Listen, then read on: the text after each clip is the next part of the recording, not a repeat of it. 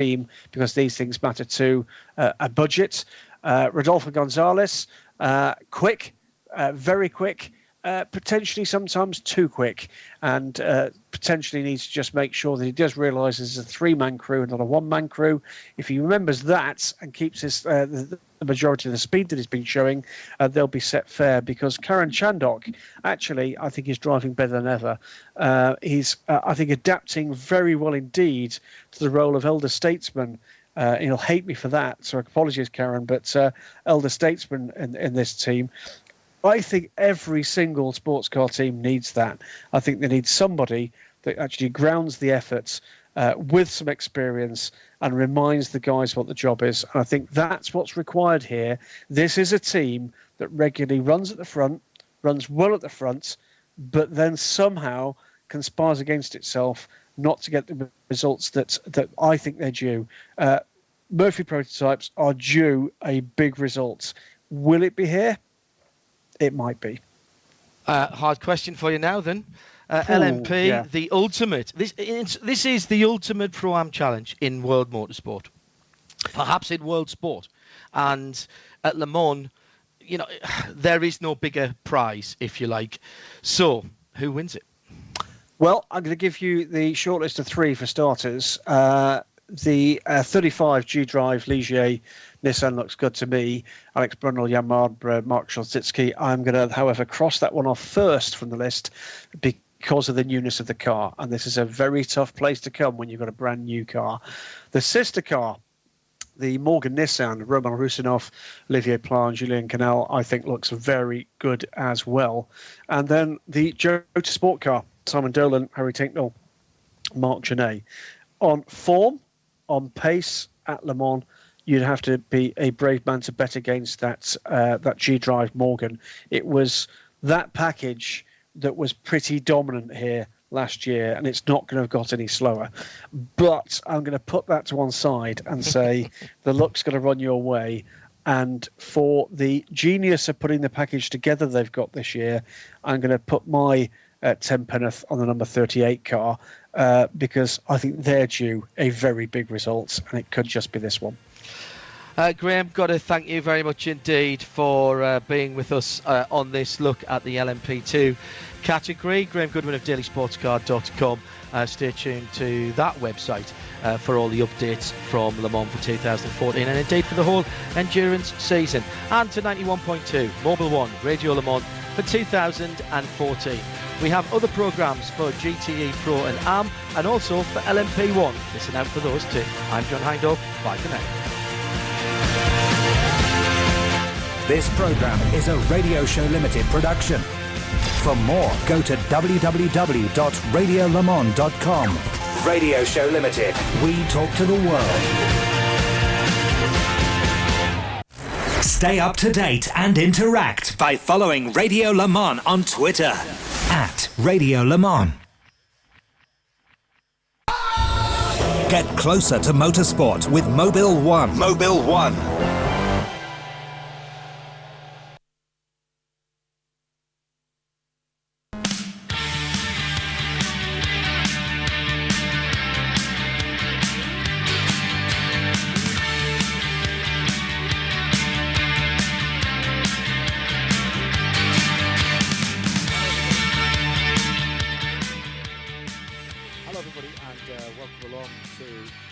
Shall we do it that way around? Hello everybody and welcome along to Midweek Motorsport. It's John Hindhaugh here with the rest of the team. Good to have your company on Mobil 1, 91.2 FM and around the world on radiolemans.com. We have got a new feature for Radio Le Mans this year. Delighted to say that Mobil 1 Radio Le Mans StudioVision is brought to you by National Speed Sport News.com, your motorsports authority since 1934, and its official camera supplier. Replay, record, replay. Hello there, everybody. If you are just seeing us, Graham Goodwin to my direct left, and then, of course, it is Jim Roller, who joins us here in the booth for the first show. I've got to disappear and do. I've got to do some socialising with a certain former Formula One driver in a little while, and these guys will take you through. Which one is it? Which one is it again? Well, there's plenty. Which one do you think it might be? There's about 14 or 15 of them out there, aren't Well, they? yes. 10 a penny, mate. 10 a penny. It could be. It could be many of them. It could be many. However, we've got lots of the usual features to come. And down in the pit lane, who you can't see. Now, Nick Damon, turn your mic on so I can find out which one you're on. And say hello to the assembled multitudes. Hello, collective. Is that you on there? It is. Now, the collective can't see you. Which is a relief. But we can. Where are you in the pit lane? Opposite Rebellion. Right, okay. We'll keep an eye on you down there. How can you see me? Because we've got frightened now. We've got cameras on you on the pit lane. On a packed show this afternoon, tonight I was going to say. You see, on a packed show today, Nick, we have what? All the usual features, or some of them. Well, or none of them, or a couple of them. Potentially, it's all there. You're down in the pit lane where the Dunlop track temperature is a very, very nice 30 degrees Celsius, and in the air it's 22.4. Don't forget to get up to date on the Dunlop Future Race Car Challenge by clicking the Dunlop logo on the Radio Le Mans website or going to Facebook and searching for Dunlop Future Car Challenge. It's actually quite a bit busy than I expected down in the pit lane, Nick. Yeah, there's no real drivers. I was saying that Martin Pass walked past, it's quite hard to say quickly. Martin Pass walked past me recently with Tom Christensen, I think, to do some sort of photo call, but there's a lot of people milling around. There's a few final preps because the cars are going out in just under 3 hours local time, a few bits of fettling, just make sure the carbon fibre bits fit. And it's quite pleasant. I mean, the weather's lovely. We are set fair for a very warm Le Mans for the first time in the first time since I've been here, and I've done the last 8. We're going to get a decent Le Mans. Warm today, warm tomorrow, very warm on Friday, and then thankfully about 3 or 4 degrees cooler for the main event over Saturday and Sunday. Before we get into... Thanks, Nick. Don't go away. Before we get into the meat of the programme, Jim Roller is with us. And as many of you will know, Jim and Anne Roller, his wife, has been a part of our family on Radio Le Mans for quite a long time. And as many of you also will know, sadly, Anne lost her life in a tragic road accident fairly recently. But you were good enough as... our family members out there to show some support to Jim, and Jim's got a couple of words for the collective. Well, John, I just want to say thank you very much to the collective. They're my extended family, you and Eve.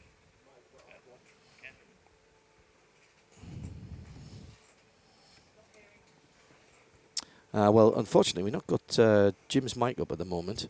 Don't know why. Bob, can you have a go? Let's just swap headsets. Probably the easiest thing to do. On to that one. There we go. Try that one, Jim. How's that? Oh, that's much better, yeah. There we go. Good.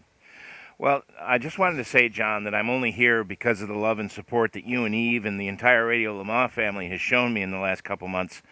And by that family, I mean not only all of us that are here this week at Le Mans, but the collective and all the social media folks who reached out to me in such a sheer volume that it was overwhelming and humbling. And I want you to know that Anne was the light of my life, and while she's gone, all of you fans, excuse me, are like 1,000 torches out there leading me out of the darkness, and for that, I'll always be in your debt. It's all right, mate. Good to stuff. The matters at hand. And I think we've managed to fix up the mic as well, which is even better. Talk to me, Graham. I can talk to you now. There you go. Hey. Finger trouble. I got swapped. That's always going to happen. Let's crack on with some news. Nick Damon is down the pit lane. We'll start with some Formula One news, Nick. Okay. We did have the Grand Prix in Canada. Can I cross across you? Mm-hmm. And would you like an ad hoc interview with a legend? Always. Because I'm now walking alongside Henri Pescarolo. Oh, excellent. Henri, lovely to see you here at Le Mans. How are you feeling about not having a car here? I'm sure you're working with the media. It's very difficult for me. I thought it should be all right, but after 2 years it's still the same.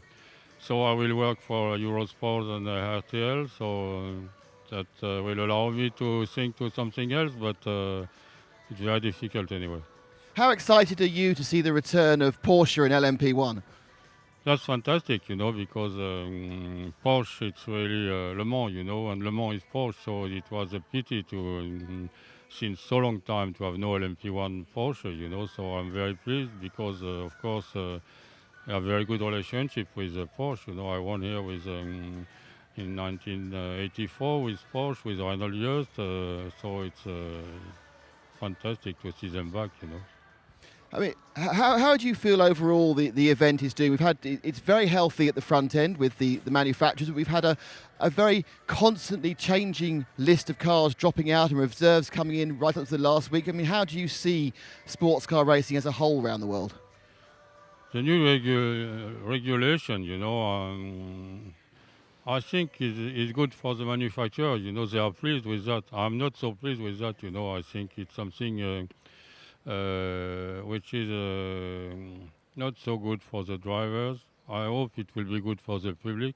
Anyway, it's very good for the manufacturer because they can promote their system, the hybrid system. But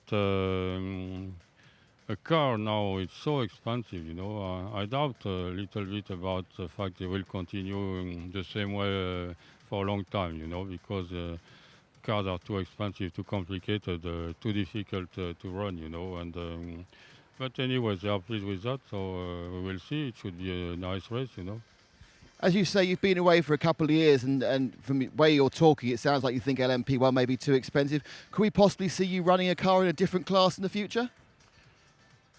No, since about 10 years now, they decide to kill the private team, You remember, we know now exactly what was the power of a diesel engine, It was 800 horses and we had 950 with the restrictors.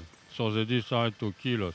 So now we are dead, So to start again now, either it's to be the 14th or the 15th LMP2 cars after what we did, not so interesting, You must remember that 2005, 6 and 7, I was on the podium against Audi and Peugeot.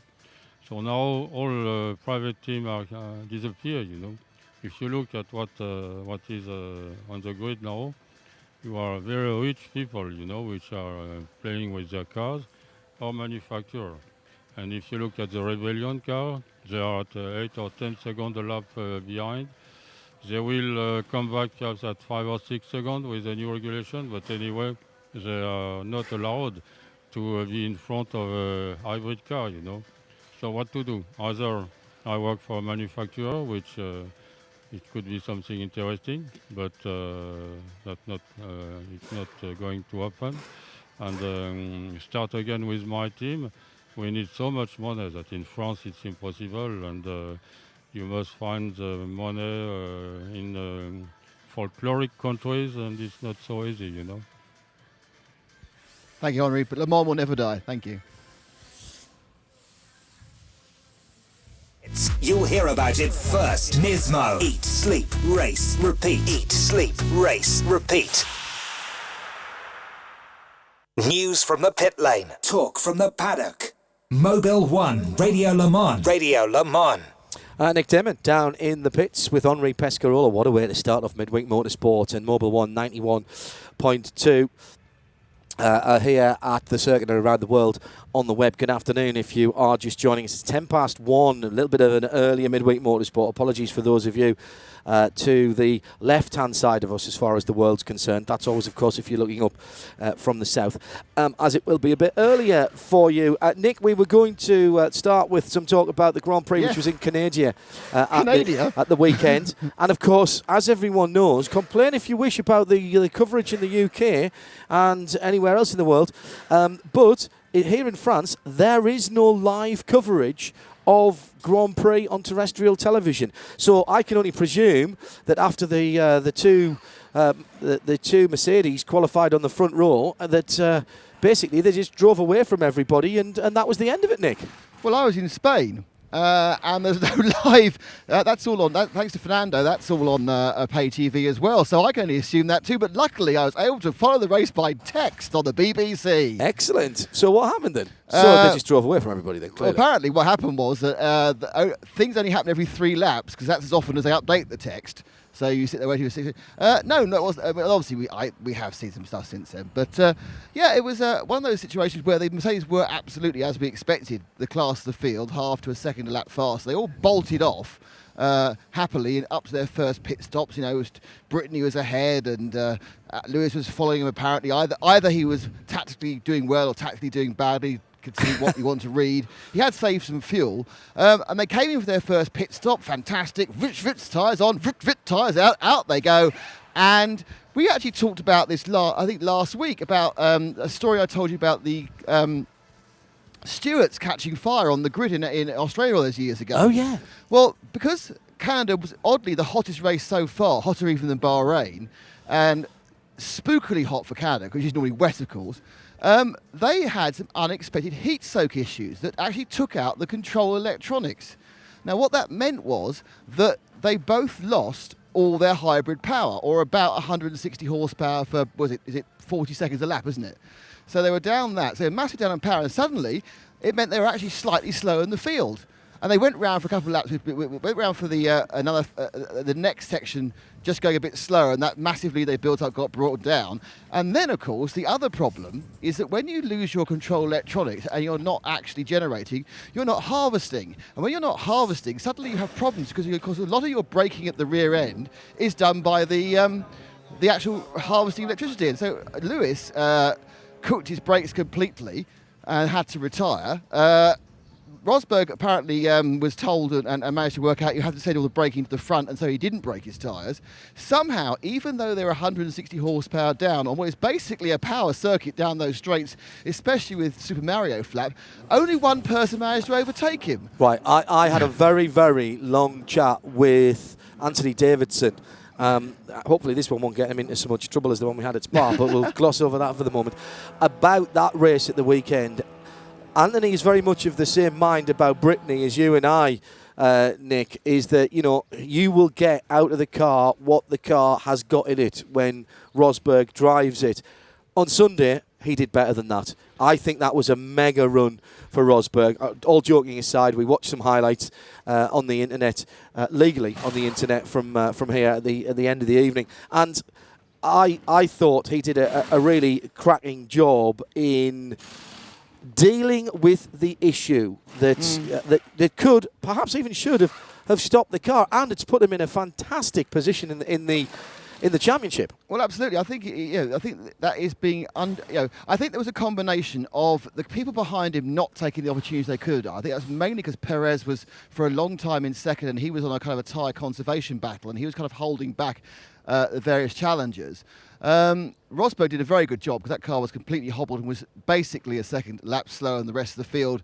And at Canada, with that long straight and DRS, that means you get overtaken every lap, basically, but he didn't. And I think it helped in the order the cars were.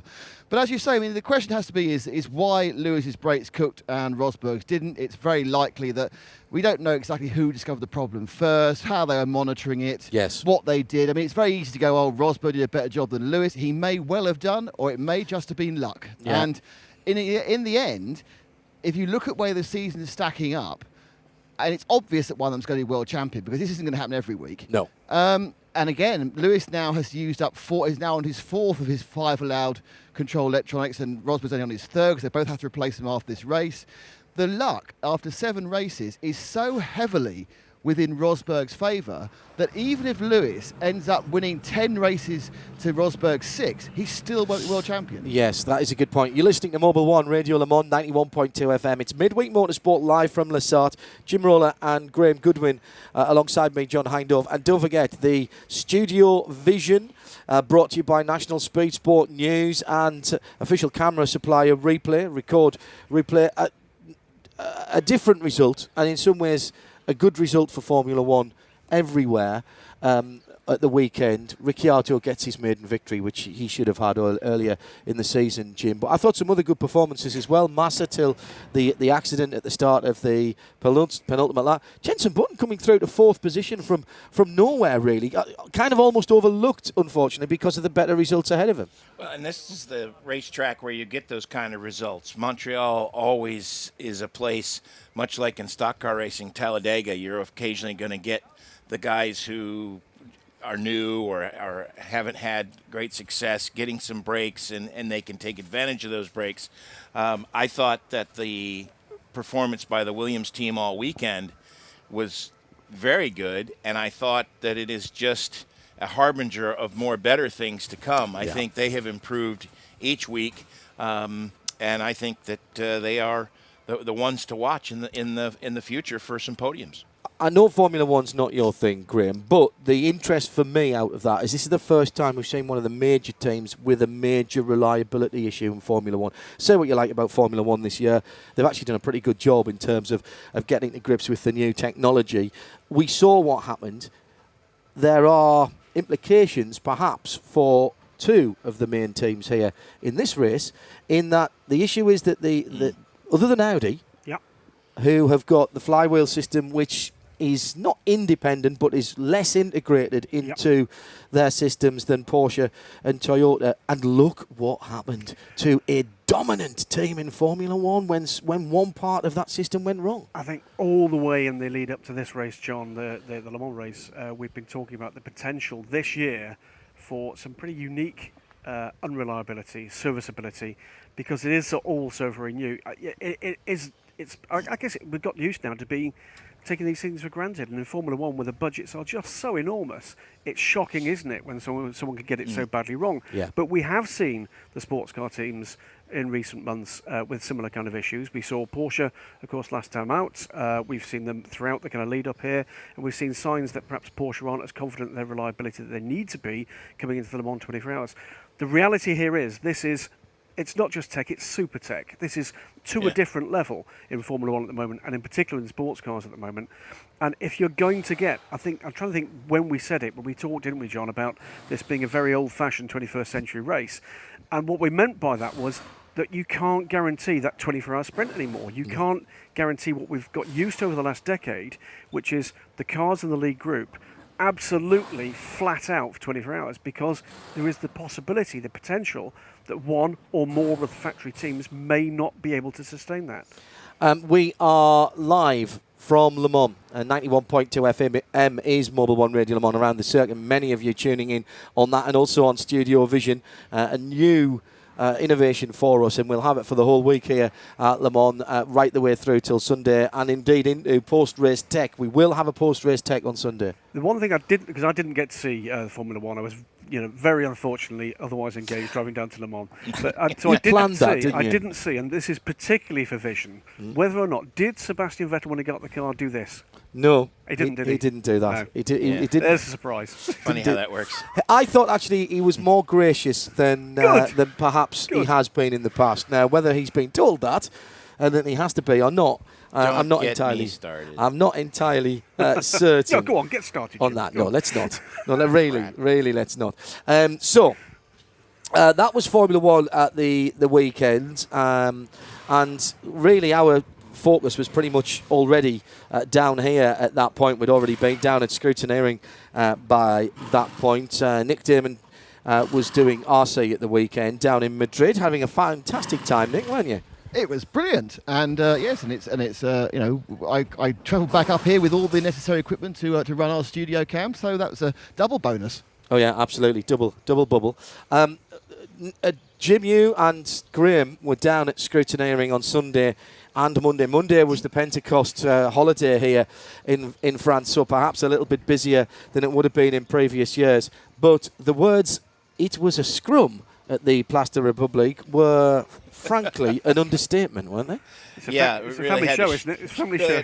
Be careful. Yeah, exactly. We really had to sharpen the elbows, and it was a mess on Sunday, especially with all the autograph seekers and that sort of stuff. And I don't begrudge them the opportunity to mingle with the stars, but there are ways that I would think they could mingle that would allow everybody to peacefully coexist, as opposed to, I mean, they were interrupting people's interviews and everything else like that. So it was quite a thing. It's certainly fair to say, John. Yeah, what Jim's directly referring to is that there is actually now a ticket they can buy, we believe, that gives them access to the media area, and that's fine. You know, it's fine within reason. But with the combined presence, more or less at the same time, of Mark Webber and Patrick Dempsey, it was ridiculous. Poor Shea got run over. Literally. She did. Yep. And it made your lives a little difficult getting the Pesage reports that are already on the web. However, they are there in the archive. If you haven't heard them, we'll be replaying them later on today, or download them from the web if you're back at home. 91.2 FM, of course, will be taking live coverage all the way through. Go back to Nick in the pit lane, because there is another Formula One-esque story that was biggest story of the year. Well, I'll come to it in a minute, because there's a few things that got moved around, and there's been a huge amount of rumour and speculation. There have been some uninformed people saying that Ferrari, reporting I think yesterday that Ferrari were definitely coming back. Are they ready, John? Well, that's what I heard. It must be true. It's on the internet. What is it that David always says? If I say it on the television once, it's a rumour. If it's on the internet, it's fact. Yeah, there you go. Yeah, there you go. Ferrari aren't going to announce it the weekend. It's a world exclusive. It wasn't going to happen. The announcement at the weekend, we have Jean Todt here, and the announcement at the weekend will be housekeeping for FIA, WEC, and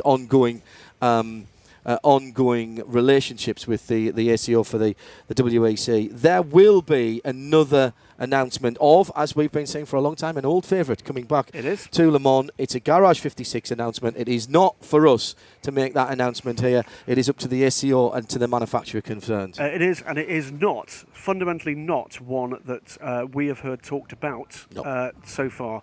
And what I can say, John, is that we are chasing it down. We are talking to the ACO about it, and if we get some approval to talk about it even in the round, then Sam Collins of Race Car Engineering, we're at Daily Sports Car. And really interesting project. Yeah, and here on Radio Le Mans, you will hear and read about it first. However, Nick, one of the rumours that was with going around about people coming back into it, about new project, involved Ferrari, involved Red Bull, involved pretty much everybody, and Adrian Newey. And there is some news about Adrian. He's been given some freedom. It was nothing to do with him being at Silverstone for the WEC on Easter weekend. He's here this weekend again, but again, don't read into that, because it's something very different, isn't it? Well, the interesting thing was, almost sneaking out, I think on Saturday, was the news that Adrian Newey has re-signed, but in a different way, for Red Bull. And reading the quite sketchy details, he said he's no longer going to have F1 as his main priority, but he'll still come in every second Tuesday to help out with making the tea.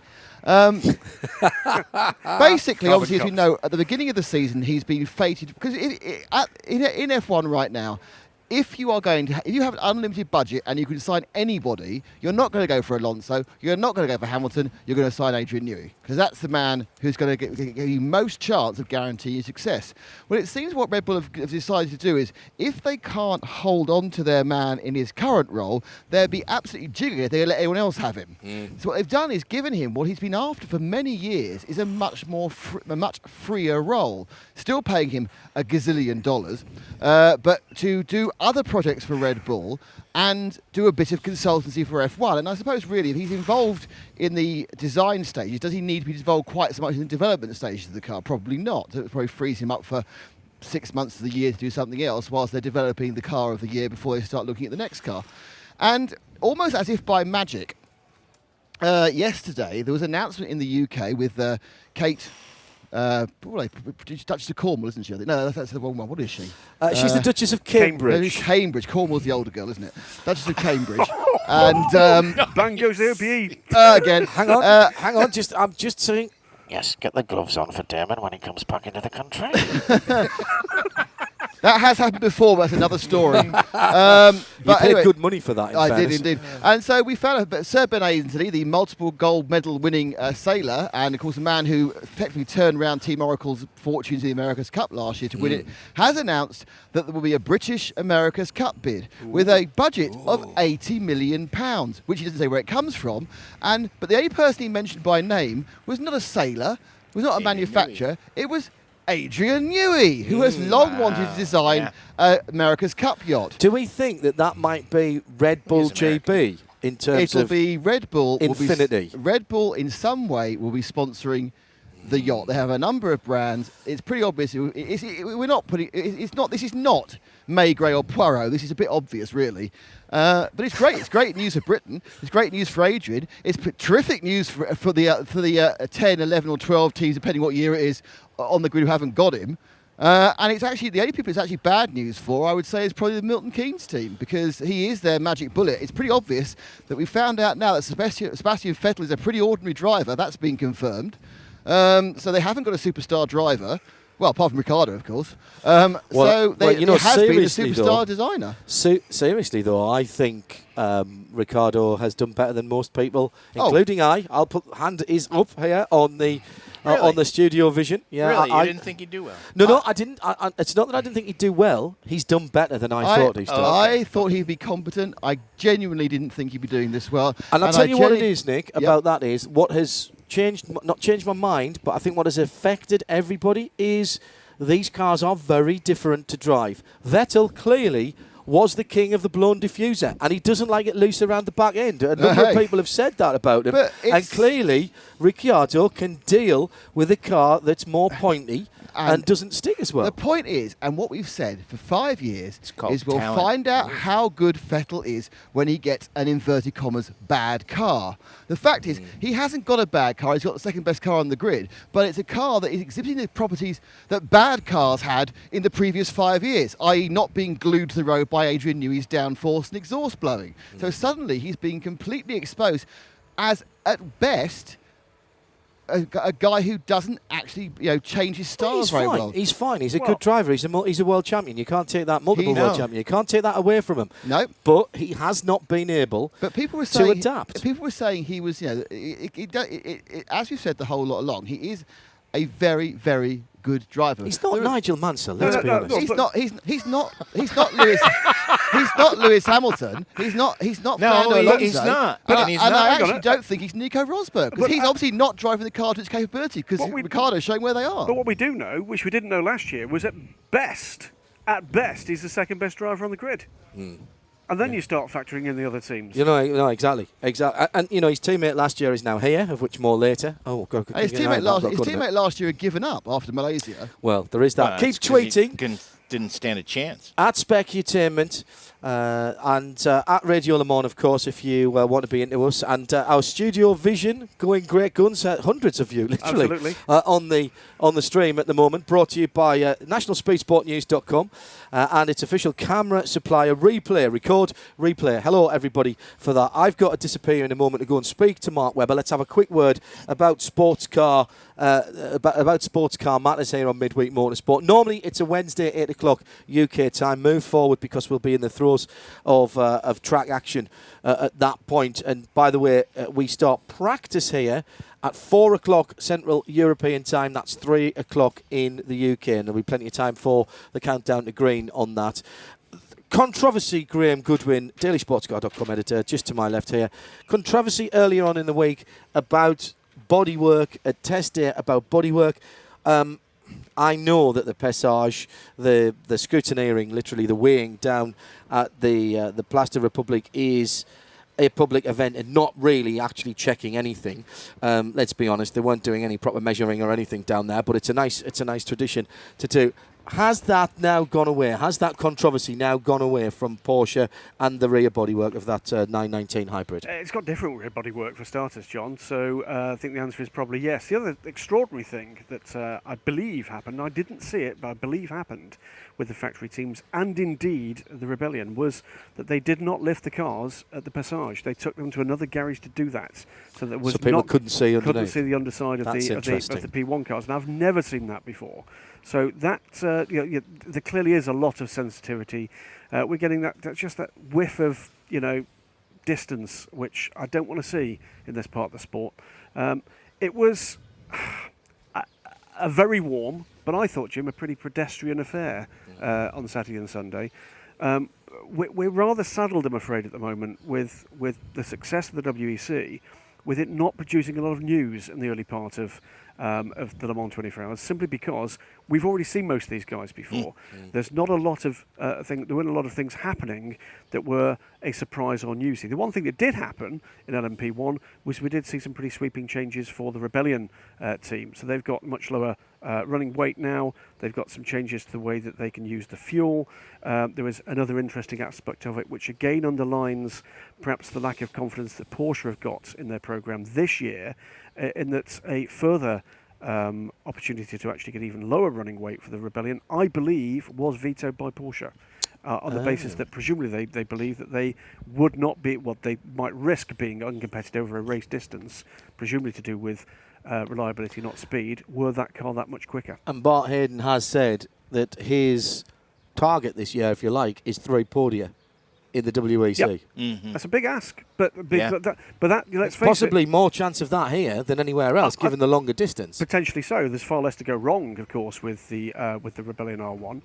Still achingly pretty, by the way. Yes. But and the new Leisure Coupe as well. Yeah. Aren't they? Oh my God. Yeah, Isn't very, that- very, very gorgeous. pretty cars. And Artwork. Those of you coming down to the Le Mans 24 Hours this weekend, and you get the chance to see the cars at the very least the Friday pit walk, they are sculpted. I think it's worth saying. One thing I'd say about the Ligier, it is a fantastic looking car. Nowhere close to a cost gap on that car. I'm absolutely certain of it. So, a bit of a lost leader there, I think, for Unrogue Automotive and Jacques Niclet's guys. But yeah, lots of talking points coming out, but not a lot of what I would describe as searingly hot news. Apparently, my Nigel Mansell comment, people thought I was joking there for some reason. That's You're listening to 91.2 FM. It is Mobil 1 Radio Le Mans for 2014 on the air now, right through till about an hour or so after the checkered flag drops on Sunday. We'll have post-race tech then, your chance to interact with us here in the studio, and a new experience for many of you watching Midweek Motorsport on StudioVision here. Nick Damon is down in the pit lane. That's an Audi. An Audi warming up behind you? No, that was a generator in the GPS by Nissan garage. Graham, good spot. I was just having a bit of a lust. dear me. I was Sorry, having a Dr. lust over the Ligier. But sorry, but I've got to run. I'm going to leave you turned up. So talk to the Excellent guys, stuff. do Yes. some interviews, do what you need to do. I'm off to speak to Mark Webber. See you in a bit. Oh dear. Hey, that's brilliant. Should we identify the sound again when I? You can try it. So it's a Honda, is it? No, it was just a generator. Yeah. No, I mean, no, it was. You're right. Yes, I think I'm pretty sure it was, because it's the HPD ones. I'm sure they would have those Nissan ones. So actually, that's a good point. Let me go and check the exact hiding behind it. Where is it? This is, as Nick Damon goes to investigate the make and model of the generator, wrongly actually identified as an Audi R18 e-tron Quattro by a correspondent with an orange shirt who shall remain nameless. It's hidden. It's hidden. It's a secret hidden generator. A secret generator. It's a nightmare. There's a story here, Jim. Ah, Yeah, there it is. There it is. I can't see the brand. It's yellow, It's not Honda then. and Yeah, it nope. says rotate. It's written in English, and it's got a tag number. The yellow one's like it's the same colour as a JCB or Caterpillar yellow. Is it Andrew's Heat for Hire? It may well be, actually. Yeah. I'm so important. I'm trying to ship my nose into various. Send brilliant Bob down there. But He'd it's know. hidden. It's hidden behind it. But there we are. I can tell you that it's. All over the region at the moment, I can tell you, Nick, there's French people who've accidentally tuned in who are actually looking at themselves, wondering what's going on. What the hell What's are on those earth? talking This isn't about? Radio Le Mans. This is International Generator Spotter Weekly. Now, while he's not here, that's a spectacular little bit. You see this? This popped up here on. What's it? It's apparently, whisper it. What? Specutainment's 25th Le Mans. In 26 years. 5? Wow. He missed 1 year for. When did he miss? One for chickenpox. Oh, that's right. He Yep. missed 91, right? Yep. Yeah, because he's always said he's never seen Johnny Herbert on the podium, so therefore it never happened. It's my 50th. It's my 50th 24-hour race this year. Later this Wow. year, if things go to plan, 49 will be next weekend Yeah. in the Nürburgring. We'll share that one again together, Jim. Yep. And then it will be the Spa 24 Hours. It'll be my 50th in Right. my 50 This young is years. this is my 17th Le Mans, Wow. and I think my 23rd or 24th Wow. 24-hour race. This Wow. is only my 8th Le Mans, and I've only done 24 hours at Dubai. I've done 3 of those. So I'm only Yeah. 11. Yeah. Blimey. I just feel so insignificant compared to you. I wouldn't do it. I wouldn't I- say. I would I hardly wouldn't say think that. that. Not to your face. No. No, certainly not. Obviously not. Certainly not. Okay. What else? What else we find out down there, Jim? Well, I think the other thing that I think I took from scrutineering is that the Porsche guys have already started trying to, what's the word I'm looking for? Downplay? Balance out the expectations. Yep. To get a handle on those expectations, because the marketing department is up Mission there waving a 2014. big Porsche flag with a shield on it saying we're back, and the engineers are going, it's just, we've got a lot of work to do before we're competitive. So I think basically they won the cars the last 20 hours, one the last 14. Isn't that how it works? But they'll run quickly. I think we first practice later today, of course, and I think the expectation is we're going to see Porsche have a real crack at pole position. And I think it's their only headline. I think they almost have to. And may lead Le Mans, certainly. And one of the other interesting points of debate has been how quick that pole position might be. And I did ask a number of the factory drivers at Scrutineering what they thought it would be. And we had, which of the drivers was it that told me he thought it would be 1:21.0 on the basis that that's what he'd bet Andrew Cotton. But I think the quickest one we got out from somebody was 1:20.8. So not one. Sorry, apologies. Because 1:20.8 would be blooming impressive. 3:20.8. But this is what we get, isn't it? Is this time of the year? Every year we fall into this trap where we come to this track after Spa, and you readjust your kind of mental clock, and then we go and do the Nürburgring. You really have to readjust your body clock. And it messes with you all over again. That's right. So apologies, dear listeners and viewers. In fact, it's 3:20.8 was what the guys were telling us. That would generally tend to indicate that maybe you're looking a little bit quicker than that, but certainly not down to record-breaking pace yet. But remember, these cars are at the very start of their development curve. What happened to the ACO's desire to keep the maximum time at 3:30? They've given up now and decided. I think they find the person who's responsible for that, sacked them, and got somebody else in. Well, I think part of it too is that was one of the compromises that they had to make with the factories that to be able to, because what they've done in effect, Graham, correct me, and you too, Nick, correct me if I'm wrong here, is that while they've done everything with the fuel flow and they've pretty much left the hybrid systems pretty much wide open. Yep, absolutely right. And so I think that was the compromise, because we're going to be faster if we develop these systems. Well, so we'll look at it like this. Got to let us do that. If you look at something like a Rebellion, look at a privateer LMP1 in recent years with something like 600-ish horsepower from the main power plant, the main engine. You're then adding to that for the more powerful hybrid cars something like 400 additional horsepower, and we hear maybe a little more. Yeah, we're talking about 1,000 horsepower and for north this. of 12 times a lap. Right. So that in effect what it to the slower corners, it is firing the car out from those corners, and because the cars are more aerodynamically efficient now, it can maintain a lot more of that for a lot more of the lap. So it's probably not a surprise that we've seen the cars as quick as we have overall at the moment. I think the surprise was that test day we saw them doing that so very early, and that did, I think, whet the appetite. We've been talking and hearing about estimates of barking mad types of lap times that you could actually see. It does give two things, I think. One is I think it's going to make it more exciting to watch trackside, because actually at the slower corners and the exit of it, you're going to see these cars firing out. Yeah. It certainly makes the in-car footage you see fantastic, but it's also beginning to start to show where the next challenge is going to come, because it is a curve of development that's going to be very difficult for any kind of privateer effort to match. And if actually your one hope of matching them is on reliability, they're only going to get more reliable. So you do start to get to worry about what plan B and C might be for the privateer market in P1 and in P2. I think also the other variable that we're going to see come into effect more this year than we have in even years past, and even more so in the future as these cars become more complicated, is at what point have the engineers gotten these cars so complicated to drive that the human can't process everything? They're going to be doing fly-by-wire like they do on the jets, because the jets, the fighter planes will react so quickly that the computer has to take care of this stuff because the human can't. I mean, Tom Christensen was talking to me at Scrutineering about the fact that the hardest thing now, because I asked him, I said, how hard are these cars to drive compared to Yep. the BMW and then onto the Audi all of the Audis that he's driven in the past. And he said the hardest thing is the array of lights that are telling you your fuel flow and whether you're ahead or behind, and you have to adjust. Multitasking. And you're trying to work traffic. You're trying to make sure that you're not using too much energy on any given lap,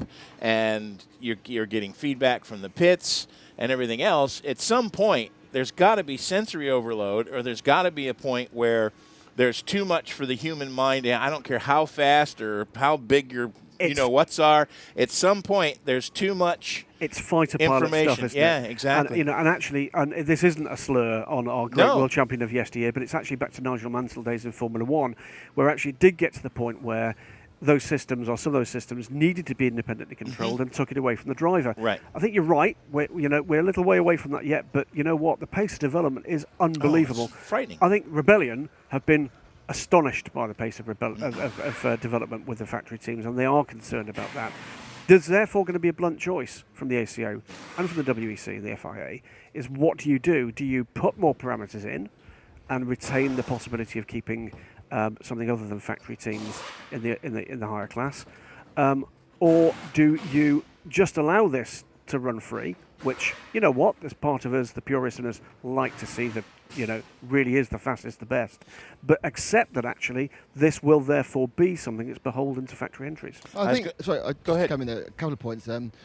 First of all, obviously, my original spark for this was about lap times, because they're making lap times in a safer way, because they're fast down the straight, slow around the corners, which is a key help, because in that they are, it's corner speed that causes trouble. My second point is that to answer what Graham says is what I think will happen is I think that with a fourth manufacturer team coming, they will let the private LMP die, and they will introduce LMP2 Pro. I think we've already seen that. I think there's moves towards that being a potential answer. I happen to think actually that's a pretty short-term answer, because the only way that will work is to, in effect, rob Peter in motorsport to pay Paul to get some of the professional teams from some of the single-seater formula in. You've got to ask, how sustainable is that in the short and medium term? If you're willing to put up with the cyclical nature of the factory involvement, once they've done their 3-year marketing and they may go away, we shouldn't be fooled by the fact that Audi has been here for so many years. Not all factories are going to have that stick-to-itiveness that Audi has had. That's a great word. And I just kind of made that one up. Really? It didn't show. But in all seriousness, factories come and go. They do. So you have to have some sort of plan B. I tend to think that the LMP2 Pro is probably a better way to go, because you're going to be, that would help. That would be good for ELMS. It would be good if this kind of racing ever comes back to the United States. It would be good to, and it would be good. Oh, it was great racing when we had that. Yeah. And we did have that, of course, in the LMS. It was great racing. Yeah. I mean, I happen to think they've got to keep every box ticked, and I think I've probably said with John on the show before, my suggestion would be to consider what you can do to equalise the field, not in terms of the technicals in something like LMP2 or whatever replaces LMP2, but think about it. These are cars that are eminently raceable by amateur drivers. I think you've got to sort out the mess that is driver rankings worldwide. Yeah. And if we're going to do this, let's have Pro and let's have AM and let's not mess about. In the States, they were It's changing things ridiculous. right hours before the races. And it's confusing, and it's affecting people's programs, and it's affecting people's careers. Do you know what I think they should do? They should do what they do for wheelchair basketball. If it's the same as I'm going to suggest for LMP2, that would be genius. Go on. In the wheelchair basketball, I know where you're going. Everyone That's gets a number of points based on their disability. Exactly. And you have a certain number of points you can have in your team, and off you rock. It's exactly. In fact, that's the subject to a note that is winging its way from me towards our friends at the WEC right now, is to say, realistically, you turn up with an AM car, and actually, by the way, there's a story on that came out from the scrutineering about Oak Racing and Jack Nicolay wanting to do, in effect, a Grand Tour with all gentleman driver lineup. They're not going to win against Pro teams unless something goes horribly, horribly wrong for the Pro cars. So reward them for the best possible result they might get. So it might be that you have a system where an AM car gets the same number of points for finishing third or fourth in a 7 or 8 car field as a Pro car would get for winning. For the championship. For the championship. Yeah. They still get the race win. Because you can't win. handicap what's going on the racetrack because that would totally mess with the minds of the fans. There's two things. Well, the car that finished third actually won. You compete for race wins, which is what the professional teams want to do, and you compete for championships, which is of course what the pro teams want to do. They've still got to maintain that through a full season, so they've got to keep an eye on the championship. But you don't get to that stage where they can take it for granted at any point, because a pro-am team might score a few points less, more rather, and an am team more again. I mean, I actually didn't know that was the way they did it in wheelchair basketball, Nick, but that's a very interesting thought and a good parallel, because we do need a better system, and we don't want yet, do we, with great cars coming on stream, we talked already about the Ligier, to get to the stage where we're talking about yet another evolution of the cars. We're already hearing the potential for manufacturers to be put under pressure for either customer cars from LMP1. I don't think that's workable. They're just too complex. Too many engineers. Too much money. Or indeed to help to seek and fund things like engine programs for LMP2. That, to my mind, is more sensible. And perhaps for them to adopt some of the specialist manufacturers in doing that. But sorry, Nick, you were saying? No, I was saying, so sorry. What I would say is that obviously if LMP1L, the privateers, disappears, it gives them the opportunity to give a subtle increase in speed to P2 generally and do what the teams have wanted to do and move them further away from the GTEs on the straight. So they give them 25 horsepower, 50 horsepower more without and they'll stay as far away from the prototypes. The prototypes are getting quicker. And that gives them a chance to get this class division and sorted out again, which will make it even easier, actually, for gentlemen drivers to drive P2 because they'll be able to get past some of the more difficult GTE cars with more ease. That's a great point. In a rare example of going fast becomes easier. And I think you can, with that, and then you can start looking at it. And I think your idea is really, really good, Graham. I think, if you have an am par, wherever you finish, you get the points for 3 places further forward. I think we've got to get to the stage where the value in the privateer market is not just seen and recognised by the powers that be, but accommodated. And the problem is, we know it's very difficult. It's very easy for us to stand here, and say this. It is an enormously difficult kind of logarithm to actually work through, and they are trying. I think what I'd like to see is those teams, those owners, some of those drivers actually involved in some kind of system where they're actually giving that active feedback to the regulators. And I think they're open to that if it's done in a kind of sensible way. What I think is going to happen, I think we are going to see that open driver ranking system come forward, and I think they're trying to pick the bits out of it. What I'm concerned about is that maybe we don't, with the budgets that you've got for the WEC in particular, because it would just be the WEC that came to, not to the LMS as well, that you still probably don't have enough teams that are ready, willing and able to step up for that. The concern has been, I think, for quite a while, that with a Pro-Am system, the difficulty when you've done all the things that are right to sustain the championship, which is many of the same circuits at the same time of the year with the right promotion behind it, that doesn't encourage somebody who's got several squillion quid to spend to come back and do it twice. Right. It does encourage the manufacturers because that's what they want to do in terms of marketing.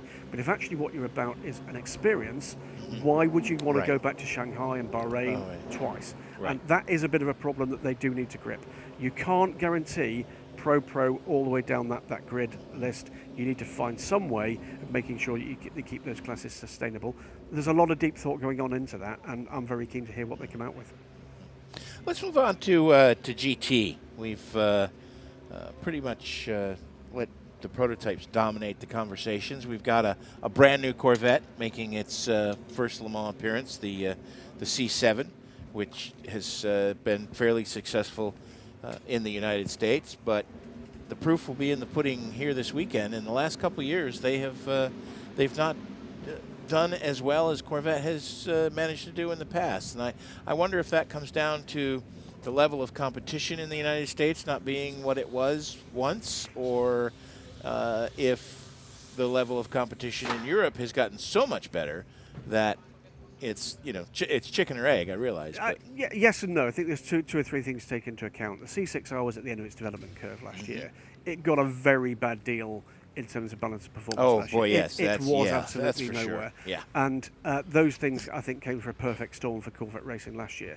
The new car, it's great that actually many, many more people in Europe are going to get the first chance to see it. It is...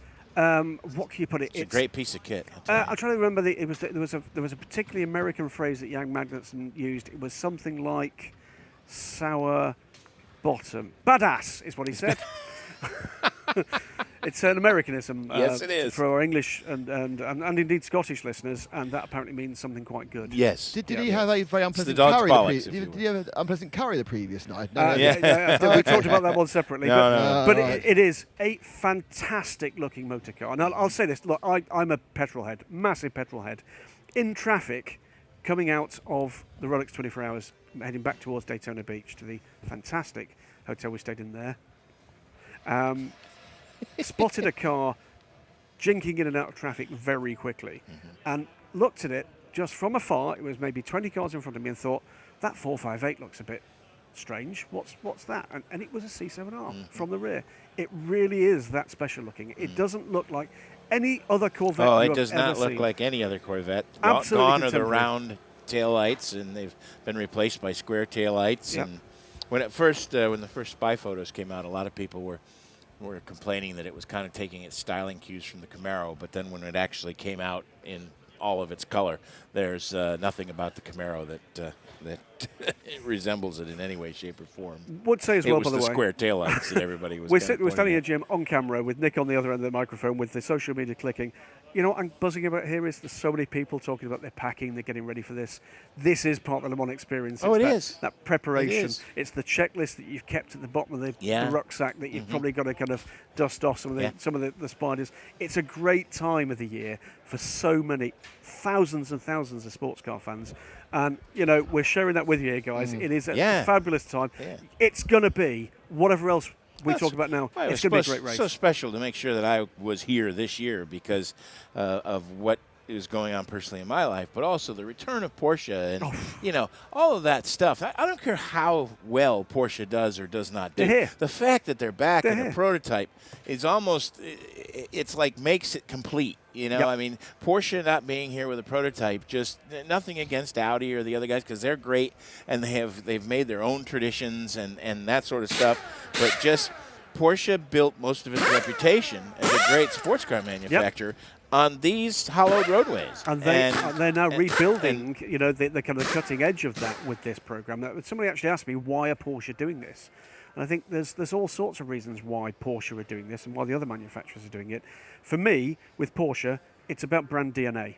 It's not about that car necessarily. Yes, the technology is relevant to the top-end cars that they've got now and the ones that are coming, but it's about brand DNA. And really what you've got now is, for very many people around the globe, Porsche isn't the 911 anymore.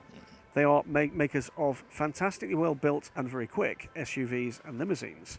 But actually what they're looking to do is to, I think, re-inject something in their sports car, or sporting credentials. Yes. And it's where I think we'd love to see marks like Jaguar coming back to as well. For that very reason. Yeah. You can only live on your laurels for so long. And, you know, for that one, big black mark underneath the name of Ford, because actually they've got a significant anniversary coming up pretty soon. That's right. LMP1, nope, don't think so anytime soon, but they need to start thinking about getting back into a proper top-line GT program. Yeah, I would agree with that wholeheartedly. Who do you think will give Corvette their hardest match here? Is it going to be the Aston Martins, or is it going to be the fleet of Ferraris? Well, there are a fleet of Ferraris, and quite difficult to tell apart. Thank God we've got in the booth here a very large version of Andy Blackmore's Spotter's Guide, which the latest version, I think the last version, has actually been uploaded this morning to Andy's website. We will have, by the way, for anybody that's going to be at the pit lane walkabout on Friday, some Radio Le Mans and DSC branded A4 one-page versions of this. Oh, great. So that'll be good for track. That'll have small printing. Pardon? Yes, it looks very nice. Because 2 pages of A3's got too much detail in it, so 1 page of you're right. A4. It'll be one for passing interest. Will there be an RLM and Daily Sports Car magnifying glass supplied as well? You could bring. I'll tell you what. If you're packing, as we just observed, That's you did. right. That Yeah, might be something you might want to pop in there. I just think Bring your jeweler's if glass. you think about it, it is Christmas for sports cars because they're making their list and they're checking it twice. Oh dear me! Right, but the question was about GTE. And you're usually the one that's naughty, and we're nice. Yes, absolutely. Oh, that's not very fair. Oh, I think it is. Good point. Yeah. But Ferrari, I think, it'd be very, very tough to beat indeed. They've got a marginal evolution front-end aero on the pro cars. In fact, on all the cars, bar the 2 2012 cars here. But the one to watch for me, it's always Porsche here. They play this game so much better than most. You look at what happened last year, a car that had been nowhere throughout the season at that point, and all of a sudden, good grief, we found 350 miles an hour. And it's to my mind, you'd be an idiot to count them out here. I'm counting them out. There you go. You asked about Aston Martin. Okay. No chance. Two sides to this one, Nick. I tend to agree with you that they are up against it in the same way that Corvette and Viper were last year on BOP. However, are they? Because if there's anybody playing games in terms of balance of performance, it's going to be the GTE teams. The one thing you can absolutely guarantee is that they're all doing it. Now, there have been some very mild nips and tucks, generally to do with fuel load, but all the forms suggest that Aston Martin will not be on the ultimate pace of the other major manufacturers here in GT. But have they played the game as well as we know that ProDrive and AMR, another outfit, by the way, with a significant anniversary, their 10th. Have they played the game well, and are they coming here it's a good Porsche-esque to come and jump the rest? Because that's exactly what they did. That's how they got it wrong last year. They were fast in Silverstone and Spa when Porsche were hobbling along going, oh, new car's no good, oh gosh. And then it all got turned around in time for the race. And as you say, Porsche pulled a blinder and Aston Martin were effectively nowhere. I think they were then rather sillily fast towards the back end WEC season as well. And then got clobbered over the winter. And I think that they were, I suppose, Darren Turney yesterday during the autograph session. He seemed more upbeat. The extra 5 litres of fuel they've got should mean they can make that 14th lap without going slowly, which means they think they're in the ballpark. But it's the case, with the ride height changes and everything else, will they actually have the basic ground speed? But I agree with you, Graham. If anyone is sandbagging, it's them. But they did seem to be suffering rather badly at test day. The slight concern was, Jim, that all 4 Aston Martins, because of course the Pro and the Am cars are exactly the same this year, were within a second of each other. So if they're sandbagging, they were doing a rather flipping good job of it. They really were. But I think they are a little off. Although Darren Turner did tell me at scrutineering that they had found some speed, but what they were trying to do is make the car drivable. Right. They had found more speed, but it made the car harder to drive, and now they've got to try and balance that, get it so that it's more comfortable to drive. Exactly. Well, the reason being, of course, they lost a bucket load of downforce by losing the ride height. Going higher, the ride height takes away the underflow. Therefore, they have to trim it out to get the speed back again. Yep. Right. And they trimmed it out to get the speed back again, and the thing's all over the shop. Just popping back to the tweet deck we got in front of us here, and someone's actually asked the question I was about to kind of answer, which was back to LMP1, which is, we talked about LMP1 and the big hybrid systems being just too resource intensive. Could you actually get to the stage where a manufacturer offered one without the hybrid system? You could, but it would require a massive redesign and a huge amount of compromise. And to my mind, actually, potentially, that's the kind of car you might be looking for at some kind of LMP2 Plus in the future on a world stage that might encourage the big privateer teams and the big motorsport conglomerates back in. But I don't see that happening anytime soon. I think for the moment we've got what we've got. We're going to have to kind of roll with the punches of where these regulations are actually taking us for the next couple of years. It's great, by the way. There are very many more winners than losers in the current kind of scheme of things, but they do need a plan, and that plan has to encompass the people who are actually spending the money bringing the cars racing, and that's sometimes not been the way in which the DNA points them towards doing it. I get the impression that now they're doing more of it, though, Jim. I think we've got a bit more interaction between the rule makers and the people spending the money. So how long now from we're now 2 hours from track time here? Yes, and that will be, because it's coming up on 2 o'clock, and the first practice session begins at 4. Like last year, it will be a 4-hour session, and 2-hour break, and then 2 hours more. All of it live on the. I haven't studio touched camera. anything. No, we just it's a hello from all of us, Robin Goodman, listening in. Good to have you with us, Robin. And a quick message from Hindy, who says to Jim, don't touch anything. Don't touch that. Don't touch it. No, stop. Not the big red button. Oh, not again. We do have to take all big red buttons out of rooms, particularly when I'm in it or Nick's in it. Yeah. Well, Yeah, you've never I taken learned the a whole long time ago not to touch the. You've big never red button. taken the station off the air after John spent all day trying to get it on the air at Road Atlanta, have you? I bet that was a short and slightly tricky conversation. Well, especially as Derek Daly did it the previous year in exactly the same way, and I just had faffed about. The And responsible adult is nodding sagely here. it wasn't. I must admit, John's restraint was impressive. I think he decided if he did murder me, the only issue would be he didn't have a pit reporter. It wasn't anything to do with me. One other quick bit of an update, by the way, from the paddock, because I know very many people, judging by the number of hits we got on the story, when because we've got a couple of support races this year, haven't we? We've got the Carrera Cup, which is the French and British Carrera Cup grids combined, which is, with some big names on that grid, actually. The Entente Carrerial. There you go. And there you go. And we also have the Group C cars here, and they were arriving yesterday and setting up camp. Yep. But one car we're not going to have here, I gather, is the Jaguar XJR14. So we were told that was on the entry list that we were given by the series, but we gathered that car is not going to be here. Bob Berridge was down to drive that car. He's going to be here with his partner in crime in the Mercedes C11 that he owns. So he's not really got two Group C cars to rub together, poor boy. Yeah, exactly. So I'm very sad about that, actually, because that would have been... it is one of my all-time favourite cars, which I have never seen run. So at some point... Karen Chendok asked us to have a word with Bob because he would love to drive C11. Tell me who wouldn't. But absolutely. Yeah. But that is going to be, I think, a bit of a highlight of race morning, that race. 20-odd of the most beautiful cars on the planet, with some big names in amongst them. And we've got Derek Bell's coming back. And I think, is it tomorrow, 3 of the cars are going to drive on public roads from the Hotel de France to the circuit. Yeah, just like the old days. 3 962s will be, including Derek in one of them. Right. Tom Kimmer-Smith will be in another of the cars this weekend. I think you're going to see a proper race in that. I think so too. I think Paul Tarsi and I will be calling that action this weekend on Mobil 1 Radio Le Mans, and I think that that's going to be one of the highlights of the weekend. I think so. Should say, by the way, in answer to Sir Bernard T. Bolt, it's not no Jag, it's just no Jag XJR 14. Right. I think there's a 16 and a 12 still in it. So there will be... Jaguar will indeed be, just to make sure that Jim understands the conversation. Don't go there. Sorry. You know I say it properly. He does say it properly. He's been well trained. But there will be a couple of Jaguars in the race for Saturday morning, but not, sadly, the epically beautiful and fantastic sounding 14. So there are Jaguars. Are there any Peugeots? There are no Peugeots, I'm afraid. We have, what do we have? We have a fantastic Lola 711. Yep.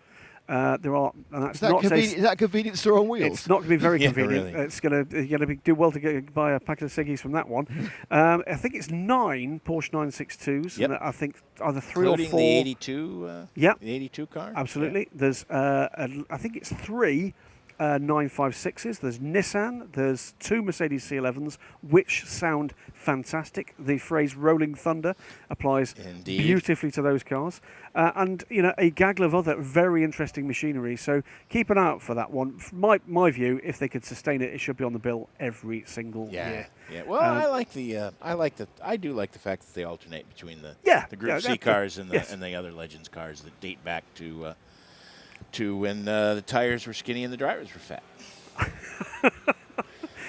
I can relate to that a little bit more than the current situation. But beyond that, up and down the pit lane, what we've got is a fair amount of. We talked about the Corvette. We've talked a little about the Ligier.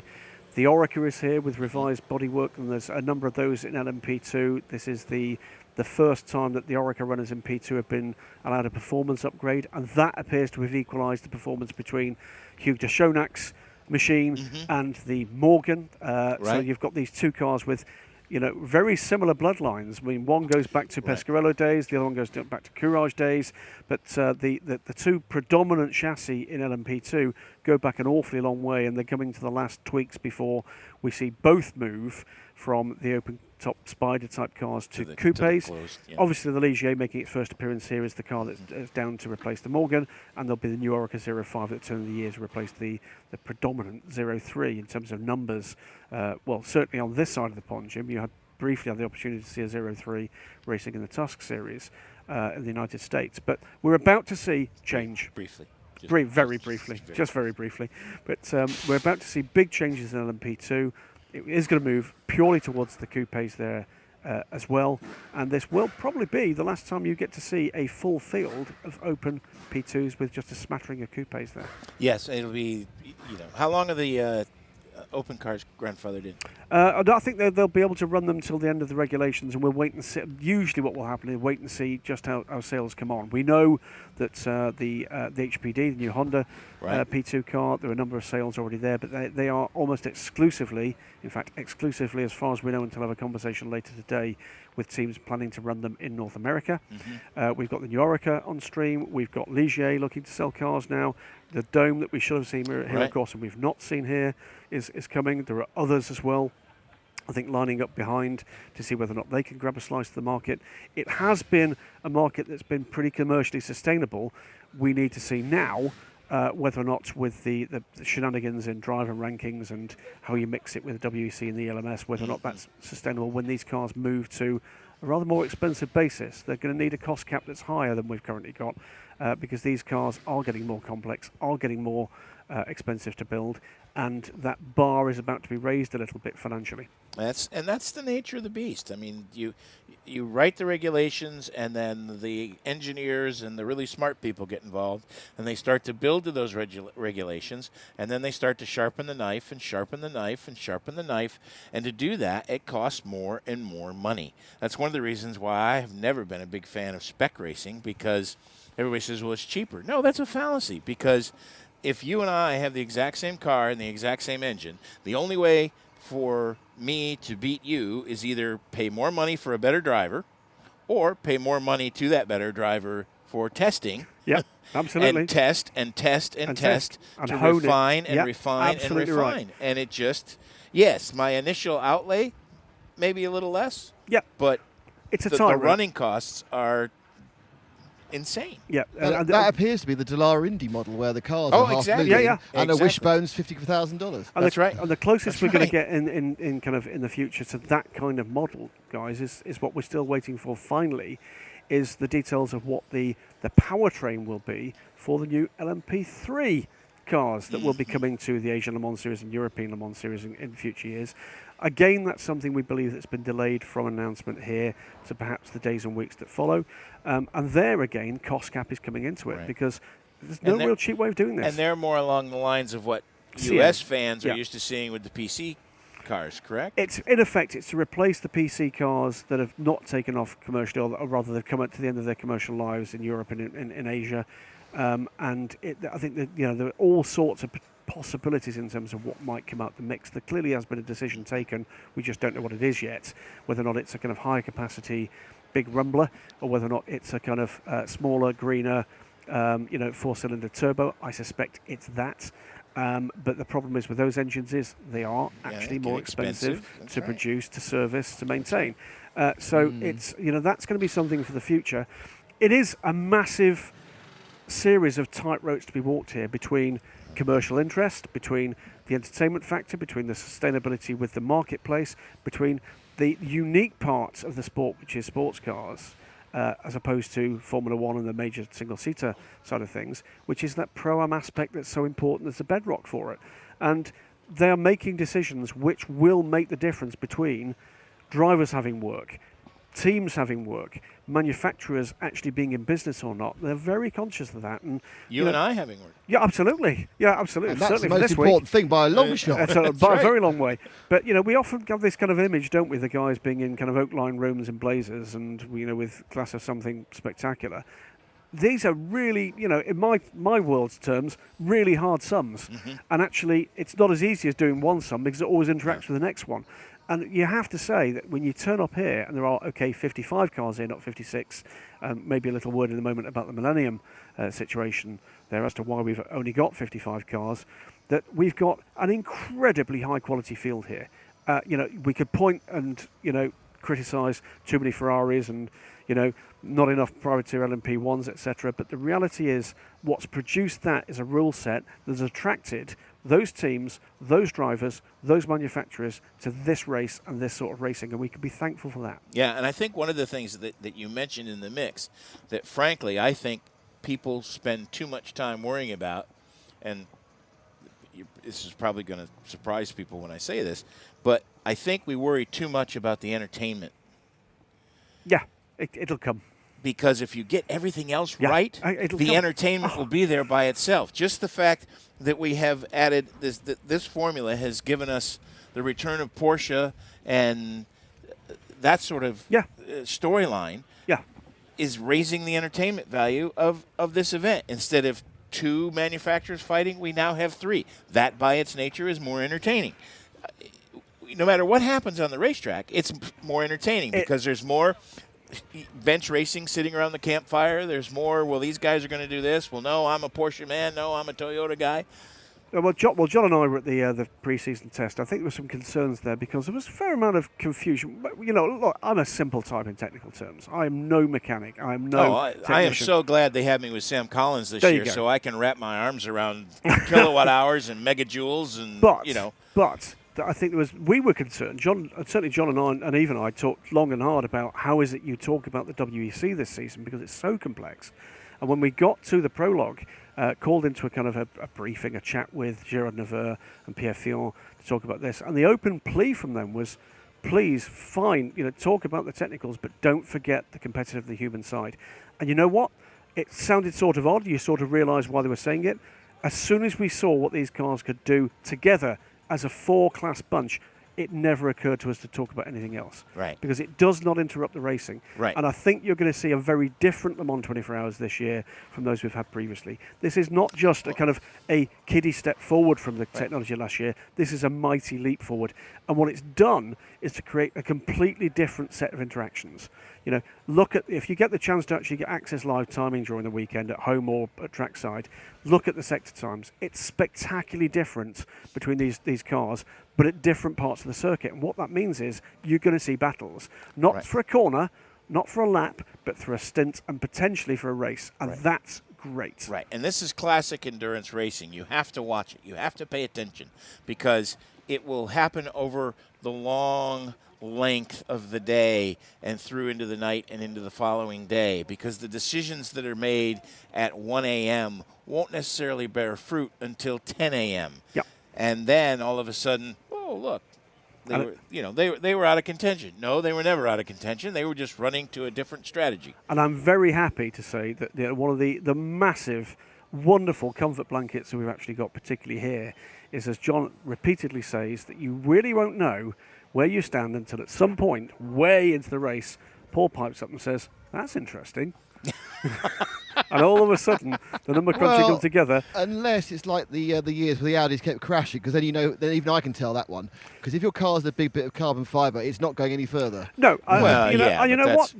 We're close enough, and with battling enough, that we're going to see an element of that. We're going to see incident. I've no doubt about that, because you have got still this mixed ability here. Albeit there's been a bit more preparation for very many of the rookies here. I think, is it 40 rookies this year, Jim? Yeah, something like that. Really big number. But they've all had to sit this rookie test, not doing the laps at the test day, but going for a full day with simulator and training sessions to talk about things like the new marshalling system, to talk about slow zones, to learn the track, to learn about traffic, to learn about what happens uniquely with this track when you get poor weather, because this is, remember, it's not just a public road in name. That has an effect in terms of how bumpy it is, the crown in the road, what happens, where the water goes. Where the water goes. Has there been a fuel spill somewhere in the last 3 weeks that actually might show its ugly head in a braking zone? All of those things can come into play through this race weekend. And I think that's a very good step forward. It was something, I have to say, I was reasonably cynical about when they first came forward and told us how much that was going to cost. But I've spoken to 2 or 3 guys who've now sat that training course. I have to say, I think everybody should do it. I think actually it would be a good thing for them to actually do, certainly elements of that for perhaps some of the more experienced guys here as well. Because this is, let's face it, still a very dangerous racetrack indeed. I have a question for you. Yes. Because I'm just meandering down the pit lane looking at stuff and listening to lovely conversation and occasionally interject with some complete nonsense. What is Cosworth's relationship with Toyota?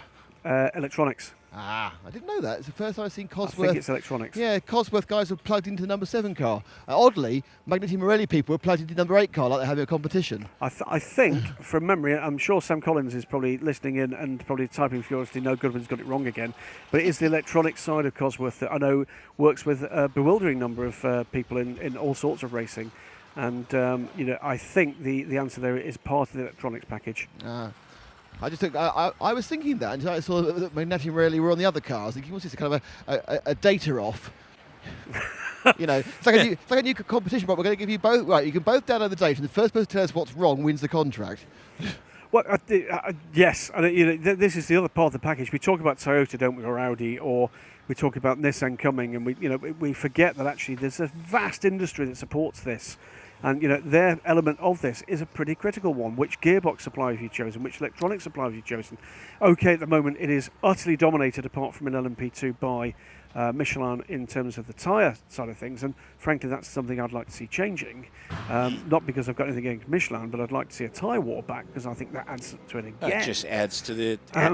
what I said earlier, adds to the entertainment. It most certainly does, and that's exactly right. And you get qualifying tyres. And you do. Well, and it adds to the entertainment. It's another element, isn't it? And you get the veins sticking out on Hindhaug's neck, and it's just, it's wonderful. It is a wonderful part of it, and we've missed out on that in recent years, certainly. But beyond that, the level of competition, the level of push behind the kind of progress you see in all aspects of this is a magical place for anybody that's got any kind of love for, forget whether you're a petrol head, if you're a tech geek, if you just love racing, this is going to be pretty awesome. There's something special about this year. And in part, let's say this and stow it, guys, in part it's because of what happened last year. And last year it was terrible. It's a renew. It's Control Alt Delete this time, and they've responded, I think, in very fine style to the challenges that presented. Christensen said it best. It's year zero. It is indeed. Yep, it's year zero. With the changes that we've talked about on the show before to the circuit, we're looking at one of them, and a significant one it is too. Yeah, that big sausage over there. With the baguettes, as it's been talked about at the Ford Chicane, which will dramatically massive red. Yes, curbs don't want to hit that. No. Rip the bottom right out of the car. But that will affect the way in which the cars can actually deal with the Ford Chicane. That will, by the way, I think, make it more entertaining for the fans actually on the start-finish straight, because it means that the LMP1 cars won't be able to pass in the Ford Chicane anywhere at all, and they will have to deploy that punch down the start-finish straight. You will see what these cars can do in traffic, and believe me, it's awesome. I'd pose this to you two guys. Is it all or nothing this year for Toyota? Is this the year that they have to win? Because if they don't, Audi will have another year of development on all of their new kit. Porsche will have a year of development on their stuff. Is this the year? Is this the window of opportunity for them to come in and become the second Japanese manufacturer to win this great race? You going to go for it next first before I have a go?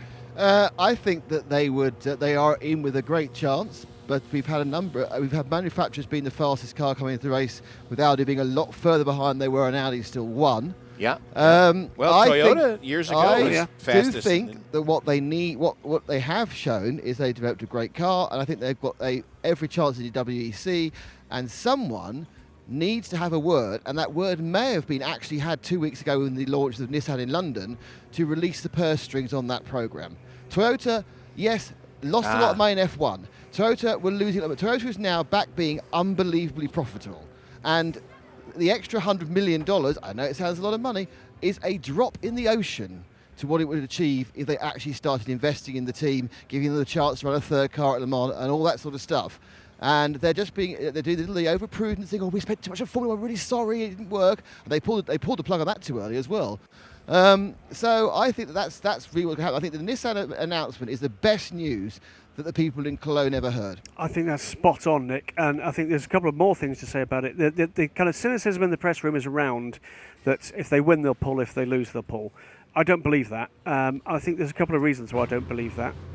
Number one is I'm not really quite sure what else they do at this kind of level at Toyota. Nothing. When actually, OEMs are coming back to motorsport now. Number two is they have lost in the marketplace in the technology that worldwide was theirs the hybrid technology, they've lost some of that momentum. Oh boy, have they because ever. Now what you're getting is some of the kind of the grand marks coming into this technology and using it in a different way.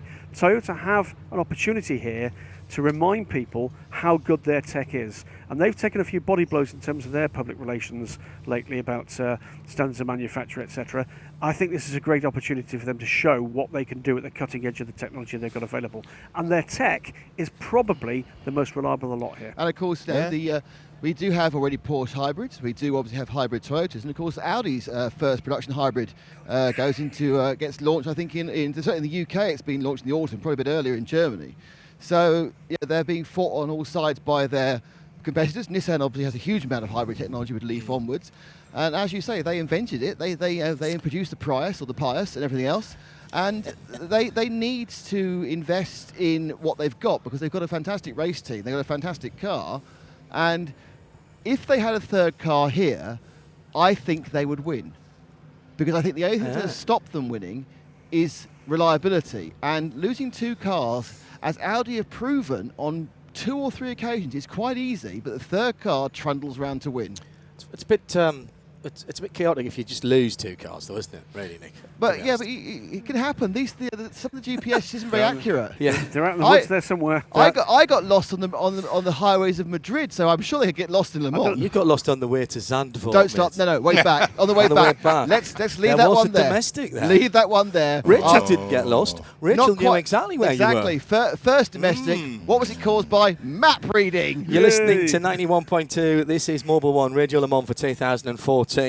Mark Webber says hello to everybody. Hello. He would have said hello collective if we'd had time, but he didn't. And scarily enough, he said to me as I'm leaving, Hindhoff, pace yourself.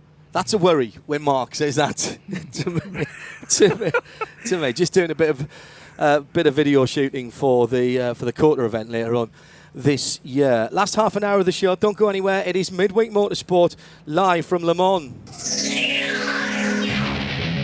Mobil 1 Radio Le Mans. Mobil 1. Mobil 1. Engineered to perform. Well, clearly I haven't been listening to everything that's been going on. I like to get everywhere, but can't, even though I want to. I have to say that the view from the Module Sport 2, have you been up there? Race control. No. And above that, very, very nice. Really? That's where we need to be broadcasting. I think we should tell them. Eduardo, you're out. Good luck with that. No, one above. We could do it. There's a, the lounge we used to broadcast from at the Nürburgring. Oh, yeah. It's about as big as the whole of that. Oh, we could just take a corner. Just give them a shout. Yeah, I'm sure. Seriously, they won't want money or anything for that. No, not for this race, really. Keep the tweets coming in, and it's at Specutainment, at Radio Le Mans, and we're using the hashtag 1RLM this weekend for you here on Radio Le Mans. Go on, fire away. Pardon? Just say 1RLM. 1RLM. Last half of the show, Nick down in the powered by Nismo pit lane with hashtag Eat Sleep Race Repeat. Still a few people out there, 1 or 2 cars on the apron as well, although they're about to send some people out and start to close things off. Nismo GTR dark grey just heading into the pit lane as I popped out of the Module Sportif there. Nick, what's going on? Well, I am actually surprised. I was chatting to Bruce actually yesterday. When we turned up, I came here a day earlier because of my trip than I normally do because of my trip up from Madrid, and I saw the Audi guys coming in, and they got in like we did at like 8:30. They went when we did at about 8:30, and I was thinking, what are you doing? Yeah. You've been here since 2 weeks. What could you possibly still have to do to the car at this point? You can't keep rebuilding the same bit. But the really weird thing is I'm walking up and down this pit lane, and there's a lot of people still doing what looks like quite major bits of work with 1 hour and 36 minutes till they have to get out in the car. I'm thinking, are you all that badly prepared? Or did you all just turn them on and go, oops, you've not wired that up correctly? Because there's a number of cars in huge numbers of pieces. I would have thought, basically, having been here for a week and a half, Monday, Tuesday after test day, a couple of glasses of wine, a bit of a kickback on the sun. Yeah, Wednesday, rebuild the car. Thursday, make sure you rebuild it right. Friday, well, get the stickers on. They're still doing that now. And then just go, fine, finished, right? We'll come back in 4 days' time and just turn it on and warm it up. But they're all just doing this just-in-time business. So what on earth they've been doing the previous 4 days, I want to know. More of the same. I mean, that is what you do in racing. The Dunlop track temperature, 33.3 Celsius in the air. It is 23 degrees according to the data that we've got here at the Radio Le Mans studios, the Mobil 1 Radio Le Mans studio, right on the end of the Bugatti circuit. We're actually closer to the track than we even were last year. We're slightly closer to pit in as well, and we still have the top deck of the mobile units here that are normally doing duty on cycling events. In fact, I think this one's just come back from Giro Italia, actually. Yes, I think somebody that's where told it me. was. Yep. Pasta all over the place. John. All of it, and spokes, and small razors. I don't understand that at all. Don't worry. Cycling joke, just slip that in. Nick, is that a needle over there? yeah, absolutely. Do not eat these. Oh, Nick Damon is down in the pit lane. We've got Graham Goodwin, the editor of dailysportscar.com, and Jim Roller, all here for this special kicking off the week episode of Midweek Motorsport. And thanks to Becky, by the way, back in London. Tim Gray is on assignment, so we have a variety of executive producers who are doing all the things back in London to make sure that you hear and see us as well, because Radio Le Mans StudioVision is brought to you by National Speed Sport News and their camera partner Replay. Record and replay. It is a bit bizarre having to think about what you're looking at and what you're doing. So obviously you've been chatting away mainly about sports cars, I take it. Oh, loads of Formula One. Loads of Formula One. Oh, good, so I don't have to worry about that now. A couple of things that have come up in the last week, gentlemen, on Midweek Motorsport and on the collective as well, on the forum, about FIA National Championships. Now, the WEC is one, FIA World Championship. Formula One is another. We have World Rally, which is in a bit of an odd state at the moment. World Touring Cars, which is in a very parlous state at the moment. And I'd like to talk about World Touring Cars because something close to your heart, Jim, we heard during the week that the American round of FIA World Touring Cars, which you have gone to and worked at. I just lost a gig. Two things. One, it's a great event. Two, you get to work with the guys from Greenlight and Manxie. I absolutely love. And not now going to Sonoma this year. All because of shipping. Do you buy that? Do you buy that really, guys? No. Says Nick. I have a question for you. Yes. Who is World Touring Car this year?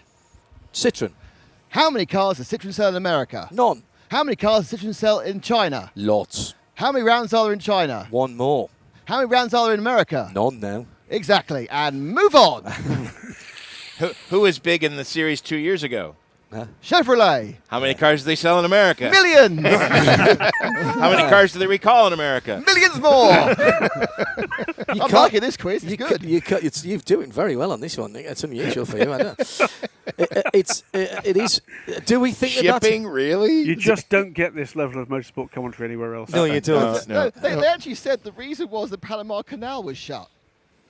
Is it being repainted at the moment? Is it I being think- repainted at the moment? No. The reason they gave was because there's only it's being repainted. At the no, it's not the Golden You can Gate just imagine, Bridge. can't you? It's not Can the you just Golden Gate imagine? Bridge where Come they down paint the- it and then start over again when they're done. Come down the Panama Canal and there's a bloke sitting there going, no, it's shut, man. Detour, you have to go south. You'll have to go the long way around. You're all Sorry. right. You're all right. No. You're all right. Back it up. Apparently, they Mom back. The report they gave us in the United States was that there's like only 2 boats. It's like go to flight China. schedules. Yeah. It's and they've taken one of the weekly trips off, and it doesn't get right. Gonna get you on a slow boat. Oh No. we've True lost. No, Oh, lost jeez, Nick got a there. technical issue with Forever. his pit mine. It seems to have gone. So we're not buying this. We think that Citroen has undue influence over the organisers, do we?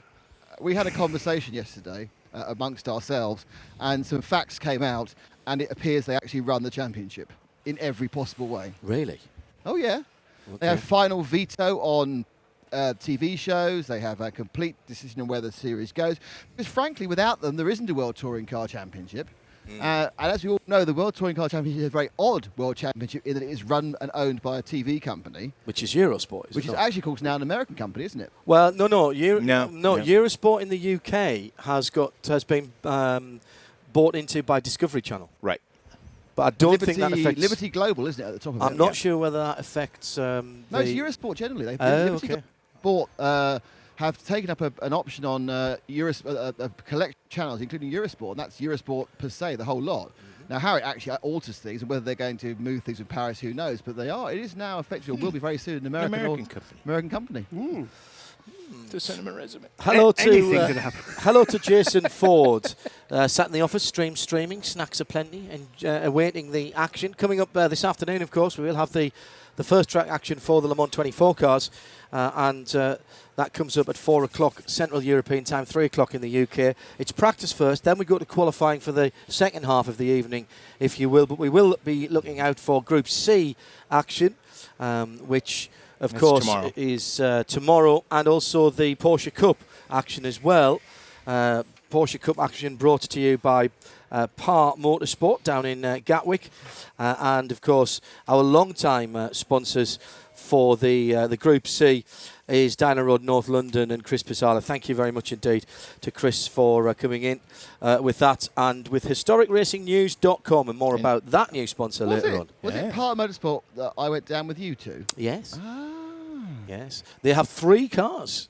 And this, I think, well, in fact, actually, you should look for Paul Robe down in the pit lane when the Porsches are out, because Paul Robe ran cars here in the 24 hours of Le Mans, and I'm trying to think when the last time he was here. Graham Goodwin says. Well, no, not that answer. Here's a question for the collective, maybe. Which significant sports car driver got their first ever sports car race with Par Motorsport? Was it in a Porsche? It was in a Porsche. Yeah, it's almost. Paul Robe is one of these guys who actually has forgotten irritatingly more. Good. Yes, he's forgotten more about setting up and looking after Porsches, particularly oil-cooled Porsches, 993 and older, than most people have ever known. It is scaring. Oil-cooled rather than air-cooled. Well, oil-cooled rather than water-cooled. Right, which means what they call in the States air-cooled. Oil and air-cooled. Oil-cooled. I get told off when I say air-cooled. By whom? By Porsche aficionados. Technically speaking, it's it oil-cooled, oil but they've air-cooled. always called it air-cooled. Absolutely, but I agree. Yeah. So that's all still to come this evening. Thus the extra big oil reservoir on my X73. That was a lovely car. Yeah. You missed that, don't you? Yeah. You're listening to Midweek Motorsport. It is. Do you know what? I haven't even looked at the collective, which I apologise. I know that the responsible adult has been looking at that for us. It's She's Series nodding in 9, the affirmative. episode 23. We've got a legion of computers here. None of them seem to be looking in the right place. But we do have StudioVision here on Mobil 1 Radio Le Mans this year. So that's World Touring Car Championship news then. Dismissed. Not going to the States. Touring cars not going to one of its biggest But oddly, markets. Citroen still won the American round. Really? Yeah, they've still won the race, even though they haven't gone. Oh, okay. How's that happened? Because they win all the races, regardless of whether they happen or not. Oh, yes. Okay. Sorry, I didn't realise that. Is that for historical reasons? That's just because they're paying for them. WTCC now standing for World Touring Citroen Championship, obviously. Oh, yeah. World Rallycross is another thing that we need to talk about. And again, this has garnered some interest on the Midweek Motorsport Listeners Collective. I watched Portugal, and I watched a bit of the UK round as well. Villeneuve's been involved in it. Peter Solberg won in Portugal. Nick Damon and I are big Rallycross fans. I don't know about you. Oh, yes. I've been underwhelmed by this, Graham, if I'm honest. Is this the same as the global rallycross we see? No, this is the FIA World Rallycross Championship. Oh, okay. I'll be blunt. I grew up with Rallycross. Loved it. Absolutely loved it. Remember the days. Arthur Debenham Was on it? the PA. Was it to a World of Sport or Grandstand? They used to have it live. Grandstand. I remember when the Capris, the four-wheel drive Capris. That's long before Martin Shanker. The DeRoy brothers and the Duffs. 30-second starts to actually make it look good. I have to say, just been busy, and I've not caught up with it, but I want to. But I'd love this to be successful. 6 cars off a grid. It just doesn't. Yeah, it's not exciting. And this Joker lap and the thing's global not working for me. rallycross that they have, same with the Joker lap and everything else. They've been in the X Games recently, haven't they? Over at Austin in Texas. In fact, at the circuit of the Americas. They had one at Charlotte, and they're doing them in the stadium tracks because they can bring in a load of dirt and do part asphalt, part dirt, and that sort of stuff. And it's maybe what we're missing here is a bit of cross-fertilisation. Now, you think about it, we've got World Touring Cars, we've got World Endurance Championship, we've got World Rallycross, we've got World Rally Championship. we've got sets of regulations for each of those championships. Maybe we should force the factory teams to do one round of each with their chosen vehicle, with the same vehicle. So instead of having the Vic Elford of drivers, you have to have a car that can fit all of them. I want to see an Audi R18 e-tron Quattro run Lytton Hill Rallycross. That's what I want to see. It. That would be great. Get the back out. Well, yes, very interesting. Might be some ride height issues, but I'm sure we can sort it out. Absolutely. So World Touring Car's not coming to the UK, not going to the US. We've got the battle between Global Rallycross and the FIA World Rallycross Championship. Now, the interesting thing for me, though, about Global Rallycross in the States, Jim, is American manufacturers have looked at it and have put cars into it. We've seen, I think it's Dodge, hasn't it? Have had a car. Dodge and well, you've got Pastrana, and you've got some American names that are kind of crossover talents that both reach the X Games generation and also have had success in the more traditional SCCA Pro Rally, Rally America as it's called now, series. And I think they're drawing from both of those. Ford has had some interest, Subaru obviously, and then it's those names that are bringing that factory involvement. Touring cars in the States had a couple of banner years under Super Touring. I seem to remember Dodge with the Stratos, one with Dominic Dobson, was it? That's just popped into my head, and I have no idea. Yeah, I think you're right. It might be right. Who might have won that? I think you're right. But that was a 2-litre formula. Mm-hmm. Now that might have been ahead of its time because 2-litre engines in the States back in the 90s there was no currency for. There was no. But now we're talking about 300 horsepower out of the Ford EcoBoost engine in the new Mustang coming over to Europe. And you know what brought that touring car series to America was the wonderful TV coverage that they used to have of the British Touring Car Championship that was full contact sports car racing or touring car racing, as the case may be. And people in the States would watch that, and they started to clamor, boy, we'd love to see that kind of racing here. They brought it over, fell absolutely flat. Isn't and that I suspect that that's more down to management than the racing. It was certainly an epic era, wasn't it? Super Touring, it's to my mind, it's the biggest lesson that the WEC today has got to learn, which is don't be greedy. You stand at the cusp of this. Don't try and get everybody in at the same time because that's a mistake. What you want to be doing is getting that cycle together we talked about earlier, Jim, which is if you've got that interest in these 3, 4, 5 other manufacturers, don't have them all now. Right. Start talking to them about what they want for their product planning for 2, 3, 4, 5 years hence. So if Toyota does decide that it's gotten all it can get out of the program and goes away, you've got a Nissan or a Ford or a Ferrari or somebody else or a Honda to come in behind them, or a Dacia. You see, I think, honestly, I think we can break the announcement at the weekend now and say that the old favourite that is coming back to Le Mans is indeed Dacia. Yeah. With an LMP1 car. LMP1 Duster. It's manual only, apparently, and no electric windows. No electric windows. No electric anything. No electric anything. Yeah, but you can actually buy the car for £11,000. Yes. In an LMP1 spec. Yes. And the hybrid engine, it's half petrol, half rubber band. Yep. In fact, half the budget for next year is the fact that one of the cars will be in pearlescent paint. Yeah. Oh, good point. I thought it was going to be Tesla. Ooh. Well, I was told. All joking aside, Tesla.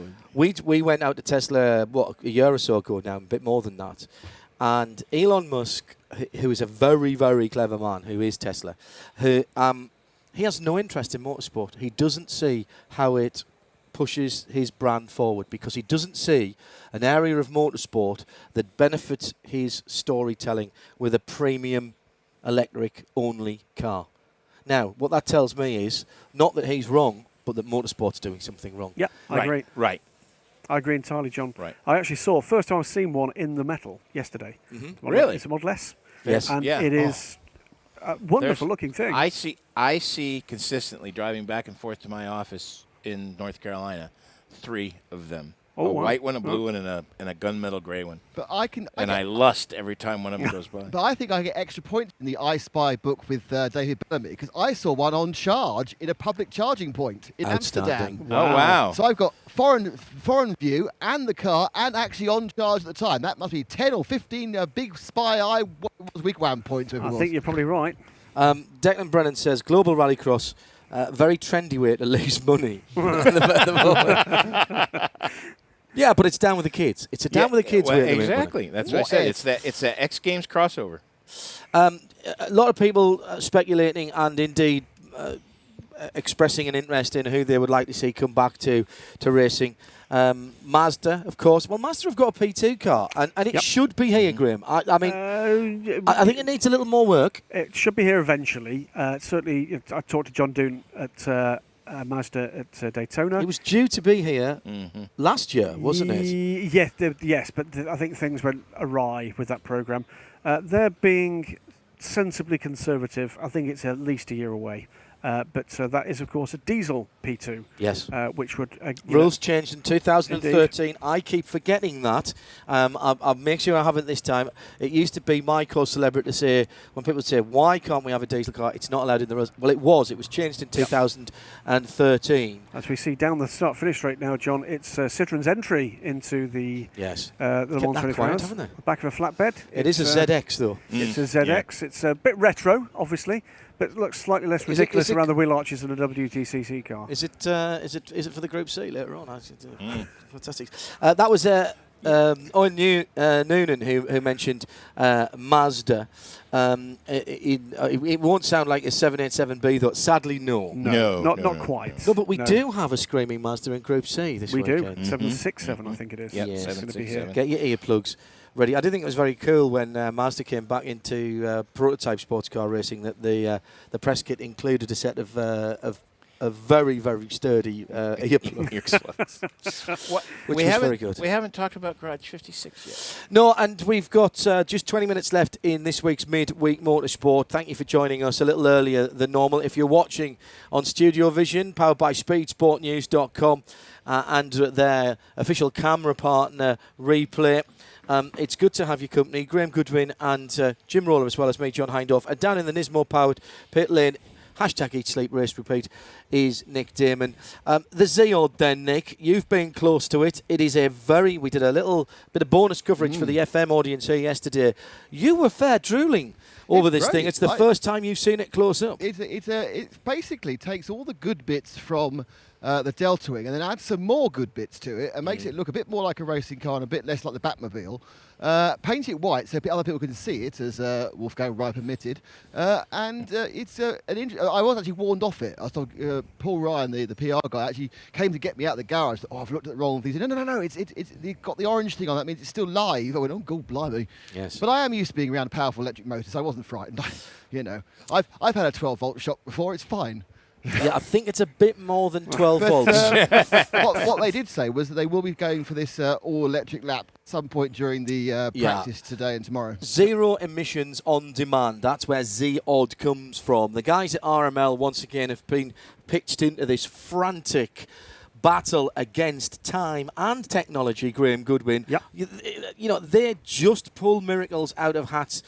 And, Ray is here. I saw him yesterday. Phil Barker, the rest of the team have been working. This is a brand new car.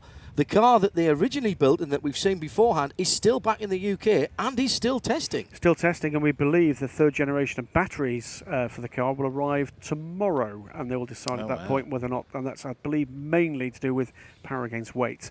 But they'll decide tomorrow whether or not they will actually be fitted in time for the race. No carryover parts whatsoever from the previous, for the 2 year ago project in Garage 56. No. This is a ground-up reimagining of the concept, possibly, but nothing shared.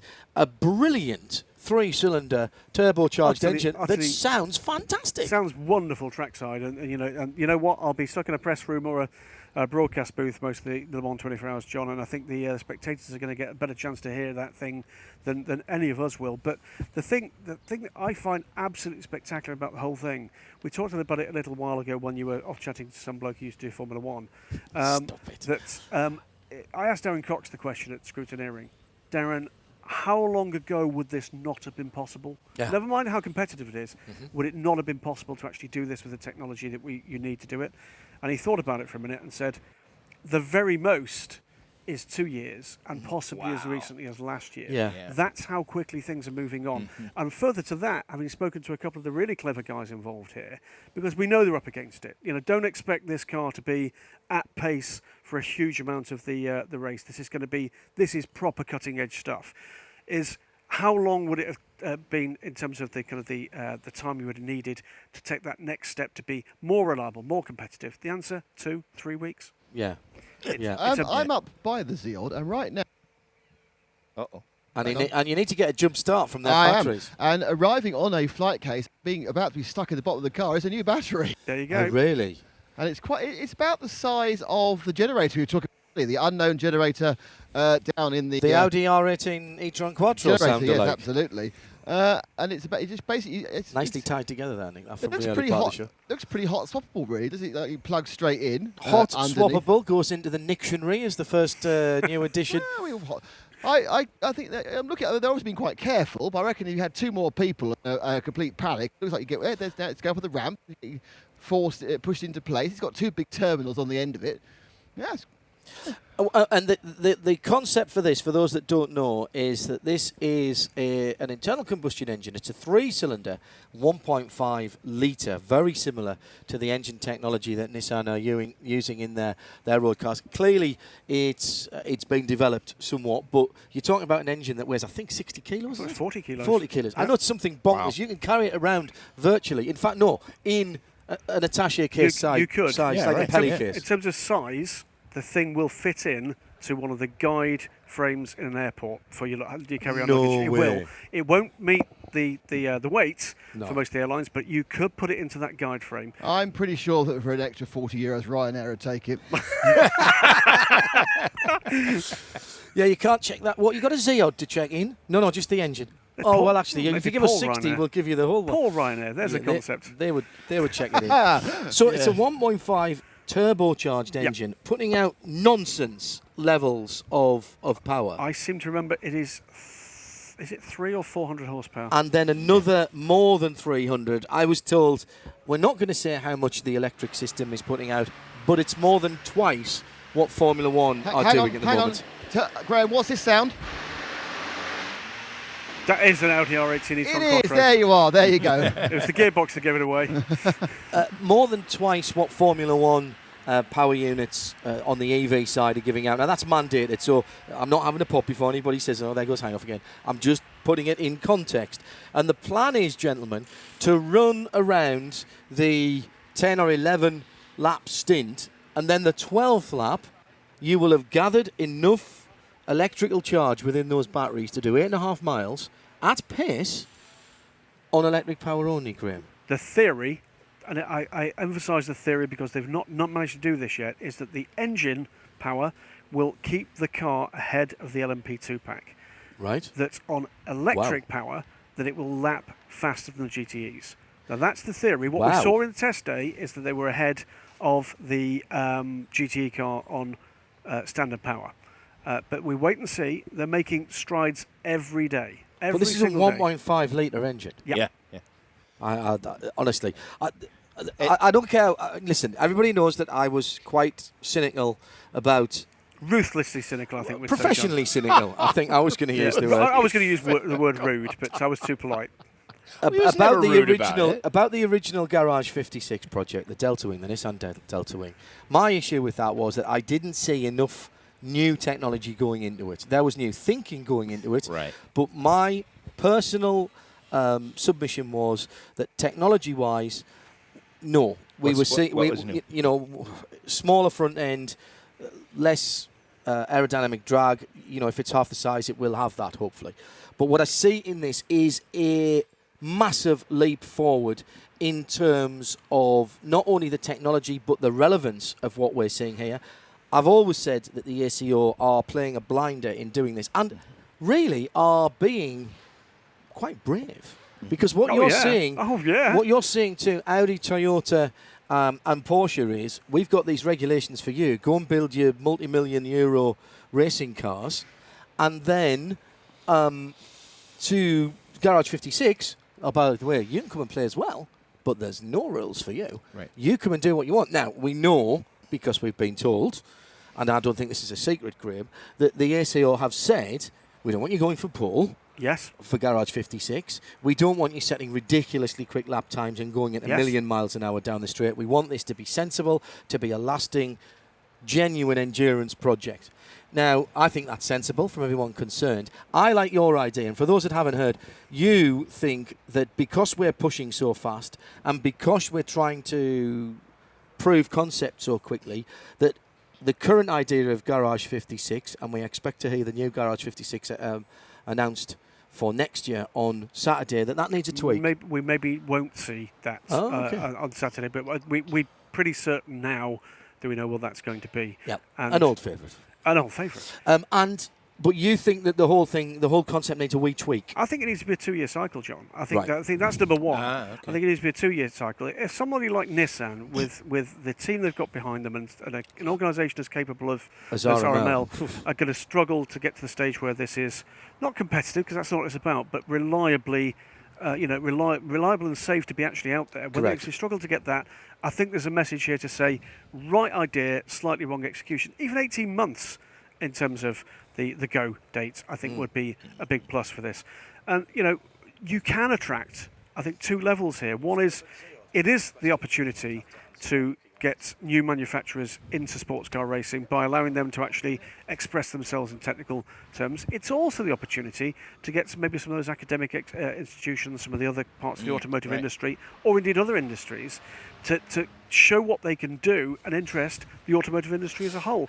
I just think we're that close to something that is just pure genius. And when you look at Green GT, which everybody poked fun at and laughed at, that is a concept that continues. And you go to Dunlop on their Future Race Car Challenge and see what they're still saying about hydrogen as a potential fuel of the future. We've seen Aston Martin lap the Nordschleife with a hydrogen-powered race car already, albeit just a lap and a half. But that wouldn't have been possible recently. Nope. We know the kind of concepts because we've seen some of the unbelievably futuristic concepts that have been rejected for Garage 56. I think 2 years is not a bad idea. Nick Damon's gone back to Zeod because Alfred Wallace has asked this question of us on Twitter. He says, at Specutainment, can you ask RC Racing, are the front wheels of the Zeod RC asymmetrically aligned? I only ask because they seem to be when viewed in photographs. So are they actually in line? Normally mounted, or are they slightly asymmetric? So forward, let me have a look. If you remember, the original thrust had them like that. I think I have seen something that is carried over from the Delta Wing. Which is? The special trolley they used to get the front of the car around. Yeah, okay, no, that seems reasonable. One thing. Yeah. Now, I'm going to have to... You talk about your... Yes, he's going to have to go in to the garage. And Declan Brennan, while he's looking at that, Declan Brennan fires us a brilliantly apposite question on our studio chat. The real question is here. What have they learned and how much time and development have they saved, gentlemen, Nissan, I'm talking about here, on their LMP1 program by pushing the boundaries on Garage 56? I think they've saved innumerable amounts of money, probably more than time, because there are probably concepts in here that we haven't even thought of yet that they are planning to have in their LMP1 car. And I just think that it's a very wise move by them to do this. One thing that I wanted to add is a shout out for the RML guys, because they have kind of become the go-to. You need something done and that would take everybody else a year and a half in 6 months? Yeah. Call RML. RML, where impossible is only the beginning. Yeah, exactly. I mean, some of the stuff that they have pulled, I don't know when they sleep. They don't. I don't know how they stay married. The sleep bit of eat, drink. Yep. Sleep, repeat, race. Yeah. Nick Damon in the Zeod RC pit can answer Cadbig's question. They look in line to me. Well, in fact, just proving the reach of Mobil 1 Radio Le Mans 91.2 FM, Nissan Zeod RC have tweeted and said, no, they are lined very precisely to minimise rolling resistance with the special Michelin Sport tyres. And they've got very small brakes. Yes. In comparison, because obviously they're small contact patch, low weight, but it is a And they are thing. harvesting on braking. And interesting, I say the actual the brake caliper, the brake caliper, I say about motorcycle size, slightly bigger than motorcycle, but slightly smaller than cars. Very high quality Brembo. No, none of your tat. I think there's two points really to make. One is, I know the team have been very keen to point out this is the first car in how many years did we work out without mirrors? Because it is using only the Bosch system that Corvette. And they applied to do that on the Delta Wing, and the ACO turned them down. There you go. And that cost them. I think somebody said 5 or 8 horsepower to drive those mirrors through the air. There you go. The second point I was going to make, and I think it's the most opposite point to do with the Zeod RC program. Not forget technology, but bear in mind one of the most difficult things when you're bringing forward a major LMP1 program such as Nissan are going to do is getting the corporate support and the money. And because they've been able to continue to leverage coverage, interest, to add to the brand, if you like, through this program and with Delta Wing before and with everything else they're doing with motorsport, because they've been able to keep that momentum up, that has made the task of getting the budgets together and the corporate buy-in for P1 just as much as the technology carryover possible. And for that, we should be thankful, because that is a hugely significant step forward. Right. We don't yet know what the technology is that we're going to see in that P1 car. We are promised that it's going to be different again from the 3 we've seen so far. Right, 5 minutes left to go, and let's stay on this, because Nissan coming back in 2015 off the back of Garage 56 with, for me, the most important 2 parts of that announcement that you and I were at, Graham, were these. It's a different set of systems. Nobody else, they're not using the same as anyone else. And its name. And the name is the GTR, the Nismo GTR LM. They are evoking a road car. Is that the future for P1 in the front of the Le Mans field? Well, I know your theory, John, is that we're looking at the potential for the kind of current coupe look to evolve to be rather more kind of hypercar, road car looking, so McLaren P1, Porsche 918 Spider type things. I think that's a good theory, and I think there's ways you can move towards that without losing what we've currently got. I've actually been quite interested to see some tweets and some Facebook postings from an old friend from Radio Le Mans, from Graham Tyler, actually talking about the fact that he loved coming here when the cars were beautiful. I think we're getting back to that. I think actually we're getting back to the fact that these are good-looking cars. As always, they lose a little bit when you see them on TV. The perspective isn't quite right. And I think actually to see the cars on track, they are genuinely good-looking cars, to the extent that just for moments you can forget the honking great fin that is actually always there now as part of that package. But I think it's a good theory. I think they can make moves towards that, about the direct carryover from the road car offerings from what are going to be multiple manufacturers moving forward. But I don't think we're quite going to be at that point where you get back to, Toyota, Nissan, Porsche, McLaren, GT1 cars. I don't think we're going to be there. I think we're going to be somewhere rather different, because the key difference now is that aero efficiency matters more than anything here with the technology we've got. And for that reason only, you could not do the hypercar in that way. And I hope we don't go back to the hypercar. Really? I like the prototypes. I like the spaceship. I like the... I do like the fact that you can take some styling cues, like you're talking about with the Nissan, with possibly some the GTR rear lights, the GTR and the front rear end lights, or the. I remember some of the Corvette prototypes looked very much. Well, there's still the one that never happened. Oh yeah. Look, the GTE P1 car that looks remarkably like a Corvette DP. Except nicer. Imagine that. Exactly, and that would be okay. But I think the hypercars, I was not a big fan of that era. When you go back to Porsche's last victory in the last couple of minutes, 1998. I mean, that's what it was. There was a car that's sole purpose in life was to make people buy the new 996, which was the first water-cooled 911s. Right. And that's why it existed. Right. That's exactly right. Yeah. And to flip over backwards at Road America Road Atlanta. When we were there. Yes. And who was driving? Yannick Dalmas. The man in orange gets it straight away. Don't leave me hanging. Right, let's just wrap up this week's Midweek Motorsport. with the... I was going to do pointless press release of the week, and if I could very quickly find it, and I make no apologies for doing this because... you can see John looking it up on his phone, on camera now. That's right. Looking mildly panicked in doing so. Oh, I can't find it. StudioVision has it all. This is very annoying because I kept this out particularly. The gist of it was that, and we're poking a little bit of fun of one of our colleagues here that are broadcasting from Valon, is how much RTL are doing. RTL are you've seen the press release, and the press release gives a fantastic amount of information about who's here, the books that they've written on Le Mans, where they're broadcasting from in the village, and the morning show's here, this show's here, that show's here, and there's no race coverage whatsoever. And it's all in French.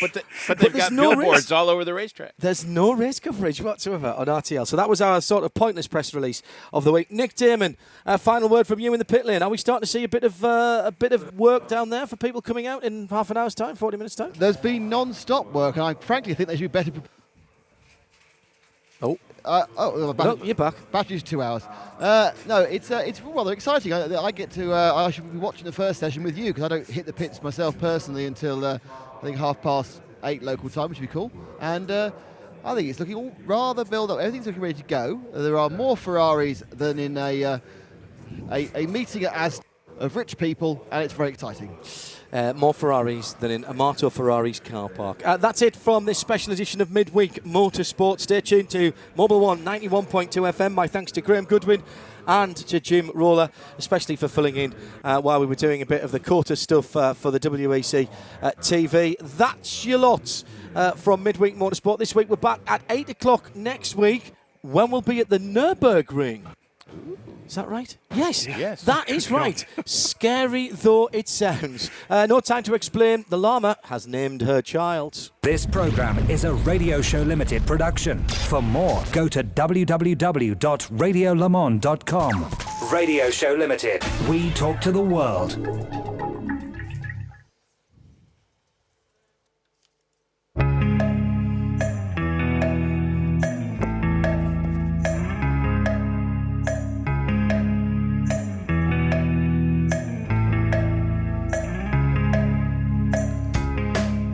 Hello everyone, I'm John Hindorf and this is Inside on Radio Le Mans. You know, if you lift the bonnet on even the most sensible of family cars nowadays, you'd be hard pushed to see the engine that is in there driving your car forward. Often there's a big plastic plate that's been put there specifically to keep your hands off all of that machinery that your manufacturer has spent an awful lot of time, effort and development money optimising. So it's perhaps easy to forget that engine has a lifeblood, of course, that is automotive engine oil. And for the last 40 years, the best-selling synthetic motor oil in the world has been Mobil 1. This episode of Inside takes you into the history of Mobil 1 and finds out how it got to be and how it retains its position as the best in the business. The inside stories on the teams, suppliers and drivers. This is Inside on RadioLeMans.com. My name's Bruce Crawley. I'm Global Motorsport Technology Manager with ExxonMobil. It's 40 years this year, so we go all the way back to the 70s when the product was in the lab, under development, before it was commercialised. And interestingly, cut its teeth in motorsport way back, prototype oils going into rallying actually at the time. So Monte Carlo Rally, and then obviously the product was commercialised, and since then, 40 years, can't really tell you where to start with that. It's been a rollercoaster ride. I am old enough to remember the first synthetic oils and Mobil 1 coming out, but it seemed very exotic. And in those 40 years, it's now actually become relatively commonplace. Yeah, it really was a product ahead of its time. The product was expensive, and is still relatively expensive when you compare it to conventional mineral oil. And it did take quite some time for the manufacturers to realise the benefits that could be achieved by using such a high performance oil. So it was a product trying to find an application, if you like, way back. It did initially in racing. It was well recognised, the performance benefits in racing. So, immediate power improvements, much better reliability, able to run at high temperatures. All of those things, the motor racing community, they were very, very quick to grab hold of that and take advantage of it. Mainstream, it took longer for manufacturers to realise what the benefits were. Why did we need synthetic oil in the first place? The DNA goes all the way back, in our company, in Mobil, all the way back to the military. And the military were looking for products that could work in extreme conditions. So in aircraft, where temperatures get down to minus 50, minus 60 degrees, landing gear has to be able to operate. That was an area where synthetics developed in aviation applications. I guess it really was one of those moments, I guess, in the lab where a few guys said, I think, automotive car engines could really benefit from this type of technology. And that's really what happened back in the 70s, was, well, you know what, I think we can come up with products that are significantly better than what was around at the time. Fully synthetic oil was a big leap of faith for people, because you were creating something, albeit from a set of ingredients that hadn't existed in nature before. Yes, it was a leap of faith, I think, for a lot of people. I think, the word synthetic had a different connotation. Synthetic, man-made, I think in those times, back in the 70s and 80s, it maybe evoked, nylon, cheaper plastic. So that might have been, I think, perhaps some of the pushback when synthetic lubricants started to appear. The key to synthetic lubricants is actually it's in the engineering. So it's engineering at a molecular level. It's something you can't see. It's a sort of a leap of faith there that you can't see, touch, feel. But just in the same way as a huge amount of effort goes into designing, developing, engineering a Le Mans car, the same rigor goes into molecular engineering for our products. So the molecules that we put into the product are engineered at that level. Like aerodynamics, we can see the effect of it. Do you use CAD? Do you use very clever people's brain? What gets you down to that molecular level? Because clearly we are talking very, very tiny engineering here. Yeah, there is modelling that goes on. So understanding, how the molecule will behave under temperature and pressure conditions. So in contacts, high pressure contacts in the engine. So over, 40, 50 years, there's a lot of work gone into understanding exactly how different types of molecule, their shape and their size, behave under certain conditions. And then you are looking then at, okay, can we create this molecule which will behave in this way under these conditions? I mean, that's the level that we go to. So, yeah, very, very exciting. But as you say, like aerodynamics, you can see the outside shape, but you can't actually see why, the air is moving over the car with less drag and creating more downforce. How important then in those early days, you mentioned the rallying and the motorsport side of it, how important was it to prove the concept in a mobile laboratory of a competition car? Motor racing is key to us. It still is. I mean, going all the way back, it was, I think, a leap of faith for our management to put the money in to support the product, its development, and actually to commercialise it. So proof of performance, you get really good, quick feedback from motorsport. So that was really very, very important to see, okay, yes, we can run this engine 10, 20 degrees hotter. The life of the engine is extended. All of these proof of performance points coming back from motor racing, really important from an internal point of view. But also, I think from a manufacturer's point of view, because we were doing this and still are doing it with manufacturers, they can also see what the technology is capable of doing. Now, the road car might not be developed to the point where you can actually extract the performance benefit, but they can see it's a demonstration. We can see, actually, we could run at this temperature, we could get this life, we could get this oil consumption number. So they can see that, and then, future generations of road car can then benefit from that. I have to admit to being a sceptic in the early days. Then I went to see a guy who rebuilt classic engines. And I said to him, so you've got synthetic oil there? And of course it was Mobil 1. Mm-hmm. And he said, we only put that in when we finish running it in. We run it in on the rubbish stuff. And I said to him, why? He said, because I can't run the engines in with synthetic oil with Mobil 1. And this was a proper old-fashioned engineering works that smelled of turned metal and grease. That was my tipping point. Where was the tipping point to the OEMs, and particularly Porsche? Because your relationship with Porsche in terms of first fill and the motorsport side of things go back a very, very long way. Yep.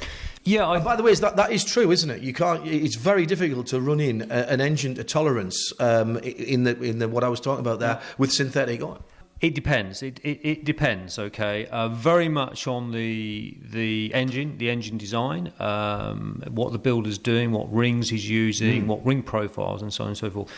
The issue with running in is if you have an engine piston ring design which requires you to have wear in order for the rings to bed in and get to the shape that they need to be, then if you put Mobil 1 in, the whole idea of putting Mobil 1 in is to keep that engine running like new. So in other words, zero wear. That's what we're trying to achieve, is not for the engine to wear. So if you actually need some wear to occur in order for you to bed in, then that's where you're going to get a problem. What the manufacturers woke up to was, okay, we can actually create the right ring profile, so we don't need to have any running in. And once you create that ring profile and that cylinder liner surface finish, then you're off and running. Yes. And that is what is key to giving you the hundreds of thousands of miles of life that you get now in engines, because then you can put in the synthetic oil.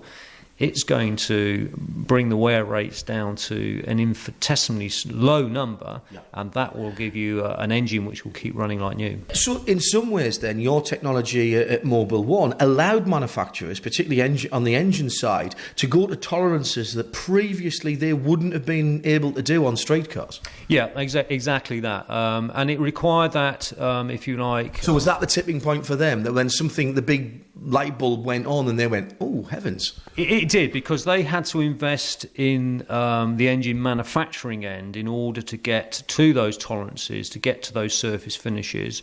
And, in a competitive environment, these days, people want their engines to be running, forever, 10, 20 years or longer. That's what people are looking for, and the manufacturers obviously are on that same path.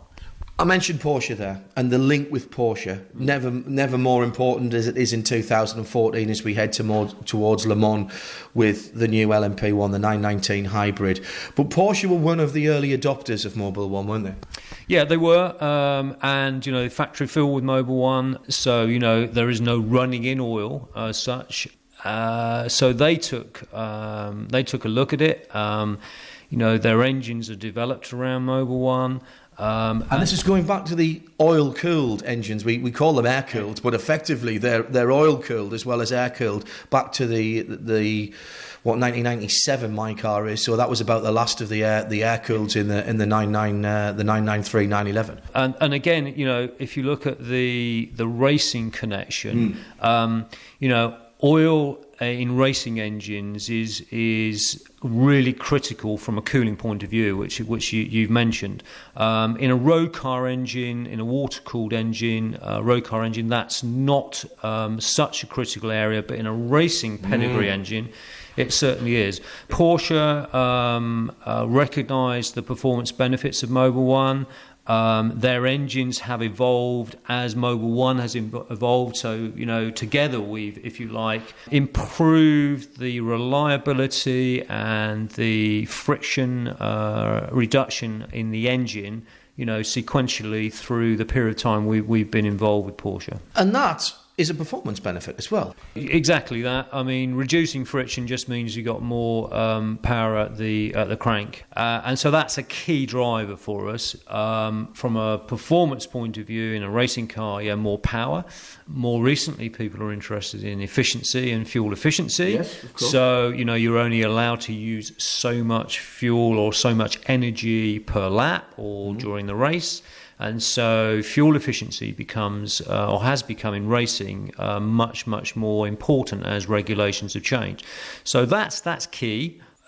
We also actually more and more are looking at the benefit that we can get from running at higher temperatures. And that comes down to the cooling effect. So can I reduce the oil cooler, the size of the oil cooler? If I can run the engine at a hotter temperature, then I can be maybe getting an aerodynamic benefit. The two biggest areas that Mobil 1 works in is Formula 1 and Le Mans prototypes and Le Mans racing. Massive changes in both of the regulations. If you talk to the car designer, they will say, what do you need to cool the engine for? We don't really want to put any radiators on this car whatsoever. Don't spoil my lovely design. Exactly.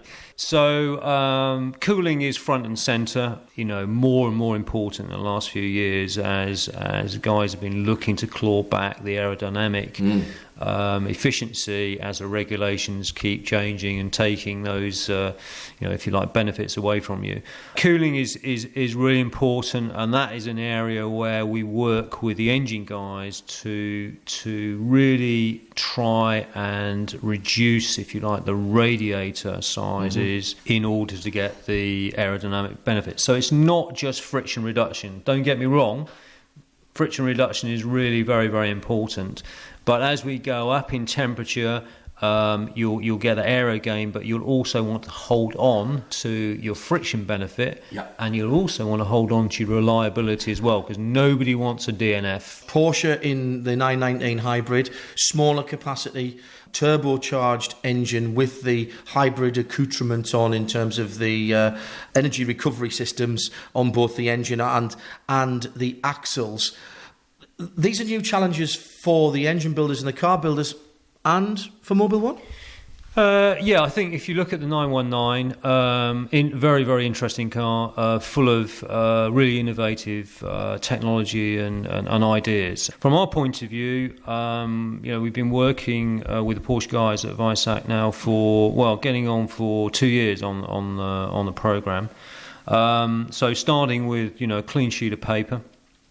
Looking at on paper, in theory, what the optimum design would look like, obviously from an engineering point of view, and what the lubricant would look like. So we've actually got 4 key products in the car. Engine oil, which we've talked about. So you've got a 4-cylinder V turbocharged engine. Lubricant has been designed to get maximum efficiency and the reliability that is required from the engine. But then beyond that, two gearboxes. So we've got a front wheel energy recovery system. So we've got a gearbox in on the front wheel, on the front axle, and also obviously power going through to the rear wheel. So gearbox there. 2 different types of oil there. Right. Totally different requirement for the front gearbox versus the rear gearbox. Totally different lubricants, matched to the operating temperature to get the maximum efficiency from both those those gearboxes. Then the 4th product, often overlooked, is hydraulic oil. Oh, very good. So the hydraulic system. Very interesting, quite a complicated system on the Porsche, up with Formula 1 hydraulic systems in terms of functionality and its requirement. So again, that is an area where we work to ensure that we match the lubricant, the synthetic lubricant in the hydraulic system, to the operating condition of the hydraulics in order to maximise the efficiency and ensure that that system operates reliably. I'm fascinated by that, because in some way you've got a harder job than some of the other component manufacturers, and I'll put you in with that. You mentioned it was engineering. A tyre manufacturer can give different compounds of rubber for different ambient temperatures. That's not so easy for you. You put oil and lubricants into these 4 different areas of the 919. Yeah, that's an interesting point, actually. So ambient temperature and the 24-hour race can change much more than obviously in a 1-2 hour sprint race condition or situation. So that is something that the engineers need to think about. We obviously are aware of the operating window that they're going to run in, and also we know, well, this is the optimum. So if you can run your fluids at these temperatures, this will be the sweet spot as far as efficiency is concerned. So then it comes down to the race engineers in the garage to set the car up to hit that sweet spot and to keep it as close as they possibly can. Yeah, you're right. We can't change during the race. We're not able to, change to a different type of compound. However, all of that work has been done before you get to the track to understand, okay, this is where we need to operate. Yep. We don't want to go beyond this temperature or below this temperature. Yes. The race engineers then need to set the car up to get it into that sweet spot. Most visible would be tape on brake ducts, for example. So, and that can influence the temperature, not just for the brakes, but for the lubricants in the car as well. So you can have a knock-on effect, depending on the amount of heat that's been generated by the braking system. That will heat things up around that vicinity. Of course, yeah. It's become very, very challenging, very interesting, knowing on all your dyno and all your simulation work where you need to be, and then getting to that point when you're running a 24-hour race. A few weeks away from Le Mans, that's the next one, that's the next big challenge. So what have you learned from Silverstone and Spa? The engines will have been stripped down, the rest of the car will have been stripped down, we understand that. What happens there is we get feedback which then translates into the ongoing development process. Okay, so the feedback we get then is, okay, are we okay on reliability? Are there any issues which need to be addressed? Quite often we find that we've actually got some headroom which we weren't aware of, okay, because we may have taken start of a program and maybe a little bit more of a conservative approach in order to ensure that we do finish the race. Then you take a look at that and say, well, maybe we can nibble into that headroom, get a bit more performance and still keep our reliability. So that sort of information is coming back. I mean, Porsche done extremely well. They've gone off to a great start, great result at Silverstone. Got pole in Spa. So the car is looking good. So it is a big challenge. Initial results are looking quite encouraging.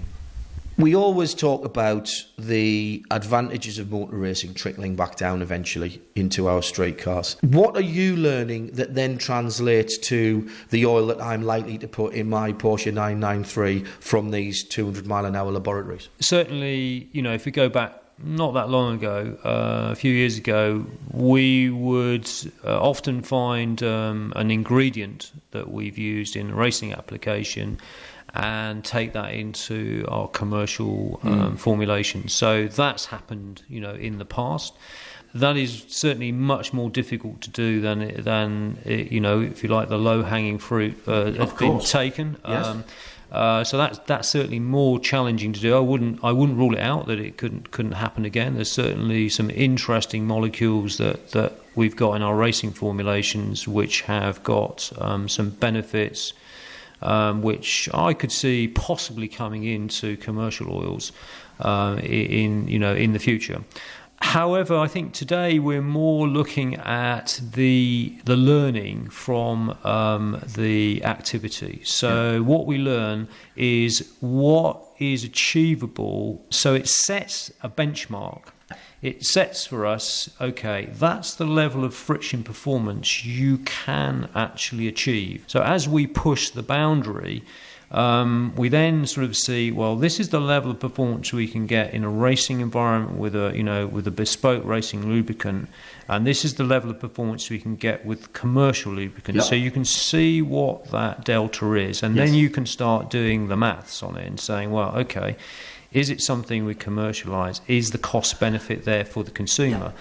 That's the important thing for us. So it sets for the commercial Mobil 1 development guys, it says to them, this is what you could achieve with this type of technology. Back in 1998, when Porsche last won Le Mans overall with the 911 Evo, they were on Mobil 1. They will be on Mobil 1 for 2014. Is there any degree of commonality between those two products rather than just the name? Yeah, no, the lubricant is very different. So that has changed. Certainly in the commercial world, it has changed. So the products that you put into your car, the product you buy, Mobil 1 is different. So yes, it has changed quite dramatically, radically in that period of time. And that's, a factor which is driven by the need for lower emissions, better fuel economy, changing engine design, power densities going up. All of these things have a knock-on effect to the lubricant. So that definitely has changed, in that period of time. Is there another quantum leap? 40 years ago, the quantum leap was to fully synthetic Mobil 1, or is it happening all the time and we kind of just don't talk about the different molecules? You're working at these almost nuclear levels. Has it already happened and we've kind of taken it for granted? I don't see personally. My crystal ball doesn't say there's going to be another revolution in the way that we saw back in the 70s. But there's been a lot of evolution over that period of time, and I can definitely see that continuing. There are certainly new materials, new surface coatings, which have been proven in the racing world, which are now coming into serious production cars. Diamond-like coatings on surfaces, which only just a couple of years ago you would have said you'd only ever find in a racing engine, are now appearing in the car on the driveway. Those technologies then open up opportunities in the lubricant area. So it does change the appetite from a lubrication point of view. And so I can see some further evolution occurring on lubricants, which will then take advantage of the new material technology in engines. So the challenge continues. Yeah, it definitely does. It's definitely a chicken and egg situation. So, we talk about total system engineering. Gone are the days when we would develop a lubricant, come along to, an engine developer and say, pour this in, you'll get a couple of horsepower or 10 horsepower, whatever the number is, improvement. Those days are gone. That low-hanging fruit has gone. Now it's a question of working hand in hand very, very closely with the designer to work out, okay, what is the optimum lubricant for this particular type of design? And, could I take a couple of millimetres off the width of my crankshaft bearing, increase its diameter? We're down to that sort of level of detail in order to try and take that friction out of the engine, and then designing the lubricant along with the mechanical design of the engine.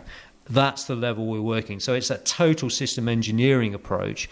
It's not a question of just rocking up and saying, try this. So we think it'll work.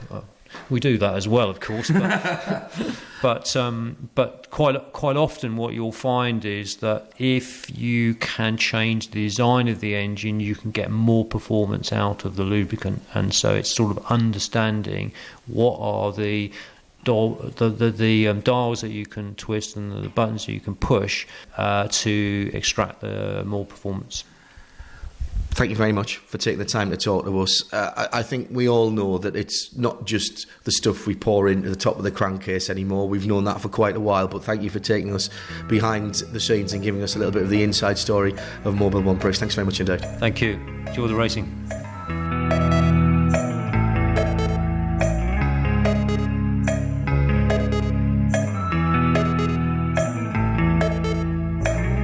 This program is a Radio Show Limited production. For more, go to www.radiolemans.com. Radio Show Limited. We talk to the world. Mobil 1. Mobil 1. Engineered to perform. Mobil 1. Mobil 1. Engineered to perform.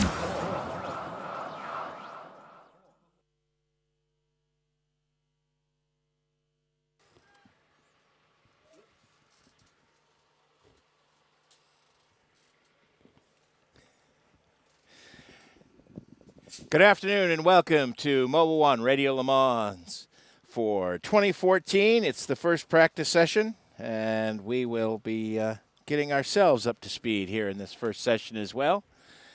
And I'm Jim Roller, and joining me in the booth are going to be Paul Truswell and one of my favorites, Sam Collins.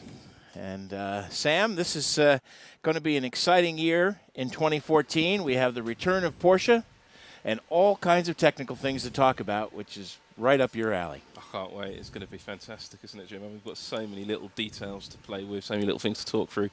It's going to be absolutely fantastic. The technical variation in these cars is not like anything I've ever seen before in a professional motor race. It's going to be absolutely brilliant. Have we come to the point yet where sports car racing has perhaps eclipsed Formula One as the most technologically advanced form of motorsports? It's a tight argument. It's a very tight argument. I think perhaps the Formula One cars are a little bit more finessed in some areas. They're a little bit more extreme in some areas. Well, they only have to last 2 hours. Exactly. Though the engines, the power units in Formula One could do the Le Mans 24 hours distance. But here's the key thing. They haven't got enough power to be competitive in LMP1. These are the most powerful international racing cars we've seen in a generation. When was the last time you had a 1,000 brake horsepower car running around the track? Yeah, I mean, it had to be the early 90s with the Nissans. Yeah, I mean, it was absolutely fantastic. And and I know now that the Porsche is at least 1,000 brake horsepower as well as the Toyota. We don't know the power figures from the Audi, but everybody thinks they've been sandbagging a little bit. Yeah. So it's going to be fascinating when we get to see them, especially in this evening's session when we've got them actually putting in real times. No more sandbags, real performance. It's going to be absolutely fantastic to watch. Joining us up here is Paul Truswell. And Paul, this first 4-hour session, as Sam just said, is practice. What do we expect to see from the teams in this session? You don't know, do you? I was staggered, surprised during the test day how quickly they got down to competitive lap times. Generally, these first couple of hours are all about going out onto the track and just cleaning it, getting all the dust and muck that the trucks and general road traffic have put up onto the road parts of the circuit.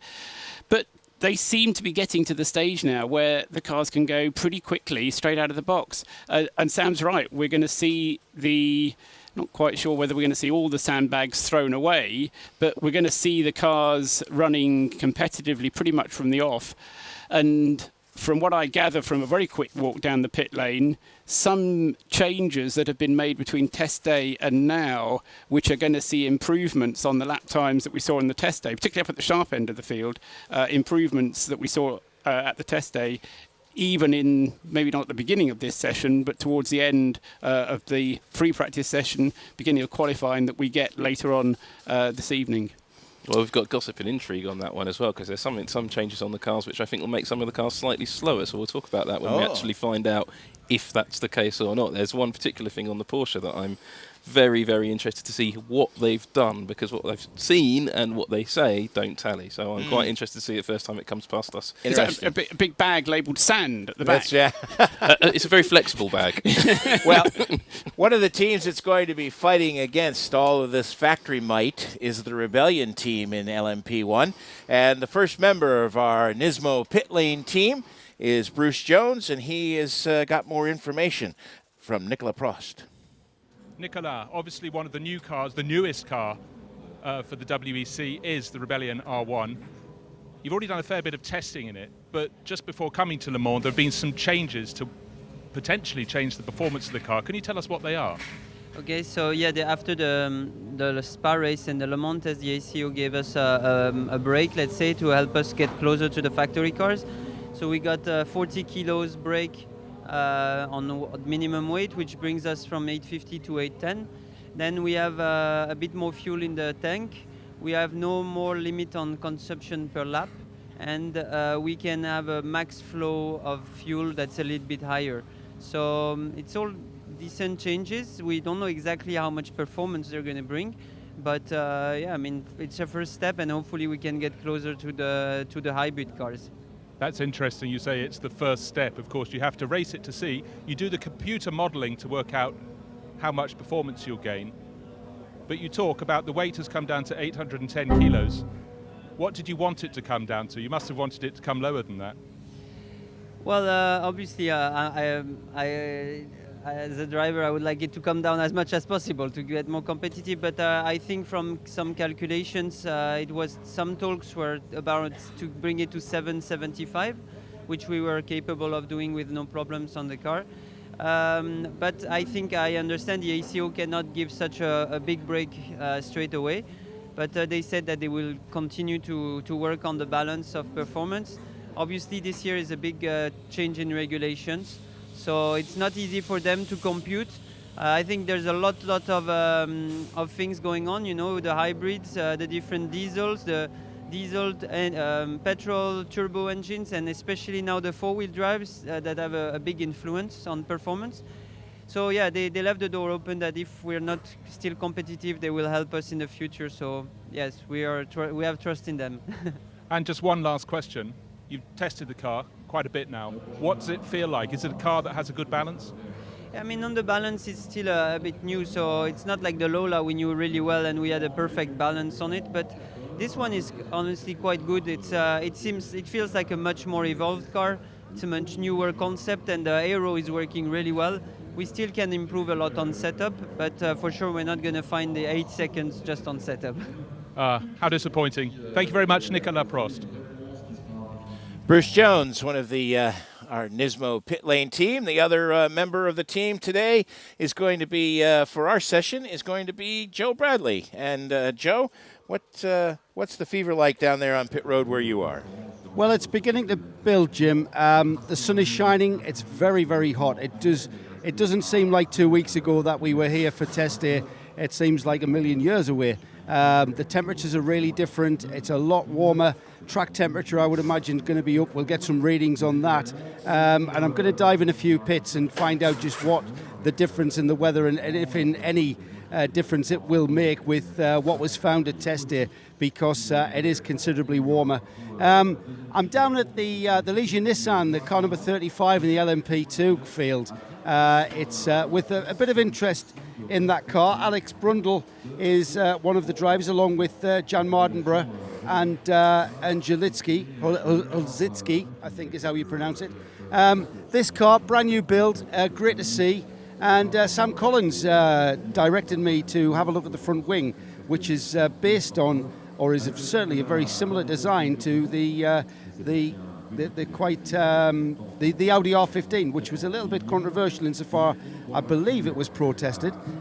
We'll see if anyone's willing to talk about how this car came together as the afternoon progresses. But right now, all the cars looking like finishing touches just about to be put to them, if not already done. A lot of the GTE cars are ready on the stands, just waiting for their first set of tyres for this, what will be a practice session. Remember, we don't have qualifying until this evening, so a practice run before we get down to it. And I've just spotted Alex Brundle at the back of the pit, so I'll come back to you if I can drag him out from his dark cell. On the spot and in the heart of the action. The Nismo Pit Lane team. Nismo. Eat, sleep, race, repeat. Around the world, around the clock. Mobil 1 Radio Le Mans. And we are now about 25 minutes from things getting underway on the racetrack. And we were talking moments ago with Joe Bradley about track temperatures.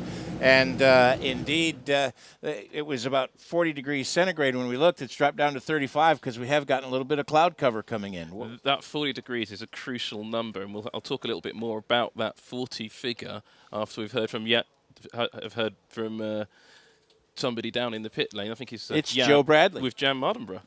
Yeah, some lovely Nismo pit lane synergy with Jan Mardenborough. Jan, just about to start on this practice session, and I was just, I'm intrigued to know if at all the higher weather temperature we've got here, it's really sunny, it's really hot, different to what we saw at test day. Yes, it was a lovely day test day, but certainly difference with regards to temperature. Will that make a massive difference with the way the cars are set up? That's something we're trying to find out, really. I think the conditions are slightly different compared to the test day to now. We haven't changed much in terms of car setup for this session, so we're going to see how the car is in these conditions. But yeah, I think the first maybe, I don't know, hour or so is just going to be a load of track cleaning, and that's my job for the first go out. So yeah, and then Mark will be in the car, then Alex, and we can work on car setup. We were pretty happy with it at the end of the test day, and yeah, get ready for night qualification, and get our five laps. I think 3 flyers in, and then we can work on how we can move ourselves up the grids in qualifying.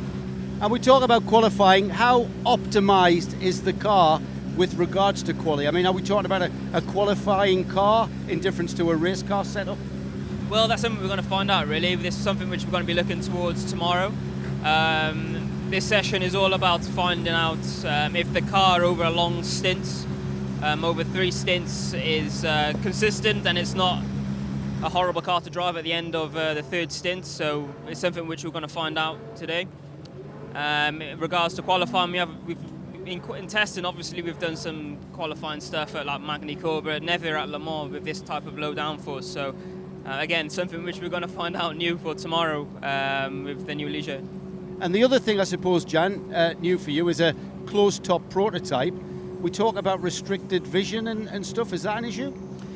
It's the first 5 laps I had in the car. It took a bit of getting used to, about 5 laps or so. But after that, it's pretty good. I can see more than I thought I would looking at the car from the outside. The only difficult corners on the Le Mans circuit itself is actually Arnage. That's about it. Because it's 90-degree corner. You're sort of looking for the passengers. You're looking for your side window to look where you're going, and then the A-pillar gets in the way a little bit. But it's not like modern road cars where it's like a massive A-pillar. It's not as restrictive as them. But I'm pretty impressed how much you can actually see. Especially at the front of the car as well. I don't know if the seating position is slightly different to the open cockpit compared to the Zytek when I drove last year anyway, but I just felt I can see more out the actual windscreen in terms of I can position the car a little bit better. I feel a little bit more comfortable. So it's actually pretty good. And the front of the car is a very similar design aerodynamically to the Audi R15, for instance. This is a very well-designed car with regards to downforce. Can you as a driver feel the major differences? Compared to last year, yeah, I think we've got a little bit more downforce, say, through the Porsche curves. I was quite surprised. I'm not an aerodynamicist, but yeah, I can spot some of the little similarities between the R15 and what we've got currently. So yeah, I think it's a step in the right direction, a step up in performance, and it's great that Ligier have done it now rather than later on when I think all of us have to go to a closed cockpit cars. So they've got a step up on everybody else, I think. And yeah, we don't know how. Hopefully the car's reliable. It's been reliable so far, and it's been fairly fast. So all 3 of us feel really comfortable in the car. We're pretty. Yeah, I think we'll be there or thereabouts, hopefully, if everything stays together and our Nissan engine stays firing well. And coming here with a bit of experience under your belt, big event, it's all sort of, run-of-the-mill stuff now for you. We're all ready to go, eh? Yeah, I'm ready to go out. I love it. I love Le Mans. It's my favourite time of the year, apart from Christmas. But my favourite race weekend out of the whole calendar. And knowing, I've said previously, knowing how the week goes in terms of planning and what's coming up, this year I can actually enjoy it more because I know what's coming up. And I have been doing it. It's been great. And it's Mark's first time here, Mark Szulzicki, and he's living it as well. We're trying to give him as much information as possible. But yeah, I try to take it in as much as I can, talk to many people as I can, take a load of photographs, videos, and just be a fan but a driver as well at the same time. Thanks, Jan. Best of luck. Great to hear Jan Mardenborough enjoying it so much. I'm just one pit garage further up pit lane, another Ligier, and I'm with Ho Pin Tung, who's leading the Team Asia attack. It's quite a young one. You have just one visit so far to Le Mans. Yes, it's my second visit to Le Mans. We obviously drove during the test day. We had some teething problems with the car, but altogether I think the package is running well, and we'll hope to confirm it today. David Cheng and Adelie Fong driving alongside you. You are by far the most experienced driver. How much can you sort of pass on to them? How much experience? Well, we obviously watch a lot of videos together, sort of try to get them sort of introduced to the circuit, but not just the circuit, all the procedures, the whole race of Le Mans is something very different from what they've experienced before. Also in terms of track time, they'll be doing most of the laps in the practices, just to make sure that they're fully prepared. Yeah, as you say, track time has been limited so far. And also today, the conditions are much warmer than they were in the Le Mans test a week and a half ago. Well, weather conditions obviously are great. Luckily, during the Le Mans test, it stayed dry as well. For us, we had a few minor issues with the clutch, so I only ended up doing mostly installation laps and some basic baseline stuff to make sure all the systems were working.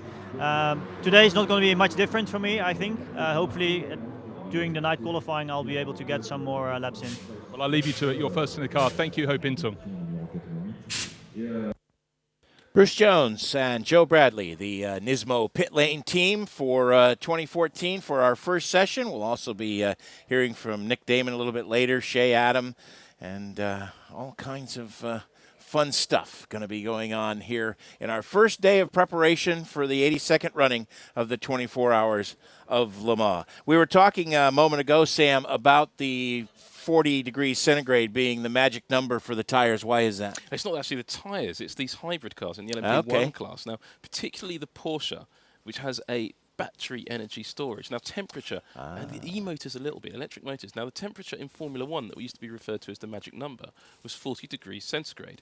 In previous years, we used to see that's the point where the Red Bulls all started having KERS failures. Well, that is the temperature where these cars will start to struggle with overheating batteries, overheating motors. It's a pure Nick Damon subject because he will be on air later on and he knows a lot about this battery technology from his RC racing stuff. But keeping an eye on that Dunlop track temperature, particularly the high temperatures we're going to get this afternoon and the high temperatures we expect on Saturday and Sunday, the peak temperature, I think, will be on Saturday afternoon, just at the start of the race, and that will be the hardest time for the cars when they're really racing hard against each other. Right.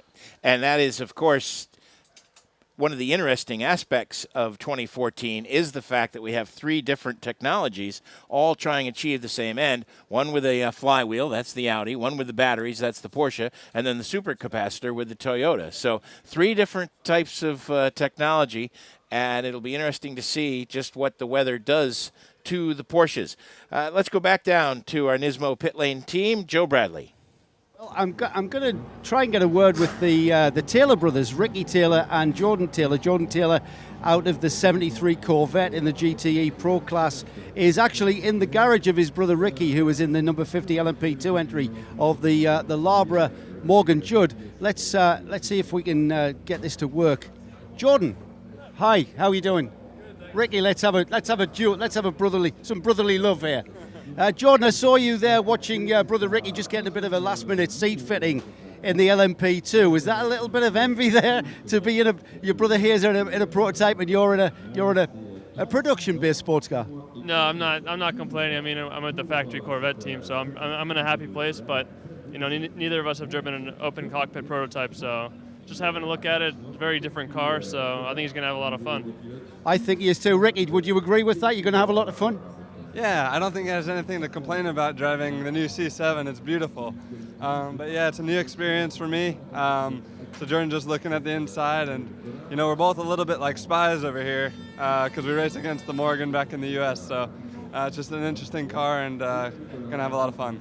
Remind me, you guys, were you guys here at test day? Yeah, we made it for the second half of the test day. Right, because you were in Detroit as well. Yep, exactly. And no jet lag this time then? Ricky? Sorry? No jet lag this time then to contend with? No. I haven't even gone home, so I've been here since the test. So I'm not speaking any better French, but on the time zone at least. And Jordan, you like your brother enviously said, you were with a works manufacturer, Henri in the Corvette. What's the new Corvette like then? Did you get to drive? You did drive the other one, didn't you? The older car? Yeah, I was here the past 2 years in the C6R and now the new C7R, and I did 15 laps of the test day, and right away it's a lot more comfortable to drive. The guys have done a lot of changes to it, throughout the run in America. So now it's a comfortable car to drive. Compared to the C6R, it's got a much wider window to drive in, so you can actually feel the grip and slide it around a bit. And I think for a 24-hour, you're going to want a comfortable car to drive. Now, when you say comfortable, Jordan, for our listeners back home, you're not talking about the bass on the CD player, are you? What does that mean when a race driver actually says it's a lot more comfortable? It's a little bit, nicer to drive. It just, it gives you confidence to drive the car on the limit. The C6R, when you find the limit of the car and that peak grip, it snaps quickly, and it was hard to save it, so you were always nervous finding that limit. The C7R, it's got that wide window to drive in, so you feel the grip and you can feel it slide, and when it does slide, you're past that peak, but it's a lot more drivable, so you can save it easily. So you just give you a ton of confidence, and around a place like Le Mans where you're fully trimmed out through the Porsche curves, it gives you a lot more confidence, and for a 24-hour, that's what you want. And Ricky, this is a downforce car. Your car, Jordan slides around. This thing's got to be glued, yeah? Yeah, it's much more downforce, much lighter than what I'm used to. Obviously, it's closer to the DP than a GT car would be. But yeah, it's much more stuck to the track. We're not sliding around too much. Great to have you guys here at Le Mans. Your dad's, as we all know, very proud to see you here and racing. Best of luck. Hope you have a good week. Thank you. Thanks. Mobil 1 Radio Le Mans for 2014, 91.2 FM, and on the web at radiolemans.com. If you are with us on the web, we have a new feature this year, Sam, if you look right there and say hello. That's the Mobil 1 Radio Le Mans StudioVision, and it's brought to you by NationalSpeedsportNews.com, your motorsports authority since 1934, and its official camera supplier, Replay, Record, Replay. So if you want to take a look at our ugly mugs, you can do that. And the other thing we will be able to show you occasionally is Paul Truswell, hard at work. There he is. With his bank of monitors and computers. He's ready to go. And we are closing in. We've just had word from Race Control. We are 9 minutes away from the session starting at 1,600 hours straight up. That's 4 o'clock to most people. And that's the continental summer time, 4 o'clock. So it'll be 3 o'clock in the UK, and that's like 10 o'clock. I was going to say, what's time East Coast? 10 o'clock. And West Coast? That'd be 7 a.m. Yeah. So. As well, Jim, it goes on for 4 hours. But it is the only free practice session. Time was, if you haven't been to Le Mans for a few years, when all practice sessions were qualifying sessions. This one is the only free practice session. We do have an official qualifying session later on this evening from 10 till midnight. So it would be interesting to see how quickly the track gets cleared and the rubber begins to go down and they start to be able to get in the groove to set fast lap times. I've always been surprised why they don't run an hour of Porsches or something beforehand to kind of sweep the track a little bit, if you will. It's one of the different things you get because it's about, I know it's a multi-tyre event where you have the Michelins and the Dunlops running around, and in other years we've had things like Falcons and other tyres out there. Multitudes of them. And Pirellis and things like that.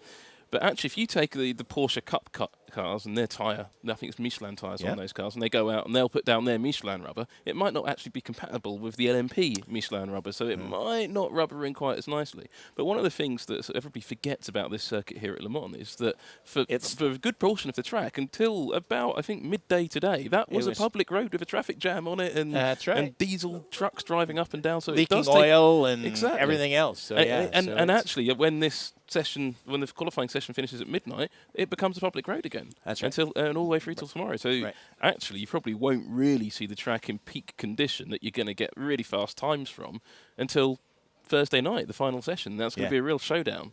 Yeah, that will be. Do you think? Do you think that Porsche will make a run for the pole because they need the headline to justify? I think they have to, I think they've really got to go for it, get on pole, because even the Porsche engineers aren't too hopeful that that new 919 hybrid is going to be at the finish of this race. And if it is at the finish of the race, everybody sort of suspects it's going to be a little bit further down. So they are a new team with a new car, and it's going to have all that new team, new car problems, like Toyota did, like Peugeot did, and even like Audi did in their first year with the R8R and R8C. They were not the front-running team. No, not at all. It wasn't until 2000 that they put their iron grip on this event. Someone who will be known to the American fans here at the circuit and also listening on RadioLeMans.com is Cooper McNeil. He's standing by with Bruce Jones. Two people of the same height, myself and Cooper. Good to see. Very relaxed. It's really warm here in the pit lane. You were just leaning on the pit wall looking pretty laid back. Obviously, you're not going out first in the car. Tell us about what's lying ahead of us. Yeah, just relaxing a little bit before I have to get in the car. Jerome is going to go out in the car first. Just do a shakedown and make sure that he likes all the setup on the car, and then I'll hop in and I'll do about 5 laps, and I'll come in, and then Brett will get in, and in the meantime, when I get out, I'll look at data and video and look at Jerome's data and video, and see where I can go faster, and just learn as much as I can, and try and find speed in all the places that I can to maximize the lap time, and I think the WeatherTech Porsche should be handling pretty well. Now, obviously, Jerome has to go in the car because he can't ever go more than an hour without driving a racing car somewhere in the world, but he's a great guy to learn from. Yeah, Jerome is, in my opinion, the best there is. So anytime I can drive with him, I love to. We won a championship last year and a bunch of races, so I got a lot of good memories with him, and hope to add to some this weekend. Obviously, last year was your first time at Le Mans. How different does it feel coming back now you know the size of the beast and the scale of what you have to do? Yeah, last year was a huge learning curve for me. My first time here, I had to learn the car, I had to learn the team, I had to learn the track, I had to learn France, I had to learn a lot. But this year, coming back, I'm driving a car that I'm used to. I'm driving it back in a Porsche, a car that I know I can go fast in. So I've been working a lot on the simulator, looking at a lot of video to try and remember the track. It'll take me a few laps to remember it, but once I do, I think I'll be up to speed pretty quickly. Well, it was a great debut last year. Looking forward to see what it can do. Cooper, thanks a lot. Yeah, The latest news from the pit lane is brought to you by Nismo. Eat, sleep, race, repeat. Eat, sleep, race, repeat. Around the world, around the clock. Mobil 1 Radio Le Mans.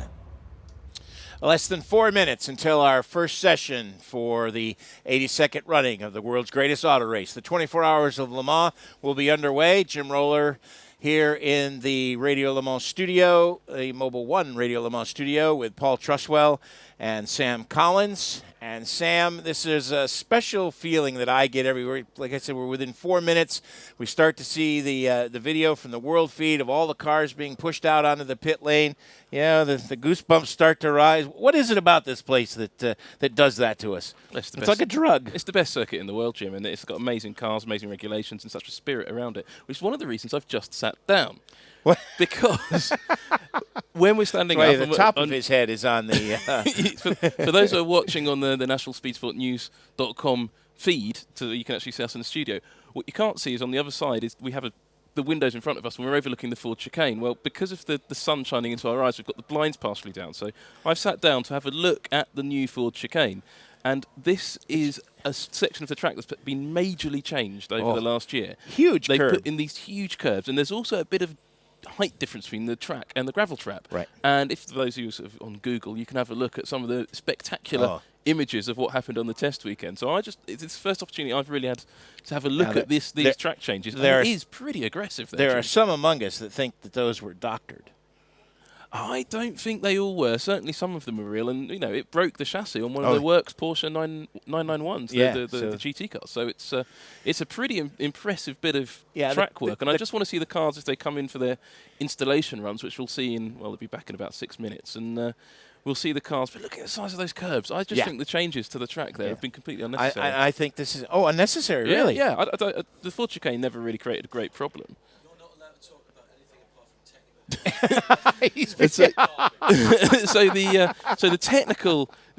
the technical differences of these curving.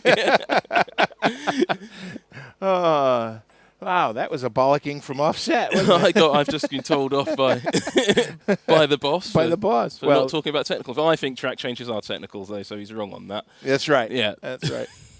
Well, actually, it has taken. Look at the Ferrari's lineup notes.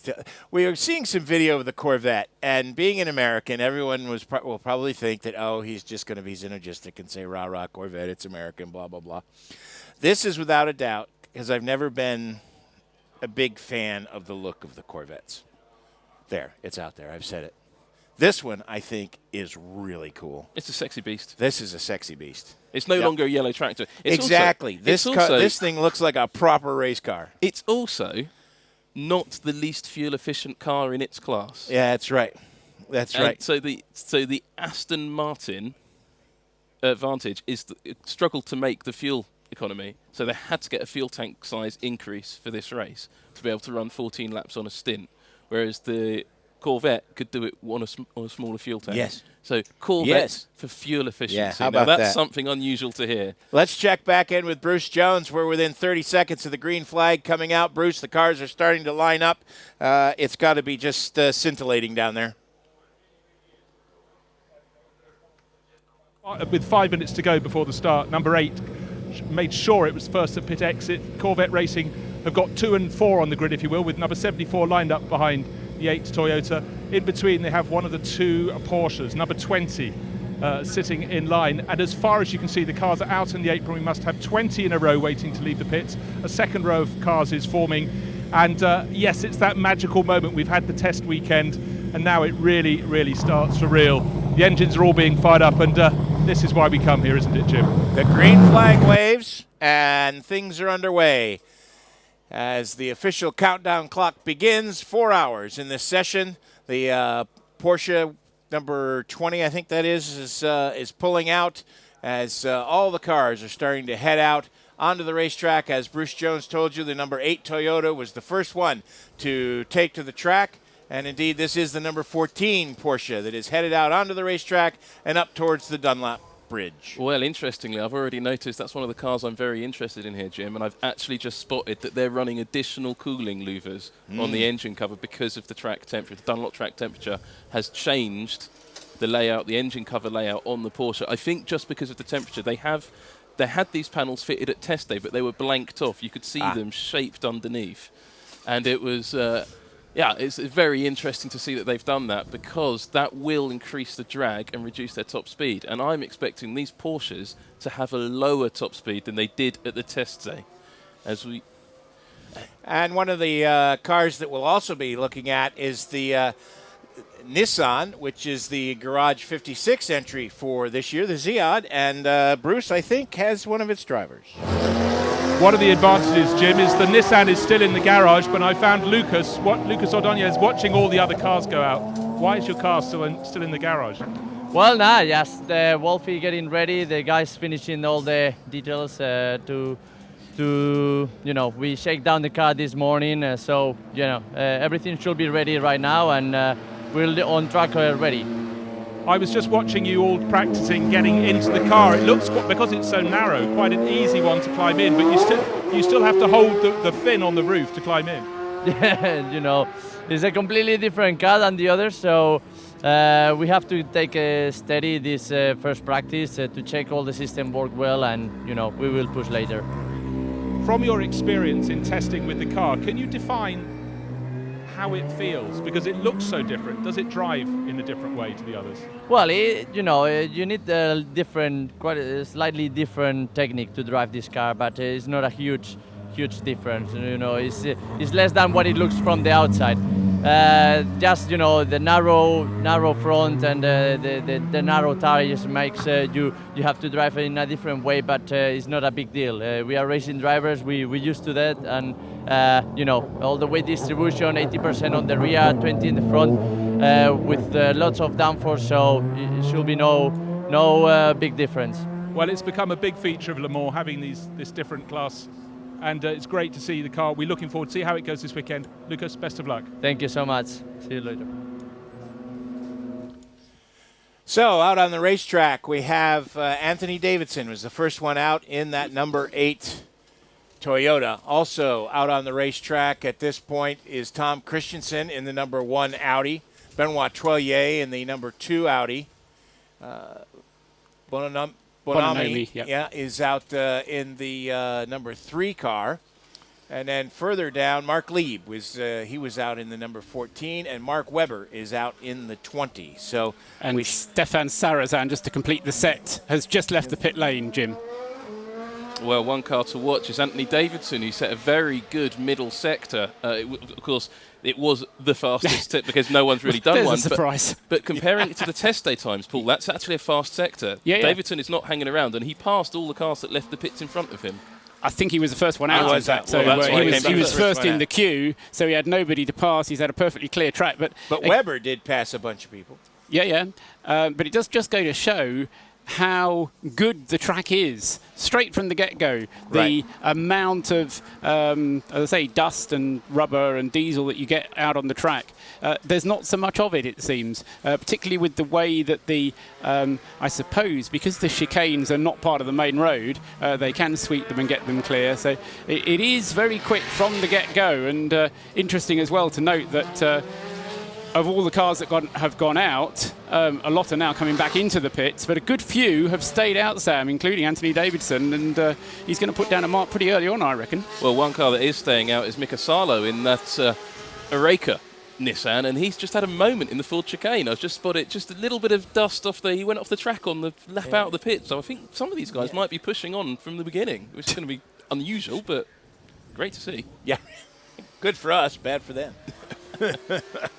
So, as you might expect, some of the cars just going out and doing installation laps, coming back in. One of those is the 3 car with Bonami behind the wheel of that one. That's the Audi number 3.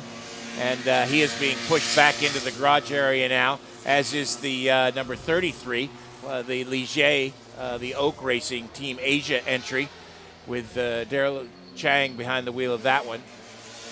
One of the interesting things about those Ligers, Jim, is there's actually 2 different specifications of Ligier LMP2. You have the Honda engined Ligier and the Nissan engined Ligier. Now, the 33 is the Honda engine one, I believe, which is the Team Asia entry. Right. And that has a completely different airbox and engine cover to the 2 Nissan engine cars, which are the Oak Racing cars. Is the Honda a turbocharged? Yes. So it's the twin turbocharged 2.8 V6. HPD Honda, It's the Honda LMP2. Yes. Right. Oh, okay. It's the engine out of the HPD from last year, which was an HPD. Yeah. And of course, it's the 2 Oak Racing cars. One is Honda, and one. So the Team Asia car is a Honda. Yeah. And the G-Drive branded car, which is also an Oak Racing car, confusingly, is the Nissan. Yeah. The Tourette TDS Ligier, which is the black and red car. Yeah. That car is also Nissan engined. Good. So we'll get that right by the end of the week. That's all right. No, that's fine. Because it's nice to have, because that Honda engined Ligier is the only other turbocharged entry in the car in the entry list, with the exception of the 2 Porsches and the 3 Audis. Oh, that's a good. I hadn't picked up on that. Can't get anything by that one. No, I've caught him on a few things over the time. Oh, yeah. It's far and few between. Not that it's a competition, Sam. No. We're in this together. Well, just keeping an eye on Davidson's lap time now, because he's done a 79 dead Here in the he is middle now. sector, so we should get a decent lap time for the first through time the Ford chicane, over the baguettes. Yeah, and really just skimmed them, didn't really touch the curbs. 3:26. Well, that is a quick start for first lap of first free practice session. We were talking about possibly 3:21s being the pole time for the first practice session within 5 seconds of that. That's pretty stout. Well, actually, we think they're going to go an awful lot quicker than that, Jim. We did a little bit of simulation in the week after test day, and we believe we might see a 3:18 pole. 3:18? Perhaps even faster than that. Really? We know that on the fastest lap of the session, the Audi that was the fastest in that session was 20 kph off the pace. My mate Mike Fuller worked that one out, and they backed off, so they big time. So there's a lot more to come from that. I don't want to pour any sand on this one, but I just wonder whether they can, because of the way the fuel is going to work for them. Because, yes, the power is there, but is the fuel there to enable them to do it? And that could explain the back off. Now, what Paul's talking about is the cars in the LMP1 category, like in Formula 1, have a fuel flow limit, but also an average fuel consumption limit over 3 laps, which is very confusing to explain, and hopefully it won't become an issue. But what it can mean is a car will reach a point, and we did see this happen at the Silverstone World Endurance Championship race, where the car literally runs out of bang because it's used too much fuel and has to back off for a little bit, run at a half fuel level for a few hundred meters, and then carry on. And we saw that, and that created all sorts of craziness going into Copse Corner at Silverstone, as we saw. And in qualifying, that 3-lap average is only going to be a 1-lap average. You can't kind of just do your thing. So it has to be over 1 lap in qualifying, which is why I'm a little bit concerned about whether that will really happen or not. But this is a one that we can carry on. We'll run with this one, because this is what it's all about. There is also an instantaneous fuel flow reading. Yeah, that's a whole other. Yeah, exactly. I just wrote a column about the layman's guide to megajoules. So, one of the backbones of this event is the GT category. We've been carrying on much of the time so far in this show about what's going on at the pointy end of the field, because it's so fascinating, such new technology. But the GT and GTM cars are really the backbone of this type of racing. And one of the stalwarts that has done quite well in this event is Tracy Crone. Yeah, down in the Nismo pit lane, I'm going to jump in and try and get a word with Tracy Crone. If I can. Hi, Tracy. It's fantastic to see Crone racing here. Last minute thing that came outside, so that because my aerial's beginning to fade, I can hear in my ear. Tracy kindly stepping to the front of the garage. Tracy, as I said, fantastic to see Crone racing back at Le Mans, but this was a last-minute thing that come together. Can you explain a little bit about how we see the Crone Ferrari here? Yeah, they had one car drop out there at on or about Friday, May 23rd, which I think was a Stafford car. Called us for an invite, and we, of course, said yes. I learned about it when I was at my daughter's wedding, and then our team manager knew about it just before me, and he was on his honeymoon. So it it looks like a pretty good marriage. We're back here in Le Mans. Very happy to be here. I bet that took your focus a little bit off the wedding reception somewhat, did it? Oh, it just made it a lot better. Sure. Yeah, it was all fun. I was delighted, and everybody was in a good mood, and it made the team focus very hard on getting everything done, and I think that's turned out to be a very good thing. Now, you guys missed the test day 2 weeks ago, but you guys are very familiar with Le Mans. You've been here a few times now. But you're still a bit behind the 8 ball, I would imagine, in comparison to the other competitors. No, I don't really think we're too much behind. We'll know here shortly whether that's the case, but it's not. We've all been here several times to race in this event. I walked the track last night, and there's been a few changes, but nothing I think that's terribly material other than the baguettes around the curves. Great to see you, Tracy. Best of luck. Hope you guys have a good run. Delighted to be here. Thank you so much. Thanks, Joe Bradley, part of the Nismo pit lane team, and we've got some things going on out on the racetrack. We've had the number 0, the Nissan Zeod, has come to a stop out on the racetrack, and also the number 92 Porsche has had looked like it had a brush with the wall going. That was a prototype that brushed the wall going onto the Mulsanne, but the 92 Porsche, the GT car, has come to a stop out on the racetrack. Yeah, I'm hearing in my ear, Jim, that it's a blown engine for that car, so there could be oil and all sorts down there. So we haven't haven't seen any oil warnings on the race control screen, but that was, second lap out of the pits for the full works 92 GTE car, and that's the Holzer, Makovici and Leitz car. I mean, that's one of the favourites for that class. And there is some trouble now. We're seeing the onboard camera for the Nissan Zeod RC. That was its outlap, so it's come out of the pits, and I'm trying to work out which sector of the track it is. It looks down like Indianapolis Arnage, which is exactly where the 92 car is as well. It's the second Mulsanne chicane, Sam. Ah, okay. So it's the second chicane on the Mulsanne straight where the Zeod is. You're right about the Manthey Porsche. That is off just after Arnage. If that's a blown engine, though, Paul, I'm a bit surprised because he does still have some fire in it. It's trundling along, but going very slow, 5 miles an hour, Yeah, very slow on the racetrack, but he's just left the Indianapolis Arnage complex and is headed back towards the pits. Well, that's absolute disaster for that team. It's absolute disaster. Yeah, because they need to prepare right now for this evening's qualifying session and get the car set. And if they lose this practice session, that's really going to put them on a back foot for the rest of this event. I've got a GPS on it, and it stopped moving. No, it's now moving again. So it is. We saw it moving very slowly, but it stopped. It is now moving again, coming away from Arnage, but it hasn't yet reached the Porsche curbs. Let's go back down to Bruce Jones. I'm standing with Chris Dyson. I worried your car came straight back into the garage with Tom Kimber-Smith on board. They've been working on it, but it looks though all is okay. What's going on? No, everything's fine. We just went out for an installation, and we changed the brakes so that the pedal was a bit soft, so we just needed to do a hot bleed, and we'll be sending them out shortly. In the neighbouring garage, we have the Nissan Zeod. Did you notice on the screen it failed on its outlap? Yeah, I just looked over and saw it there, but we're just worried about how the number 42 car goes here and getting off to a good start this weekend. And how do you go forward looking after a teenager as one of your teammates in Matt McMurray? How much value and experience can you pass on to him? Well, I'll tell you something. He's really surpassed our expectations. I think, in terms of just his whole approach, there's a lot of grown-ups who could learn from him. But no, so far so good. He's doing great. And Tom and I obviously have been here a few times, so we're just trying to be helpful when we can. But to be honest, you got to let him learn on his own way too. So when he's asked questions, we've been very helpful. But we know how much this is to take in the first time around. But he's a proud member of the Dyson Junior Development Team, and we're happy to have him with us here. And the good news is, as we were speaking, the green and white car, number 42 from Greaves Motorsport, back on the pit apron, going back out onto the track with TKS still on board. Yes, sir. Nismo. Eat, sleep, race, repeat. Mobil 1 Radio Le Mans. Race tuned. And we'll be race tuned all the way through the weekend, all the way up through the end of the race, and our post-race technical analysis of what went on.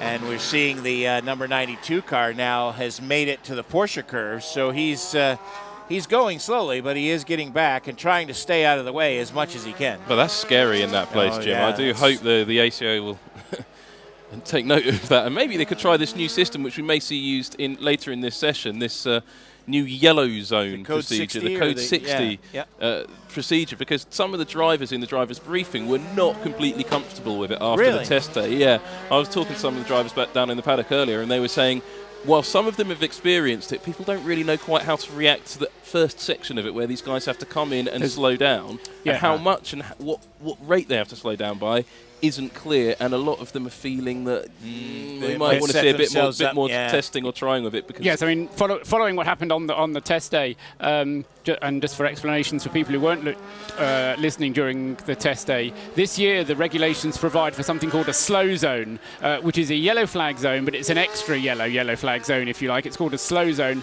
During that zone, you have to do 60 kilometres an hour and no more. And now we have proper GPS on the cars being monitored by race control for the first time, and that enables them to measure whether or not the cars are doing 60 kilometres an hour. So, as Sam says, you have this slow zone, which enables marshals to work on barriers, get cars out of the way in what would previously have been a safety car situation. But what they do, and what is causing the confusion that Sam just refers to, is before the slow zone, they have a slowing down zone. Now, the slowing down zone is precisely that. It's a yellow flag zone, and you have to use it for slowing down. Now, the regulations say you have to slow down gradually.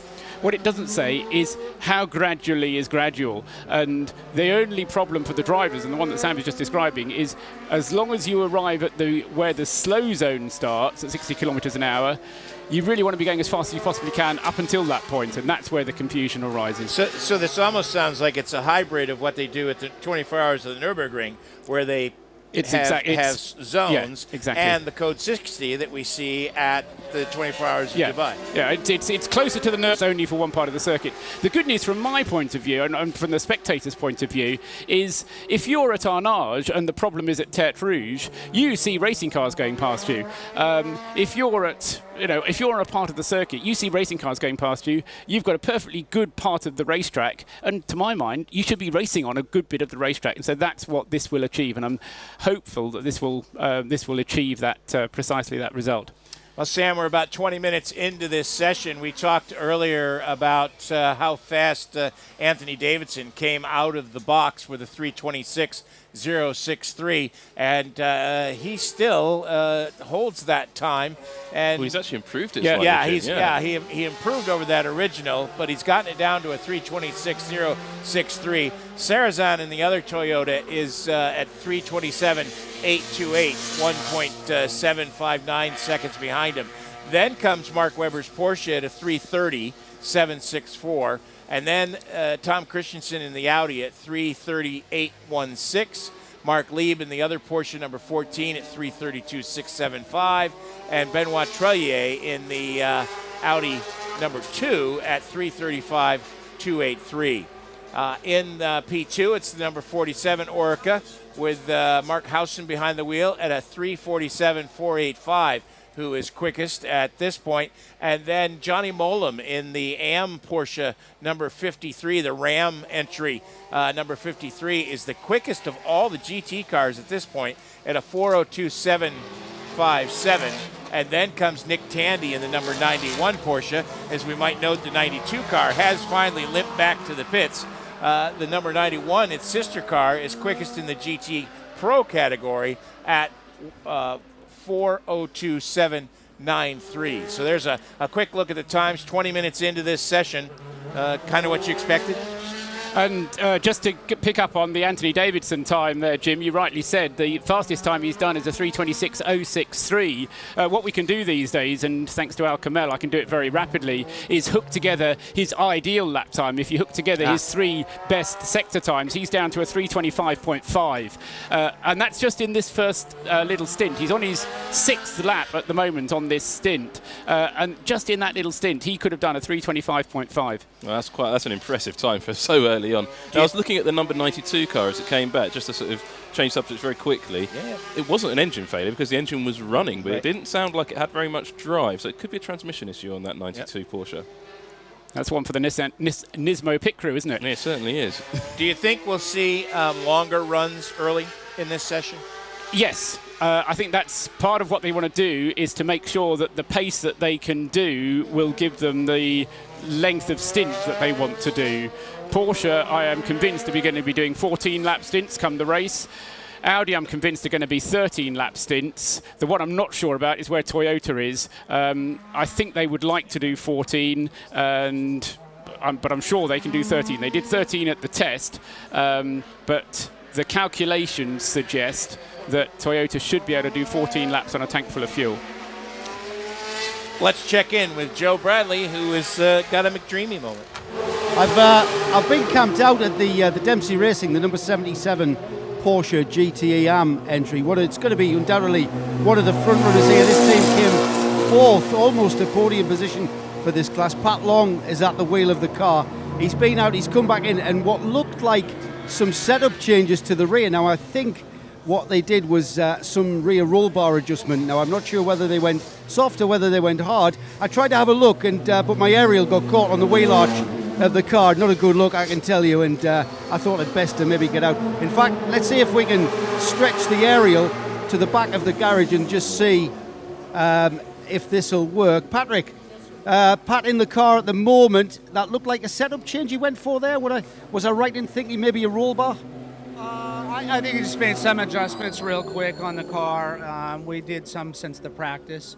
So I think he's just getting a feel for it, and we'll see how we do. I didn't mean to put you on the spot there, mate. You look very intense and thinking, what's happening to my car when it's out there? Yeah, no, it's just sort of an installation lap. He tried a couple of things, and we'll go out. He'll probably do about 3 laps right now, do an out lap or 1 quick lap, and then come back in. Do you think we're going to find a difference? I mean, it's much, much hotter than 2 weeks ago. I think so. I think you're seeing everybody still coming up to speed right now anyway, which is good. Take it nice and slow. We have a lot to do in the next couple of days. Nearly got a podium last year, mate. Do you think it's possible for the next step up from a 4th place from last year? I know it's early in the week. It's very early in the week. I mean, it's a very competitive group that we're running with this year, so it's completely different. Who knows what to expect at this point? But, we had a great run last year. We really enjoyed that, and we're here to do the best we can. The thing is to stay out of trouble and make as few mistakes as possible, and then we'll see where we are. Thanks, Patrick. Best of luck, mate. Leave you back to your job. So the 77 Porsche there, just getting on with it. I'm sure everyone up and down this pit lane appears to be doing just the same. There's no doubt about it. They'll have programs to run to and just find out how the tyres work in these hotter temperatures maybe. And as I speak, the number 12 Rebellion comes in next door. So out on the racetrack, we were also seeing the number 91 Porsche still out there under speed. We told you earlier the 92 car had some trouble. 91 car with Nick Tandy behind the wheel was just passed in the Porsche curves by one of the LMP2 cars. That was frightening. No, it was just the SMP Oreca just came past it, and you could see the blue flags were waving, but the Porsche was absolutely on it. You could see from the way the car was moving. And it just the speed differential between some of these cars is just... And that's one of the real challenges of Le Mans, because you've got these 4 different classes of car, though the GTE AM and GTE Pro cars are actually identical. Right. It's just different class of drivers in that. But the P2s, P1s and GT cars are all quite different to each other, and to see them blitzing past each other, it's worth just watching for that. Yeah, exactly. 41 rookies this year. Wow. Again, I don't know where they find all these rookies from. We had more than 40 rookies last year as well. Year before that, we had more than 40 rookies. There's 41 rookies here this year. So that's part of what you're saying, Sam. It's not just the differences between the cars, but the differences between the levels of experience and confidence that the drivers have in their cars. Well, that's the number 8 car coming back in there, Paul, which I think is quite interesting. He was just on the beginning of a very fast lap, setting his fastest sector time of anybody so far, and his previous lap was a 25.7, which is really quite quick. Yeah. And I'm going to be interested to see what the Alcamel lap of the tell session. us. Yeah, exactly. And I think when we have a look at the Alcamel stuff, it might be quite interesting later on in this. You guys really get into that Alcamel stuff. I think it's great that we've got that. So, but Teton Sarazan in the sister car is also on a lap at the moment, and it can be. I mean, I know it's not qualifying right now, but these guys are pushing already. And if this is a race simulation rather than a qualifying simulation, and I'll talk a little bit more about why that's different, but I think these are probably race simulations, but that is really strong pace from those Toyotas. Yeah. Yeah, if they can get to that and stay at that level in race trim, that's going to be pretty good. Yeah, and I mean, part of the way that the regulations have been set up for this year, we're talking about the 14-lap stints that we're expecting Porsche to do and that we believe that Toyota are attempting to do. That's in comparison to 10-lap stints that Audi were doing last year. So it's quite a major increase in fuel economy. But my calculations, I mean, it's a bit too early to start talking about record distances, but it is certainly possible, depending how much safety car we have. The weather forecast, shouldn't say this yet, but looks dry for Saturday and Sunday. So we're not going to have much weather affecting it during the race. Because of the way that the slow zones work, we shouldn't have too much safety car affecting the race. The pace that the cars are running now means that we could do a record distance, and they're doing that on an amount of fuel substantially less than what they've used in previous years. What is the record, Paul? It's 398 laps. 398. That's the magic number. Let's go down to Bruce Jones. We talked earlier about Johnny Mullen being the fastest of all the GT cars in his Ram Ferrari, and Bruce has him. Johnny, you're one of the first drivers to come back into the pits after the opening 20 minutes, half an hour of this practice session. What's it like out there? Well, I mean, I was surprised, actually. I didn't think, after our running at the test day, I didn't think it would be quite as dusty or as green when we first went out as it was when we first went out for the test day. But for me, it was anything slightly worse. somebody mentioned about there being oil down. I didn't actually feel that it was so slippery as oil, but there was massive rooster tails coming off of the LMP1s. And the track was very, very slippery. I mean, I was just going out there to do 3 laps, just hard laps. We've changed the setup dramatically since the test days, softened it off a lot in terms of trying to look after the tyre life. And so I was just doing 2 or 3 laps to make sure it was reasonably drivable before Mark Patterson got in and going out. He wasn't here at the test day, so he's going out to get his eye in now for the race. How well is Ram Racing adapting to Le Mans? Obviously, still we've got a lot of rookie drivers out there on the track, but still in terms of Le Mans experience, you bring it to the team, but it's still a learning process. Well, I mean, like I've said before, I mean, it might be Ram Racing's first Le Mans, but if you added up how many Le Mans we've all done in the team, not just the drivers, but in actual fact the crew. I mean, there's a lot of guys here, ex-Pro Drive, who've done probably more Le Mans than I have, so they all know what it takes to do well here. And it is about being as quick as you can be, but more important than that is about looking after the car, and that's another reason we softened it off a little bit, to just take care of it a little bit over the curbs, and as well as looking after the tyres. Now, of your teammates, Mark Patterson in the car at the moment with 1 Le Mans under his belt, and Archie Hamilton with a similar figure. You are the father figure in the team, aren't you? Well, Mark's 62 years old, so I wouldn't say I was a father figure over Mark Patterson. But I guess the experience is being driven through me in the car. But then, to be fair, last year with Matt Griffin, I was probably the more experienced there, and he's now picked up the baton in the Pro car and doing a fantastic job there. And if you look at him as well, Alvaro Parente and Federico Leo, they're their first ever Le Mans. So Matt's very much leading that car, and I suppose you could say I'm leading this. But this is very much a team effort. It's all about putting your ego in your back pocket, which is easier said than done many times. But one thing I'm finding in the Pro-Am car is actually you really are working very, very hard to help your teammates as much as possible. I mean, I probably won't run again in this whole session, and you just got to look after them, give them as much time, get them as comfortable as they can, and get them going as quickly as they can. Johnny, thank you very much for explaining the differing roles of being not the old man of the car, but the wise head. Cheers, Johnny. Thank you, Bruce. Bruce Jones, Nismo Pit Lane team, and on Mobil 1 Radio, LeMans.com. And we are seeing some pictures now of the number 92 Porsche being worked on. And Sam, it looked like it was right in the transmission area that they were working. And yeah, I think it probably was. Out on the racetrack, we've got a new quick time.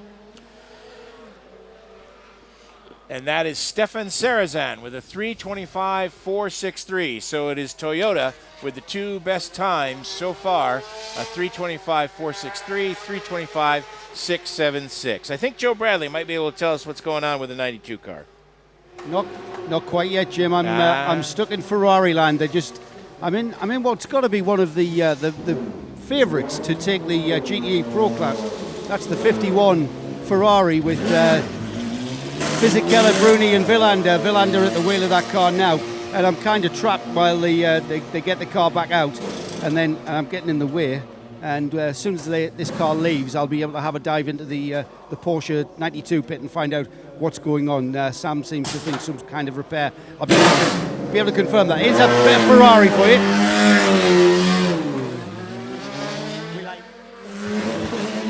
We like that a lot.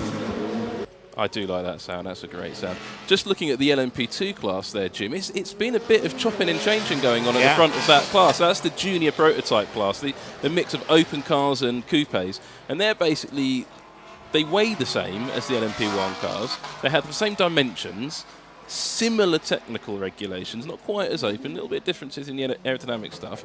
The class is aimed at Pro-Am lineup, so professional drivers and amateur drivers all in the same car. That's quite a controversial thing, and we're going to hear a bit more about that over the week, I think. But the regulations, the way they're written, mean every single car. And there's lots of different chassis in the Ligers, Rakers, Pescarolos. Lots of different engines. Well, there's only really 2 engines. There's the Nissan Nismo engine with 2 different tuners, Zytek and a Raker, and the Honda engine. And that's really about the ones that are competitive. Paul's going to point out I've forgotten one. I was going to say there's a Judd. Yeah, there is a Judd. In fact, there's 3 Judds. Oh, yeah, there you go. A couple of Judds, yeah. I forgot the Judds. But the class at the moment is so close. You're looking at the time differences. While the Alpine of Chatin is a little bit quicker than everybody else at the moment. I think that will change. But then you've got Shandok and Frank Maliu just almost, in fact, as I say it, they go quicker. Yeah. But yeah, the LMP2 class is always one to watch because it's so close, and I think it's a brilliant set of rules. And from years on, we are seeing more reliability in that class. It used to be the class of the last man standing, and now it is a full-out, 24-hour cut and thrust racing battle. I think some of the best motor racing in the world is actually right now in the LMP2 category. I think so too. Well, the GTE cars, I mean, they've always got a close battle as well. And at the moment, we mentioned it briefly earlier, you've got the two AM cars, both of which are, well, there's a Ferrari and a Porsche, ahead of the works cars. And that's because you've got professional drivers in the latest model of car. And this is the first year you've been able to run the latest model in the amateur class. That's right. I'm not convinced that that's a good decision necessarily. Why is that? Well, I think there needs to be a bit more delineation. If they're going to have an amateur GT class, there should be a bit more delineation between the Pro and the AM. Otherwise, you may as well just have one GT class. So I think it's not an ideal situation at the moment, but it's still great to see that you've got these so-called amateur cars, the ones with the orange numbers, up ahead of the professional cars, the ones with the green numbers. Joe Bradley can give us an update on one of those professional cars which had a problem earlier. Yeah, the 92 Porsche is having some extensive repairs done to what looks like gearbox transmission. It could, from what I can see, I mean, they've got a grinder in there, and they're grinding something away at where the drive shaft goes into the differential.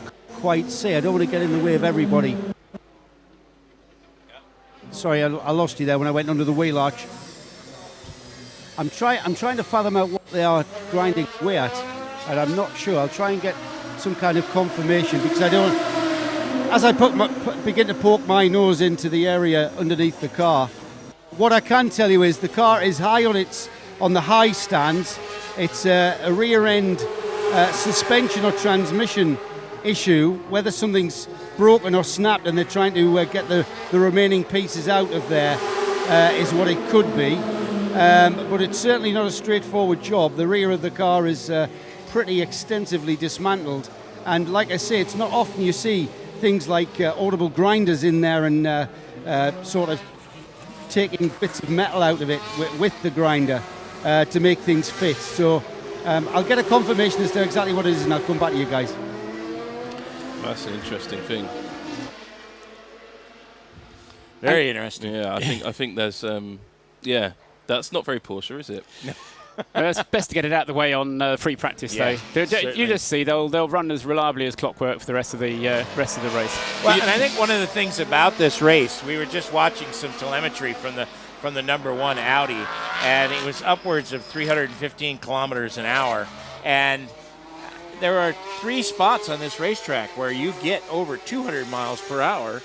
There aren't many racetracks in the world where that happens that many times in a lap. There might be one long straight that your terminal velocity gets you up there around 200 miles an hour, but there are 3 spots in this racetrack where these cars are above 200 miles an hour. That's just frightening. And when you drive some of these sections, particularly the section from Mulsanne down towards Indianapolis, wow, it's narrow. Yes. We did it. I did it with race car engineering editor Andrew Cotton in a Porsche 991 last night, and we were driving fully within the speed limit, of course. And you realise how narrow it is when you're whipping along there at a fair old clip. But just looking at the LMP2 times, I mentioned it's got very close. Well, Jan Mardenborough's just raised the mark significantly by going a second quicker than anybody else in the Ligier with a 3:42.2. So that's an impressive time from a computer gamer. Yeah, exactly. Isn't it? I mean, just going back to what you were saying about the variety of P2 as well, Sam. Ligier of Jan Mardenborough leading the way. Second is the Alpine of Jean-Paul-Luc Chatin in number 36, and third fastest is the Orica Karun Chandok, the number 48 Murphy Prototypes car. So 3 different makes at the top of P2. And as far as the top of the list as well, we haven't really emphasised this. 2 Toyotas still leading the way. Anthony Davidson's back out again at the number 8. He's done 1 installation lap following his pit stop. He's so back out, but now in second place. Marco Bononomi, having brought the number 3 Audi into the pits, is third, albeit nearly 3 seconds off the quickest lap of the session. So Bononomi's done a 3:28, as Jim said a few moments ago. Then the first fastest of the Porsches is fourth. Mark Webber has got the number 20 into fourth. Then Audi number 1 is fifth fastest. Lucas de Grassi is now out at the wheel of number 1 in fifth place. Sixth is Mark Lieb with his Porsche. Seventh is Ben Trellier in the Audi number 2. So it's even Stevens amongst all Audi and Porsche, with Audi, Porsche, Audi, Porsche, Audi in third through to sixth places. As far as the other two LMP1 cars are concerned, the two light LMP1s, they haven't actually quite set competitive times yet, either the number 12 or number 13 Rebellions. In fact, just looking down, I don't think they've actually... Well, one just did it, Paul. Yeah, Dominic Cryham. Whilst I was in the middle of the sentence, at the wheel of the number 13, 3 minutes 40. So I think they're probably just getting used to... How easy will it be for them, Sam? Because we heard Nicolas Frost, wasn't it, talking to us earlier on, right at the beginning of the session? Yes. They've been given 40 kilograms of weight, which he said was no problem for them to take out. But they've also been given an increase of fuel capacity of, I think, about 8 litres. How easy is it for them to do those changes? The fuel tank, it depends on the design of that fuel tank, and I don't actually know much about that car's fuel tank other than ATL make it. So I'm going to find out about that. The guy who's in charge of that company is here nearby, so I'm going to go and grill him later on about exactly how difficult that is, and I'll get a proper answer for you later on. The weight thing is actually very easy for them. The team actually wanted to run at 775 kilos, so they can go a lot lighter than they have. So that's interesting in itself. But one thing, and it suggests that perhaps the rule breaks the ACO have given the Rebellion car might not be far enough. Jan Mardenborough in the Ligier is only 0.3 of a second slower. He's massively quicker than anybody else in the class now, nearly 2 seconds a lap quicker than any other LMP2. So he's obviously going for a new high score. Yes, he is. Well, he's a retired policeman, and once you put him on the case, he's hard to get off. Joe Bradley has more on the Porsche. I spoke to one of the team guys, and they tell me that it's a drive shaft, and they kind of imply that the drive shaft had failed, and when the drive shaft fails, it's damaged or tends to damage something around about where the transmission casing is, which figures, and you have to dress up that area to receive the new part. I'm kind of not thinking that. I'm kind of thinking they're trying to repair something that's damaged, but that has been damaged by the drive shaft when it's failed. They're still working on it. It doesn't look anywhere near ready yet. They're still getting the grinder in there and doing what they need to do. There's about, just to paint a picture for you, there are 4 people lying on their backs underneath the rear of the Porsche. The number 92 Porsche is the one we're talking about. And that's what's happening at the moment. And all 4 have got their arms up and are doing something in that sort of engine gearbox area, which of course is where the engine and gearbox is located on the Porsche. And I'm going to have to get out of here because the number 91 car is now being brought back out on its little trolley with fresh unscrubbed rubber on it. And I think Nick Tandy's at the wheel of that. You guys might be able to tell me otherwise, but that's the situation with the 92.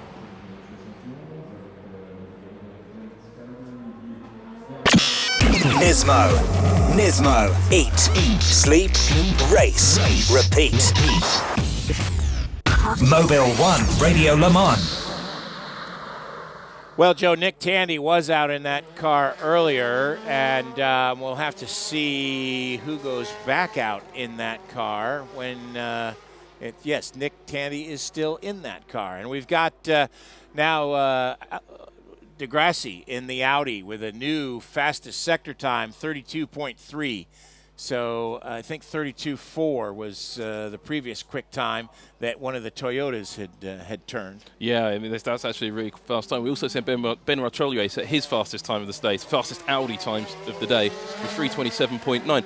But I've got a bit of a challenge for Paul, actually, because I was watching the onboards with the Toyota number 7 going down, and we saw him hit 333 kph on the run up towards Indianapolis, which is the second fastest point on the circuit. Yeah, isn't that amazing? Well, but watching the Audi on the run to the first chicane, which is the fastest point on the circuit, that struggled to exceed 325 kph. And the Porsches seem to be down altogether, and I wonder if that's because their flexible bodywork has been taken away from them. So I just don't know if I'm sure you've got some trap speeds already, Paul, but you've got something, but maybe something to look at.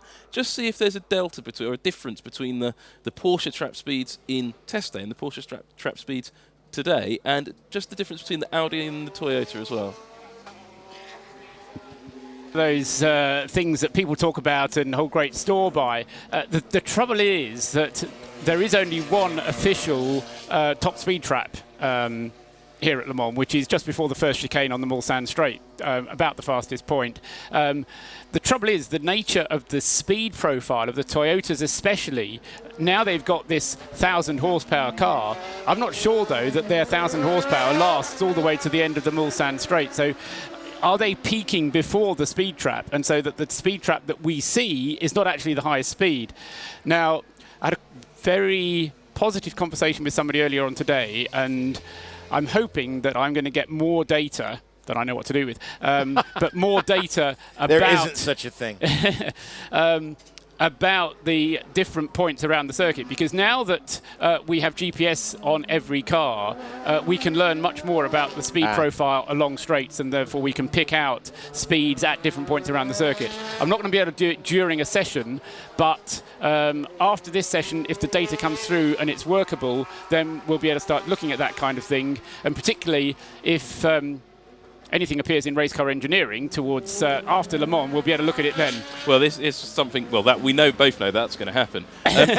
We're talking about top speeds, and as Stefan Sarrazin in the Toyota sets the fastest second sector, and the second sector here is literally just the Mulsanne Straight. Right. So it's a great place to work out a car's power and aerodynamic design. So if it's very fast, it's probably very low drag. Right.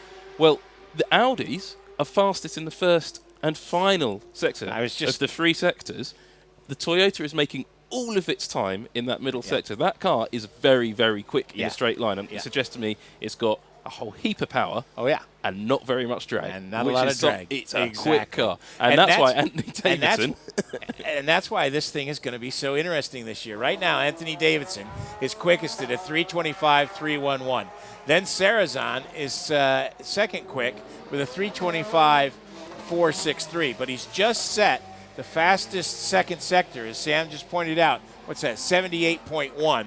And on the previous lap, DeGrassi had set the quickest sector one time, which was 32.4, and he had the quickest sector three times.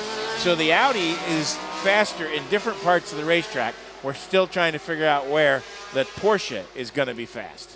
Well, Porsche obviously were found to have this flexible bodywork on test day, in which invoked the ire of both Audi and Toyota. Now, that bodywork sank down at high speed, reducing the drag of the car. I was told it gave them 5 kph on the straights. Wow. Now, to do this is quite an advanced bit of composite work, and it's completely illegal, basically. And you can't really get away with doing that. So, and everybody noticed it, said, don't do that, stop it. And I'm told, and I haven't had this officially confirmed by the FIA, but that the FIA told them to stop it and come back with a legal bodywork, and that seems to have happened. Porsche have told me they've changed it. Right. I haven't been able to verify that in the pits yet, but I will go out. Go and lean on it? I'm going to go and have a quick look later in the day. Probably in the qualifying section, I'm going to have a bit of a closer look at that car. But I'm pretty certain they have changed it. They're looking for the lap times and the speed profile of the car. So the Porsche has lost quite a chunk of pace, and I think they need to find ways to get it back, because at the moment their best times are 3:30.3, which is way off what they were doing on test day. So it could be the two cars are just on a race simulation run at the moment. Paul will probably be able to tell us how long their stints in the tough have been later on, but also the track temperature is starting to drop, so that might give the Porsche the chance to turn everything back up, close off that additional cooling they introduced earlier in the session, and that will increase their top speed. Now the ambient temperature is 24.4 degrees centigrade. The Dunlop track temperature is 31.7, which is, how does explain to our listeners how the track temperature affects the car more than the ambient temperature does, than our Dunlop track temperature does? An accurate ambient temperature is usually taken in the shade, not in direct sunlight. It's still air. It's what the temperature of your air around you is. That's not so relevant when you're driving around on a thing that's baking hot, a big black body like, the race circuit here, which is almost, it just, when you're walking down a road or when you walk on the track after before this session, you can feel the heat coming off it, and that heats up the car. It starts to cook things on the car, cooks the tyres, makes soak. Which is why you always hear people in racing talking about track temperature, not air temperature, because and the track temperature is physically taken with a little temperature probe on the track.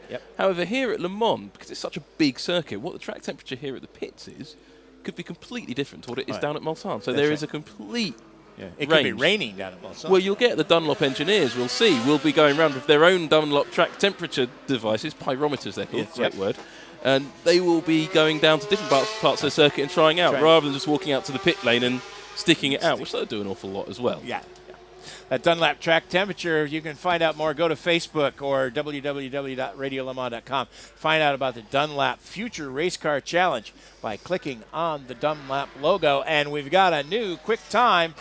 Lucas Di Grassi to the top of the charts in the Audi number 1, 324.729. Take that, Toyota. Yeah, I mean, that's interesting because it shows that the Audi's got a lot more pace than we ever thought it did. So that Audi, there is more to come from that as well. Where's Porsche? Well, I mean, question, where's Porsche? Answer came there, none. 6 and 7. Going back to Lucas Di Grassi, his top speed on that lap on which he just set the fastest lap of the session, 323 kilometres per hour. And I stress that is the speed at the speed trap just before the first chicane on the Mulsanne Straight. On their respective fastest laps, which were first and second, the two Toyotas, 7 and 8.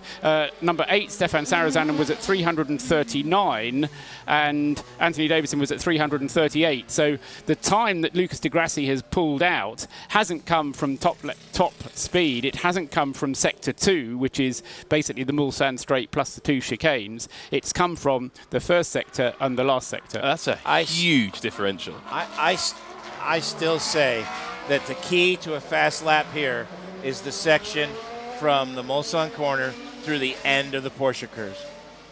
That last sector is so important, and it is so high speed.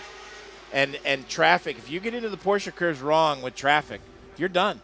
Unless you're just a red mist crazy man and are willing to go around the outside, but the thing with that type of approach, and I can see why people get into it, is it's all about setting a fast lap time. Right. It doesn't actually matter how fast a lap time you can set. It matters how fast you can complete 14 laps. Exactly. And if you can, you're going to get so on 14 laps. You're going to have some where you're going to come across traffic in the Porsche curves. You're going to get some where you come across traffic in other parts of the circuit.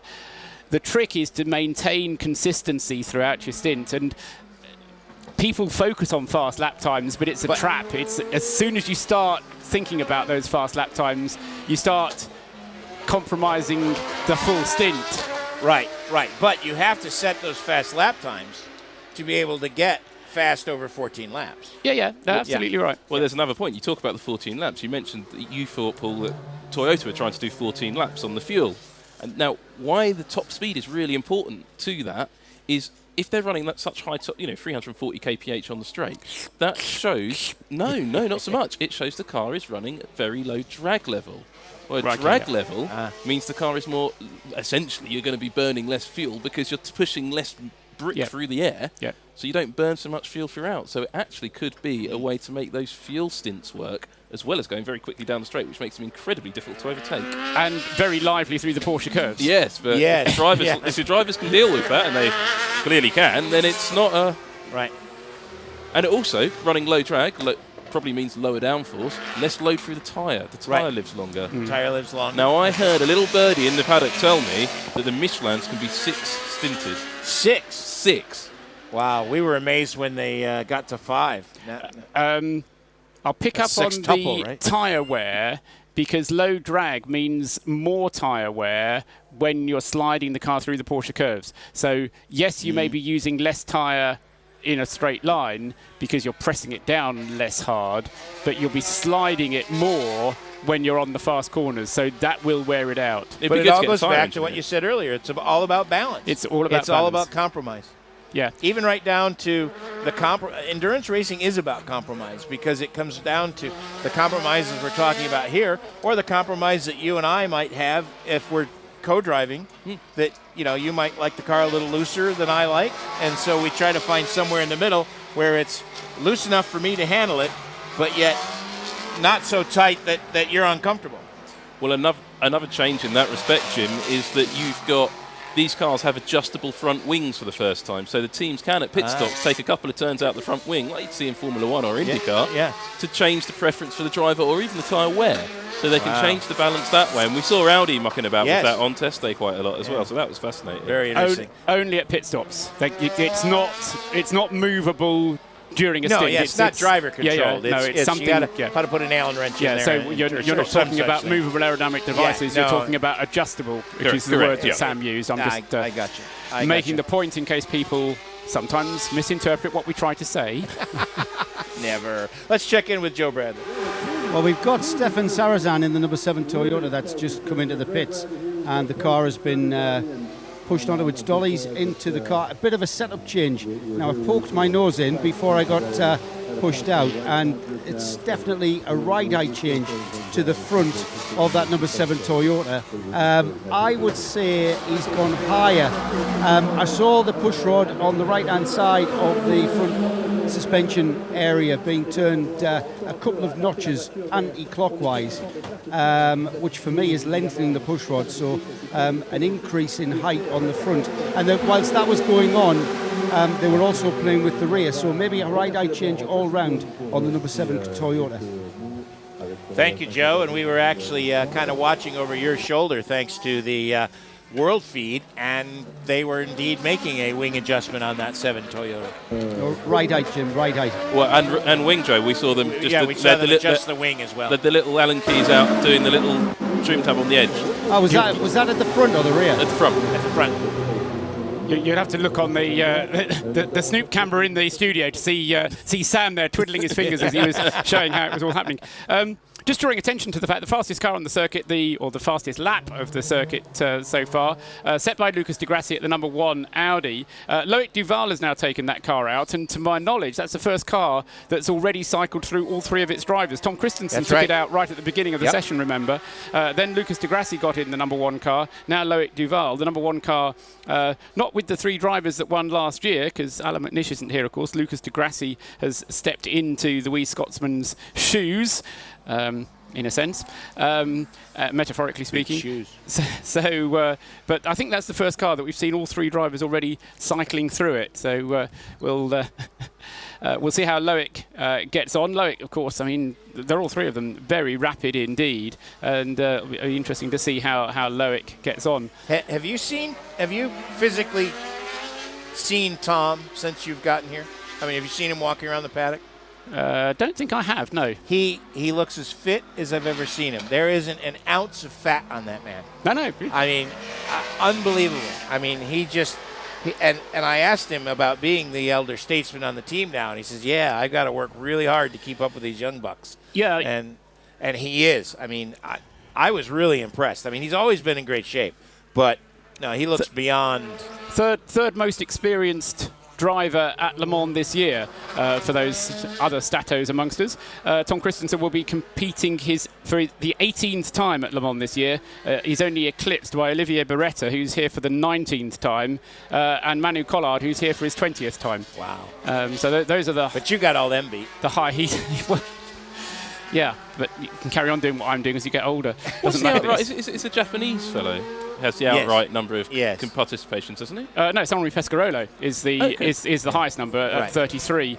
So Pescarolo, Terrada did 29. 29 is the Japanese fellow. Terrada has the uninterrupted record because he did it without interruption from 1981 to 2008. Wow. Whereas Henri had a few gaps in his 33, having started in 1966. One of the great things about this race at Le Mans is how some of these great names come back. I saw Henri Pescarolo earlier, who's doing some work up in the press room. You mentioned Alan McNish isn't here. He certainly is. I had dinner with him last night. I've seen Alan. He's just not driving. Earlier we saw the Nissan Zeod having some trouble, and I think Bruce can give us an update. I wish I could. I have tried very, very hard, but all their engineers are at the back of the garage.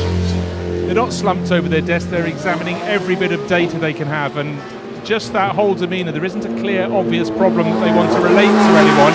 It may well be they don't even have a clear, obvious problem, but the most distinctive car in the pit lane is clearly not going to be running again in this session, and judging by their faces, maybe not even later on. But one lovely touch, I'm trying to find a positive here, is all the other cars have their little pit area marked out on the apron, where the car should stop. But of course this one is done like a police silhouette after on a murder scene, and the profile of the car is fantastic. It actually looks quite rude now I think about it. The way I see it taped out on the ground in front of me, so I'll move along. But all I can say is very long faces, unfortunately, in the final pit garage, number 56 by circuit, the exit of the pit lane. Bruce, looks like a lawn dart.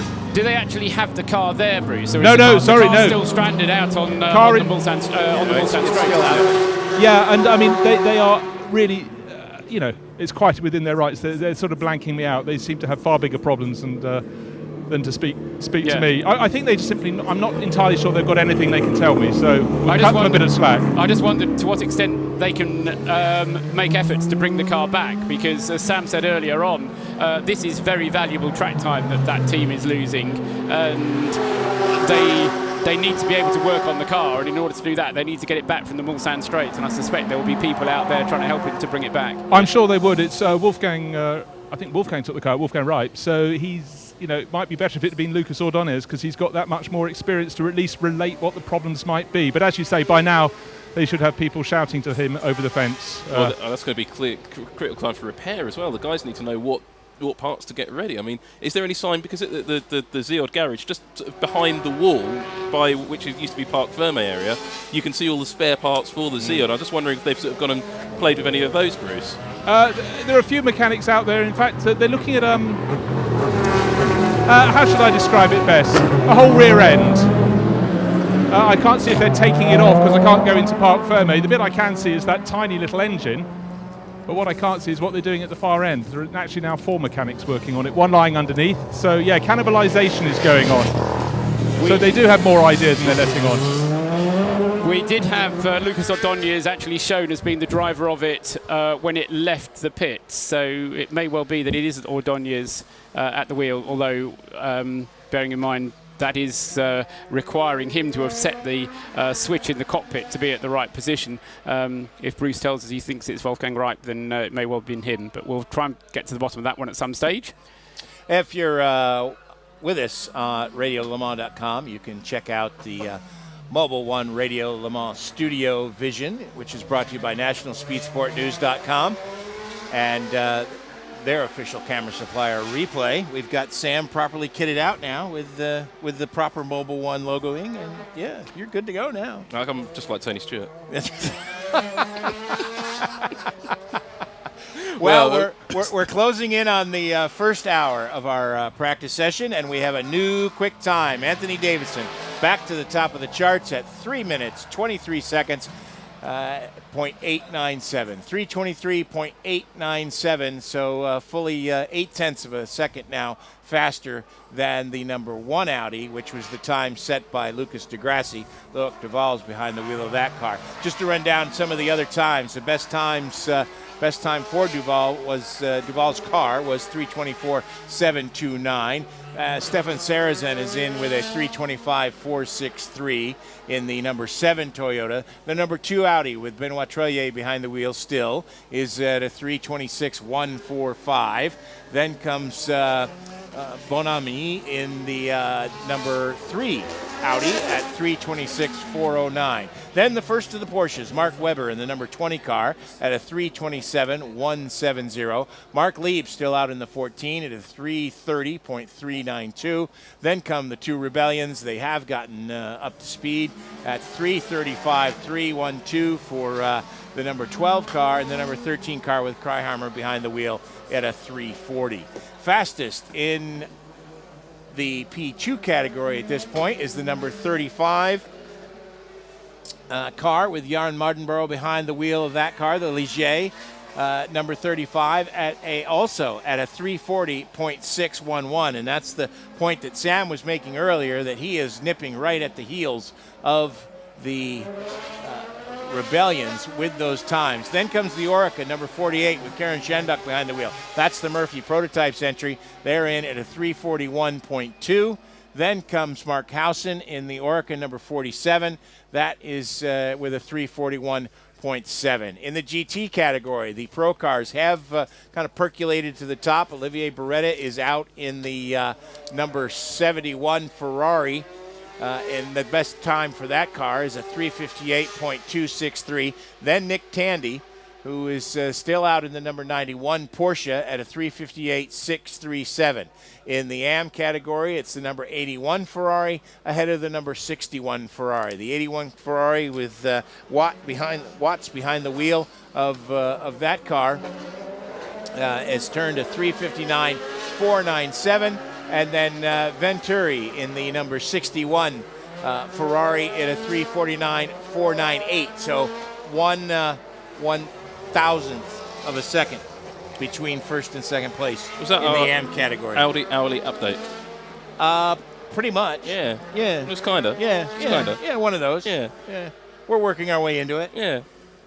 Well, it's I'm astonished by. I was just watching the top speed of the Toyota there, going down into the first chicane section. You can see if you've got the world feed pictures wherever you're listening or watching.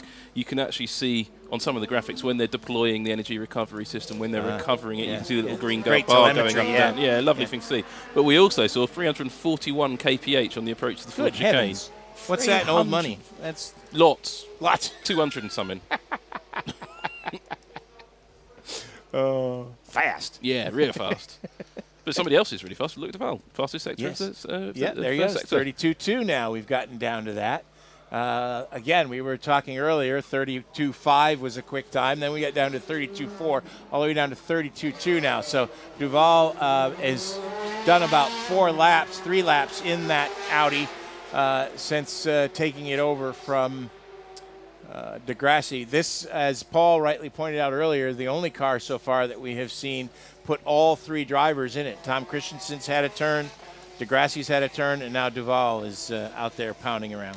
Now, in the test weekend, the guys at Audi did come to me and say, we're going to split our strategy. We're going to have 2 cars focused on the race. 1 car we're going to send out to try and qualify on pole, simply to annoy Porsche.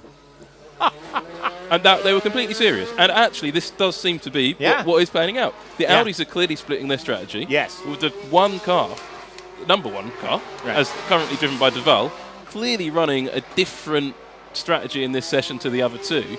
And, you can see that. There's 2 seconds a lap difference. Yeah. So they've clearly set it up differently. They've clearly put it on a different map. And there's quite a lot teams can do if they want to go and put a car in qualifying trim, because you can put lighter components. You can move your weight distribution around. Yeah. If you focus on just that 1 lap pace, rather than focusing on something that's going to last 24 hours through sun and night and rain and snow and anything else Le Mans decides to chuck at us this year, you set the car up completely differently. So there are a lot of little details that they can change on these cars, and I think perhaps they have set the number 1 car onto a completely different aero setup, different engine maps, different everything, and just told them to go out, go for it, see how fast you can go, and make sure you beat the Porsches. Can you imagine the boardroom conversations that take place at Volkswagen? I don't think the Audi and the Porsche guys speak to each other. Yeah, I don't think they get on. It's like American families that one son has gone to Michigan and the other's gone to Ohio State. At Thanksgiving they don't really talk to each other much. There's some new paint jobs on display. I'm just having a look at one of the GTE and Porsches, which I didn't notice down in the pits earlier, but I think they've coloured in some of the bits that weren't coloured in on test day. The 75 car, it just looks absolutely brilliant. It's one of these art cars, and I love that sort of stuff. Yeah, that stuff's great, isn't it? Well, now we got a yellow flag, Paul. It's 17B. It's 100. Marshall Post 117. 17B. Oh, my heavens! This is a massive, Porsche. Massive accident. Beginning that's an of Audi. Porsche curves. That was an Audi. There is one of the Audis. It's the number 1 car. The number 1 car with Loic Duval behind the wheel has crashed massively at the entrance to the Porsche curves. Red flag. Red flag is out, obviously. He has gotten up into the fence and taken down a huge amount of fencing and has ended up on his wheels, but the back half of the car looks like it is totally destroyed. It's gone there, Jim. I mean, there is nothing left of the rear of the car, which looks like he has gone in backwards. to something, and airborne. Yes, he was airborne when he went. I've just picked up where it is. It's not quite where I thought it was initially. It's not the first of the Porsche curves. You know, the first of the Porsche curves where various people have had accidents over the years. It's not that one. It's the next one round. The Virage du Pont. It's over the bridge. Yeah, Virage du and Pont. then after that. I actually, a few years ago now, when you could actually do this, I went up and stood on. You could, as a media person, you could stand next to the barrier at one point. Yeah, that is an awesomely fast corner. I did that in 1991, and I've never forgotten it. Yeah, fantastic. It must be at the exit of that section there, Paul, because there were concrete barriers, and that's arm car up there, so it must be in the exit it's there. The exit. It's over the bridge and beyond, Now, Race Control is picking up a couple of engineers, it looks like. They just ran out with a briefcase. This is because the hybrid system's probably live, so there is an extraction procedure that these guys have practiced. There's a bit of plastic cover they go over the cars because the Audi, like all of the LMP1Hs, is a hybrid system. There's a high-voltage system on the car. There's a lot of electricity. There is a very strict procedure to go through in an event like this where the marshals can't really touch the car. If the hybrid system, there's a warning light on the front of the car that tells you whether it's hot or not, and it may be the car's displaying hot. So that would be, and we had that situation with Anthony Davidson when he had the shunt with Toyota a couple of years ago. The car remained hot, so he couldn't get off the car. So he had to lie down on the side pod, and because he couldn't touch the ground until the extraction team came on to neutralise the car. Everybody thought he did that because he was hurt. Because he did hurt his back. He did hurt. He broke his back. Yeah. But yeah, that's interesting. So it's this is going to be a fairly lengthy stoppage, I think, Jim. I mean, there is a lot of damage down there. This was a massive hit. So this will be this is a bit of an interruption for some people. It could mean the Zeod guys get a chance to get their car back because the track is now neutralised all around. There will be no cars out on track. It's a closed circuit essentially. So the Zeod may be able to get back to the pits, which will be good for that team. They'll get that repair time, and it's a nice moment to have a look at the times in the LMP2 category and in the GTE category with the Mardenborough. I mean, I'm so impressed with that time by Jan Mardenborough in the Ligier. This is the first competitive event for that car. The Ligier's never raced anywhere before Le Mans, so they have done a great job at getting these LMP2 cars. I mean, they have got new car syndrome with a couple of them. They're not being as quick as they should do, but Mardenborough has done a great job. I mean, he's a promising. That kid's he's more and more promising each time I see him. Yeah. Yes, he is. Looking over to the GTE classes, we didn't really talk about very much about the GTE lap times there, but Olivier Beretta now with the 71 Ferrari on top, one of the Red Mile AF Corsa cars. 91 Works Porsche, Nick Tandy at the wheel, and Alvaro Parenti in another. No, it's a 52 car. Is that one of the AF Corsa ones? It seems whenever I see a Ferrari, I default AF Corsa. That's one of the Ram cars, I think. Yes, it is. Yeah, that's the other. So that's the Pro Am. Yes. That's the Pro Ram car as opposed to the Pro Am car. Exactly, and those are the blue and white cars, Ferraris. Blue and white Ferraris. Most of the other cars on the grid, exception of the very green Tracy Krone car, are pretty much run by AF Corsas. AF Corsa is, for those that don't know, is essentially the works team. Yeah, but the Ram guys are not. The Ram guys are completely independent. It's a British team. Only set up, I think, last year? Yes, started last year. And they're also running GT3 and a few other classes. And it's a great organization. Yeah, and very professional. And they won the championship last year. Indeed. And so they're a good team. So it'll be one to watch. So if you've just joined us, we are under a red flag. What time did the red flag come out, Paul? Did you? Yes, I did, but it's on. I need to just close some windows. It's been about. It's been 16:05. Sorry, 17:05. 17:05. It came out 5 minutes ago, officially from Race Control. So it has been out about 5 minutes, and that is for a very big accident that Loic Duval has had in the number 1 Porsche. Number 1 Audi, I'm sorry, in the Porsche curves is where I was trying to go with that. And so we are awaiting word to see. Some of the crew guys have been dispatched in a course vehicle to power down the hybrid system. And so that is where we are at this point. We're under a red flag. All of the cars have come back into the pits.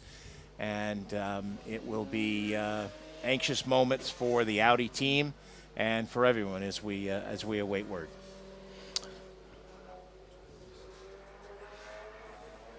Well, it's an interesting to see the Rebellion's managed to improve quite nicely with up to a 335.3, which is much better for them actually, and a 336. So they have the weight breaks have moved them forwards on the LMP2 cars, so they've improved slightly. And we just got Joe Bradley down in the pit lane. And no, we haven't quite got Joe. I'm going to wait for Jim to come back in. I think Joe's got us. Yeah, Joe's trying to catch up with Jan Mardenborough, the man who's been the star of the moment, as we'll take some time now. Chance to hear from our pit guys. We start with Joe. Yeah, I'm not sure if you can get me. Jan, we spoke to you earlier before the session. Tell me, percentage-wise, yes, you're at the top of the timing sheets, but just how on it were you, so to speak?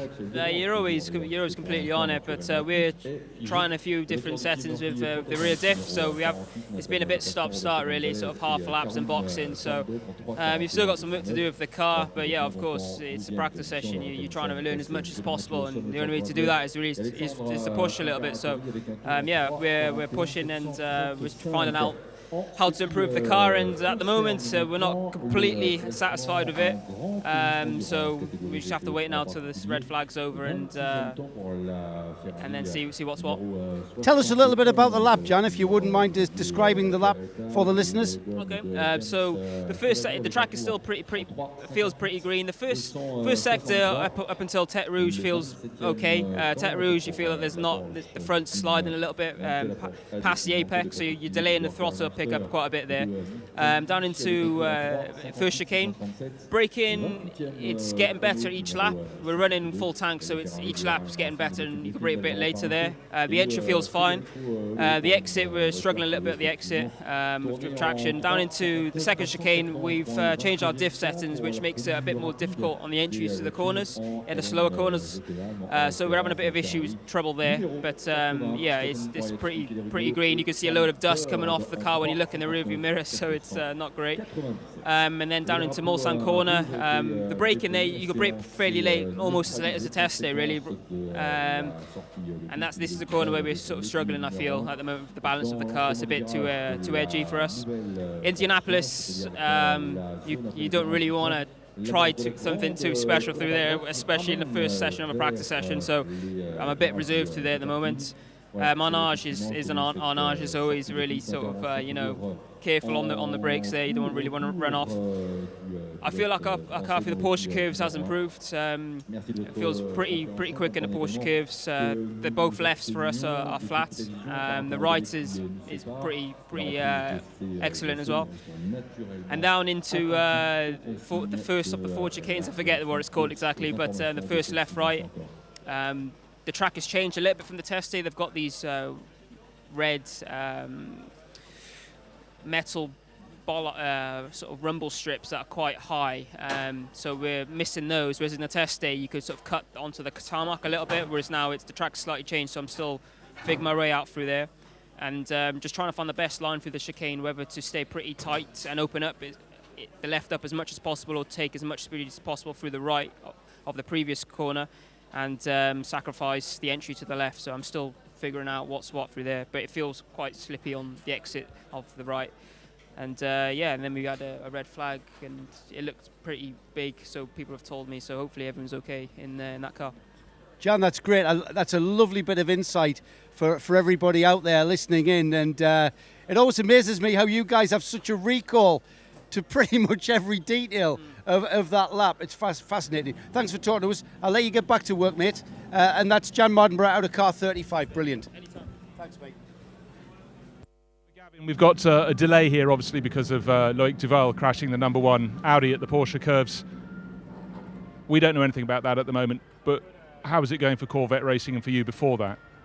Well, yeah, first of all, just want to hope that Loic's okay and that he managed to get that car back out on track, at some point this weekend. But yeah, for us, it's been pretty constructive. The circuit doesn't seem to be in too bad a shape, and we've managed to get some work done. Obviously, this now, well, we just don't know how long it's going to be, the delay now. So we're in a sort of case, a bit of a holding pattern like everyone else. We know we've got plenty of stuff to go through and get on with. With a brand new car here, every lap is important. So, it's just a case of just everybody just sitting tight and waiting to see what happens. You touched on it there, the brand new car. I mean, how different does it feel? Discernibly different to what went before the previous Corvette? Yeah, it does. I mean, we've got a stiffer chassis now. The weight is lower, and the car seems to be more responsive to changes. So, or you take that into account, and you look at all the things you're trying to achieve here, and you know that we hope that you'll be able to get it into that window. You hope that the window of performance, of peak performance, is slightly larger. And we've been working pretty hard with Michelin as well, and like all the other GT Pro runners, to get to get the most out of the tyres. And that's another part of the program here today, is to try and get some more information on these tyres around this track with this car. It's a program that everybody's itching to get on with, but obviously this is far more important to get figured out what's going on right now on the track. Were you in the car when Loic had his accident, or had you already just come back in? I was in the pit box, just waiting to go back out. So we're just making a couple of changes. But Jan was out on track, and he said that he drove by and said that there didn't seem to be that much left of the car, and so we just don't know. He said that he couldn't see what had happened. He didn't know what had happened, and he just went by very quickly. So it's a bit of a mystery at the moment. But when we get back underway again, what's the program for Tommy Milner and Richard Westbrook, your teammates? So I think I'll do one more run in the program that I'm doing, and then I think Tommy will get in, and then we'll continue to work through the program with him. Whether it's tyre or aero, we'll look at all of that. So, and then Richard, I think, will get in at the end. Again, this is all very dependent on what happens now with recovering the number one car. So, it's just everything's just very much in flux, and you just got to sort of roll with it at the moment. So we'll just have to see. Oliver Gavin, thank you very much. So, Loic Duval has been taken out of the Audi.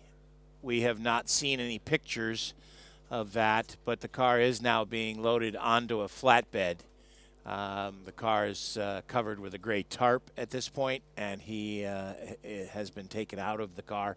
We do not know whether he was able to get out under his own power. There is an ambulance now being shown on the world feed that is heading towards the medical center.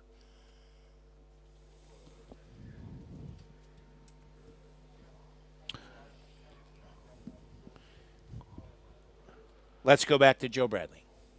Yeah, I was going to step in and get a word with Karen Chandok, who's currently lying second in LMP2. Karen, I'm sorry to butt in. I know that these guys are important to you, engineer and tyre man. Yeah.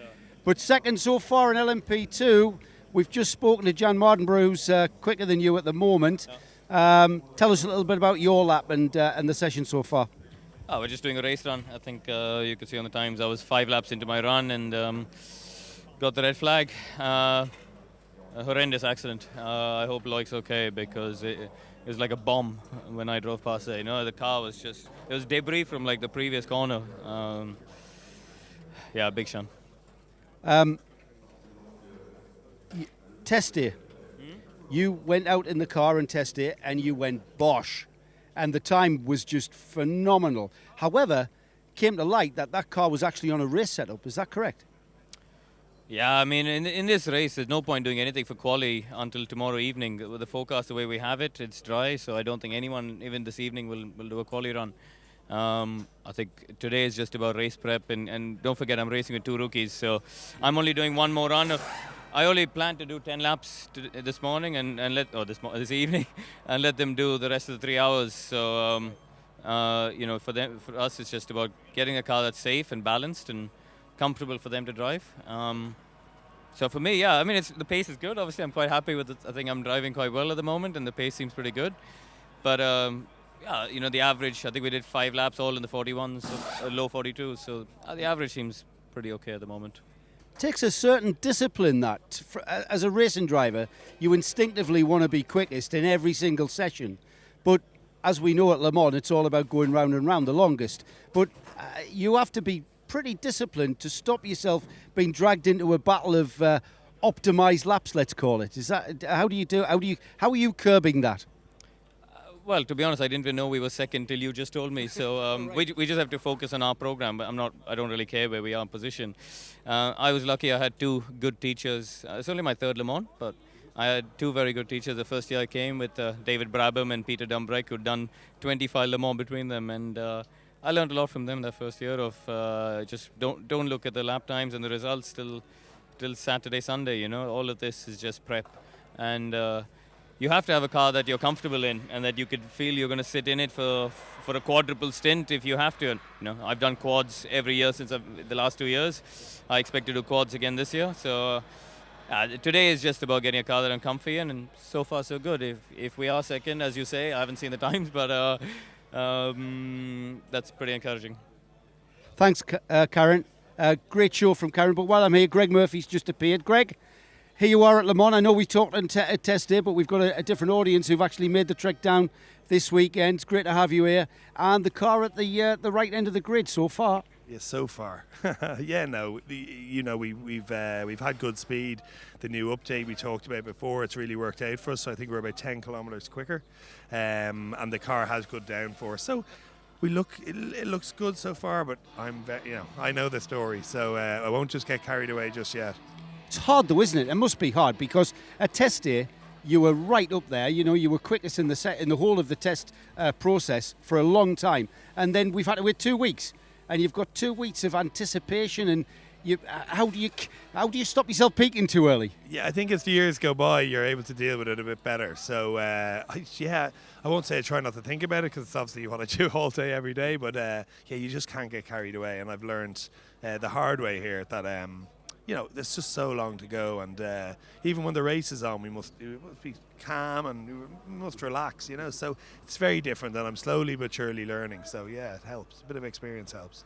Tell us a little bit about your drivers. Karen's just explained that 2 rookies, and he, the elder statesman. I feel really old now. It's like I can remember when Karen's first time here. But tell us a little bit about your driver lineup. Yeah, Karen is old beyond his years, if you like. His experience is amazing, and he's probably more akin to a babysitter this week than anything else. And he's like a little dad, and they're squabbling among each other. Oh, the seat isn't good, and oh, I need this and I need that. But he's great. He stays calm, and between himself and myself, we kind of try and calm them down. But yeah, they are rookies. They're 2 GP2 drivers. Have both done a bit of Formula 1, and they're obviously talented, but there's a lot of guys up here talented, so we'll see if they're smart, and that's what we don't know yet. So, we'll wait and see, but they definitely have the speed. And if it was a 1 hour race, I'd be saying, oh yeah, we're really confident, but it's not. So yeah, we just have to hope that they, as they're here more and more. I think they're starting to understand endurance racing, and certainly Le Mans. So we're hopeful. We're hopeful, and it's great. Karun has brought them along really, really quickly, and he helped Brendan last year as well, and he's not old by any stretch of the imagination. So I'm surprised there aren't more teams higher up the grid than me looking at him, to be honest, because you couldn't want any more, honestly. And so hopefully somebody will see what he's doing for us. Not that I'm trying to give him away or anything, you understand. But no, I don't. Guys like him and Brendan, you like to see them go and fulfill their potential. Yeah, they leave us behind, but it's good to see them, and I hope somebody will see Karun. Yeah, or maybe we'll get a program that's worthy of his talents as well. So we're working on that as well. So. Well, that's called a segue in this business, and that's nice. Because I was about to ask you, Greg, this week, you're always in the garage, but also I know that the hard part is actually putting this together and putting the funding together. And I would imagine you split yourself between meeting with your partners and showing your partners Le Mans, I would imagine. Yeah, well, as your radio Le Mans listeners well know from Alex Capadia, plugging them at every possible opportunity, we have Hertz here with us. So yeah, I mean, that's my job. I've got good guys. We talked before about how you can't micromanage it. So we've really, the best guys around on the pit wall and here in the garage. So, I suppose what's difficult to do in motor racing is to get the partners in, to keep them happy and to keep them spending money and more money every year. So yeah, that's my job, and I won't tell you what they call it here, but it is not the bullshit department. That's all I've got to say. That's the hardest job, Greg. Yeah. The driving's the easy bit. Yeah. So yeah, they're here having fun. I'm here working. That's the difference. Yeah. So no, look, that part of it is going well, and you guys are great, and we've a lot of good people who seem to like Murphy and what we do, and I suppose. I don't like to say we're the underdog, but, that's kind of the tag we've gotten. I suppose we're a typical Le Mans team, if you like, and we like to try and fight above our weight, if you like. So yeah, it's brilliant, and we've had a really good reaction from everyone in the UK and Ireland, and yeah, it's nice, you know. We try, and it's nice to be kind of, you get a little bit back, and people seem to like us, so it's great. Yeah, big fan base, but you are going to have to go a bit slower, or else you're going to lose that underdog tag soon. Yeah, I know. And stop spending so much money, I suppose, as well. Thanks, Greg. Best of luck to you guys. Great to have you here, as ever. Murphy Prototypes, car 48 there, Greg Murphy. On the spot and in the heart of the action, the Nismo pit lane team. Nismo. Eat, sleep, race, repeat. The sound of endurance racing across the world. Mobil 1 Radio Le Mans. Jim Roller, Sam Collins, and Paul Trustwell with you here from our broadcast location, our Mobil 1 Radio Le Mans studio, which you can check out on Mobil 1 Radio Le Mans StudioVision. And we are still under a red flag condition, just about 2.5 hours remaining in this 4-hour session. So let's take a look at some of the times as we are in our delay. Let's run down P1 first. The Toyota of Anthony Davidson is quickest with a 3:23.625. And for this being just the practice session, it's a pretty blistering time. Yeah, that's an incredible time for the Toyota. I mean, we saw some pretty strong times on test day, and as I say, our simulations have suggested we might see times even 5 seconds quicker than that in a pure qualifying trim. That wasn't a short. That wasn't a short lap. That was it was just a strong lap. I think Paul will have some interesting info on that in a bit. But and then the number 1 car is next. That's the car that has brought out the red flag. Loic Duval behind the wheel, crashing heavily at the Porsche curves. The best time for that car is a 3:24.729. Then comes the next Toyota, Stefan Sarrazin, 3:25.463. Benoit Toillier in the number 2 Audi at 3:26.145. Then Bonamy in the number 3 Audi at 3:26.409. And then comes the Porsche set. Mark Webber behind the wheel of the 20 car is the quickest of the 2 cars at 3:27.170. And then comes Mark Lieb in the number 14 car at a 1:29.631. Then the Rebellions are in at 3:35.312. And now the Kraiheimer car, the number 13 car, has separated itself from the P2 cars a little bit with a 3:36.345 after completing 7 laps of action. The fastest of the prototype 2 cars is the Ligier Nissan, number 35. Jan Mardenborough behind the wheel of that car turned to 3:40.611. Then comes the Murphy Prototypes number 48 Orica with Karen Shandok behind the wheel, 3:41.209. Third quickest in the class is Mark Howson in the number 47 Orica, 3:41.735. Fourth quickest in the class is the Morgan with Ricky Taylor behind the wheel in the number 50 car. That's the Labra car, I believe, and that is 3:42.216. And then rounding out the top 5 in the class, the second Ligier, Batty behind the wheel of that car, the number 46 car, at 3:42.261. Moving on to the GT cars. The Pro cars have now kind of asserted themselves at the top of the GT category. Early in the session, a couple of the AM cars had set some pretty quick times. Olivier Beretta in the AF course number 71 Ferrari is quickest at 3:58.263. Then comes Nick Tandy in the number 91 Porsche, and that time for Nick is 3:58.637. Then comes another Ferrari. That's the number 52 car. That's the Ram entered Ferrari number 52 with Alvaro Parente behind the wheel of that car at a 3:59.383. Then I'll kind of do this out of order. We'll get you the top 5 in each class. But the fourth quickest of the GT cars is the number 81 Ferrari. It's an AM car. It's fastest in the AM cars. Watt behind the wheel of that Ferrari at 3:59.497. Then comes the 61 Ferrari, and also an AM car with Venturi behind the wheel at a 3:59.498. So they're only a thousandth apart. Then comes the fourth quickest of the Pro cars. That's another of the AF Course cars, Ferrari, with Tony Vilander behind the wheel at the red flag with a 3:59.590. So you've got all of those cars separated by less than a second, even though they are 2 classes apart. Then comes the third quickest of the AM cars. That's the Dempsey Porsche, number 77, with Patrick Dempsey actually behind the wheel. The quickest time of that for that car was set by Patrick Long at 3:59.893. Then comes the first of the Corvettes, actually 5th in class at the number 73 car. Jan Magnussen behind the wheel of the Chevy Corvette, 4 minutes even. 0.661. Then comes the next Corvette, Oliver Gavin behind the wheel of that car, the number 74 car, at 4:01.130. Then comes the Aston Martins, 35th and 36th overall, and 7th and 8th in the Pro category. Stefan Mucke at a 4:01.371, and then Reese in the number 99 car at 4:01.381. One of the things, Sam, you and I were talking about when we were looking at those GT times earlier, the Ferraris have gotten a little bit of BOP. Yeah, there's been just before we came to the Le Mans test day last week, there was a special secret test hosted by the Michelin test track at La Deux. And all of the examples of different GTE cars were taken there on their respective tyres. Those, I think everybody's on Michelin this year actually in GTE.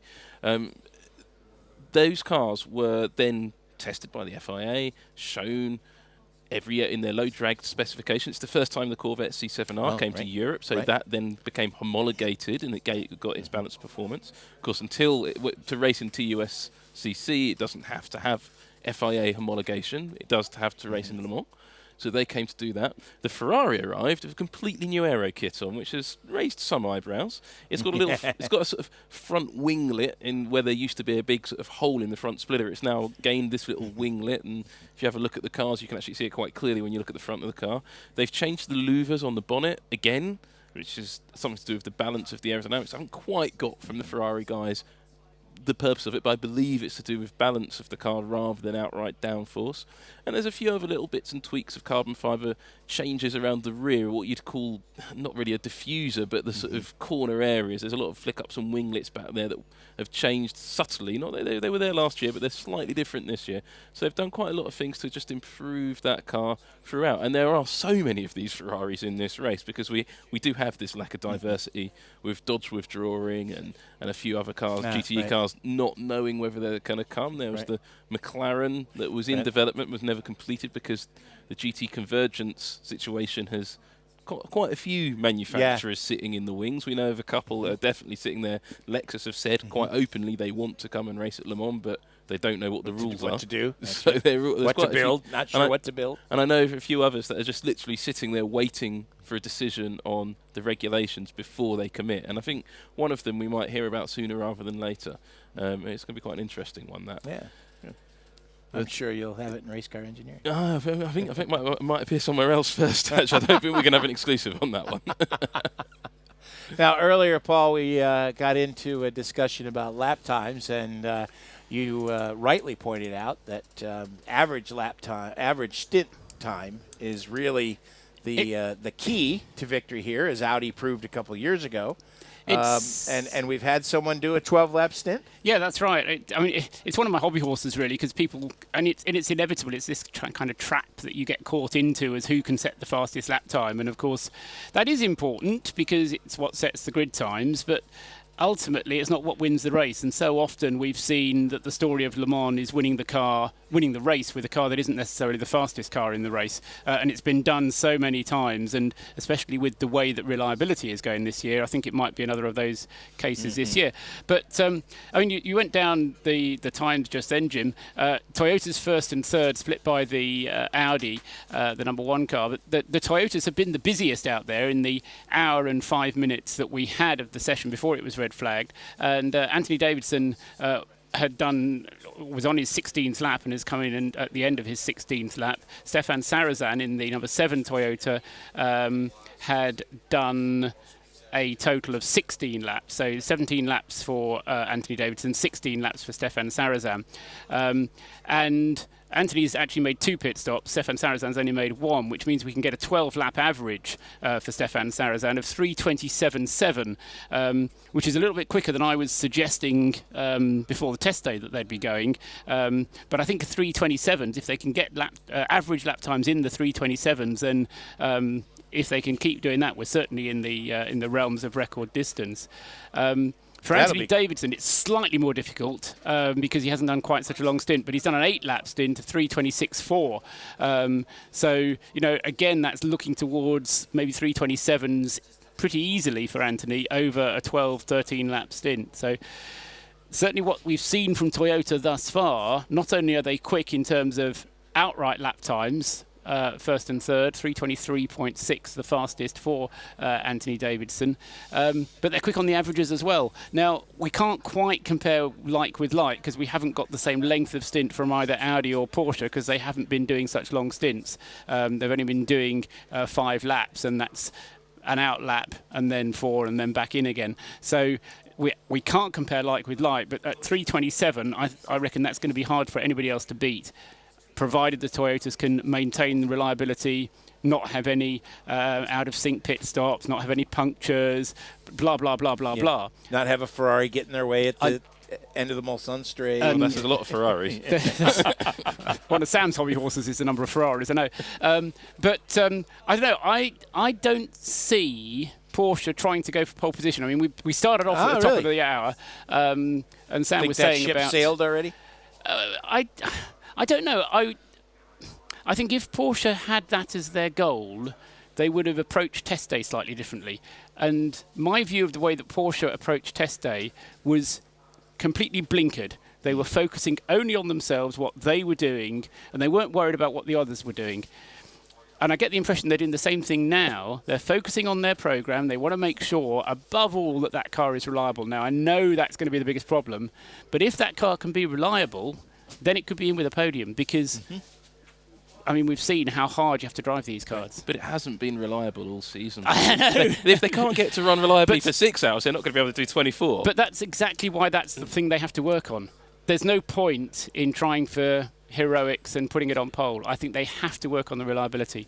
Have you got a... actually, you probably don't, but you will be able to have one in that amazing array of screens you have. A peak speed for the Porsches.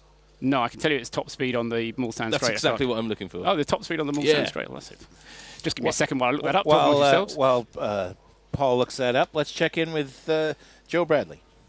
I have that update for you guys on the numbers, on the 0-numbered Nissan Zeod. We were speculating as to what the problem was. It's a complete loss of drive. Team tells me that the petrol engine power unit is running. The electric motor power unit is running, but for some reason there is no connection between those two units and the driven wheels. So it's in the area of the gearbox transmission, and they're still working on it to find out exactly what that is, whether that's a broken air shaft gap, or sorry, Jim, what was that? An air gap? yeah. There's definitely something filling the gap, and Sam's probably explained this already, but the electric motor side of things is at the rear of the gearbox, and the petrol engine part of the power unit is at the front of the gearbox, and both units drive the gearbox, which is in the middle of those two things. That's about as far as I want to go technically with that one. But right now they haven't got any drive, so there's no connection between the both power units, electric and petrol engine, petrol driven, and the transmission gearbox. Well, the Zeod does have a very unconventional transmission because of the nature, just simply the shape of the car defines it. It has to have a very strange differential arrangement, very strange transmission, but at the same time it's a hybrid and can run full electric, so 0 emissions on demand, hence the name Zeod. Yeah. And so they have, it's quite a complicated thing at the back there, so actually it's not surprising to see that sort of arrangement isn't maybe quite working. This is a very new car. I mean, they haven't done very much testing on it at all, Jim. Let's go back to Joe Bradley. I'm going to try and... I was just passing, and Dr. Ulrich, I'm not sure if he's going to speak in English, but I'm going to piggyback something here. He's been asked the same question. Yeah, he's going to speak in French there, so I'll wait until he's spoke to the circuit commentator, and then we'll get a word in English if there is any update on Luc de Val. We saw the car being recovered, and I'm going to ask him the question that he's been asked. Probably this is the 4th time. So if you want to hang fire, guys, and come back down to me in a moment. We will do that, Joe. Thank you very much. On Porsche top speeds, the highest speed by any Porsche so far is the number 14 car at 327 kilometres an hour, and that again compares with the Toyotas at 339, so at least 10 kilometres off, in fact 12 kilometres off the highest. And the number 20 Porsche has only done 322, so even slower. So whether that's purely the bodywork, whether that's because they're trying other things. You did mention that the extra cooling that those cars were featuring as well, that will slow down overall top speeds. Well, I was told... let's go to Joe. Yeah, I was able to ask Dr. Ulrich, who's about to go on TV. He's talking. They've been able to speak to him. He is, however, going off to the medical centre for what is a mandatory check. So the good news is he was talking. Fantastic. That's great news. Fantastic news. Yeah, that is great news. It's always good to hear. Well, it's interesting you were saying about that Porsche stuff, Paul, because actually I was told 5 kph from the flexible bodywork, and actually having that cooling vent opened was probably a couple of kph as well. So that would actually be about right. That would put them up to sort of the 335 kph range. I did see 340 on the screen from Toyota very briefly, 341 actually. Mm-hmm. So as you say, where the timing line is and where the braking zone is, there is a little bit of a gap. But so that suggests that the Toyota has lost a bit with its new rear engine cover. It's the legal one. But it does sound like the Toyota is exceptionally difficult. Going to be exceptionally difficult to pass. Well, and the Audi guys are going to have a lot of work now to do to sort of get that number 1 car back together. I don't think we're going to see that at all tonight. They probably will get a car. It may not use the same monocoque. They may use a spare chassis. Looking at the level of damage on that car. I think we'll be able to see that back on track maybe tomorrow night, but certainly that car will be back together for the race. But it's great news to hear that Loic is fine. Well, not fine, but he's What wasn't clear from that message though is whether awake and communicative. Whether he's fit to drive is going to be another story altogether. Right. Of and course, it's not for us to speculate on that. We will wait and give you the exact words when we hear them, as Joe did by talking to Dr. Ulrich. So but that is good news. And if you are wondering, I guess Marc Genet is the alternate in that car. Do we know that they've got other alternates? I have this written down somewhere in the other press room, but I don't have it at hand. But Paul is the sort of person who will always have that data to hand. I'm not entirely sure whether they're allowed to put a reserve driver in after scrutineering. My thought, and I think because Genet's already in the race. There hasn't been a competitive session yet, remember? Right. Yes, but... there's no... This is not an official session. This is a free practice. But scrutineering defines the drivers that can participate in free practice and qualifying practice.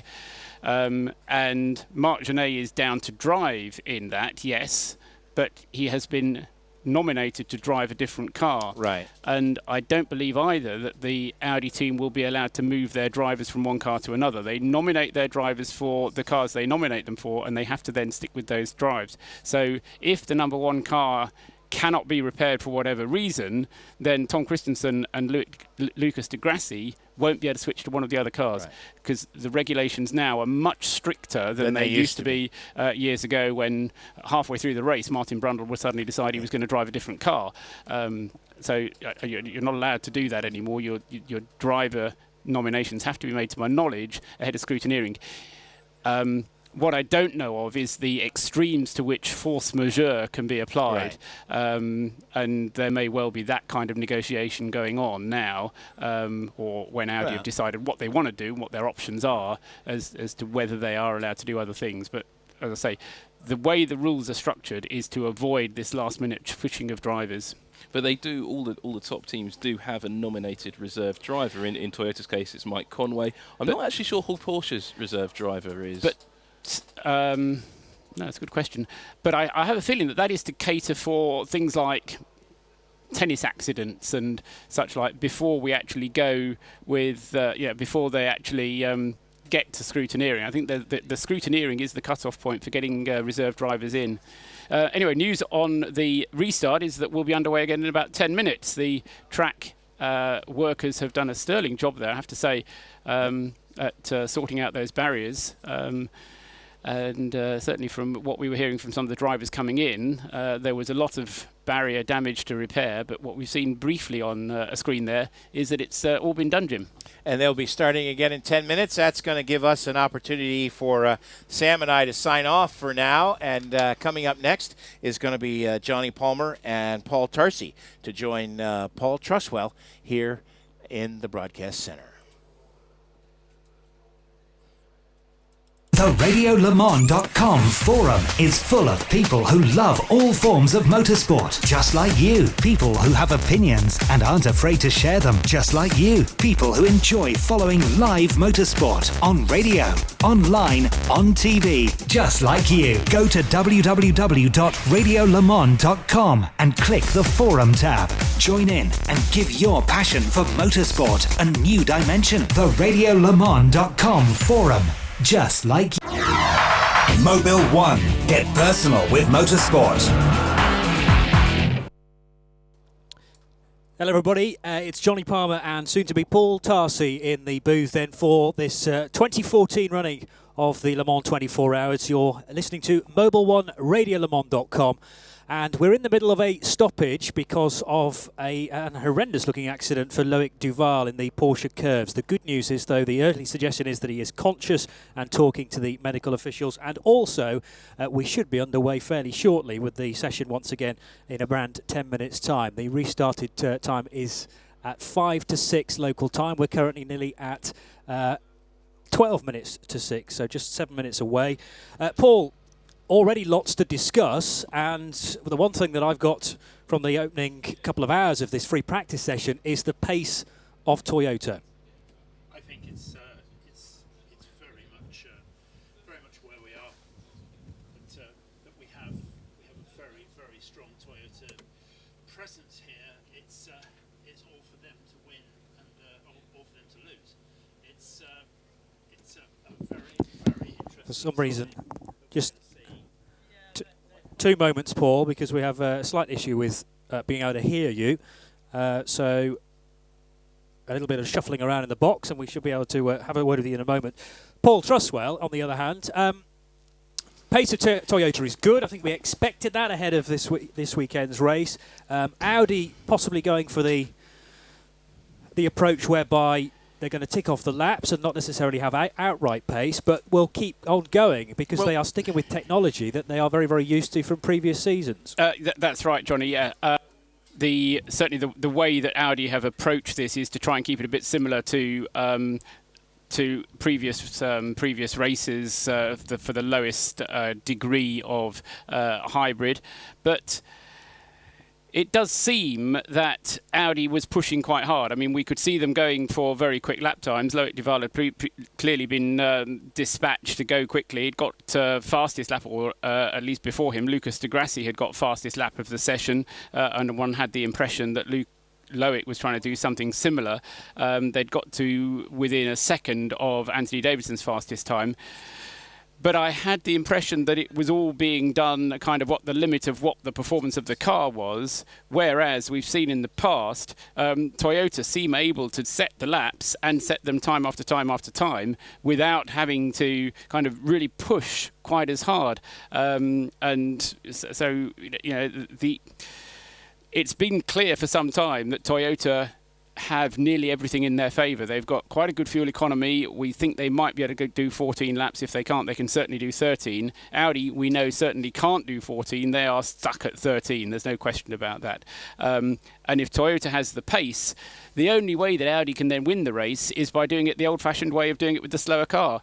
quick in the pits, staying out of the pits, keeping it between the white lines, and all of that kind of thing, staying out of the way of the slower traffic. So all of that is out playing to Audi's strengths. But Toyota, I have to say, have sharpened up their act in the pits really, really well recently. So it's early to say. It's, I've been looking forward to, seeing cars on the track, and it's been great for the last, we've had an hour and 5 minutes of them out on the track to observe, and we'll have them back out again very shortly.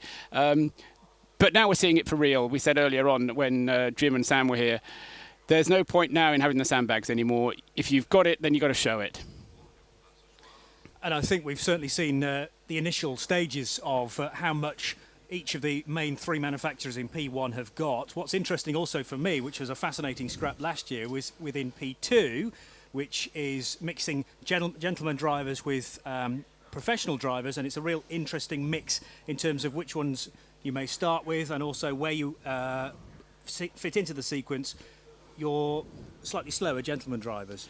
It's a strange kind of situation, isn't it, where we've got what we're talking about as being effectively an amateur category with some very quick drivers in it, some very, very remarkable drivers in it, and I think it is one of those things now, and just going on from what Paul Truswell was saying, that what we have is perhaps a balance of different things that's going on. The moment that you get a real race for the end result rather than somebody and an underdog, then the whole complexion of the race changes, because suddenly, instead of it being just who's going to be fastest and get to the finish, it becomes either that you're going to be quick or you're going to be reliable. And I think that what we've got this year is exactly that focus. I think what we've got now is a situation where we say this is about who's going to be quick, who's going to be reliable. Thank you, Paul Tarsi, for the moment. We'll head down to our Nismo pit lane team now and to Jeremy Shaw. What have you got, Jeremy? Come in, Jeremy. Perhaps not. So, as I say, confirmed to restart at 5 to 6. That is only now 2 minutes away. What sort of process, Paul Truswell, are the teams going through then with this period that they didn't expect in the middle of the free practice session? And now there are various processes being done to prepare themselves for, hopefully, green flag running for the next 2 hours. It's a pain in the neck, isn't it? Because they'll have had a programme and they'll have looked at the weather forecast and they'll have said, it's going to be dry, we'll probably get away with this. But effectively what they have lost is very nearly an hour. It was 4:05 when the red flag came out. And it's getting on for 6 o'clock now, so it'll be very nearly... 5:05, when the red flag came out, so it'll be very nearly an hour that they've lost. And it will be a pain in the neck because they'll have lost the time that they've wanted out on the track. It won't be added on the end. It's only a free practice session. So they'll be using the time to work on the cars and tune them up subject to what the driver has said, but that won't take them that long. It won't have taken them that long to do. They'll be itching fingers to get back out on the track, and I think we'll get a very busy track very quickly as soon as we get the green flag shown. Itchy fingers certainly for Porsche, because we have 3 of them at the end of the pit lane ready to start this session in a little under a minute's time. 2 prototypes and one of the Works Team Manthey Porsches in the queue. Let's try Jeremy Shaw once again, one of our Nismo pit lane team. Jeremy Shaw.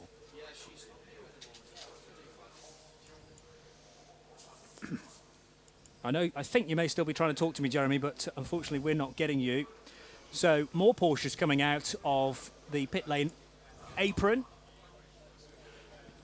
And clearly those drivers now will be wanting to run through all the things, as Paul was saying, the various different procedures. They've lost an hour, and not only have they lost the hour, they've lost the rhythm as well, that there may have been people out there who perhaps had done a couple of laps.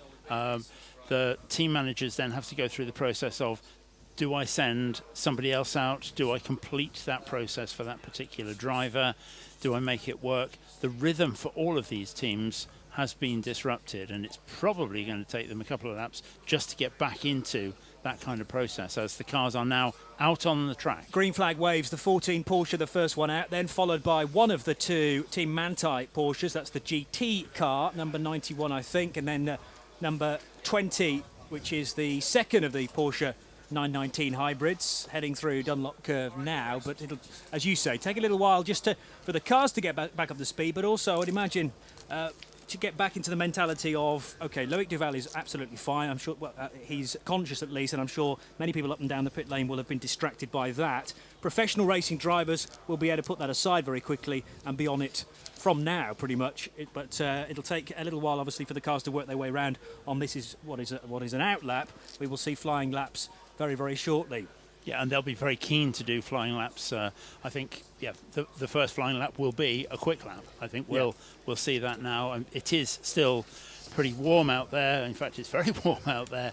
There's, it's probably not, it's not going to be real speed laps, but nonetheless, we're going to see that. We're seeing that Thierry car on the screen, which for me is one of the better looking cars in pit lane. I do have to say that. It's got some of the better looks. For me, Johnny, I think there is a huge spread this year between cars which do look the part, and there are, to quote Four Weddings and a Funeral, some real dogs out there. That, naming no names, of course. Naming no names, but you're going to lose friends very early in the week, Paul. The Ligier, though, I mean, bringing back an iconic brand to Le Mans, and I think they've done a fabulous job. As you say, with the design, it's a closed P2 car. There are only 3 in that category with the closed lid, and it looks great. It does, and it's well dressed. It's it's got a good livery on it. Talking of liveries, I know that Paul Truswell will be raising this because he and I have had conversations about it. Very disappointed with the Porsche livery. I think they missed the trick considerably with what they've come up with, which is perhaps, if I'm kind, it's nondescript. That they could have used colours and all sorts of things, and that it's disappointing to see that. And we've seen some great looking cars over the years and some great looking liveries, and for me that's a bit disappointing. You've seen the shot from above, I presume? Yes, but you don't see that very often. True. With the odd helicopter around on Saturday and Sunday here, I would guess. Jeremy Shaw, third time lucky, down to the Nismo pit lane team.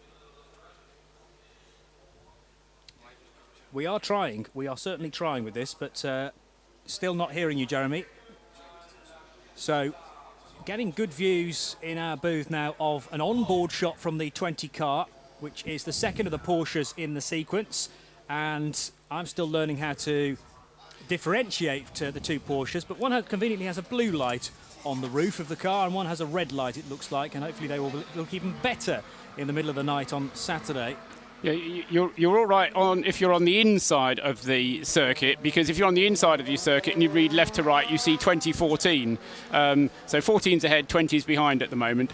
And the idea of the numbers 20 and 14, in case you're worrying about it, is because it is the year 2014 and it's their mission to return this year. So if you're on the inside of the circuit and you're looking at the sides of the cars, it makes a nice 2014. We've got yellow flags already being displayed at the first chicane on the Mulsanne Straight.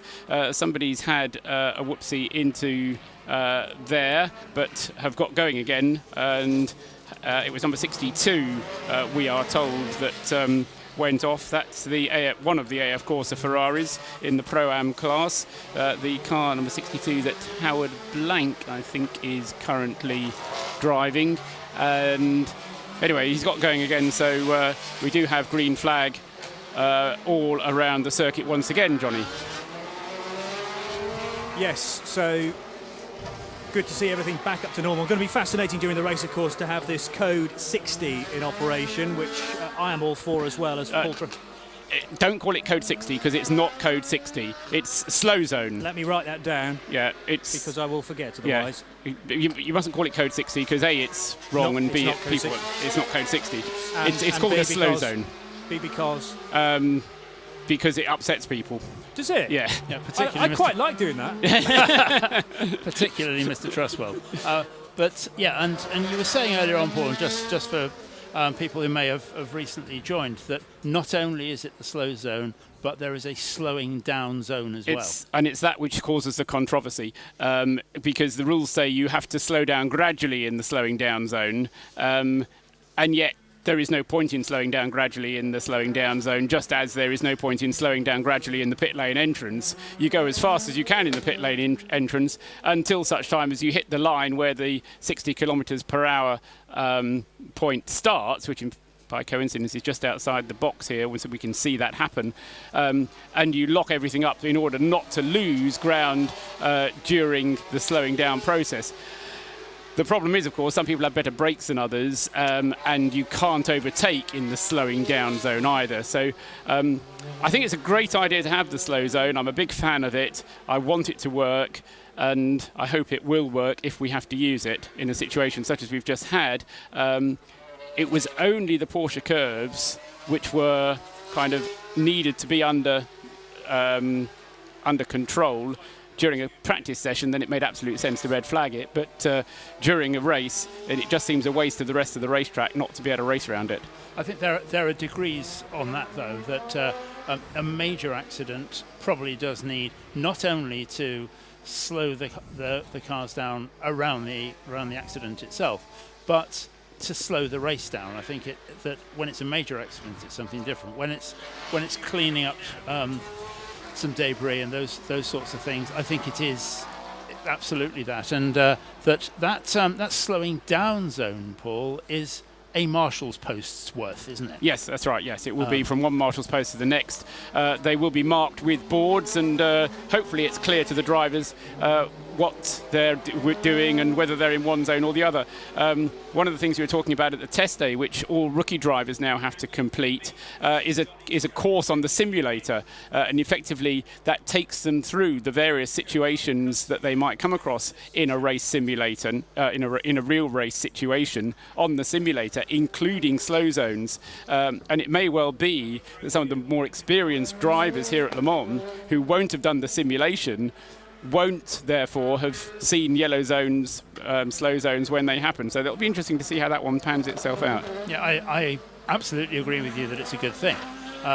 One of the difficulties is that at the end of that slowing down zone is that you haven't got a white line like you've got on the way into the pits. No. And so it's a graded kind of thing, and whenever there's gradation and there's grey, there's argument about it. But I absolutely agree with you, Paul, that it is at the very, very least worth a try.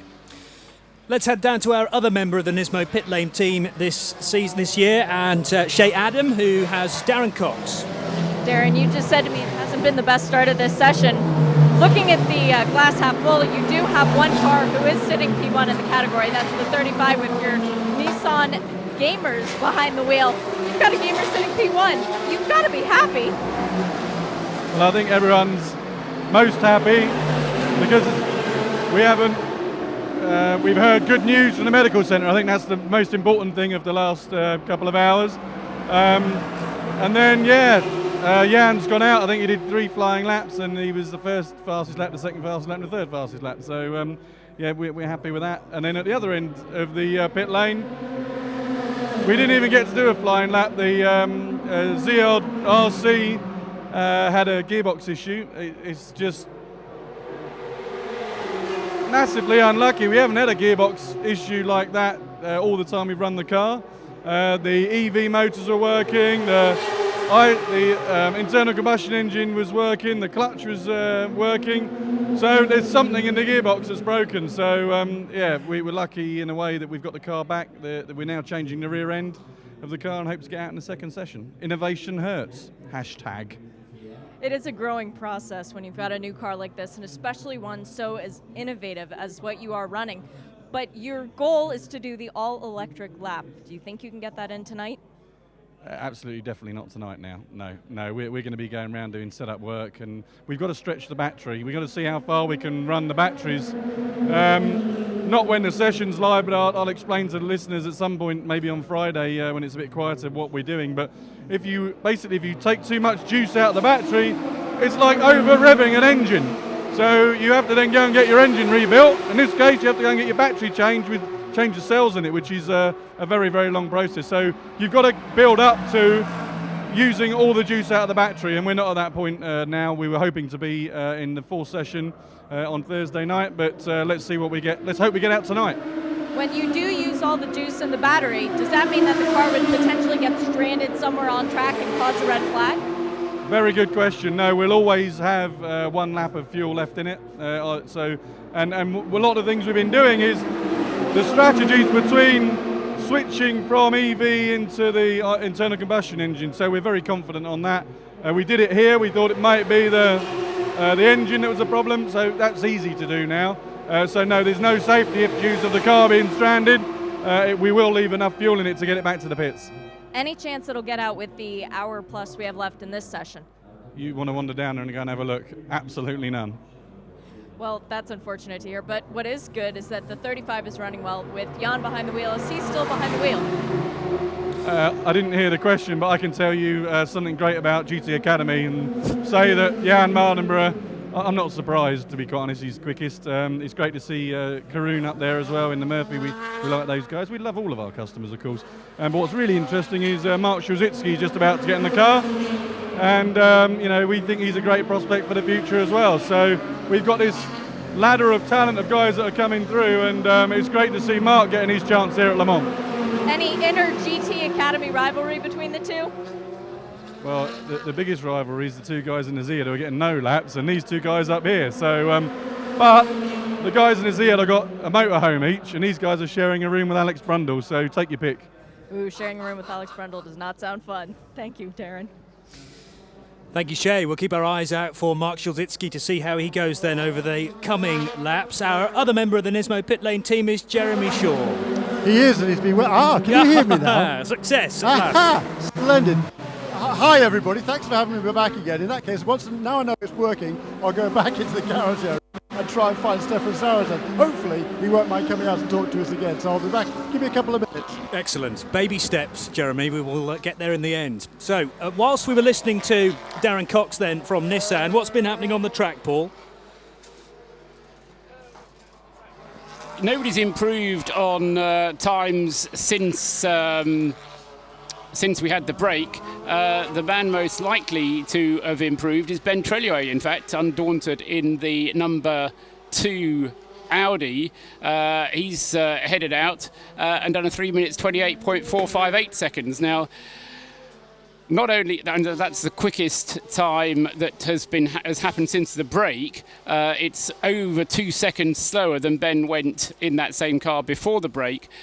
But what is interesting is that Treluet has taken the car out, and whatever happened to Loic Duval, they don't have any concern that it will happen to the number 2 Audi. So I'm encouraged by that, because it means that it's not a fundamental structural problem or something with the Audi that caused Loic to crash. And obviously we don't know what the cause is, and I don't think that anybody at Audi does. So it's not that we're speculating unnecessarily there, but they just haven't found out what the problem was that caused the crash. But it certainly hasn't dampened Ben Treluet's efforts. And as I say, he has gone out and set the quickest time since the break, although he is still 4th in the times in this free practice session.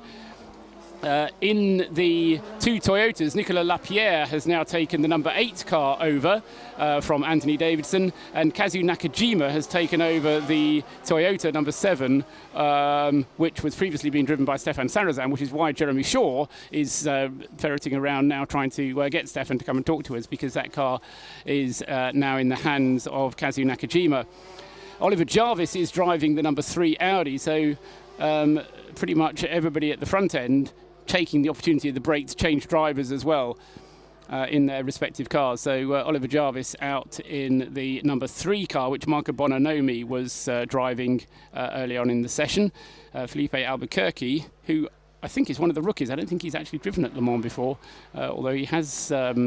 Obviously, he was here at the test, but Albuquerque will be making his Le Mans debut for Audi in the number 3 car alongside Marco Bononomi and Oliver Jarvis, who's currently at the wheel of the number 3. Down to Jeremy, who has Stefan Sarrazin. Yes, he just asked me whether the equipment is working. I said, absolutely it is, Stefan. So thank you for joining us here. 3-time pole sitter here at Le Mans. You know this place probably better than anybody, and your car is clearly working well right out of the box at the beginning of the official race weekend. Yes, for sure. I have good experience at Le Mans. I did many times in LMP1, and since 3 years I'm with Toyota, and this year we have a very fast car. We are very happy about the balance, handling, it's really good, so we try to improve today and tomorrow for the race. You came out of the box really strong at the beginning of this practice session. I think the other car ran a 7-lap stint right out of the right away from the green flag, and you're working towards the race at the moment, not yet qualifying, not concentrating on qualifying. Yes, I start immediately with a long run. To prepare the race, to see how is it going during long run and tire degradation, fuel management. So it was going well, but now we have to improve a bit the balance. It's not so good, but we have all the session. Now Kazuki is in the car, so we are working on it. The car, there's a lot more for you drivers to do this year in the car. You've got this hybrid system, but it's a completely different system to last year, Stefan. And you guys are really busy at the wheel of the car now, more so than last year. Yes, sure. With a new regulation with a fuel limitation, it's really important to work on it every corners. But the team is working hard on that, and they help us a lot. So we are quite happy with that, and we try to manage as we can. But it's going well. It's very different though for you guys, because you have a readout that you can see how much fuel you're using a lap, and the team is on the radio also to tell you how to manage the car during that, because I mean you have 1,000 horsepower here at your disposal, but you cannot use that 1,000 horsepower for the whole race lap, obviously. Yeah, we have 1,000 horsepower when we have a full boost, so during 5 to 10 second exit of the slow corners is really powerful and exciting. But fuel management, yeah, they help us to control it, and we have some good system, and we are working well on this area. So how much fun is it to have 1,000 horsepower on a road course here? It's amazing to drive an LMP1 hybrid like we have 4-wheel drive. It's just amazing, and we hope to do a very strong race this weekend. Now, Stefan, one last question. What is the plan for qualifying? You got the first 2-hour session tonight. What is the plan for that for you guys?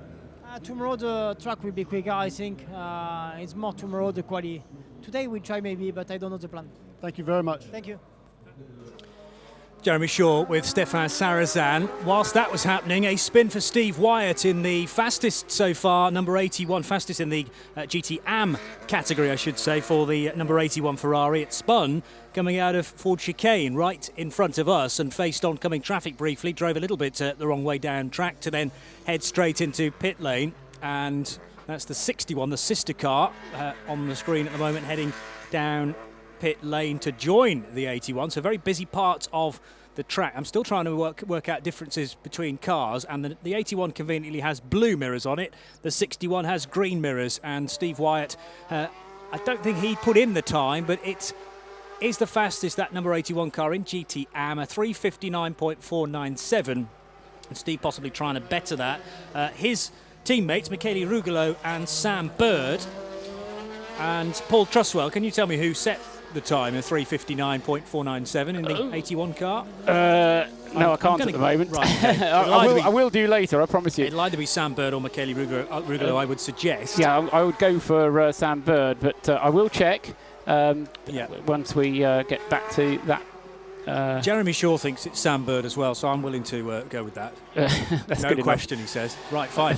Romain Dumas is going faster than he's managed to do, and that car's managed to do in this session so far, through Sector 1 at least, so the 14 car on a hot lap in the hands of the Frenchman, and car 20, Timo Bernhard, the German, is just heading into the Dunlop S's at the top of the hill, and lots of blue flags being waved to the number 66 Ferrari there, a little fraught heading underneath the Dunlop Bridge, but thankfully the driver of the JMW Motorsport Ferrari was well aware of those yellow flags being displayed.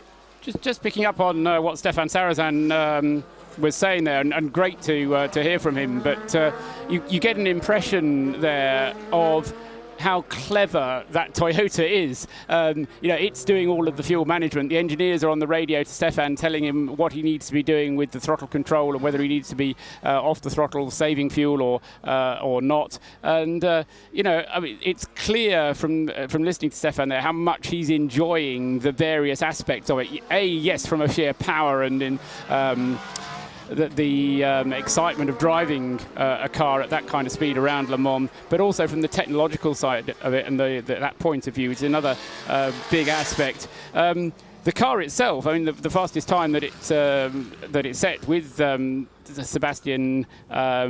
Stefan behind the wheel in the number 7 car, a 3:25.363. It did a 3:23 on the test day. The fastest time on the test day, just for recall, a 3:23.0 was the number 8 car, a 3:23.0. So a 3:23.6 from Anthony Davidson before the red flag came out, with just an hour and a bit of this session gone, kind of echoes what Stefan was saying about the track's just going to get quicker and quicker and quicker. And yes, we do have a night qualifying session now, but it's not going to be as quick as tomorrow's qualifying session, I don't think, Johnny. Jeremy Shaw is one of our Nismo pit lane team. He's joined by a man who was due to be with Ram Racing this year, but now joins the Crone Brigade. Yeah, Plan B or even Plan C for Ben Collins. Ben, you've had 3 starts here at Le Mans in the past. It's been a couple of years since you were here last time, and in a completely different sort of a car. Yeah, it is very different. So 2011 was the last time, but it was the 3rd time lucky actually finishing the race, which is brilliant. So, obviously want to do that again in the GT. So there'll be a few things different, but this place doesn't change that much, and it's just fantastic to be back. Yeah, and Crone Racing, I mean, they've had some success here in the past. It was kind of an on-again, off-again campaign for this team, but when did you get the call to come and join them? For me, it was very late. I was meant to be here with Ram Racing in a 458 Ferrari as well. So, I'm very lucky to have been called up late because that program changed and I wasn't a part of it anymore. And these guys, I think, contacted me a week and a half, 2 weeks ago. So it's fantastic. They've done a huge turnaround to get themselves here. And for me, just put my helmet in and getting into a different colour car. But I should be home. I've done 1 race in this car already with a different team, so I should be at home pretty quickly. With this particular car? Yeah, so I started the season with Ram, and so I've raced at Silverstone in WEC. Not this particular car here. I mean, no, this is the first time with Crone, and but they're super professional, which is always great. Confidence. They got very strong engineering, and everyone is expecting a result. It's a nice place to start. Obviously, a very difficult decision for you to make when you got that call about 10 days ago, wasn't it? It's a pretty easy conversation. Actually, the line was crackling, which did add some drama to it. So I kept saying yes, and Gary was and the line saying, "What did you say?" And I was like, "Yes," before the phone died or something. So no, it's very exciting. That's great. Very cool. And Nick Yotson went out first of all, set some pretty quick times there. He's in the top 6 in this very competitive class. Tracy Crone is at the wheel at the moment. When do you get your chance, Ben? I'm out next. Yeah, Nick's done a great job. Nick and Tracy Crone have been racing together, I think, nearly 11 years. So it's like a marriage, and I'm like the gooseberry, but so I'll go 3rd. Car, they're saying it feels great. We have the updated 2013 Aero package, which is the thing to have for the Ferrari, and apparently it feels good, and it's got great downforce, low drag, and that's what you want here. So I can't wait to try it. So Ben Collins here, he's chomping at the bit, guys, ready to get back out on the racetrack. Thank you very much indeed, Jeremy Shaw and Ben Collins. It's one of those things that we're seeing now of the circuit getting faster and quicker, and this is very unusual in motorsport generally, in that so much of it is still public road, and that the circuit takes quite a while to bed in and to get ready. If you think that public road to a greater or lesser extent from Tertre Rouge all the way down the Mulsanne Straight and then pretty much all the way up to the Porsche curves is public road. And okay, so we've seen some developments with dual carriageways and so forth, which has stopped the Mulsanne being the major road that it was up until a few years ago. But it still is a busy road, and that where they've changed quite a lot, and for those people here at the circuit or who have been to the circuit, that you'll be aware that they've changed the Mulsanne straight with roundabouts which are not actually on the straight. So the traffic for 51 weeks of most years is actually coming on and off the Mulsanne straight, rubber all over the place, oil all over the place for those 51 weeks of the year. And so therefore it's going to take a while, and I don't think you get anything wildly representative on test day because of that, and it takes a while to bed in. This session is going to be very similar, that they're, besides anything else, they're just bedding in the track, and it's really only going to be in quali that I think we're going to see representative times. And that is, to a certain extent, deals with today, but then the road is open again to the public for a period of time overnight and into tomorrow, so we're almost not quite back to square one, but the track continues to change throughout the week. It's a fluid machine, and indeed during the race as well. We're not even taking into account slightly different weather conditions that we had very much so last year. But before we get into the race at 3 o'clock on Saturday, there are various stages interrupted by routine traffic, as you've said. And the other thing is we have 2 support races, yes, which will also be running on Saturday morning. Now, people very often tend to think of a racing line being a racing line into a corner. It's not. And that if you're racing a Group C car, if you're racing a Porsche in the championship, those cars are taking different lines from the cars that we're going to see in the 24 hours itself. So it's not even as if it's like for like. You're not comparing apples and apples, and that's always a challenge. Jeremy Shaw's very busy. He's down with the Works Porsche team at the moment. Obviously, there were problems early on in this session for the number 92 Team Manthey Porsche. So news from Olive Manthey on that in just a second. But one of the drivers of the sister cars is Nick Tandy. He is indeed, and Nick is here. Nick, your first time at Le Mans. Not your first time at Le Mans? Second time at Le Mans, beg your pardon. Yeah, that's a good start, isn't it? But a great start to the weekend for your car, because you were fitted for a little while early in the session, right out of the box, looking good. Yeah, I remember coming here when my first time in 2011, and it was really hard to break the 4-minute barrier, you know. And if it was a really good lap, if you did, and it goes to show how far the development of the cars has come in those few years. I didn't have a decent run at the test day last week, not running any laps at all. So this morning, or the first session this afternoon, it was a case of really bedding myself in driving-wise rather than anything to do with the car, shaking down the car, making sure everything's okay. But really, it was for my benefit more than anything else. Why didn't you? What were your difficulties during the test session? We had a small off on the morning of the test session, which did some damage to the chassis. So I didn't actually get to do any laps at all. A small problem, huh? Yeah, that's a small problem. But clearly, that you've bedded yourself in very well. And it's difficult. You've been away for a year. Then it's the track is pretty much the same, but there's a few little detail changes to the racetrack as well, Nick. Yeah, and there's different surfaces and areas, and a lot of different curbing, which probably for me is. I mean, we do so many laps around here at the end of the day, at the end of the race even, that a couple of laps warming up to a track really doesn't matter too much here. But it's different. It's new. It's obviously new for everybody. It's another challenge that's. I'm sure a lot of people don't like it because it makes it all a bit slower, which is not what any of us really want when we're driving around. But it means you have to be more accurate. Yeah, that sort of curbs you don't really want to get up onto, are they? They're really going to upset the car. Yeah, that's right. Especially in the last chicane, it's where before if you made a small mistake you could run wide and it wouldn't be so quick, but you'd still be okay with the car. Now if you run a little bit wide or you're side by side with another car and you have to take avoiding action, it could potentially cause race-ending damage. So it's something you definitely have to think about. Yeah, it certainly is. That's Nick Tandy here. He set some fast times early on in this session. Let's walk over, have a quick chat with Olaf Manthey as next door leaves the pits. Olaf, Both cars looking good. The number 92 car is out on the track, but problems early on in the session. You've got that fixed now.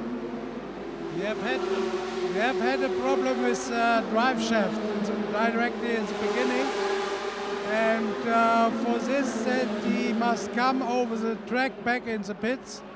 You have to drive slowly, but we have some damages on the outcoming part of the gearboxes, and for this we have to change it. But now the car is running very well again. Strange that you should have a broken drive shaft on your out lap.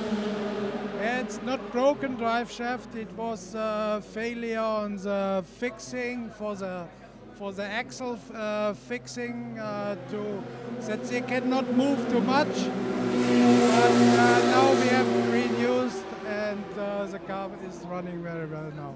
Very good. So it's good to see both cars out on track now. And Nick Tandy was third fastest when he got out of the number 91 car, and Jörg Bergmeister is now at the wheel of that car, and it is indeed I think Marco Holzer, who's just already now moved up into fourth place in the class in the second of the two Manthey Racing Porsches.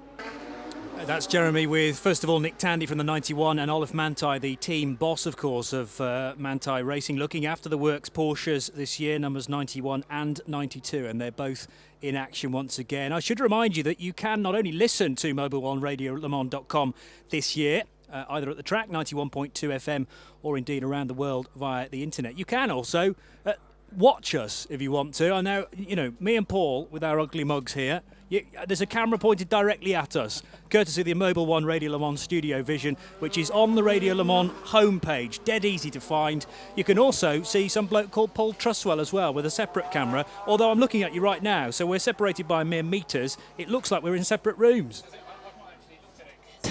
I've been too busy doing other things, and no, it is. We're bathed in sunshine, which makes life slightly difficult because you kind of look out across the track and get the sun in your eyes directly. But no, a great view and an opportunity for you to share it with us. I've just been looking down at what's been going on as far as Toyotas are concerned, Johnny, and in the number 7 car, Kaz Nakajima, he's actually now eclipsed the time that Stefan Sarazan set whilst Jeremy Shaw was talking to Stefan. Kaz Nakajima has actually improved the time for that car. It's still third fastest. It's not changed its position in the timing sheet, but it's improved its time. 3:25.363 then for Kaz Nakajima in the number 7 Toyota. And somebody else who's just improved his time a couple of laps ago, just improved his time, is Romain Dumas at the wheel of the number 14 Porsche, who's done a 3:28.614. That is the slower of the two Porsches, in fact the slowest of all of the LMP1H cars, the hybrid LMP1 cars, as distinct from, if you haven't noticed already, the LMP1L cars, L for lights and extra light they now are, because they've had a further 40 kilos taken off their weight limit. The two Rebellions, which are number 12 and 13, both in the pits at the moment, haven't completed that many laps, but have done times, well, respectable, but not setting the tracks alight. Nicolas Lapierre in the number 8 Toyota has just come into the pits and not yet gone out again. Nakajima is on a fairly long run. He's been out for half an hour now, pretty much since the beginning of the session. So Kaz Nakajima, we're counting the laps for him, but we heard Stefan Sarazan saying he'd been out on a long run. Well, Nakajima's on a pretty long one as well. We'll say count the laps for you and confirm how long that stint is for the Toyota number 7, Kaz Nakajima. And would that also, Paul, be part of the getting back into their stride of the programme after that long red flag process? I suspect that they, well, I've had a doubt about whether Toyota is on 14 or 13 lap stints. I'm fairly happy that Porsche are on 14, Audi are on 13, no question about that. But Toyota are kind of on the cusp a little bit between 13 and 14. And I suspect what they're trying to do, as we were saying to Sam Collins, is you wind off the downforce, and that gives you less, obviously, downforce, but you're wasting petrol effectively, pushing the car down on the ground. If you can kind of reduce the downforce, then you'll get better fuel consumption. And I suspect that's what they're trying to do, is to reduce the downforce so they get better fuel consumption, and that will help them do the 14 laps. If you're an Aston Martin fan here this year, there are 4 in the entry, 2 as GT Pro cars, 2 as GT AM cars, and Shay's caught up with one of the drivers from the AM class. David Hennemeyer Hansen, we were talking the other day about the performance brakes that you're going to be getting as of scrutineering. You've now been out in the car. Did it help? Well, the only thing we really got was the additional fuel. And what that certainly helped, because before we got that, there was no way we could make the 14 laps. And at Le Mans, if you can do 1 lap less than everybody else, you had a huge disadvantage. But the problem is that we still have to chase the pace. We don't have the outright pace of the other cars unless we do very drastic things to reduce our drag. So now we're doing very drastic things, and the car is a real handful to drive. So at the test, I came out of the car thinking, wow, Le Mans is such an easy track to drive, it's wonderful. And it is, we just weren't going fast enough. And then when we have to go 2 seconds faster and we have to do things to the car to make it go 2 seconds faster, you're reminded just how tricky a track this is. Going through the Porsche curves with a lot less downforce than we had at the test was downright scary.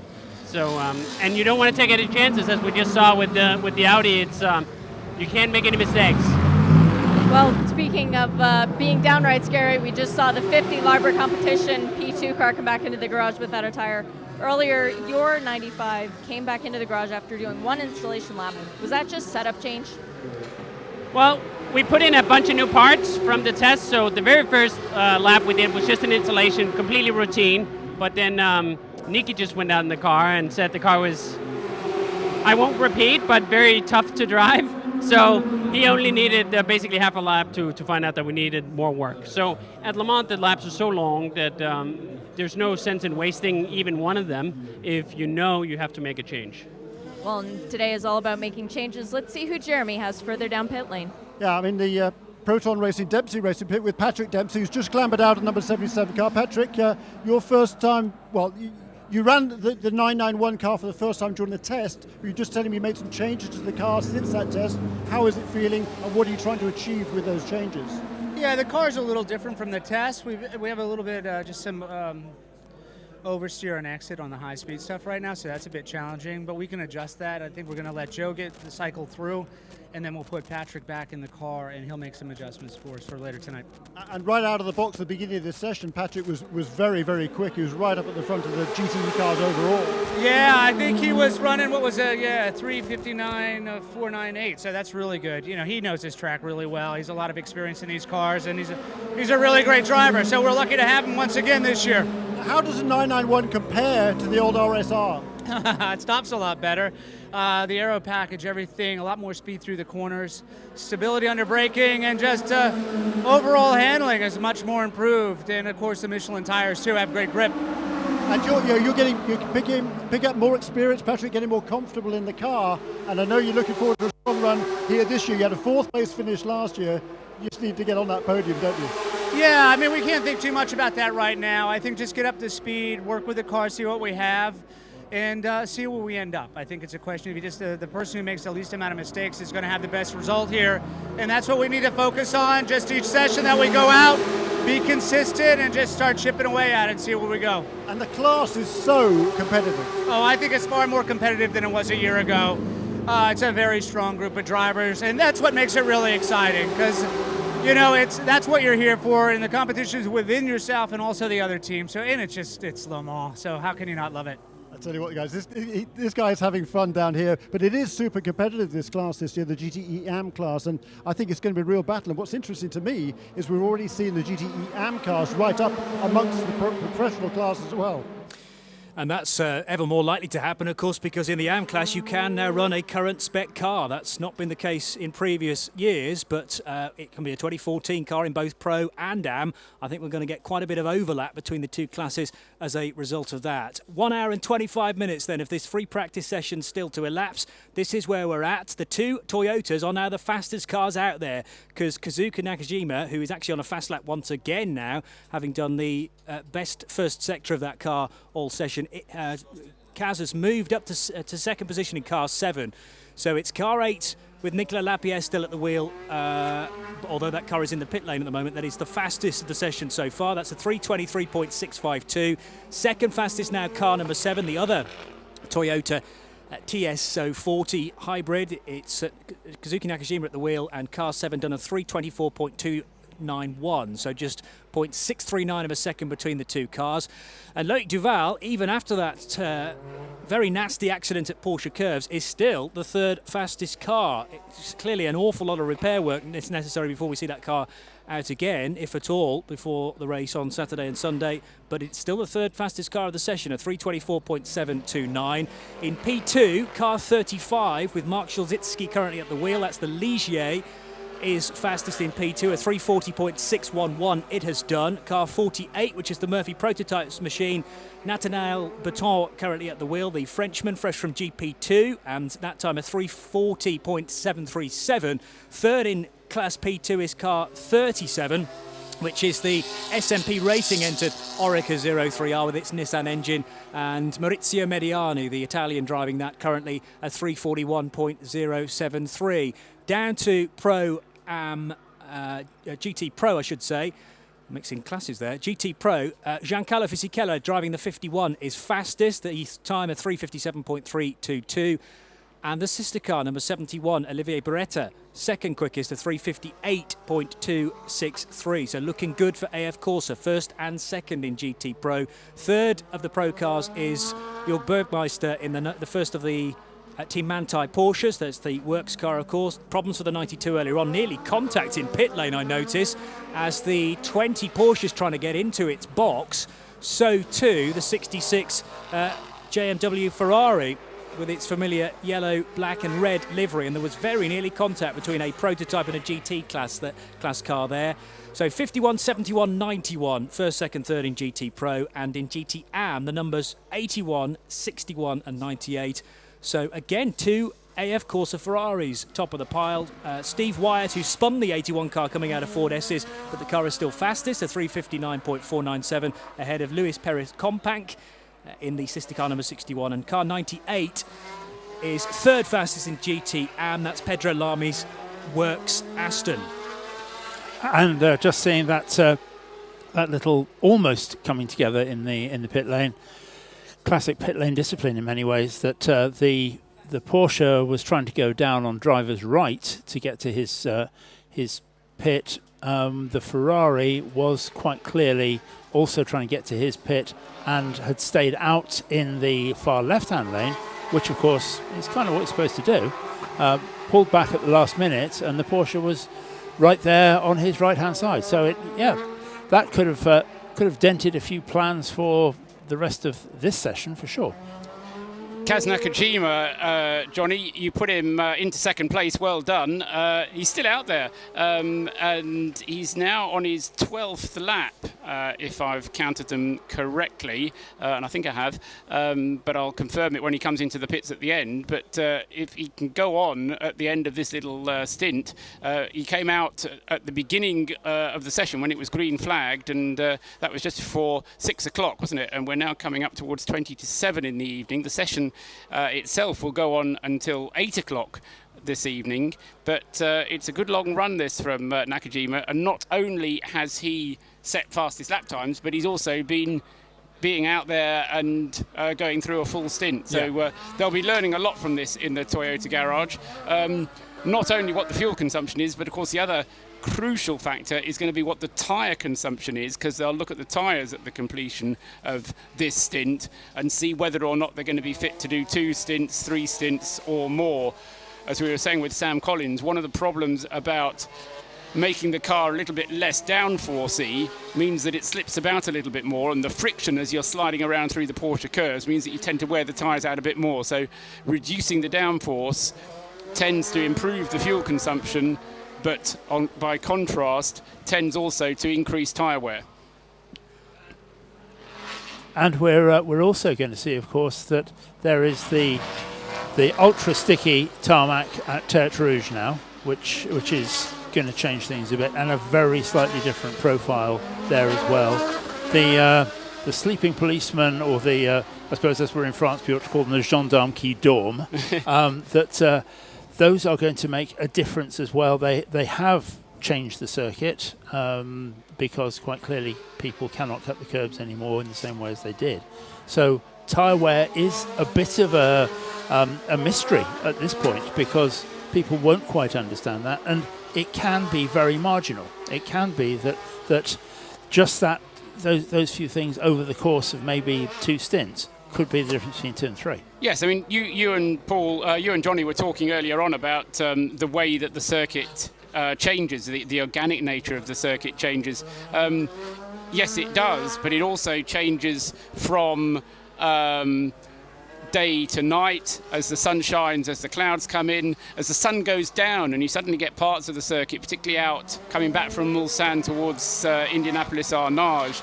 The shadows start forming across the circuit, and that can cool off the track temperature in that area more quickly. So there's lots of things that change as the race proceeds through it. And this is an opportunity for them to learn about how things change. And this is also a measure of good team management, isn't it? Of the good team managers will be doing that work and will be logging it and analysing it and making sure that they're getting the right information back, so that they're sending drivers out with a very, very distinct brief of what they're supposed to be doing. And it's not just the Formula Ford mentality of go out there and be as quick as you possibly can. It is about, we need you to go out and do this, do that, and we're quite obviously, even through the windows of the commentary box here, seeing the weather change right now. This is exactly what I was saying to Johnny over a cup of tea earlier on today. How you kind of have to change this mindset about being quick into being disciplined and doing what's required to be fast over all elements of the race. Because yes, it is important to be quick, but you have as well to be quick in all parts. Yes, quick on when you're out on the circuit, but you have to be quick on out laps. I mean, we were talking about this, Johnny. In quite a bit of detail, I seem to remember. Do you want to tell Kaz Nakajima to slow down, though? Because he's just done the absolute best sector through Sector 3. He's still out there, by the way. Does this give us a clue as to how long the Toyota may go on a stint? Well, this is his 13th lap. 13 laps, okay. Yeah, this is the crucial bit now. I mean, do we expect him to stay out at the end of this? Well, this will be the... I expect him to come in. Right. Because what... Toyota are clever, you see. You don't want to give too much away, surely. Exactly. In a free practice session, I mean, Sam was saying earlier on, we're going to see the sandbags dropped off the cars now. I don't think, as a team, you want to give too much away to... They will come in at the end of this lap, see how much fuel is left in the car, and then they'll go quietly to the back of the garage and say, there was enough fuel in the car to do 14 laps, but we won't tell anyone. So they will know how much fuel there is left, whereas we won't, unless they'll tell. I mean, Jeremy's a very good reporter, he might find out. Go in there and got a job for you, Jeremy. Have a look at the dipstick when they find out how much fuel's left in the car, and obviously how much they've got in the way of tyres as well. Yeah. Because that's also going to make a difference. Well, an awful lot being found out in this free practice session. Might be labelled free practice, but clearly there are various job lists to work through for each of the different teams, and they'll vary from pit garage to pit garage, up and down the Nismo pit lane. And we'll provide you with some of the answers, but some of them will have to wait until the race on Saturday. There's Nakajima in the pits. There we go. As if we predicted it. With a lovely lock-up as he hit the 60... he must be listening to Mobil 1 Radio Le Mans, I would guess. Possibly. Quite right. As I say, what we now need to know is to find out how much fuel was left in the car when he brought him in. Yellow flags at the Porsche curves, and I think that might be car number 41 which is causing them. That's the Greaves Motorsport Zytek. The one that's not the Caterham one, the other one, number 41 in the hands of Rudolf Nuneman, Alessandro Latif and James Winslow, all British driver lineup. And we could see marshals actually in the road trying to. We could only see the top half of the marshals, but nonetheless they were doing the things that showed that they were trying to move the car. And on board now from the Chevrolet Corvette. Cuts away before we actually got to the point where the yellows were. We've been talking an awful lot about stint length and particularly about the Toyota TS040 number 7. Let's head down to Jeremy, one of our couple of Nismo pit lane team members, and for your thoughts, Jeremy, on how long these cars might be able to go. Yeah, they did refuel the car when they came in, then they now just pushed it back into the garage. But certainly interesting. I'm sure they won't want to show their full hand at this stage, but certainly interesting to me, as I think Paul pointed out, instead of purple section time on the previous lap. So right at the end of that stint, the car going faster and faster. Yes, obviously less fuel in the car. How much fuel it's got left in it, we don't know, of course, but the car is certainly working well. It is clearly consistent as well. And that is what you need in a 24-hour race. Thank you, Jeremy. Very much so. And as we were saying, so much information can be retrieved in terms of how much fuel it's using, how much fuel is left in the tank at the end of a 13-lap stint, but also how well the rubber is bearing up to the strain around this 8.47-mile Circuit de la Sarthe. And clearly you can double stint tyres, you can triple stint tyres. Have we had in the past tyres going 5? Yeah, we've actually gone 5 in the past. Okay. The problem with going 5 is that it's further than a driver can drive. Yes. So actually going 4 kind of works better. We had 5 last year, but bear in mind that stints last year were shorter. We had last year stints of 10 laps from Audi, and so a 5-stint session from an Audi last year would have been 50 laps. If they're doing 13 laps and they do 4, that's doing 52 laps. So in terms of number of laps, 5 stints is still a pretty hard pushing it. My suspicion is we'll be doing 3 stints on a set of tyres. I don't think they'll be able to do 4, but that's what's fascinating about the race. And that's where, again, you'll see them taking the tyres off, taking them to the back of the garage, and then maybe wheeling them out and putting them back on the car again. We think there's been a tyre change, and of course they're just using old tyres. I know for a fact one of the tricks that Audi did last year, which I thought was a pretty smart one, they took the nose cone off halfway through a practice session, took it to the back of the garage, and later on they put that same nose cone back on with all the grime and the grit and the bits of rubber, so that they could test how much the ducts and the little intakes actually absorbed during a longer session. And they were able to do that just by having what they called the dirty nose cone. Put the dirty nose cone back on, we'll see if the airflow is still as it should be. And isn't that why Audi have been so successful at this race? Because it's those things that make the difference. Well, yes, it is, but Toyota are right there with them now. Remember, Toyota have got Hugh Shonak from Orica helping them out there and doing a lot of the strategic work for them down in the pit lane. And there's not a lot that you can teach Hugh Shonak about this race. No, and clearly we tend to talk about Toyota because obviously that's the name on the front, but Orica having a huge input into this whole program. Particularly the race engineering aspects of it, the same type of aspects that Yoast Racing has into the Audi program. And this is the bit that Porsche doesn't have. Porsche are doing it all out of their own factory, as it were. And do you think that's, I won't say a mistake, but do you think they hamper themselves by doing that? I think it's building up the experience. I think this year is going to be a learning year for them. I mean, don't forget with Porsche, this is only their 3rd race with this car. They've only raced at Silverstone, Spa. This is only the 3rd race. Now, I know they've been testing it for more than a year, but it's only their 3rd competitive outing, and that is a huge order from any of them. Toyota, it's their 3rd year here. Audi have been coming here for more than 10 years. So, Porsche do recognise that they are on this learning curve, and they're going to have to get there slowly. Another team that may have to get there slowly is Rebellion Racing, of course, because although they have an awful lot of experience of this track and of this event, it's always been in a Lola previously, and they have moved to their own bespoke chassis this year, the Rebellion R1, built with the help of Orica with its Toyota engine. They know a lot about the Toyota power plant, but not so much about the R1. And Matthias Besch is at the wheel at the moment. It's gone impressively well over the last couple of laps, just done a 3:31.212. That puts it 8th quickest, and the number 13 car with Dominic Kreihammer most recently at the wheel, although 13 is currently in pit lane, has done a 3:36.3 3:45. So quite a difference between those two times, between the 12 and the 13. But Matthias Bech is really pushing that car on now. Only two entrants in P1L, as it's called, P1 Light, although I was told by Graham Goodwin that we really should consider that as one whole class, despite the hybrid section and the light section. And Bart Hayden has made no bones about the fact that he wants to get overall podiums. Are we going to have to be in a situation, though, Paul Tarsi, that we're going to have to see retirements, and quite a few of them from the works teams, before a Rebellion can finish on the podium? I think that almost goes without saying.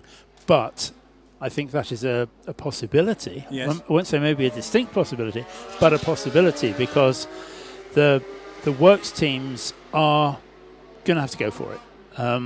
That this is going to be about the race. There is going to be questions about reliability for all of them, to a greater or lesser extent. They're going to struggle. Some of them will sail through. We've heard for years people talking about the 24-hour race as being a 24-hour sprint. And the moment that you get, as I said earlier, the amount of competition that we have this year, then yes, it is a kind of sprint, but it is also about preserving the car in every sense, and the stuff that we've heard from Paul Trustwell earlier on. Let's head down to Jeremy to get thoughts on Rebellion.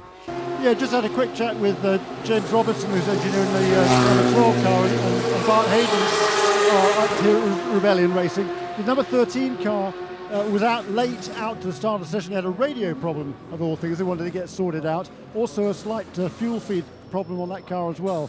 Fuel leak, I think it was, actually. They got that fixed as well. In fact, the number 13 car, as I speak, is just getting ready. It's just come out of the garage, and they're getting ready to go out. The number 12 car has just come into the pits. I think Nicola Prost was about to get into that car, and that car is just running through their program.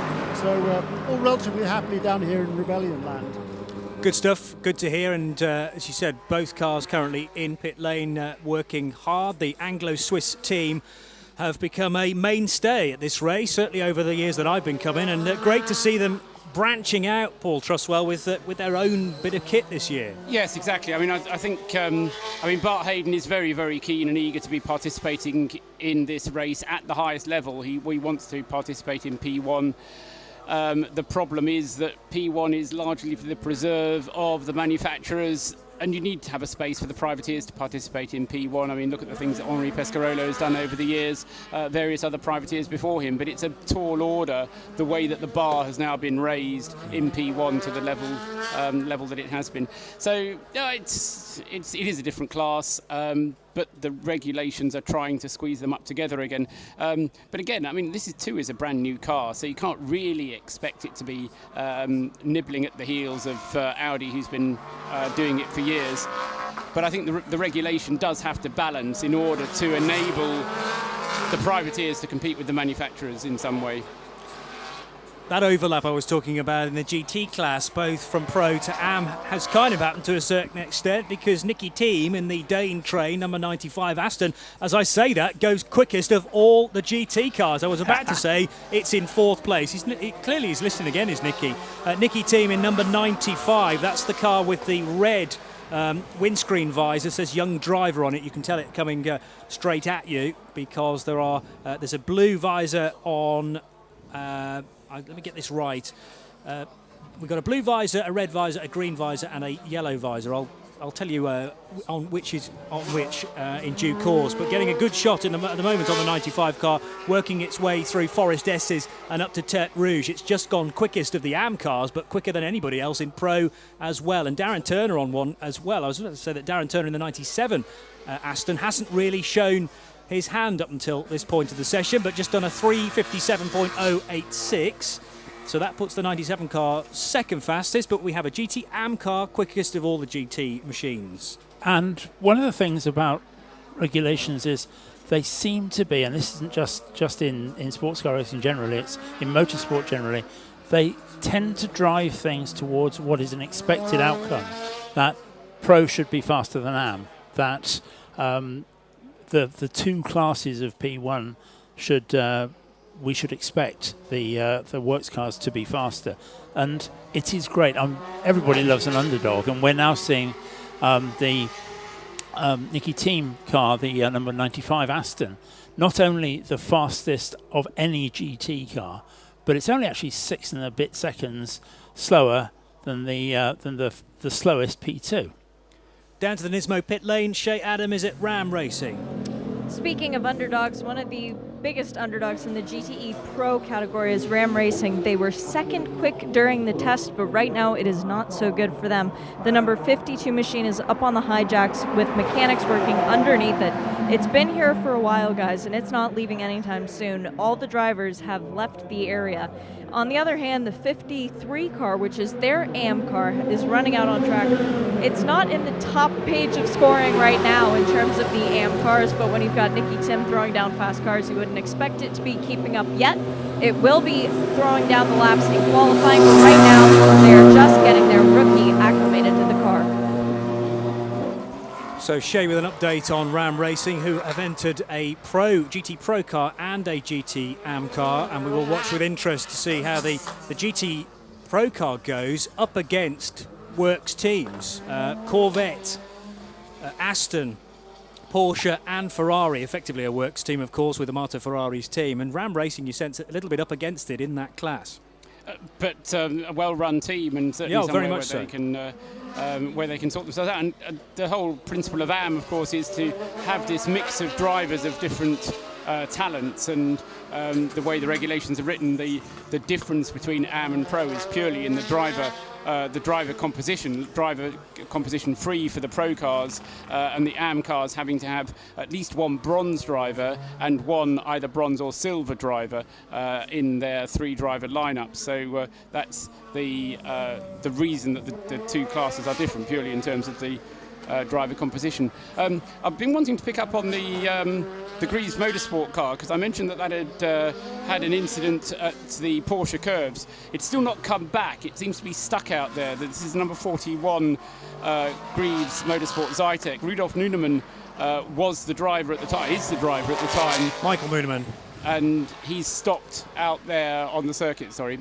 Mike Nuneman, yes. Michael. Yes. I think you said Rudolf. I did, yes. I think it's a question of used names and things.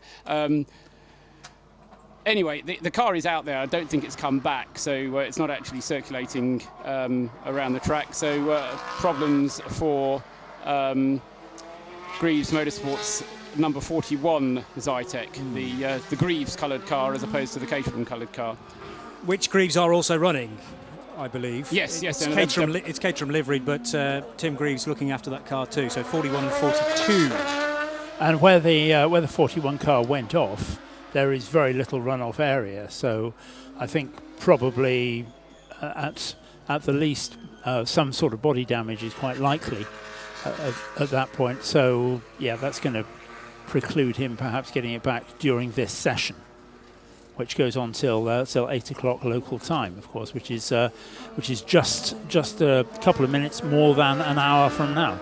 Yeah, so I'll give you a full rundown on the hour, but interesting times coming through now from Ollie Jarvis, who is currently at the wheel of the number 3 Audi. It's 5th fastest. It's done a time of 3:25.142, and that time I think was set by Jarvis. His times have been blue of late. His last time, though, was a touch slower than that, a 1:25.4. Timo Bernhardt turning the screw on the 20 car as well and upping its pace. It's done a 3:26.705. That's the fastest of the Porsche 919 hybrids. 6th quickest overall, then car 20 ahead of its sister car number 14. Neil Yarney is driving that. In fact, we have now, of the 9 P1 cars, 7 of them out on track. Clearly, Loic Duval's number 1 Audi needs an awful lot of work before we see that back out again. Nicolas Lapierre is also in pit lane. Let's head down to Jeremy Shaw. Who have you got, Jeremy? I'm in the Porsche Motorsport garage with Mark Webber. Mark, great to see you again. I haven't seen you for a long time, first of all, so super to see you on a personal level, and great to see you in a fascinating race car. Yeah, it's been a long time since I see you, mate, so, look, it's like a new life for me coming back here again, and, obviously I really enjoyed my time in F1, had a great experience there. But I love this endurance stuff. It's a brilliant category, brilliant championships, some top quality drivers, obviously, and some brilliant manufacturers. And I couldn't resist the Porsche phone call. And here we are. We've got a lot to learn, big mountain to climb. But we're going through it all. And you know, every lap we do here at Le Mans is good for the future. It's a long process, but you know, we're looking forward to the race on Saturday. The technology, though, is really cool on these cars. Oh yeah, no, we got a lot of very special stuff. Obviously, the hybrid side generating a huge amount of combined power with the combustion engine. You see it on all, obviously Toyota as well.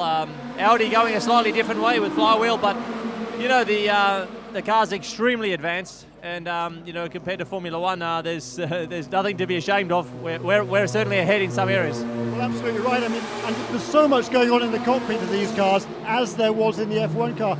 How does actually, you know, all the bells and whistles that you have to play with in the car, how does that compare to the Formula One car, Mark? Pretty similar to F1 actually. I think you know, we try to decrease the driver load as much as possible. We're constantly telling the engineers how we can make systems easier for us, because it just makes the cockpit demand for us a bit lower. Same in Formula One, and same here in the prototype in the LMP1 cars. So yeah, enjoying it, and we're really on an aggressive curve manufacture-wise with this new technology. Everyone is learning so quickly. Well, that's the thing. I mean, it is so cool. I mean, there's an awful lot to think about here when you're driving at Le Mans. It's very different to what it was when you were here 15 years ago. It's super competitive now, but you know, there's so much going on in terms of the competitiveness of the field, the traffic, and all of the bells and whistles that you have to play with as well. Yeah, it's changed a lot, obviously, in the last 14 years. Some things are still very similar, but yeah, the technology is the biggest thing. I mean, the lap times we're going 12 seconds a lap faster than when I was here last time. So the cars and the tyre technology, you know, everything, you know, motorsport moves on very quick, and that's why it's a great environment to test everything. How about the circuit itself, the track itself? Still, it's a very, very challenging circuit. It's a little bit old school, obviously, in places. We could chip away on the safety in some places. It's still a little bit on the edge, but yeah, it's got everything. It's a very demanding track for the car, engines, power units, brakes, tyre. I mean, that's why it's a long lap and demanding. So even for drivers at our level, obviously, you have to be extremely focused. Just one more thing before we go. You're in your civvies now. You've done your work for the afternoon session at least. How is it going so far in this session, and what is the plan for later on tonight? Not too bad. I think we would like to have been a little bit happier with the car initially as rolling out, you know, since 4 o'clock this afternoon. But look, we are still trying things. We've only got 8 hours experience at this venue from you know, 2 Sundays ago, and now we're just incorporating some of those changes and working out where we can still make a compromise, obviously. So look, we're not the benchmark at the moment. Maybe it won't happen this year, but we're learning a lot, and tonight we'll just continue to gather data and do nothing fancy, just do all the simple things well. I lied. I've got one more question. What is it you're kind of working on particularly with the car now then? Just balance and compounds. Yep. Super. Lots to work here at Porsche, and it's a full-on operation, of course, at Porsche Motorsport. Great to see them back, and great to see Michael Webber here as well, guys. Absolutely, yes. Thank you, Jeremy, for that insight with the Aussie. 57.5 minutes to go then of free practice. Of course, this is all the free practice we get, and it'll be into qualifying a little later on this evening where the laps really mean business. Here's where we're at then, with just under an hour to go of this 4-hour session. For P1, it is now Sebastian Buemi who heads the times, car number 8, which is the fastest of the Toyotas, but only very recently the number 2 Audi has slotted into 2nd position, and 3rd fastest car 7, the other Toyota. So 8, 2 and 7. Buemi at the wheel of the number 8. Marcel Fessler driving the 2 car, and still Kaz Nakajima, who is out on track still, having been in for that stop. And a fuel fill-up is 3rd quickest. The fastest time, incidentally, a 3:23.652. Fessler's time, or the number 2's time, it wasn't Fessler that set it, a 3:23.9, and Nakajima a 3:24.2. If you're a follower of P2, it's still the 35 G-Drive Racing by Oak Racing Ligier, which is quickest. Bodes well for those guys with a new car for this year, remember, and it's quickest so far, a 3:40.611, ahead of car 48 and 37. They're both Oricas. The Murphy Prototypes 48 car, Nathaniel Berton that drives that at the moment, and Kirill Ledygin in the 37 SMP Racing Orica. For GT Pro, car 97 is fastest from 51 and 71, so that's Aston from Ferrari and Ferrari. Darren Turner, currently in pit lane, has set the quickest time of 3:57.086 from Jean-Maria Bruni's AF Corsa Ferrari number 51 and David Rigon in the 71 Ferrari. And lest we forget, the fastest GT car overall is actually the number 95 car, a GT AM machine. Nicky Team set the time at 3:57.015, puts the 95 Aston quickest of the AM cars and quicker than anybody else in GT class overall. The 98 car is second quickest. That's the Christopher Nygaard number 98 car, and car 88. So the 88 car is third fastest, which is the Porsche. So we've got Aston from Porsche. And I stopped briefly there because Jeremy was asking me the question in my ears. Do GT AM, can they be current spec? They absolutely can. From this year, you can run a 2014 chassis in GT AM along with GT Pro. And we are, as predicted, getting a nice touch of overlap. There's been a spin for the number 37 Orica. That's the SMP Racing run car. Kirill Ladigin for a spin at Indianapolis. Yep, that's Indianapolis for sure, and catches many people out. Don't you just love interviews with Mark Webber? Because there was so much information in what he said there. Just that little bit on the end of the sentence that said, well, maybe we're not going to do it this year, but... now, whether that is sandbagging, you don't know. I think it identified very, very clearly how much this race, and motor racing probably, has changed since he was here for Mercedes all those years ago. Because nowadays, it's not just about being quick. It's not just about going out and driving as fast as you possibly can. It is about driving all the systems and everything else that appear in the car. And that is going to be more and more important with these cars with years to come.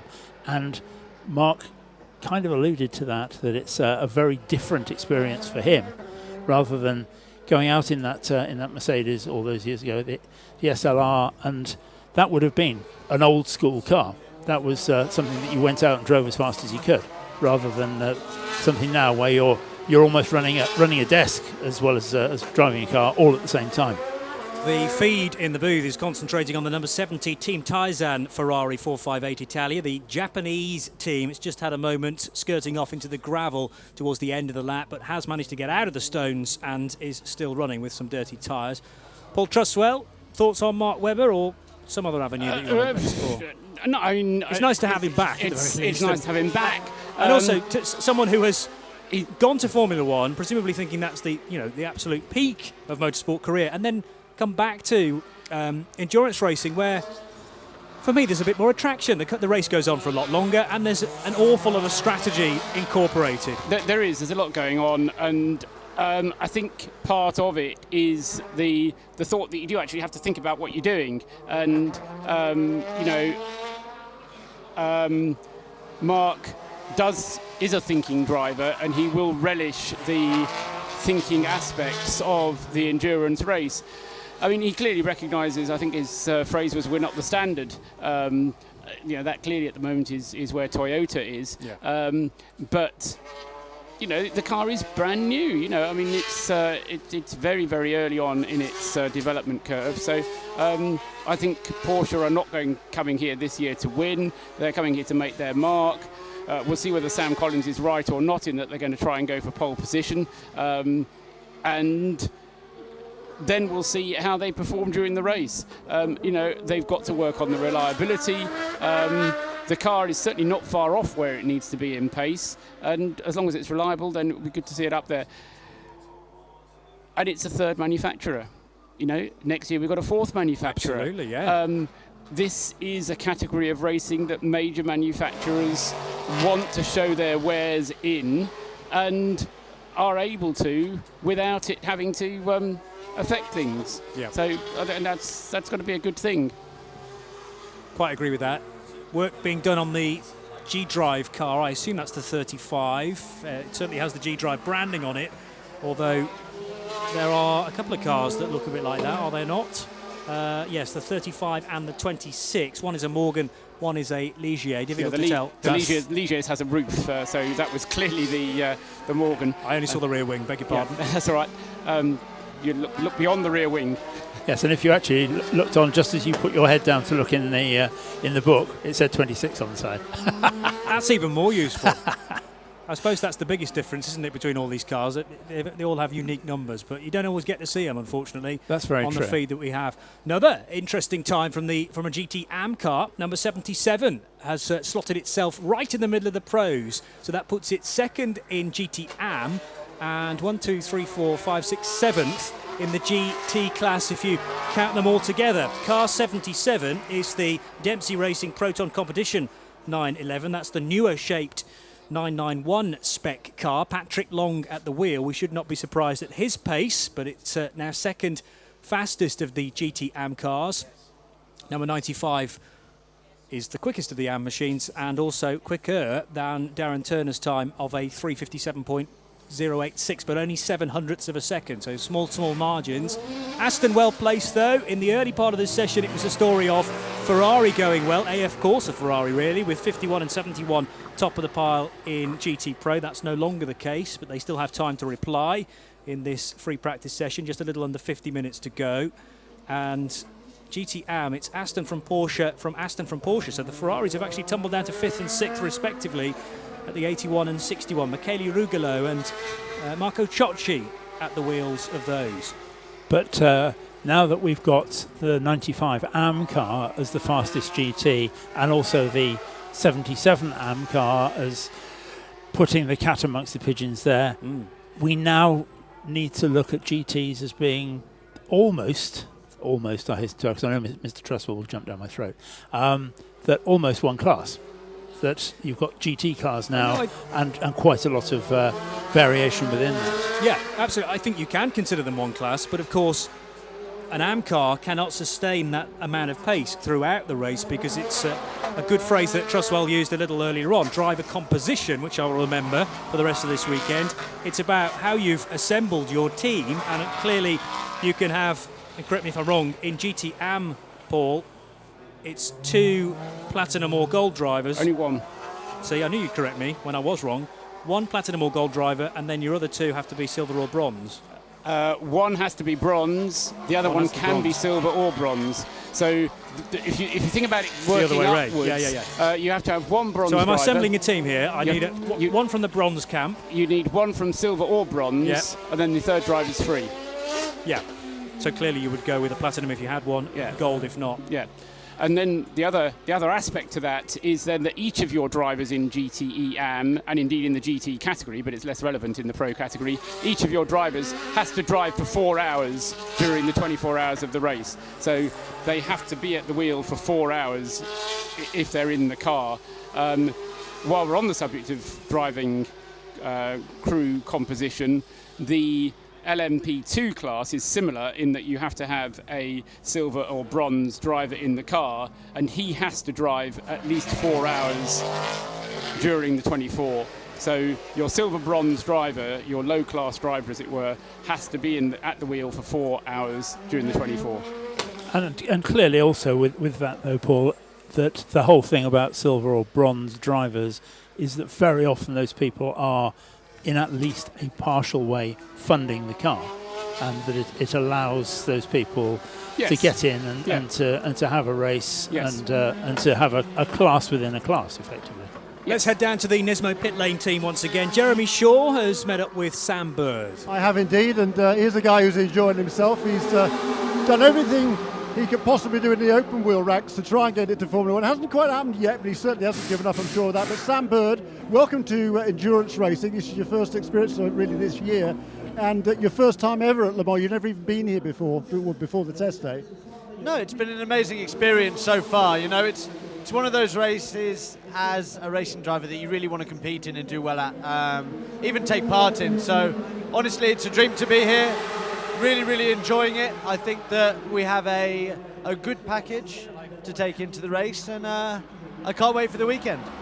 Yeah, you've been quick. You were quickest in the class in the first part of the session. You told me you've only done 11 laps in the test day, just 5 in this session here, so it hasn't taken you long to get to grips with the track, Sam. It's a fantastic track. It's it's very different to everything else I've driven before, but I seem to have got my head around it, and thankfully AF Corsa have given me a nice package to be able to feel comfortable, and not only in the car but in the surroundings. There are some great people involved in the team. I have some good teammates as well, so really enjoying myself. And how is it going to be for you sharing the car with other guys though? I know that's different, isn't it? I'm not used to giving away my car, but it's fine. I fully entrust in Steve, who might not have the most experience, but has just actually done a fantastic job in his stint. Got down into the 402s as a rookie, is phenomenal. And Michele Rugolo, also a very competent driver. I expect him to be just as fast as me. Yeah, very good. That's Sam Bird and Steve White is right here. And Steve, excuse me interrupting one more time. We're on Radio Le Mans here, and that was an impressive stint though for somebody with relatively little experience to get down in the low 4 minutes. You've got to be pretty pleased with that. No, I was very pleased. I had a few opportunities to get a bit better lap time, but you get a few interruptions with the LMP cars and the other pro guys. So, no, I'm happy. Yeah, it's good. You've got to be. I mean, you've got a couple of good shoes in here in the car with you. You're in with the shout, aren't you here? You've got some good shoes with you in the car. Oh, yeah, I've got some good drivers with me too, Michele and Sam Bird here. So, I think we have a reasonable chance to do well on Saturday and Sunday. So hopefully it goes that way. Do you feel any pressure though with these two really experienced guys? Well, certainly one in sports cars and one, not so much in sports cars, but a massively experienced driver in Sam Bird. No, I feel lucky that they're in my car and not someone else's car. So. Excellent, great attitude here, and this AF Corsa car is certainly going to be strong over the weekend. And a bit farther up pit lane, Shea Adam. Matthew Housen, you're with KCMG this weekend. You guys have shown incredible pace so far today. Bad news with the flat tire bringing your car into the garage, but has that hindered your process at all? Doesn't seem like it. Well, I mean, yeah, obviously the tyre failures just happened. It's interfered with our program a little bit, but the main thing is we had a good first part of the session, so we got to test, we answered a lot of questions that we had after the free practice day. So yes, so far it's obviously the tyre failure at the moment is a concern until we can fully analyse what's happened. So we're just going to put another set of tyres on, let Alexandre finish his run. Does it appear to have damaged the suspension at all? No, just bodywork damage. The tyre failure wasn't catastrophic. It was fairly small, but it's not really done enough laps just yet. So we need Alex to have a few more laps because he's going to be first out in the qualifying session at 10 o'clock. So yeah, they'll get some spare bodywork on it and get him back out for the last part of this session. Are you feeling good about going for a competitive pole time? Yes, I think we are. I mean, I think in the race we know we're definitely competitive. Qualifying, we weren't 100% sure after the test day, but certainly based on this morning, the lap time I did this morning was in traffic as well, so I think we could have been quickest. So certainly as long as everything translates onto the qualifying tyre, the softer tyre, then we're definitely in with a chance of pole. How big of a concern is traffic for qualifying tonight? Well, I think it's always a concern at Le Mans is traffic. It's as much a luck game as anything. You can try and get yourself space and then you catch something coming out the pits. So really the pole lap is always going to be the guy who got the clearest lap and the best rhythm. So yeah, unfortunately there's only so much you can do. The rest is just hope and keep your fingers crossed for a clear lap. Now you're a rookie to Le Mans, correct? No, this is my second year. Second year. So you guys are a little bit more gelled. You know how to handle things and you know what to do when you get behind the wheel of the car. For the start of the race, when does that mentality shift? Because there are so many qualifying sessions from, okay, we're just going for race setup from this point on forward. Yeah, well, obviously the mentality is going to change to qualifying as of 10 o'clock tonight. The runs are going to be shorter. We're not analysing fuel conserving or anything else. It's just pure performance. Obviously, at the moment, we're still evaluating tyres with regards to the race. So, yeah, the mentality is going to be qualifying tonight, and the mentality will shift back to racing once we start. And, I mean, it's a 24-hour race, so really you've got to be in the top 5 after 20 hours, and then the race starts, and then you've got 4 hours of racing. So that's really the way we're looking at it. Thank you. Thank you. Whilst both of those interviews were taking place down in the Nismo pit lane, a stoppage for the number 74 car, which has stopped just beyond Arnage, Marshall Post 115. Would that tie into the exact position Paul? Just beyond Arnage, yeah. Beyond Arnage and before the Porsche curves. Tommy Milner at the wheel, and it's quite a way down in the GT Pro classification at the moment. The other car from the Works Chevrolet team, driven by Jordan Taylor, is still out there and doing respectable times. Third quickest of the GT Pro cars is Jordan, a 3:58.136, the best time. Now, we talked about the slow zone, which is new for 2014 in the race. If you've got a yellow flag section on the track in free practice, is that also monitored by GPS? It will be. You tricked me right at the end. It will be monitored by GPS because everything is now monitored by GPS. But what I meant to say is, do you have to stick to the 60? You do not have to do it 60 kilometres an hour. There is a special 60 kilometres an hour board which they show at the beginning of a proper slow zone, and that proper board gets held up and you can see it. And if you wander down to one of the marshal's posts, I'm sure they'll show it to you. But they do have this 60 kilometre an hour slow zone board, and they also have another board which is called the slowing down zone. And the slowing down zone, obviously it says what it is. So there's those two boards which they have at their disposal to use. Does that only apply in the race though? No, it can apply during a free practice session. They can apply them during a qualifying session. We saw them used during the test day. Yes. Obviously in a kind of test environment, but they can be used at any time. But what they are supposed to do is to slow you right down to, I'll say, walking pace. Obviously, 60 kilometres an hour is a pretty brisk walk. Is that not the pit lane speed limit here as well? Yes, exactly so. So it is something that the drivers can do very easily because they have a button on their steering wheel which says this is the speed. So it's not asking the driver very much to say, please press the button and go at 60 kilometres an hour. And the idea is that at 60 kilometres an hour, you can do things like repair barriers, you can do things like driver extractions, you can do things like moving the car across the track and to a place of safety, which previously they would have had to use a safety car to enforce that gap in the traffic in order to do it with no traffic at all. And obviously 60 kilometres per hour, for those of us who don't work in kilometres per hour, is about 37 miles an hour, isn't it? Yes. Well, only because I've read that statistic in recent days. Oh, right.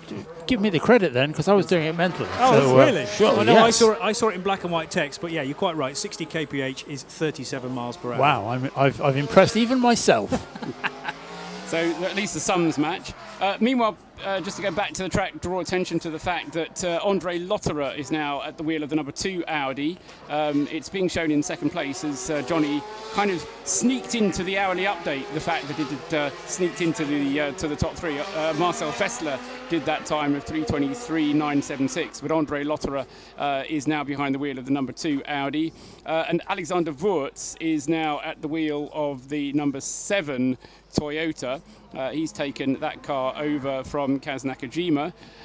And Felipe Albuquerque is at the wheel now, just going out of the pit lane, of the number 3 Audi. And we've got Brendan Hartley at the wheel of the number 20 Porsche. So with about half an hour of the session remaining, lots of the other drivers getting in the car for their go at free practice.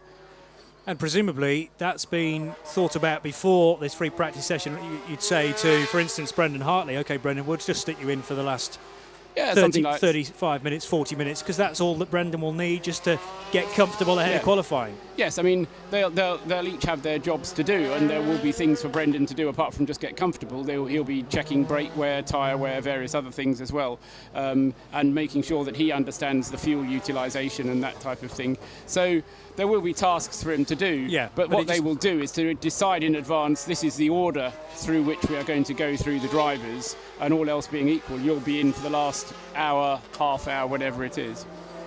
And presumably that will have changed quite a bit when the red flag came out, because you can throw your notes ahead of the 4 hours away to a certain extent. Because we lost not quite an hour of this free practice session. Through that, most of the teams, well, all the teams wouldn't have known when the session was going to restart as well, exactly. and how much time will have been left. So a little bit of suck it and see it almost through that period of time, and then you reassess your plans for the remaining bit of the session. In the end, it turned out to be a little over 2 hours, so I think most teams will be happy with that.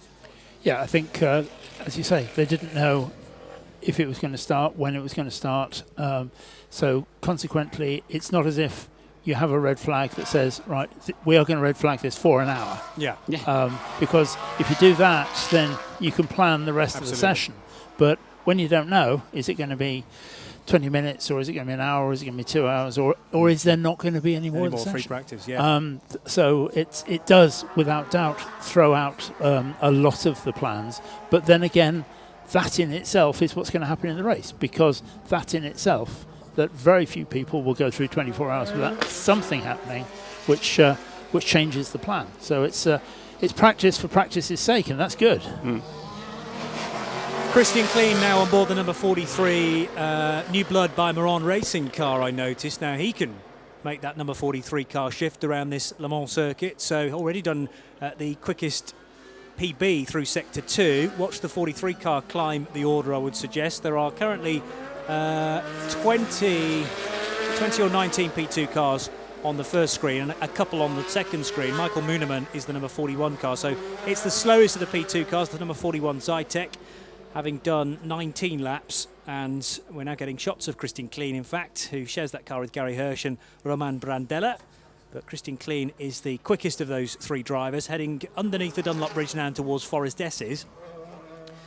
And this will be a hot lap now. That last one, I think, was heading out of the pits, so I expect times to improve, certainly for the 43 car. We've also now got 3 GT Am cars in amongst the bunch of pros. It's still the 95 Aston, which is quickest of any of the GT cars. Number 97 Darren Turner is the second fastest GT car and first fastest pro machine. And then car 51, driven by Jean-Marie Bruni, is the first of the AF Corsa cars, and it's the third fastest GT car. And yes, also a good mix of manufacturers as well in the GT class. So that augurs well. Yeah. And that means probably that qualifying later on this evening is going to be something to look out for right the way through that. Bearing in mind, of course, this isn't the only qualifying session. We've got another one tomorrow. We've got them tomorrow, and consequently, it may still be that some of these teams will actually simply extend the test session into qualifying for this evening. But maybe the odd banker lap here and there, because as we've seen today, you can never be sure exactly what's going to happen. No, I think the points that was made by one of our interviewees, I can't remember who it was now, Johnny, but was the fact that the track will only get better. I think the only thing that will spoil it completely is if the temperatures go sky high, but I think by tomorrow evening the track will have more rubber down, and the cars, they don't have that much difference to choose between race setup and qualifying setup these days, and so I suspect that we will see some quick laps and we'll all go, cool, blimey, I never expected them to go that quickly in this evening's qualifying session, but they'll go even quicker tomorrow. So stand by for gore blimey moments at 10 o'clock till midnight. We have a 2-hour break for the 24-hour cars, because we've got a qualifying session for Porsches, I think, in between the two P1 sessions, and then we'll be able to go with having the rest of those P1 cars coming out, all of the Le Mans cars coming out at 10 o'clock until midnight. So you think that by and large that 10 till midnight will also be treated as somewhat of a test session, because clearly they can do that and then put the bankers in perhaps later on when it's nice and cool just before midnight, and then really go for it tomorrow. I think that's what's going to happen, Johnny. Down in 22nd place overall, Adderley Fong going quite quickly now in the number 33 car. It's just done its quickest time of the session. That's the Ligier JSP2 with the HBD engine. So, as you were talking about earlier on, Trussers, there are turbocharged Audis here this weekend, turbocharged Porsches, but that's the only other turbocharged car, which is the HBD powered Ligier, and it's just gone quickest of this session so far for the personal to that car. That puts it 22nd overall. Adderley Fong at the wheel, and Christian Klein does make it onto the top screen. So I was right to predict that. I expected him to go a little higher than that, but Christian Klein's just done the personal best time for car 43. That's the New Blood by Moran Racing. Morgan, its time is 3:44.911, so puts it 24th overall.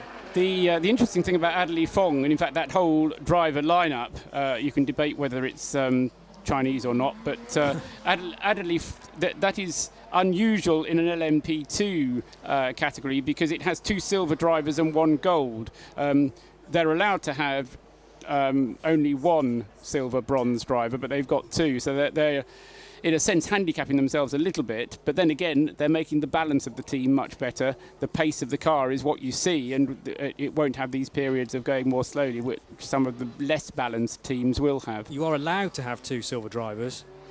Yes, you are not also pushing the barrier as far as you might want to, exactly. because you are also permitted to have 2 platinum drivers in your P2 team? Yes, the only restriction on P2 teams is that you have at least 1 silver bronze. Yeah. So the fact that they've got 2 silver bronze is their choice. Yeah. And clearly if, perhaps finances were a little better and if they wanted to push the envelope yet further, you could put in another hot shoe. But they're, as you say, deciding to go with the balance more so. Let's go down to Shay Adam, who's part of our Nismo pit lane team. One of the cars that hasn't been into the pit lane for a while is a 74 Corvette, and that is because they are stranded out on track. The team thinks it is a broken drive shaft. If that's the case, it would be the second GTE Pro car to be plagued with that issue in this first session. Good news is 73 is circulating, and Jordan Taylor has just gotten out of the car. Antonio Garcia is behind the wheel. Thank you, Shay, and straight down the other end of the pit lane to Jeremy Shaw. Yeah, with Tracy Crone, and Tracy, good to see you back here. Last minute deal, obviously. Last minute is better than not at all. Let me tell you, we're just excited. You were just telling me the car was in Houston. What was it? Less than 2 weeks ago. Yeah, no plans to come here. Really. Yeah, we found out about it on the 23rd of May, and the car was still in Houston. And by the 24th of May, the car was moving. So. Very good. Have a great weekend with it. Yeah, we will. Thanks. Thank you very much. Good stuff, and great to have the green machine, the familiar paint job in the field. We heard from Ben Collins a little earlier on, of course, as well. Tracy driving that car along with Swede Nick Jonsson. Yeah, good to hear from, just before that, from Shay about the Corvette. That interesting, not good to hear necessarily, but interesting to hear, because remember when the Porsche had its drive shaft problem, it was able to limp home, whereas from what Shay was saying, the Corvette, that's got stuck, and it was almost like they can't get it home. Now in a race situation, that's all important. You know, rule 1 has got to be able to get the car home. Awkward situation for that Corvette. Corvette's much more competitive this year, Paul, than they were last year. They were hampered a little bit by the balance of performance, I think. I think, again, listening carefully to interview speak and everything else, perhaps it was, let's say, an assembly error with the Porsche, and I say perhaps because I really don't know. If with the Corvette it is a pure breakage, then that's going to be something very different again, and that if it's broken and then flailed around between wheel and drivetrain, then it can do an awful lot of damage. It was on that stretch from Arnage down to just before they turn into the Porsche curves, and that is very, very quick. So if you've had a drive shaft there, A, it's going to make you concentrate quite a lot, but B, you're going pretty quickly, and if it has flailed around, then it's going to do a lot of damage. Christian Klein's gone a little quicker now in the New Blood by Moran racing car. 13th in class now in P2 for the Austrian driver. It's just on a 3:43.725. Also driving the 34 race performance Oreca very quickly is Franck Mayer. And it is just a couple of places further up the board. And we've got a red flag now because... Yes, I can only assume that's that Porsche, excuse me, the Porsche, which the IMSA Performance Matmut Porsche, 67. Number 67, stopped, it hit the barriers at the first chicane, and for a while we were just showing yellow flags there, and then the reds came out, as I suspect the marshals decided that the position of that car at the first Mulsanne chicane was too dangerous. It's Eric Maris, who was at the wheel of the Porsche, the IMSA Performance Porsche, running in the GTE AM class, with a good example of an unbalanced driver lineup. Eric Maris and Jean-Marc Merlin, both bronze drivers. Eric Ellery, former winner of the 24 Hours, is still a platinum driver. So 2 bronzes and a platinum in that car. But so I think Eric Ellery can be expecting to have quite a lot of driving to do, assuming that the damage to that Porsche isn't too bad. And a lot of work to do, yeah. The red flag is continues to fly. And the clock continues to tick, we should say. Yes, with 25 minutes left to run of this session and the red flag flying. It seems, and we're seeing a static camera with the truck actually pulling that car back. But we've talked about slowdown zones, we've talked about slow zones and everything else. For me, right now, not being able to see terribly well, but nonetheless, you would say that was a prime case for a slow zone. It depends how easy it is to retreat. The problem is it's on the escape road at the first chicane, and the entrance to that corner is incredibly quick down the first part of Mulsanne. Yes, you can put yellow flags out, but if a driver doesn't see it, you're going to have a big accident there with marshals out on track. And perhaps if it was in the race, it would have been dealt with quite probably with a slow zone. Considering this is free practice, I think it's a different opinion's been taken on it. I'm quite convinced of it, Johnny. I think and Paul, if we would be in the race situation, we wouldn't be talking about a red flag. No, not at all. Because it's only... Because would you be thinking about a safety car? Yeah, I mean, that would be the decision, is safety car or slow zone. And that's where, to be fair, race control now have a more difficult job because they have more cards from which to play. You know, when you're playing one of those card games and you suddenly find you've got too many cards to hold, it all gets a bit clumsy. I just think the idea of a slow zone is great, and I really welcome having that for 2014, because what you've always said is that if it's only a 100-metre stretch of track that's affected, you've still got 8.2 miles of it that you can still race on. I fully understand that, but when you've got a car which is in the firing line at a chicane, and you're reliant on drivers actually seeing those yellow flags, if they're caught up in a battle immediately behind an opponent, may not see the yellow flags, and all of a sudden, might have a car off. So I think that in this instance, it would favour the safety car. Yes, but this is it's not an isolated thing. The thing we haven't spoken about yet is the new marshalling system. Mm-hmm. There is a new marshalling system now which has something within the driver's cockpit, and there are very clear instructions about where it is, and that the driver must be able to see it, which tells drivers exactly where on the circuit there is a yellow flag zone, whether that is a yellow zone or a slow zone, and the drivers have that in the cockpits. They have to be able to see it, and it's controlled from race control, and they can then see what's going on. So the excuse, I didn't see the flag, I was involved in it, doesn't work anymore because it's in the cockpit with you. If you can see the steering wheel, you can see this marshalling system. Produced by Magneti Marelli, Italian electronics company, and they've had a lot of work done on it, and it was trialled at Silverstone and at Spa, and it is being used, and if you don't observe the signals that are being given to you through the system, you're now susceptible to have a penalty put upon you.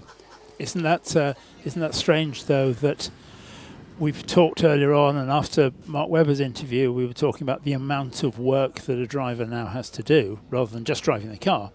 And this is another thing now, which is about keeping an eye on a screen that tells you, yes, you've got yellows or a slow zone or whatever. And you might argue, a cynic might argue, as they always say in political circles, a cynic might argue that if you're involved in a tooth and nail battle for place, then whether it's a flag, whether it's a screen, whether it's anything else, you're still involved in a battle, and you're probably going to be concentrating on that.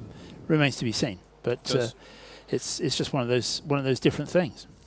Will we have this is a good question.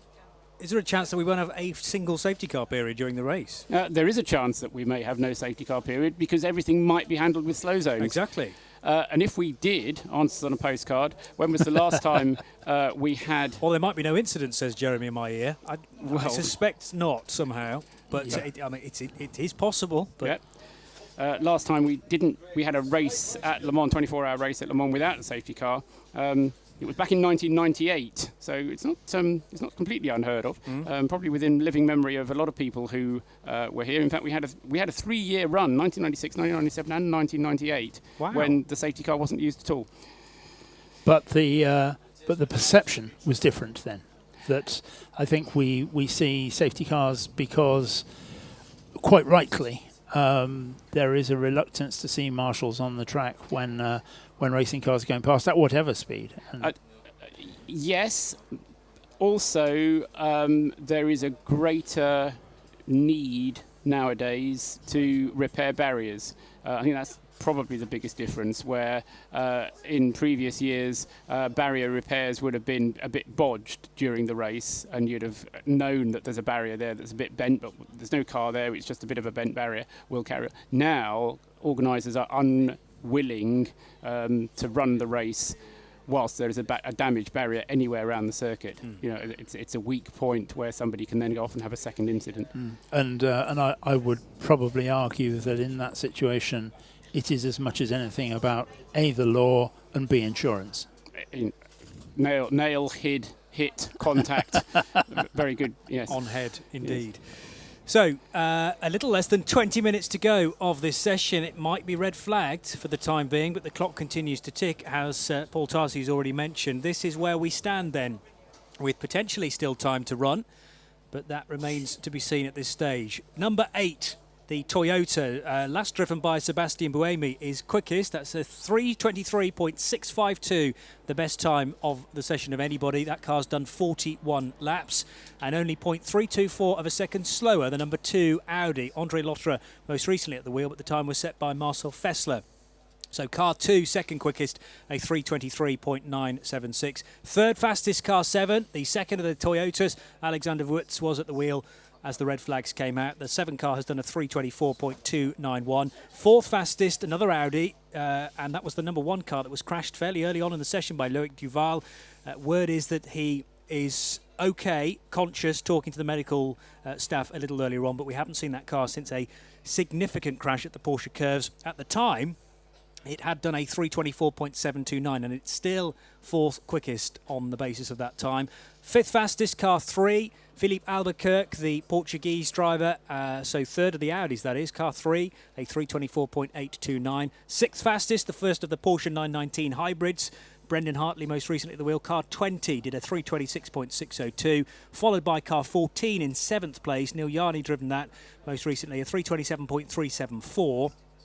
In 8th and 9th positions overall, it's the 2 Rebellions, 12 ahead of 13, and quite a difference between the times. The 12 car's done a 3:31.212, the 13 Rebellion R1, a 3:36.345, so about 5 seconds between those 2 cars. And in 10th position, the first of the P2 cars, that's the 35 Ligier, which is entered by G-Drive Racing by Oak Racing, the Ligier JSP2 with its Nissan engine, and the time a 3:40.611. I'll update you with the rest of the P2 and the GT class in a moment, but down to our Nismo pit lane team and Jeremy Shaw.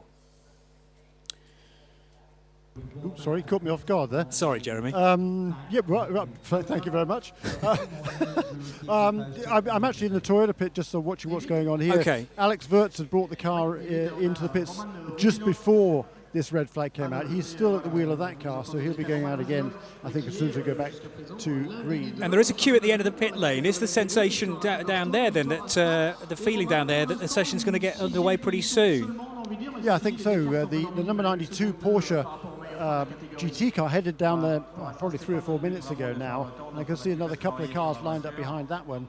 And certainly there's some Alex Wurz in the car though and raring to go. So clearly, yeah, they're just taking a tear off the windscreen on that car. They're just making sure putting a fresh set of, actually it's not a fresh set of, a used set of Michelin tires onto that car. And that'll be going out again, I think, pretty shortly now. So Toyota way up the top end of the pit lane at pit in.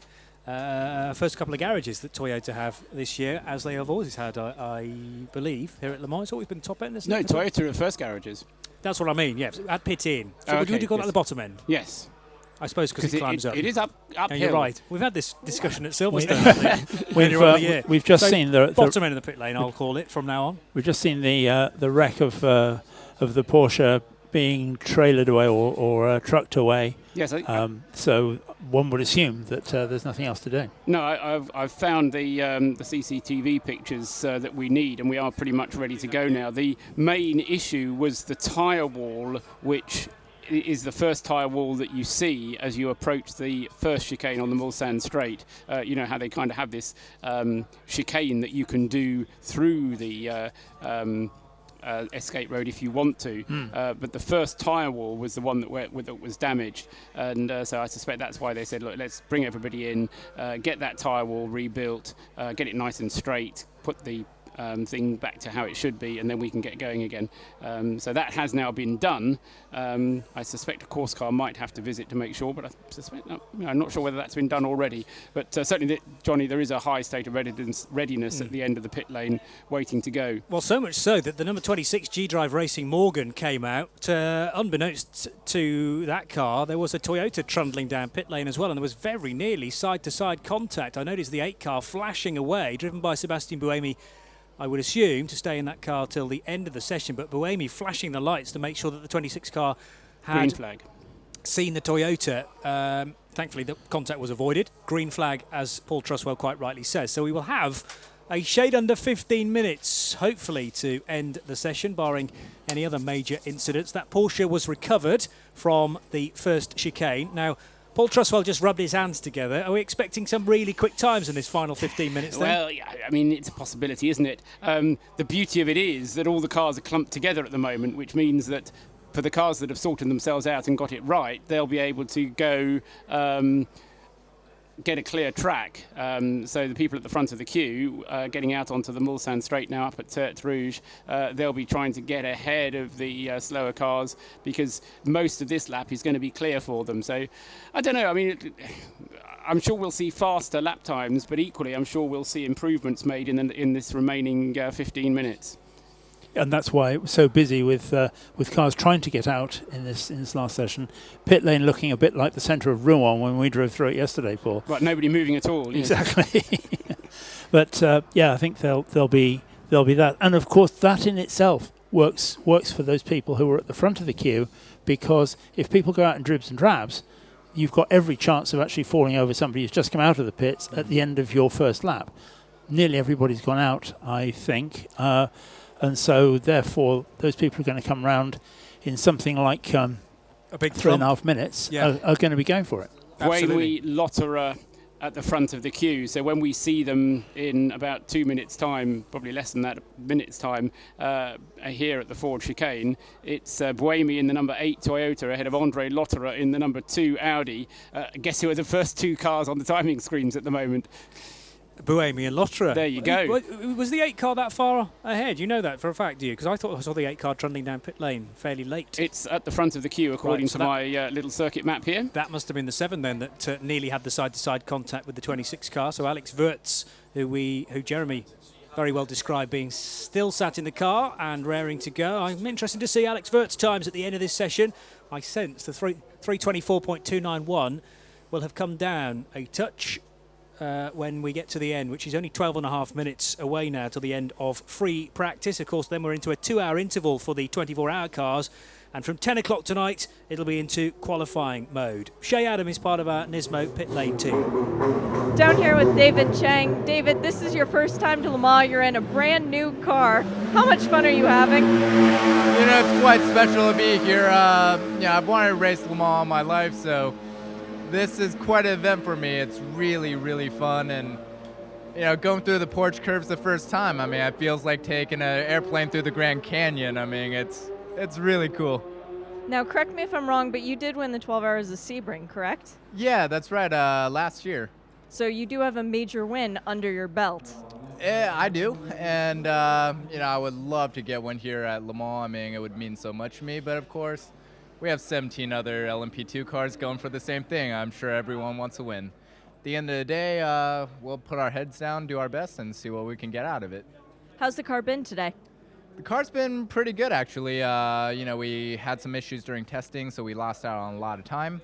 So now we're kind of on our back foot trying to play catch-up with some of the other guys. But it's been good so far. We still have a lot of work ahead of us.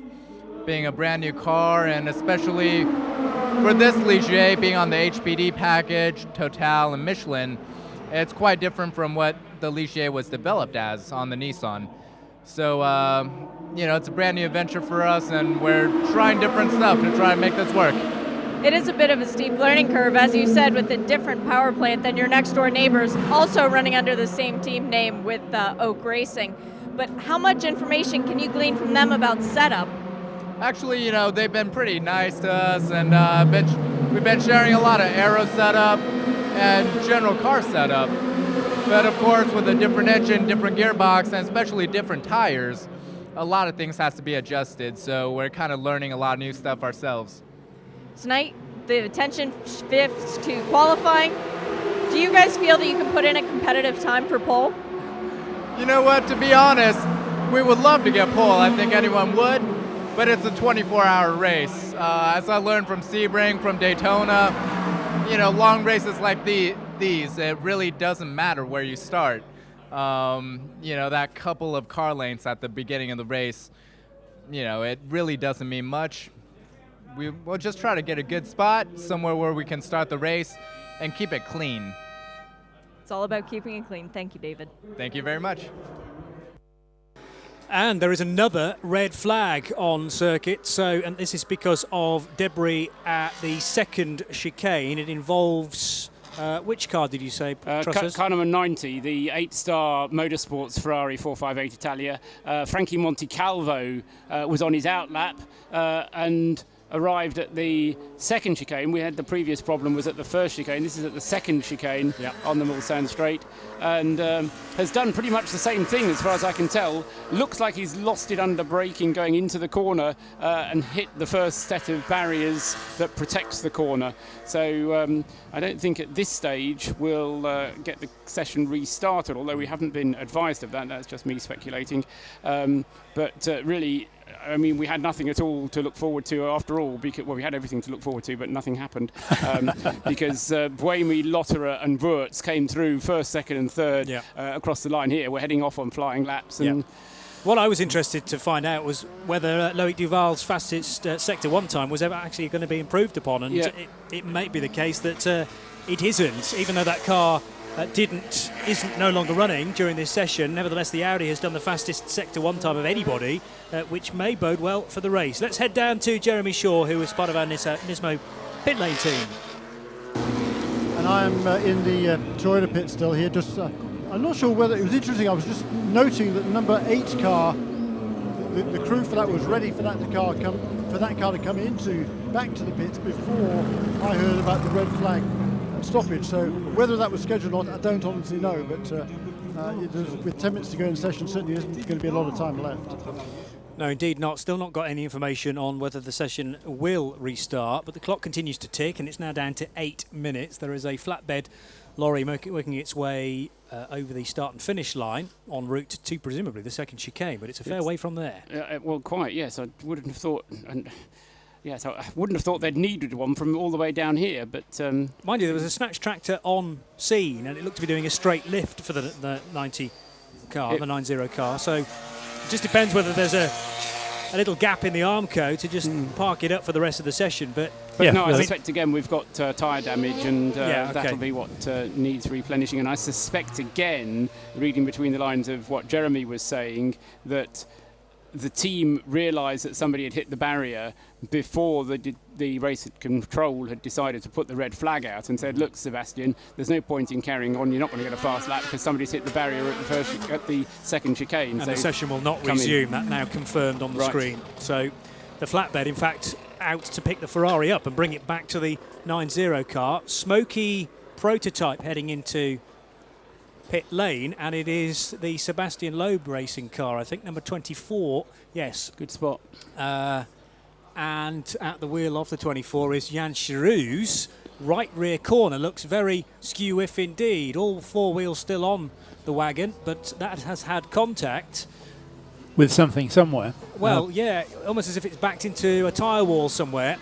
Yes, good call. Actually, that's very much that. Obviously, tyre down and body damage, which is making that tyre smoke. Nothing that looks particularly terminal or nasty, but and maybe for that particular car, a very good time for the session not to resume. Looking at the scene of the accident, where the Ferrari number 90 went off, I think what had happened was that it had turned sharp right under braking and nosed into the barrier and then gone sideways into the tyre wall. So turning right at a chicane that first of all turns left is never a great combination. It's not good. No, it's not good. Indeed. And I think that the debris on track was actually from the nose into the barrier rather than from the tyre wall, because there were lumps of Ferrari actually on track and on the racing line. So we're not going to resume this session, which has effectively robbed us of about 7 minutes of the final 7 minutes of the session. It's been an interesting one, guys. I was going to say, it's been one of those kind of niggly sessions for me that really has been stop-start. I mean, I suppose that's the reason why it's a 4-hour free practice session, because you can get an incident throughout, and it's to enable the teams to have as much time as possible. I just get the feeling that one or two teams will have come away from it thinking we didn't get all our jobs done. No, absolutely. And there'll be plenty of them that have had problems of other parts, of other types, other than the problems that we've observed of those who have crashed. So, there'll be lots of things that have happened where they're now on plan B or plan C. I suppose the only thing I can put it into its context is we always used to have a 2-hour session on Wednesday afternoon, followed by an evening meal, followed by a further 2 hours. So this 4 hours was introduced when we didn't have a test day for some reason, but they've kept the 4 hours free practice session, even though we still have a test day. So there is more time available now than there was 5 years ago, when you would have just had 2 hours and then a 2-hour evening practice, an evening qualifying session. But again, it's your expectation. You come in with an expectation of having 4 hours, and you have ended up we probably got 2.5 hours in the end out of the 4, because we lost an hour and then we've lost 2 sets of half an hour. So in the end, we've reduced it to 2.5 hours. Shame, but nevertheless, it's been a great way to start the Le Mans activities. I'm just thinking back to last year when every single session ended with a red flag, so let's hope we're not repeating ourselves there. Do you want to run through the times? I'll run through the times. Yeah, absolutely. The fastest car then from the whole of the session, we're not quite at the end of the session with 3.5 minutes still ticking by, but the session, as I say, will not resume. So the number 8 car will be quickest from free practice, a 3:23.652 its time. Sébastien Buemi sharing the number 8 car with Nicolas Lapierre and Anthony Davidson, and Buemi was in the car towards the end of the session. Second quickest, car 2, that's the first of the Audis, a 3:23.976. The drivers André Lotterer, Benoit Trellier and Marcel Fessler, and from memory it was Fessler that set the time, a 3:23.976. Third quickest, the number 7 Toyota, Alexander Wurz was at the wheel towards the end of the session. Its time a 3:24.291. Puts the 7 Toyota third quickest. Fourth fastest, the number 1 Audi, a 3:24.729. Fifth quickest, the number 3 Audi, a 3:24.829. And sixth quickest, the first of the Porsche 919 hybrids. Brendan Hartley was the latest driver to pilot that. So car 20, sixth quickest, a 3:26.602 from the 14 Porsche 919. So seventh fastest for that, a 3:27.374. Then 2 Rebellion R1s. Nick Heidfeld driving the 12 car quickest, 3:31.212. Compare that to a 3:36.345. So significant difference between the 12 and the 13, but they may well have been on different plans for the session. So they were 8th and 9th overall. 10th overall, the 35 car, that's the leading P2 machine. The Ligier, so new chassis for 2014, and it's the fastest of the P2 cars. Mark Schulzitsky, Jan Mardenborough and Alex Brundle, the drivers, and the time of 3:40.611. Second in P2 and 11th overall, car 48. The Orica, Murphy Prototypes Orica, a 3:40.737. And third quickest in P2, 12th overall, car 37, another Orica, and that is the SMP Racing Orica 03R with its Nissan engine, and Nicolas Menassian, the latest to pilot that. Down to the GT class, and it's the strange sight of a GT AM car that was fastest of all the GT machines. Number 95 Aston, a 3:57.015. And I'll do the rest of the AMs actually whilst we're there. Second in GTE AM was the 77 Porsche. Patrick Long, the latest driver in that car, a 3:58.167. And then the 81 AF Corsa Ferrari, a 3:58.923 the time. GT Pro, bear in mind the 51 car was quickest in that class, but actually second fastest of the GT cars in one group. Jean-Marie Bruni, 51 car, setting a 3:57.028. Second of the GT Pro cars, number 97 Aston, a 3:57.086. And the 73 Chevy Corvette, third fastest of the GT Pros, a 3:58.136. Down to Jeremy Shaw, part of our Nismo pit lane team. What have you got, Jeremy?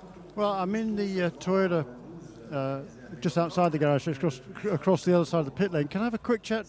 Thank you very much, guys. With Nicolas Lapierre. Nicolas, a great first session for you guys, really.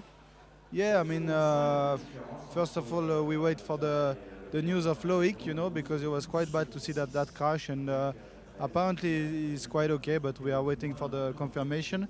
This is the most important for now. And the session went all right. That was very scary. I mean, you weren't out on the track at that particular time, were you? No, I was in the pit, but yeah, we know this place is the worst place to have a crash.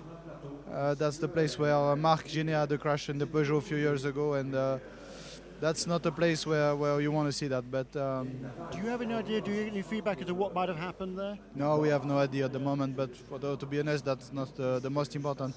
Most important is that he's okay. So we are waiting for that. And on our car, it went okay. I mean, we did a long run to check the tires. We worked a bit on the setup as well, and it's looking good at the moment. The track was a bit green at the beginning, but in the end, it was getting better.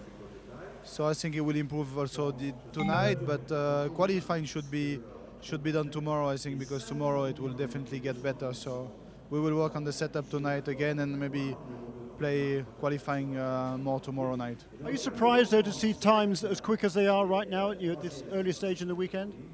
I mean, if you compare to last week, no, but to be honest, last week's time was impressive.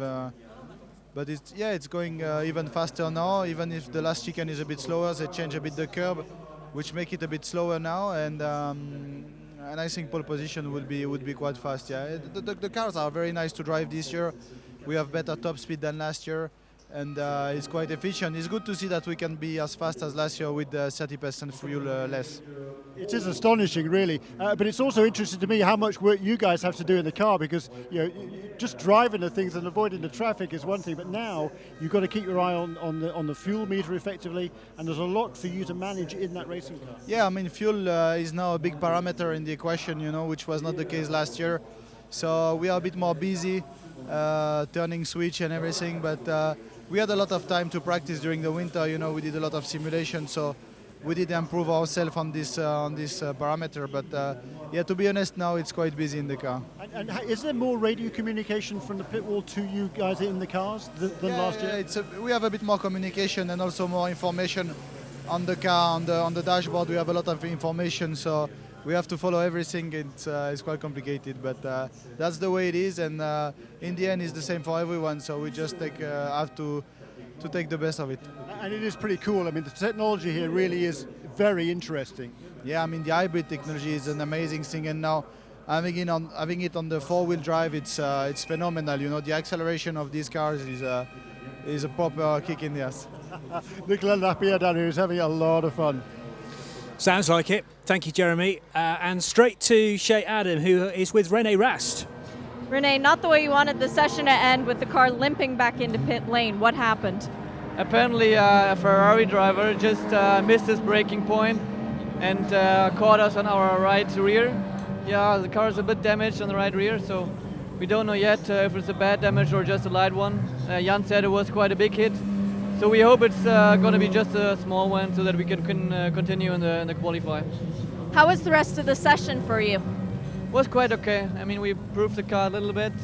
The last one was our new tire run, so we maybe could have been a bit more to the front.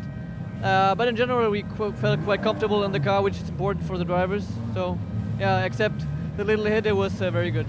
Well, the good news is it's dinner time with the Smoking Dog. Yeah, that's right.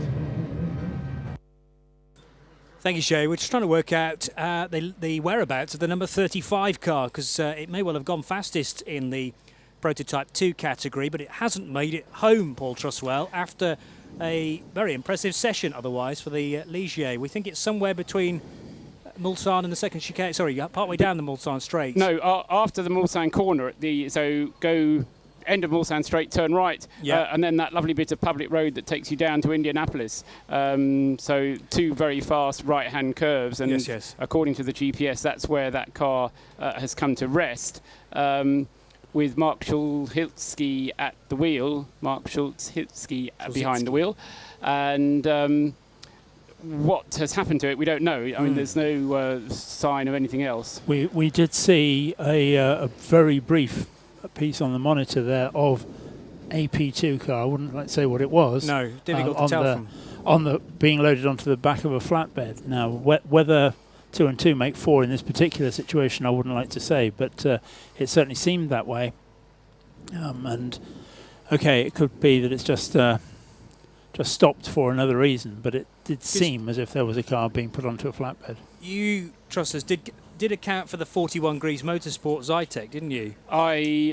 Yes, I did account for it. It stopped very close to where Loic Duval had his accident, and it has had barrier contact as well. Right. And that was the number 41 car, which we put Rudolf Michael, we'll call him. Does he have a nickname, Rudolf, then? I've missed that. No, it's not his nickname. It's actually his given first name. Right. So his full name is Rudolf Michael Moonman. Got you. But he prefers to be called Michael. Well, there's lots of people who get called by their second name rather than their first name. I know him from the Ginetta GT4 Super Cup, Yes. you see, that follows British touring cars, and Michael Mooneman regularly races in that, Yes. and I know him as Michael, Yes. and I thought you were just Mickey taking by calling him Rudolph. No, I just the problem that I had is that I hit the just driver information. Got you. And that Okay, was fair the, enough. but we'll call him Michael Moonman. Good, excellent. I'm scanning down the other P2 cars, and it can be nobody else. I mean, we had problems for the 41. It didn't make it back. We don't have no Sector 3 time for it. And the other one is the 35. So I think by process of elimination, we've seen that the 35 cars had to be stretched back on a flatbed, which could make the first qualifying session of the week, particularly for that Ligier, rather difficult, number 35, if there's work to be done. A very quick turnaround, only 2 hours. For the cars to be ready for a 2-hour session this evening between 10 and midnight. If you're new to Le Mans or you've not raced here in the last 3 years, you are required to do laps this evening, are you not, in the dark? No. Or tomorrow night. Or tomorrow night. But yes. they have to do night laps at some point over the next 2 days.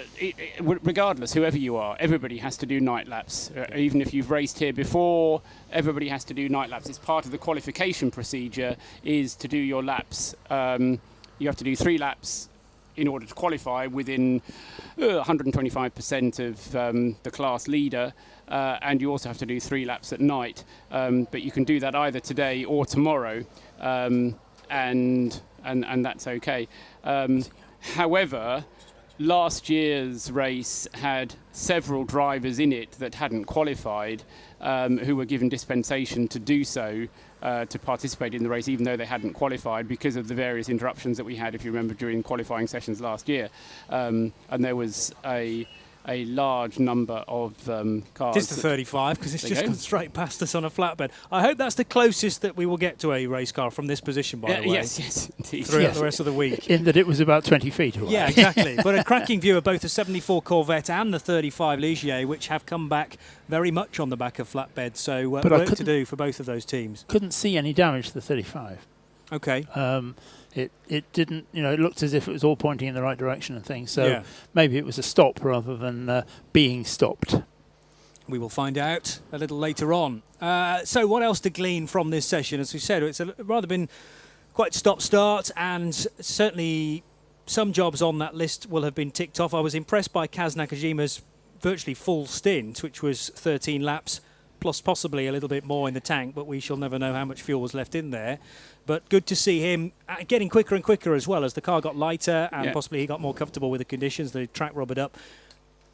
Real pace from the Toyotas. That's one thing we can take from that session. Absolutely. I've been saying for weeks now that they come to this race as favourites, and it's still the case as far as I'm concerned. Everybody else is going to have to beat Toyota by some means or another. And they're going to have to rely on Toyota having a problem, because if Toyota can run the race without problems, I don't see anybody being able to catch them either on strategy, on pace, on turnaround time in the pits. Toyota seem at the moment to have all the bases covered. I'll probably shot myself in the foot, but they seem to have all the ducks lined up that they need to have. It's going to be something going wrong which stops them now, and I think if you're going to beat Toyota, you're going to have to hope that they have a problem. And many a race here has been won by a team going slightly slower off the pace, but the faster car encountering a problem, and you just keep ticking off the laps and get to the finish that way. And I think also that with so much technology on the cars, so many variables on the cars, it almost takes us back to the old days of that a team would have the hair that would go out to try and break the opposition.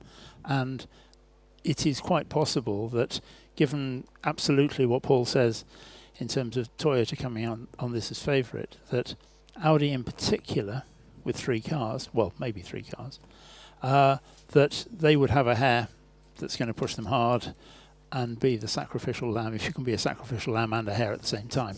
But if you could do that, then I think it may well be that you see that, and that a car would go out on the basis that we don't expect it to get the finish, or we don't expect to last, or to do the laps, do the 13 laps, something like that. And I think there is every chance that we'll see something like that if it continues as it is now.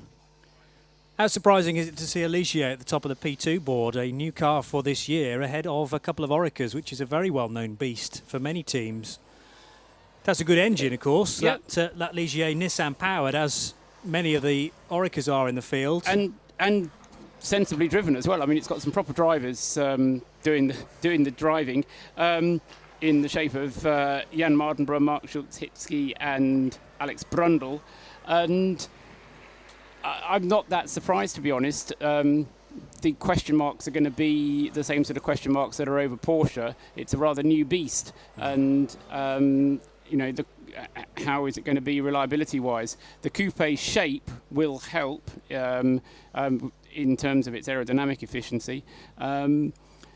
And the interesting thing is, a number of drivers, I think it was Alex Brundle at the test day, he was mentioning to whoever it was who was interviewing him from the Nismo pit crew, that he found that being in a closed car made people think he was in a P1 car. So when he came up behind the GT cars, they tended to make a bit more room for him than they would have done if he'd been in an open car that was obviously a P2 car. That's an interesting thought of getting around the M25 and all those kind of things. But yeah, it is a point, which is that people do get out of the way for certain cars and at certain times, and that's important.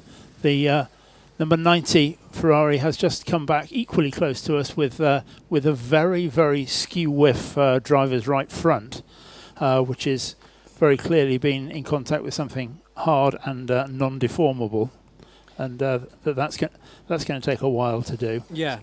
Shay was just talking about the fact that it's now mealtime for many of us, there are going to be a lot of people in the pits who are not going to get a meal tonight, because they're going to be bolting things back together and trying to make them work. But although that car has the branding of 8-Star Motorsports on it, it is actually run by AF Corsa, and if you want a Ferrari fixed and in quick time, they are the guys to give it to, because there are 6 other Ferraris here, 2 in Pro and 4 in AM, plus that 8-star car as well. I think they'll have the bits somehow. The biggest problem that team will have is if the place where the suspension attaches to the tub has been damaged in some way, and then they'll have to do complicated things to get the suspension mounts put back where they need to be to fit onto the tub properly.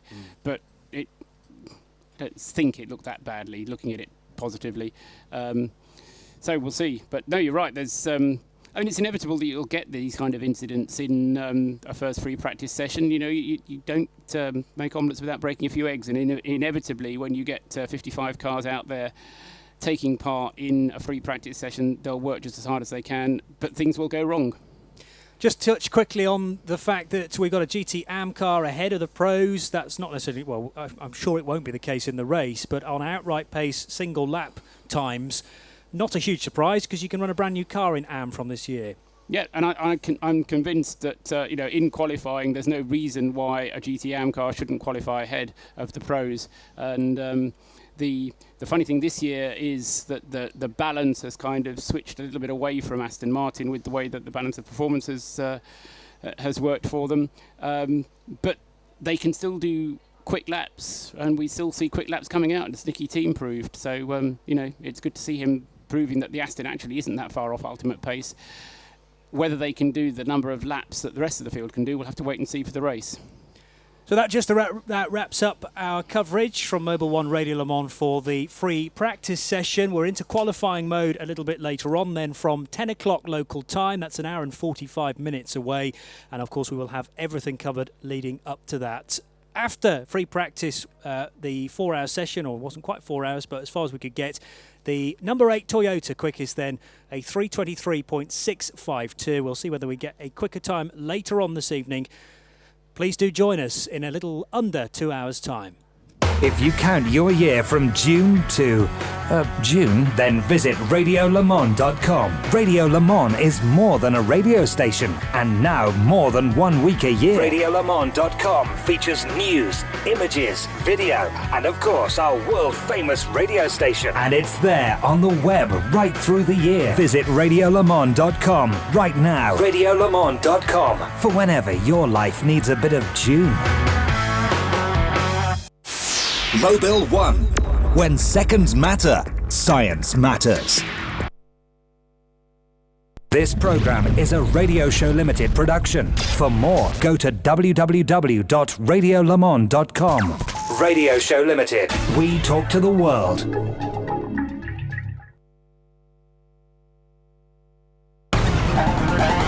Mobil 1. Mobil 1. Engineered to perform.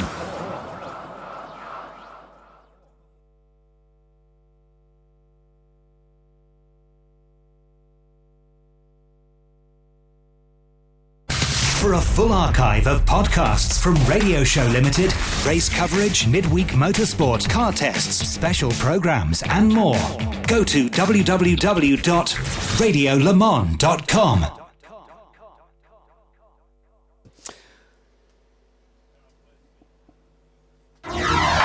Mobil 1. Get personal with motorsport.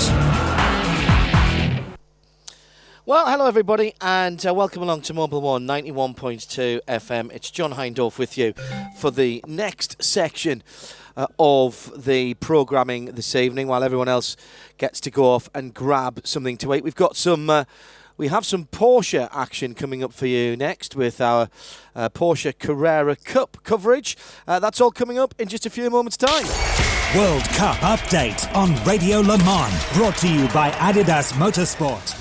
The 20th playing of the World Cup is finally here, with the vast setting of Brazil playing hosts. Only 8 different nations have ever won it, with the home and historically most successful nation starting as favourites, narrowly ahead of defending champions Spain. Brazil get the tournament underway against Croatia in Sao Paulo. After a 25-minute opening ceremony spectacular, involving over 600 performers, including Jennifer Lopez and rapper Pitbull performing the official World Cup song. The Spanish begin the defence of their title on day 2 in a repeat of the 2010 final with Netherlands, whose hopes will once again rest on Robin van Persie's goals and their Manchester United-bound manager Louis van Gaal. The other eye-catching game of the opening round is England against Italy, with some suggesting the loser will already be out, considering the difficulty of Group D, which also includes Luis Suarez and his Uruguay side. As with everything Brazilian, it promises to be a festival of colour, music, samba style and sexy football, and everyone there will be delighted, as long as at the end of it all, it's not arch rivals and neighbours Argentina who lift the famous trophy. I'm Toby Gillis with your World Cup preview. Radio Le Mans World Cup coverage is brought to you by Adidas Motorsport. Adidas, partner of the 2014 Mobil 1. Get personal with motorsport. Mobil 1. When seconds matter, science matters.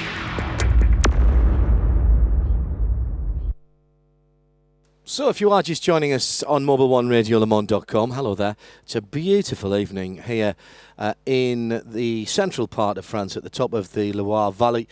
Our Dunlop track temperature still well over 30 degrees Celsius, 26 degrees in the air this evening, so it's not cooling down that much.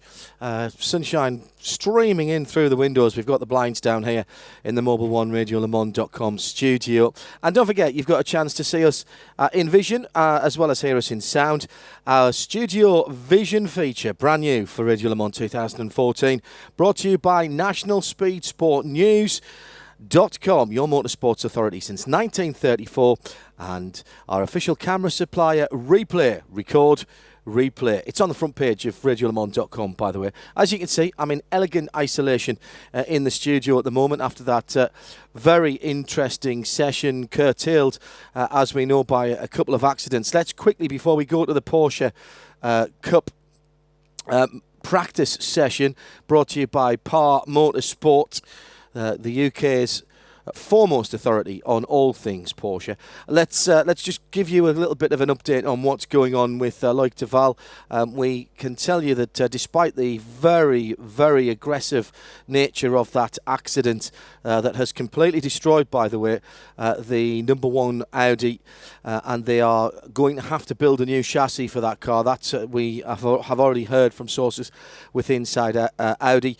Fortunately, Dr. Wolfgang Ulrich talking to Joe Bradley in the pit lane as part of our Nismo pit lane report earlier on, telling us that Loïc was awake and alert all the way through the extraction process, has been taken firstly to the infield care centre. He was assessed there. I hear that Alan McNish was with him there, and remarkably, given the ferocity of that accident, Loïc Duval has escaped any serious injury, and at the moment we've been told from inside Audi that he has no broken bones and he's escaped any serious injury after that incident that stopped the session for over an hour. So that's very, very good news. Now, the status of him being able to drive and whether indeed we will be able to see that number one car return to the grid, that's something different.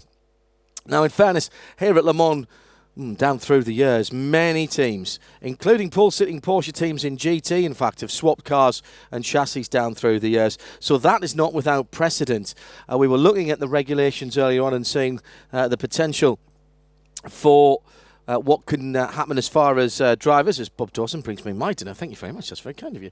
All I need now is an entry list for the Porsche Cup race, but we'll talk about that in a moment. That'll be Eve's, don't worry. It's a question then, isn't it, of whether we can swap a driver if Loïc isn't feeling up to driving. I dare say he'll want to get back in the car, and how long it will take for Audi to get that chassis built up and brought here. The chassis part of it is, as I say, not without precedent here at the 24 Hours of Le Mans. It has happened in the past. Sometimes they put you to the back of the grid, sometimes they don't. The issue about swapping a driver, well, Marc Genet was the reserve driver for Audi Team Jost, Audi Sport Team Jost, and of course he's here. He's racing for Jota.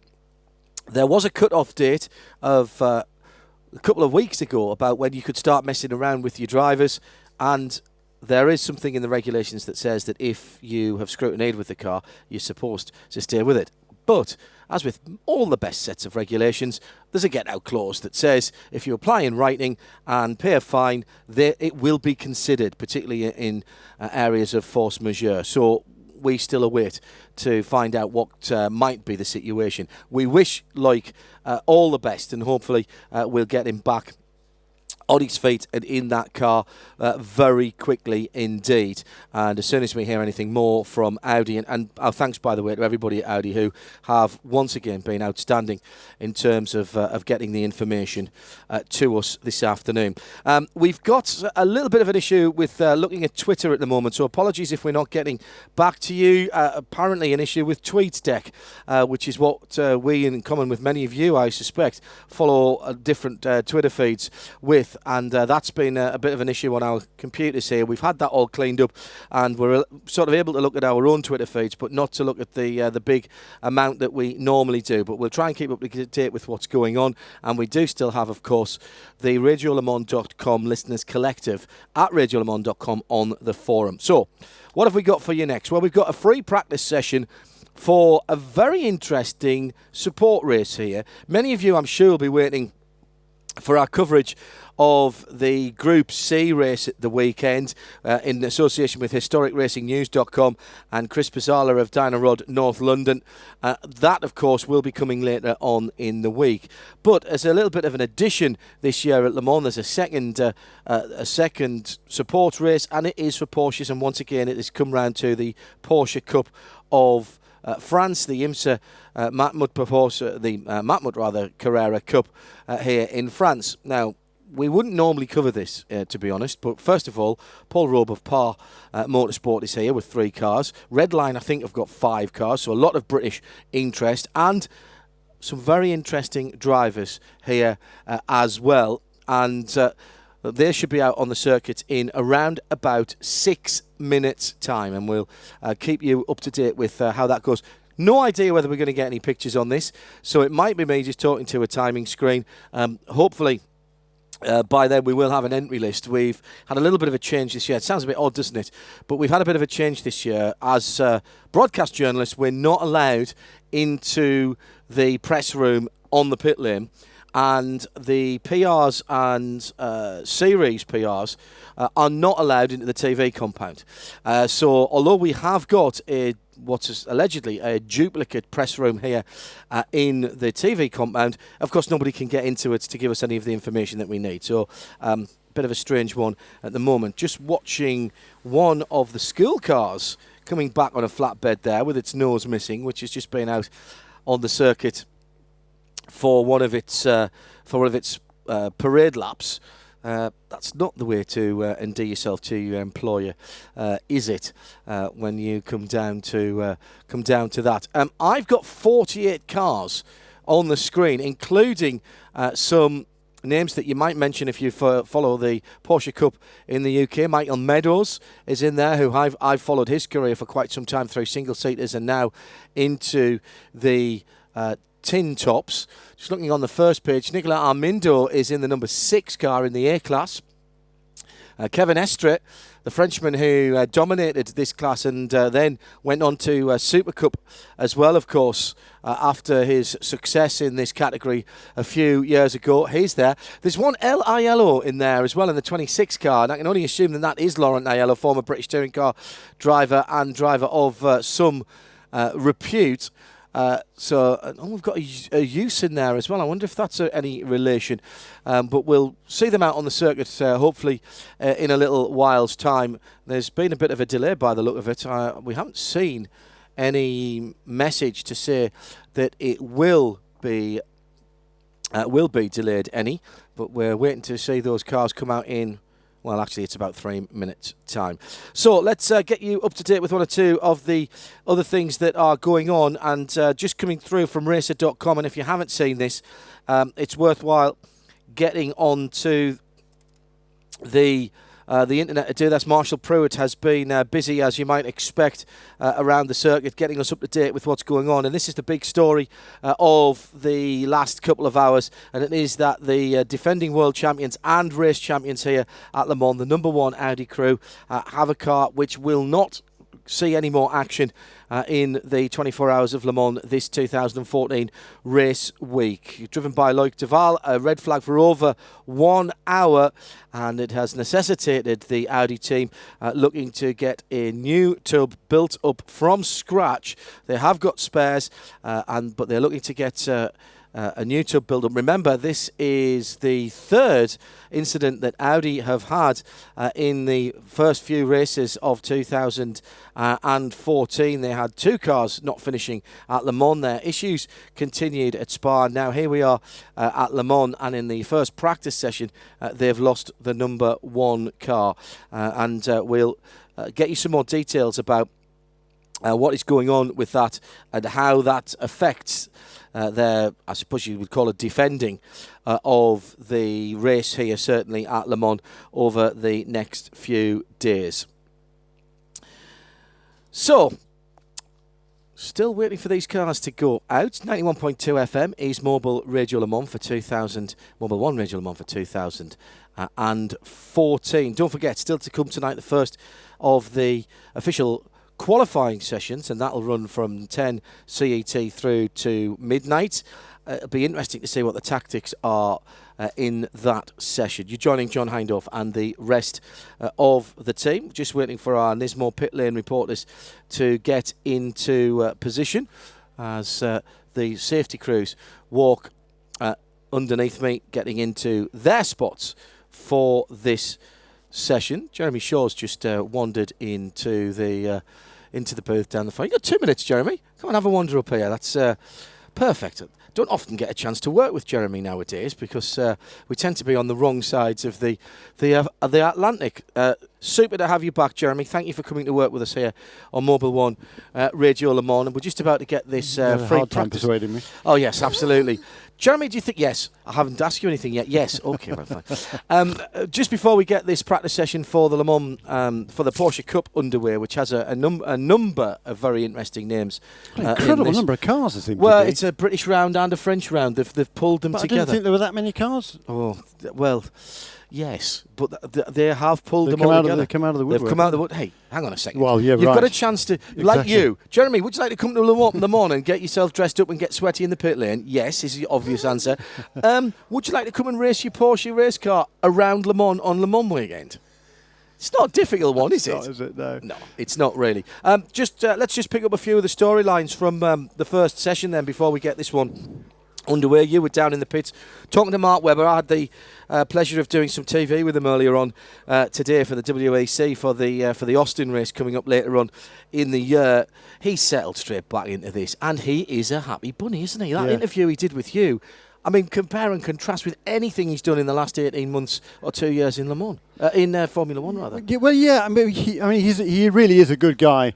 In any case, to start off with, I first met him when he was still racing Formula Ford cars in Australia, actually, so I've known him quite a long time. And I remember Formula Ford in the UK on the Talker package. Yeah, that's when I first met him. Yeah, that's right. And so, but what was interesting to me, just going back a bit now, 10 years or so ago, I did a couple of Formula One races in Melbourne as part of it with Network 10 down there for the TV coverage for the race, and also I had to do some interviews of drivers and different people on a sort of stand that they had there at the race, which is kind of, wasn't the norm in those days in Formula One, but they did it in Melbourne, and Mark was one of the guys who had to come on and do a little Q&A with the fans.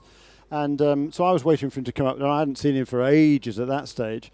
And so I waited for it to arrive at the thing, and went over there to introduce myself. He said, "Hello, Jeremy, I haven't seen you in a long time." Yeah. I couldn't believe it. No. I mean, at that stage, I hadn't seen him for probably 10 years probably 10 years, actually. But he did exactly the same to me when he was in Formula 3000, and I went to do a Formula One commentary at Spa, and he was in 3000. I was walking down the old side of the paddock there, and he stuck his head out of a trailer and said, in his accent, which I won't try and emulate much to the pleasure of all of our Australian listeners, basically, what are you doing here? You'll realise this is not sports cars, don't you? Yeah. You know, I mean, that was that. Yeah. He has a phenomenal memory for people, and you know, just such a genuine guy.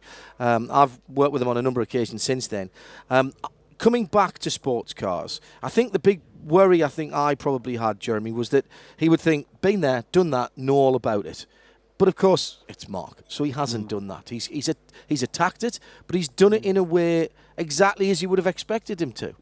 Yeah, no, I mean, he is a thorough professional, in and out of the car. So he's thoroughly enjoying the challenge that these cars provide for the drivers, because they are a challenge, an awful lot to do rather than just twirl the steering wheel.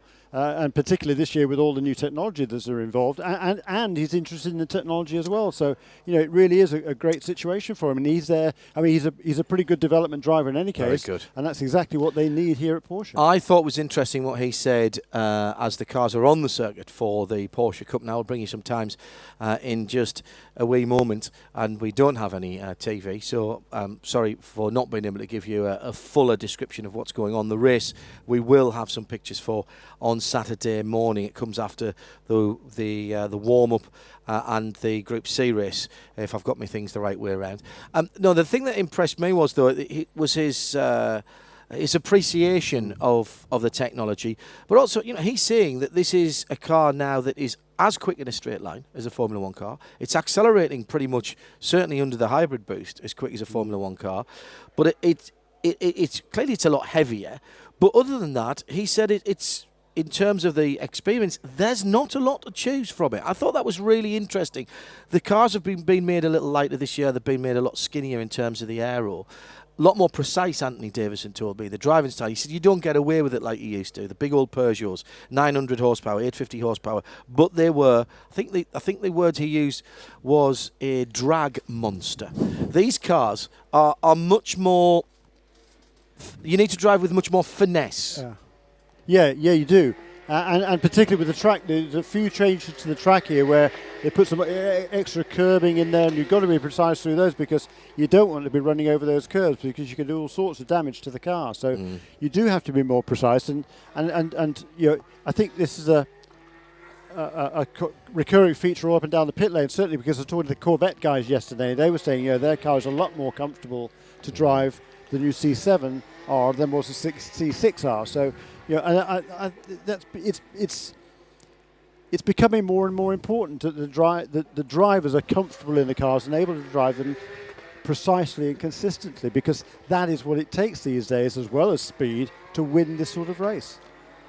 I've got 48 cars on my screens here, and I'm going to suggest that there are actually more, because I know that there's a car in there. I'm looking for Chris Harris in the... Oh, no, there he is. In the number 100 car. It's a B-class car.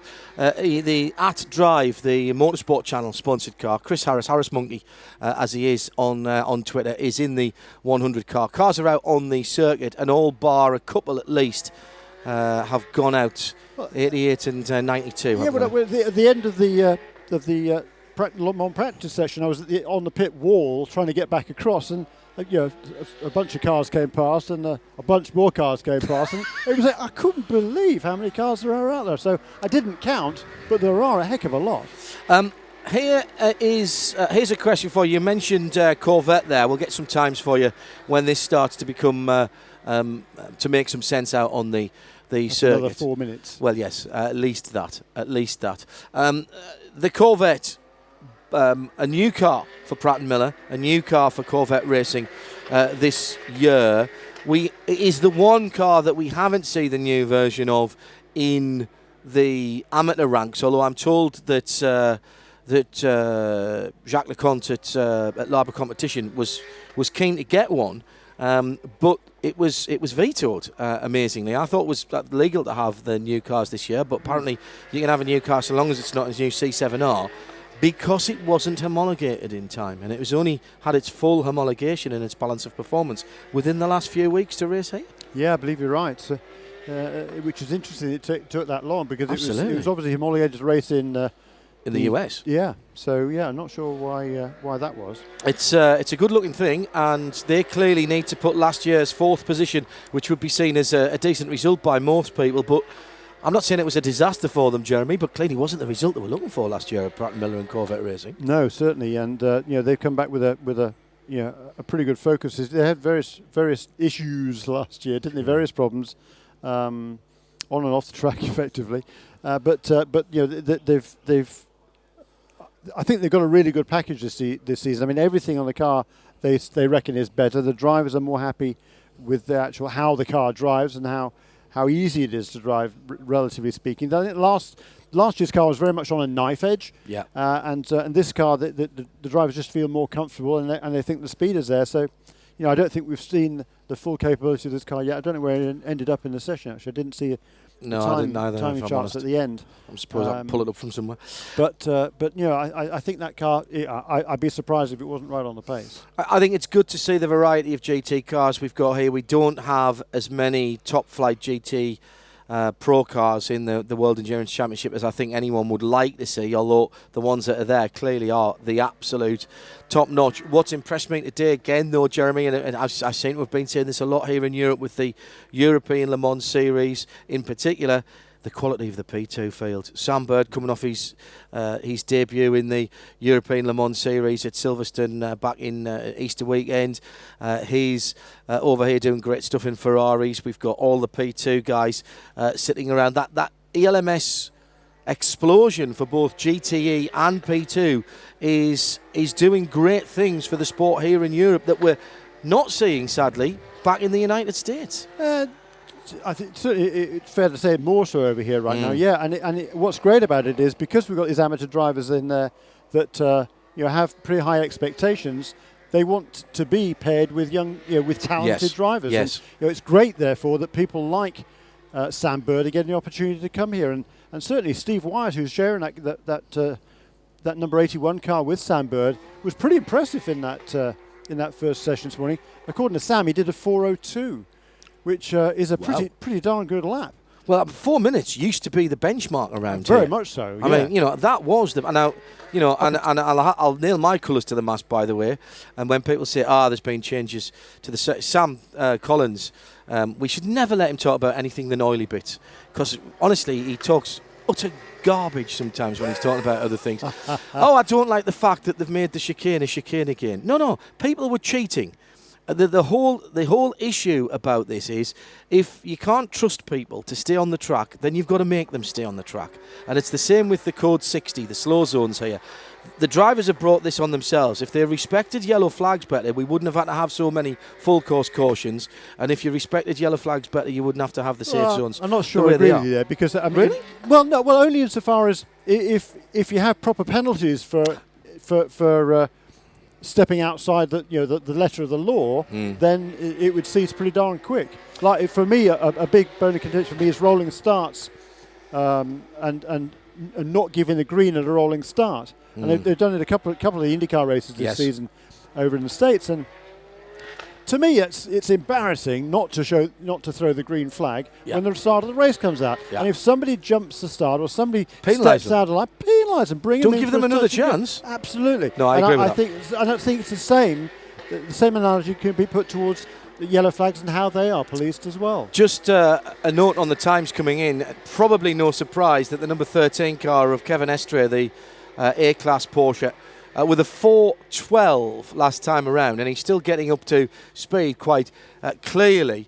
Nick Armindo, by the way, is down in 4th position with a 4:13, but it's nice and tight at the top of the field. Earl Bamber, former commentary colleague of mine in Super League Formula, is in the 219 car. He's in 6th position as well. Khaled Al-Kabazi's out there as well, down in 16th position. And these are just the names I'm picking out. We don't have an entry list. Michael Meadows from the UK. That's Tom Dillman. Tom Dillman, yeah, I guess, in the 56 and car Ben in second. Barker.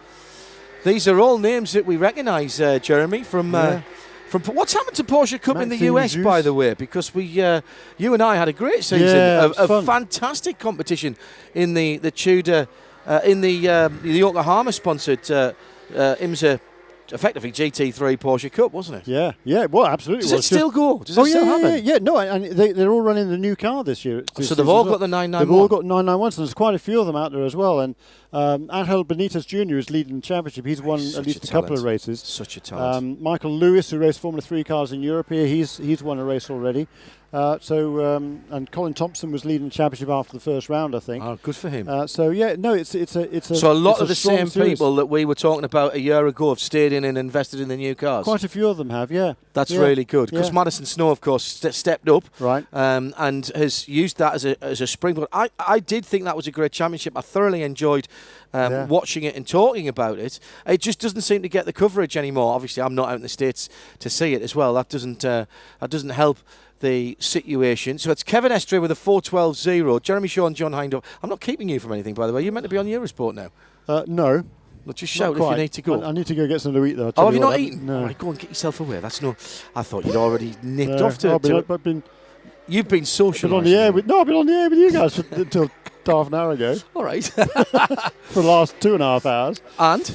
Great fun. Yeah. Yeah, it was brilliant. Yeah. It was an interesting session. I mean, that was a scary crash, obviously, for the Audi, but good to hear that apparently really relieved to hear that he seems to be okay, apparently, does he? That's awaiting alert all the way through the whole extraction procedure was fired out to the medical centre here. Alan McNish was there.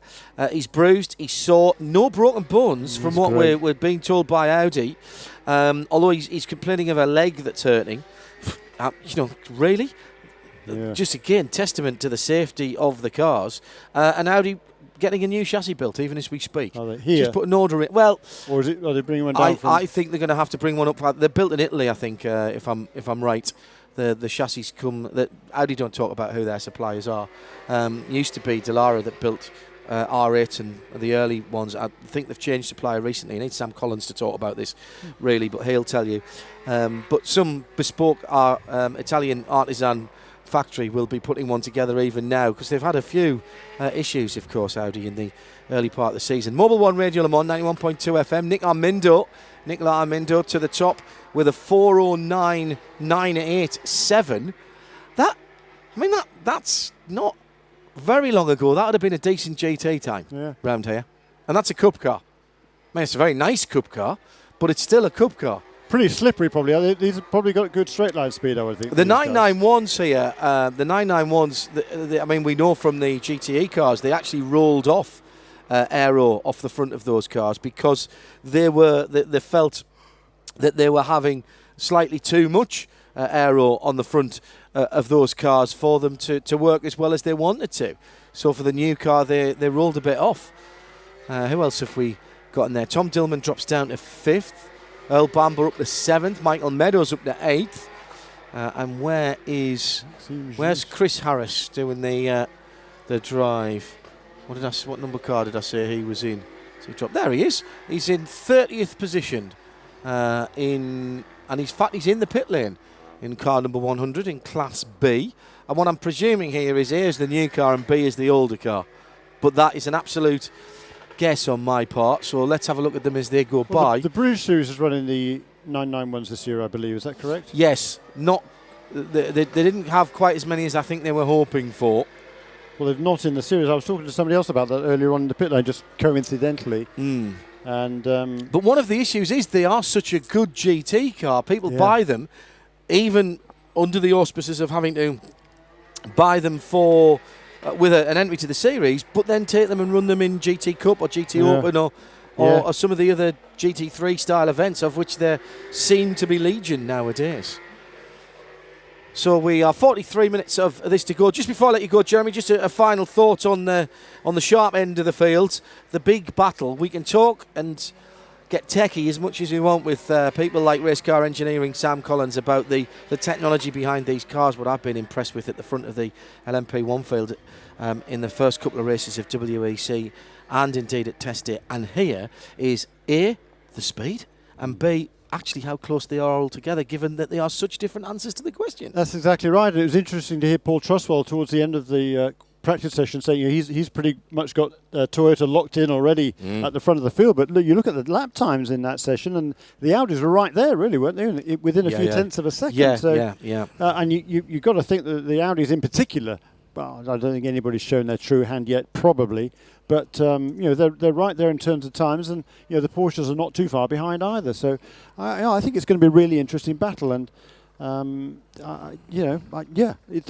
really looking forward to the weekend.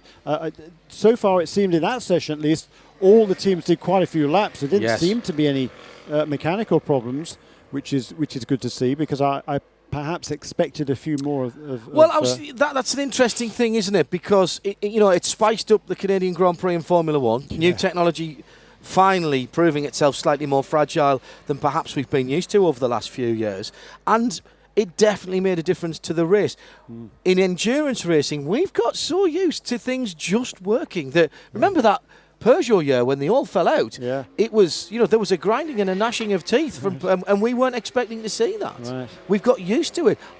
Do you think that these guys have got their numbers right, or do you think that reliability will be the issue this year? I think it'll be an issue this year, but you can't tell. The technology these days, in general, not necessarily of the WC cars that we're seeing this weekend, is so impressive. I mean, just go back to Formula One and their pre-season testing. I mean, it was disastrous, basically, wasn't it? There was hardly, the thought process going into Melbourne for the first round of the Formula One season was that, they'd be lucky if half the cars finished. And if you finished, you were probably going to be in the points therefore. Well, that didn't happen. And in actual fact, the reliability this year, up until Montreal, has been really extremely good, and hardly down at all on what it's been in the last few years. So that to me was very interesting and very remarkable. So we'll have to see if the same transpires here this weekend as well, with the hybrid technology has been used on the sports cars. Right, fire yourself off and get some dinner, and send me Bruce Jones down from the other end. I'll have a quick chat with him whilst we're watching these times coming in.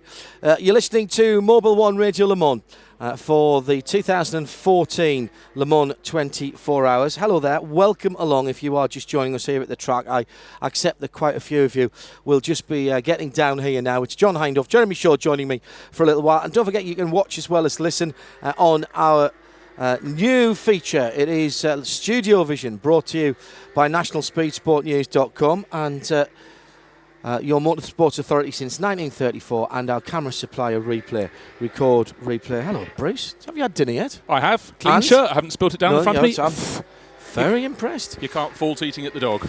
We've got Smoking Dog, yes. Actually, Daniele and the rest of the team doing a great job. Nicola Armindo with a 4:09.987 in the number 6 Porsche is ahead of Ben Barker. Kevin Estre in third position, one of the early pace setters, and you'd expect him to be coming back into this championship. Kevin, who cut his teeth here before going to Super Cup and was Rookie of the Year in Porsche Super Cup. It seems yesterday, but I think he's won the whole championship since then as well. Michael Meadows from the British Series is in 5th position on a 4:11.546.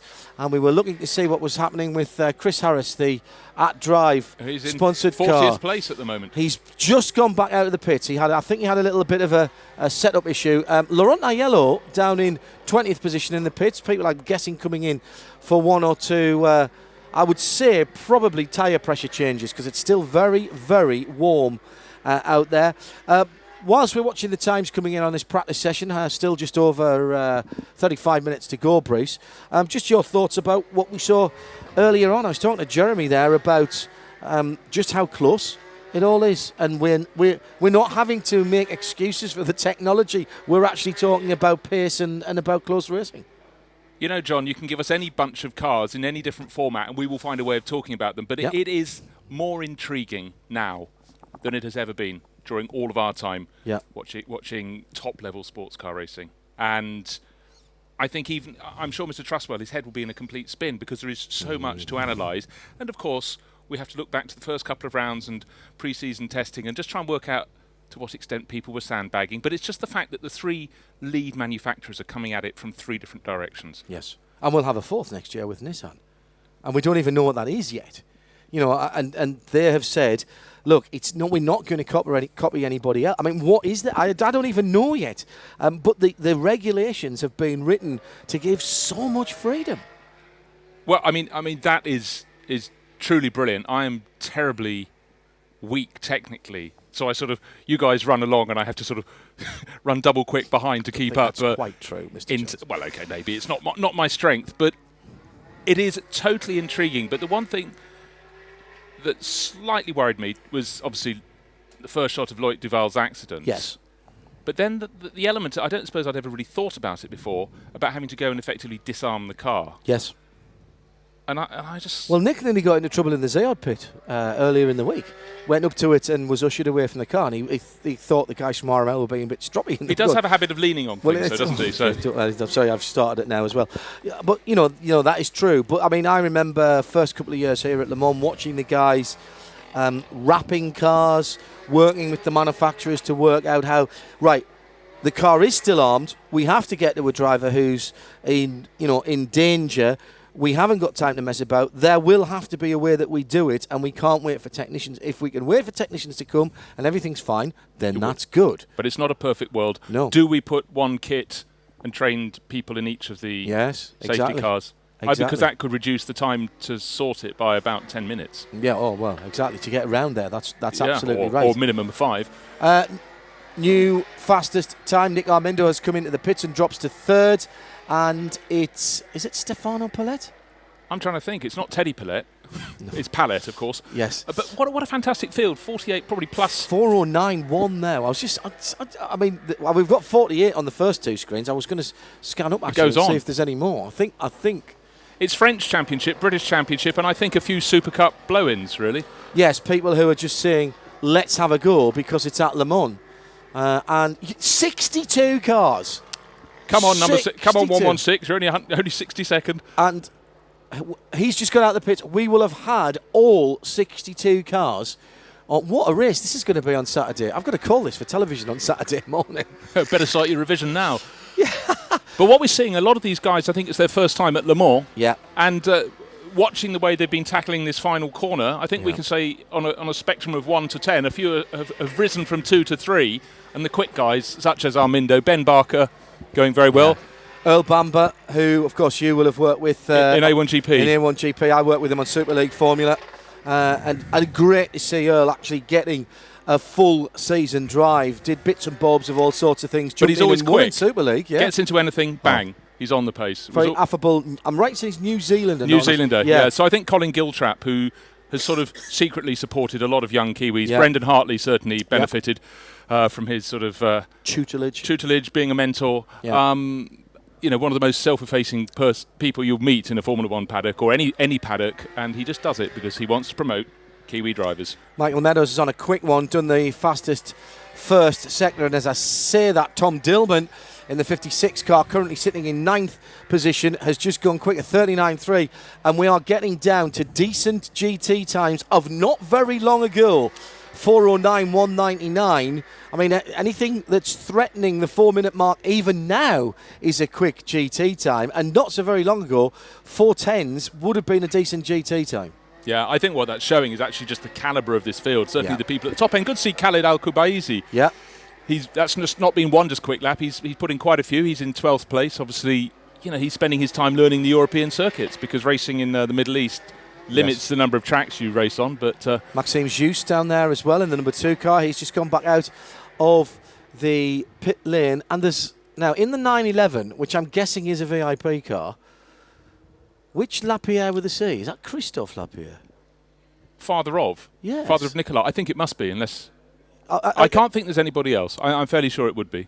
I have to say, dear listener, and I apologise because we're doing this without any kind of entry list. We did ask nicely, but I guess it's so long and they were trying to type the details of 62 different drivers in. Yeah. But, looking down in 47th position, we've got Roar Lindland, who races in the sort of main Michelin Super Cup series. So, but again, this is probably his first visit here to Circuit de la South. Conditions fantastic, though. The temperature was really warm this afternoon, and it's dropped off very nicely indeed. Still very bright, and sun obviously getting lower, but it's lost that humidity that was making it really quite unpleasant. Quite unpleasant in the pits and in fire suits this afternoon. Doesn't it make you realise? And I've done limited amount of motor racing, but I put a fire suit on and stand around for 10 minutes, and I'm like a damp sponge, and that's in the cold of an autumn day at Donington Park. Doesn't it make you realise that when people argue with me about racing drivers, whether they're athletes or not, are talking completely out of their ears? Yeah, totally. And I mean, I would challenge anybody to go to Sepang at any time of year and walk across the paddock and not break into a sweat. So the thought of what the mechanics go through in their fire suits, rushing out for pit stops, let alone what the drivers get up to. And I fully understand why they have to lay off the hooch the night before and be super, super fit, because the amount of juice you lose through the course of a half hour in that sort of humidity and heat is extraordinary. Earl Bamber up to third and looking to improve with the quickest middle section on the circuit in the 219. Porsche Michael Meadows has gone up into fourth. Nick Armindo now in fifth position. Kevin Estre in sixth. Nick Armindo's just come in the pits as well. Khaled Al-Kabesi sits in 12th position, continuing to lap consistently. Maxime Zeus, we mentioned earlier on, just losing a position now. Why? Who's just moved up there? Michael Meadows, does he go ahead of Armindo? No, he didn't. Kevin Estre? Yes, Michael Meadows has gone up one place. Yes, well spotted, Bruce. We both spotted a movement out the corner of our eye on the timing screen. How's Chris Harris getting on? He was down in the 30s, wasn't he? Yeah, he's 36. Oh, no, it's Christophe Lepere in 911. Oh, he's moved up to 26th. He has. 4:17.6. This is an at-drive, sponsored Henry Chris, as you will know, apart from being a massive petrol head, is a accomplished driver of cars quickly. Give him anything and he will pedal it with some verve. And if you haven't followed his exploits on the internet channel at Drive, Jeff Musial and the rest of the team doing great work with that, and now teamed up with terrestrial television in the States as well. He's going to have to move on though, Joe. He's now 10 seconds behind because Tom Dillman's just taken 2 seconds off the best time, 4:07.25.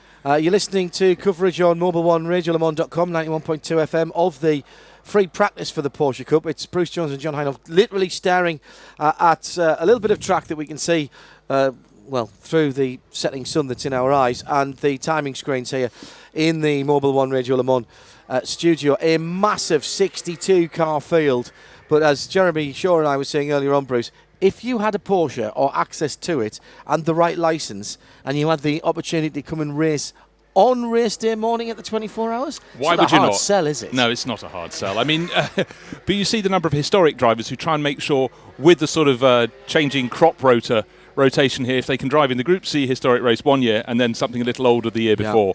And again, a lot of these drivers have been driving forever, but their faces are still an absolute picture when they're in the collection area waiting to go out. It's why they go racing. A couple of years ago, we were at the Nürburgring. We're at the Nürburgring, of course, dear listener, next week.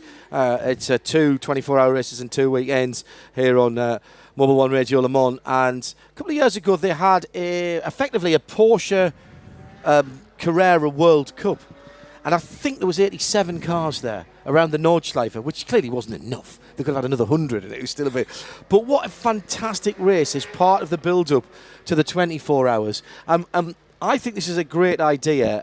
We normally rotate a Porsche race with a Ferrari Cup race every couple of years or so, but opening this up to the British Championship, and it's a one-off for most of these people. Yes, there will be championship points at stake for both the French drivers and the British, but it's the draw of Le Mans that's brought people here. 100%. If you said there were no points on offer, they'd still be here. Yeah. And we know that the circuit here can be a very different beast if the weather's grim and it's raining, but that's still part of what Le Mans is about, isn't it? It is just such a fantastic track. And touched on in that first practice for the 24 hours, the fact there are 3 points around the circuit where the fastest cars can top 200 miles an hour. It's a rare beast that they can come and visit that is so very, very quick.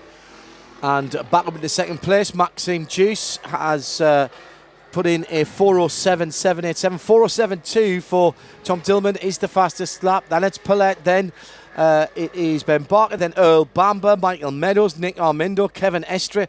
That's a decent top 7 or 8, isn't it? It certainly is. And I tell you what, sitting fastest, 4 minutes 07.259, is Tom Dillman, who has raced many, many things over the years, still gets in single-seaters and drives them very fast indeed, but he's set a fastest first sector of all. He's improved on his second sector, so he may even go into the 4:06s, which is really super quick, because you go down to 20th place, and they're lapping almost 10 seconds slower than that, 4:15s. And that is about... It's a long lap, but that's about confidence in the car. That's about getting in the car. And some of these guys will take 10 seconds, 12 seconds, 15 seconds out of their lap times within the hour that they're out there, but to get out there and immediately get down to a 10 or a 12, which is what we saw, and then you're nerdling away. And nerdling away here might still be a second or a second and a half.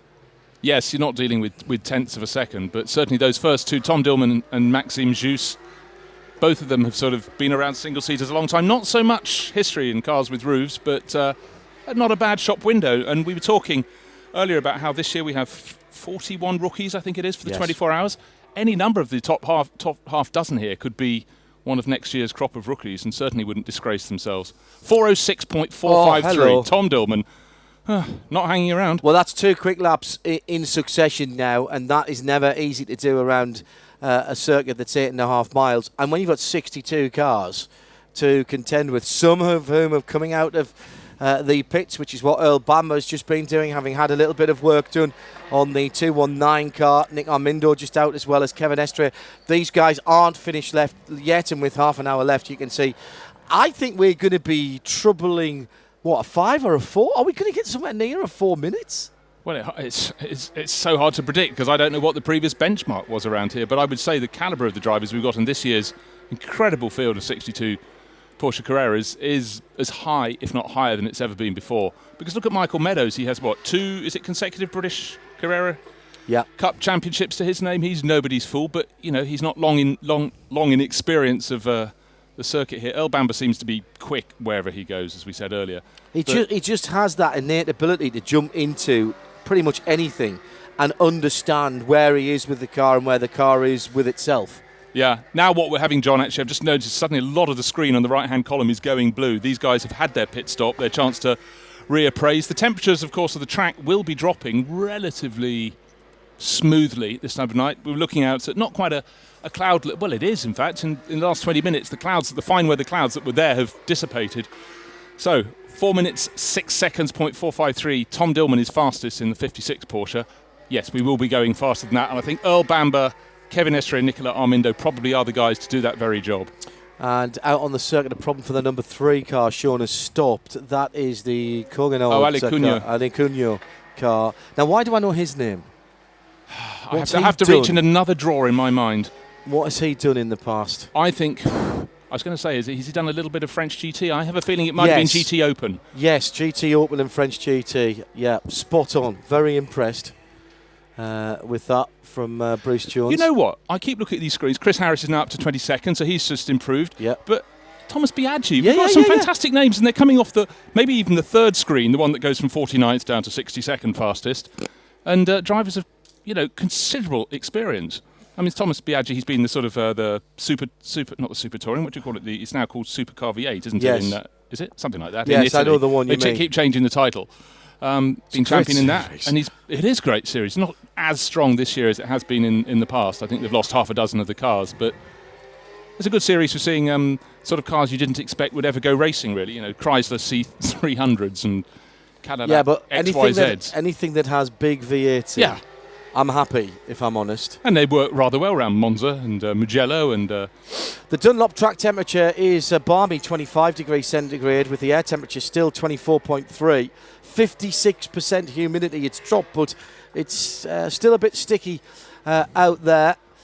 We've recently had a yellow flag at Marshall Post 60. I wonder if that is where the number 3 car has gone off. Yeah, well, it's still saying stop. We have a new third-place runner, Paul Rees from the British Series. It's just gone into below the 409s. Redline, I noticed, had at least 5 cars coming down with their trailers. I know the Par Motorsport, the guys down at Crawley there, with Paul Robe, who has history at Le Mans running 24-hour cars. That's where I first met Paul, running Porsches, of course. They've got 3. And there's Nick Maroc going up into third place there, Bruce. Yeah, and just looking at number 12, is that M. Monti? Is that Massimo Monti? Well, it must be, mustn't One it? presumes, and he's just set the fastest second sector of all, so we know that's effectively the run from Tetre Rouge down to Mulsanne. So he's slippery. Not so quick in the first sector, which has some corners. Yes. But yeah, he's lying in 11th place at the moment. But originally we had we've got another one in the 408s. Nicolas Maroc, as you said, was going fast. He's gone third fastest. Tom Dillman is still top, 406.453. Maxime Jus, second fastest, 407.1. Then we have Nicolas Maroc and Paul Rees in the 408s. And then we're looking for improvements from S. Paulette. We still don't know his Christian name. Let's call him Stefan, shall we? Ahead of Ben Barker and Earl Bamber, who have recently out of the pits. Ben Barker, who's sitting 6th, has just gone into the pits, and Michael Meadows out of the pits in 8th place. I think it is Stefano. I'm desperately trying to get some internet to find that out. For some reason, I had that in my head. Stefano Palette. I think it'd be Stefan. I think he's a Frenchman, so not the Stefano. But oh, good grief! Tom Dillman goes even faster in the first sector. He's sitting with an advantage of 3/4 of a second over Maxime Jus at the top of this incredible field of 62 cars. Thomas Biaggi, he was on the top screen for a second. He's gone back to 26th off the top screen. And the name? Stephen. It is Stephen. Stephen. And he has driven RCZ Peugeots in the past, apparently. But has he driven a glorious green and yellow one like the one we saw in the Zandvoort 12 Hours 2 weekends ago? Looked very good, didn't it? Your John Deere special. Yes. OK, Earl Bamber has now just set the fastest first sector of all. He slipped down to 8th place. He's not long out of the pit, so look for the Kiwi going all the way to the top. Yeah, it'd be good to see if he could put that together, put a full lap together. He was quick in the middle sector as well, so he's clearly got a slippery Porsche. 38.8 Yeah. He's pulling. That's pretty decent in the first sector. OK, well, Nicola Armindo, he's down in 13th place. He looks though he's set to go up to first place overall. He set the new fastest second sector time with a very respectable first sector time. But it is such a long lap here. We have quite a while to wait for him to come in. Still trying to identify all 62 of the cars as we have a combination of cars coming into the pits, cars completing yet another lap. Tom Dillman still top from Maxime Jus and Nicolas Maroc. So credit to the French drivers. They are first, second and third, but I don't think they are going to be for much longer. And Massimo Monti, or M. Monti as we like to call him around here, up to 5th place there. Still waiting to see Earl Bamber go through the middle sector. It is over a minute and a half of driving, and he'll be coming back in towards the sunshine after that when he turns right-handed through the Mulsanne corner and down towards Indianapolis Arnage. One of my, in fact, possibly my favourite part of any racing circuit anywhere in the world in terms of how it looks. And for me, taking the grass away, which is apparently what has been applied for next year for that area. Sacrilege. Absolutely. And then bypassing, the public road will bypass the Indianapolis Arnage complex. It'll still be there for use on the track, but we won't be able to drive it anymore. So if you're here this year, listening on 91.2 Mobil 1, Radio Le Mans, drive it on Friday, drive it on the way home tonight or the way in tomorrow. You might not get a chance to do that again. I was just shedding a tear there at that dreadful news. Nicola Armindo has just gone into 3rd place, and Bottoman up to 4th place overall, but still waiting to see what Earl Bamber can do. It wasn't the fastest of the middle second. It's not bad, though. I reckon probably he might have caught a little bit of traffic. 62 cars in the field, maybe 50 out on the circuit. Catch it at the wrong place, and you could take quite a few tenths off you, but he's in 10th place at the moment. We think he will go up into the top, certainly top half dozen, maybe in the top 3 even. But the target still 4 minutes, 6.453 seconds set by Tom Dillman. And Chris Harris we're keeping an eye on as well. He's dropped out of the top 20 down to 26th for 15.103. Most people have done 7, 8 laps. That seems to be the right sort of number. Everybody's had at least one pit stop to just, I would think that would be tyre pressures, because I'm guessing with the Dunlop track temperature still around 25 degrees and the air temperature in the 24s in Celsius, I think that might be a bit warmer than people might have expected to come out to in this practice session qualifying. And then we've got the race on Saturday, of course. Group C are out. Sad to say, the return of the Jaguar that we were expecting, that hasn't happened, but we've got a couple of Sauber Mercedes still here, a couple of C11s, and is there a C9 as well? I'll have to pass on that because I had to pass on their paddock this afternoon, but they still sound the business. No, they are. That is a sound that goes right up through your sternum. Chris Harris, 27th at the moment. Now, who's quick? Still Earl Bamber. Went 4th. Yeah, lost out in the second. It was his last sector, actually. He lost in comparison to the leader, couple of 2 seconds. And that would have put him pole. By a second. Yeah. Oh, no, not by a second, by a small amount. Couple of tenths. Now, so it's Tom Dillman, Maxime Joust, Nicolas Armindo, then Earl Bamber. Ben Barker just set an improved time, so he's the top British driver in the field in 5th. Bottoman that was last time around, he went 6th. Nicolas Maroc in the pits. He could still have a crack at the top. That's the second time Maroc's been in the pits. So that's interesting. What are they doing to the car? Kevin Estre in the pits again as well, down in 16th. And he would certainly be the person that I would be looking for in terms of A, he knows the track, B, he knows these cars very well indeed. And if he's in the making adjustments, I would be having my team manager wandering down and having a look to find out what they were doing. Yes, I'll have what he's having. Yes, the number 13, yes, can you just fix me up like that, please? It's Bruce Jones and John Hindhaugh.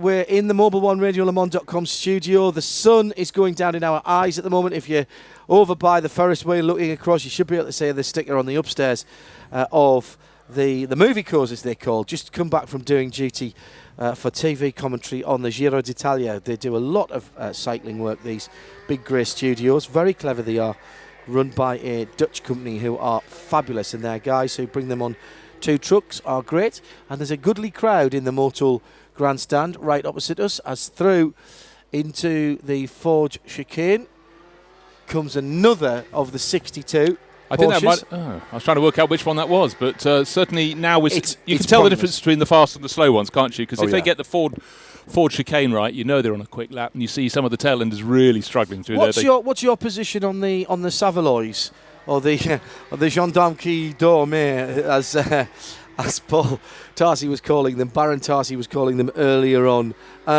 Put there, of course, to stop people cutting the circuit. What's your view on them? Should have razor blades. No, I quite like the way the cars bounce across them. No, I always think make a track narrower, not wider.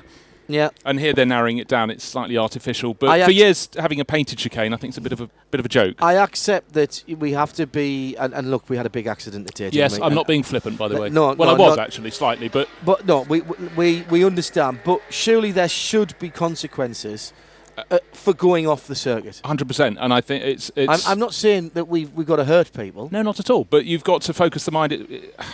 You know, for years and years, we've had more and more tarmac outside circuits, and in fact, when you look out in front of our commentary box, it's just one stretch of tarmac, with a few sort of sweeps of paint across it. But it's far more meaningful when they have to take the corner.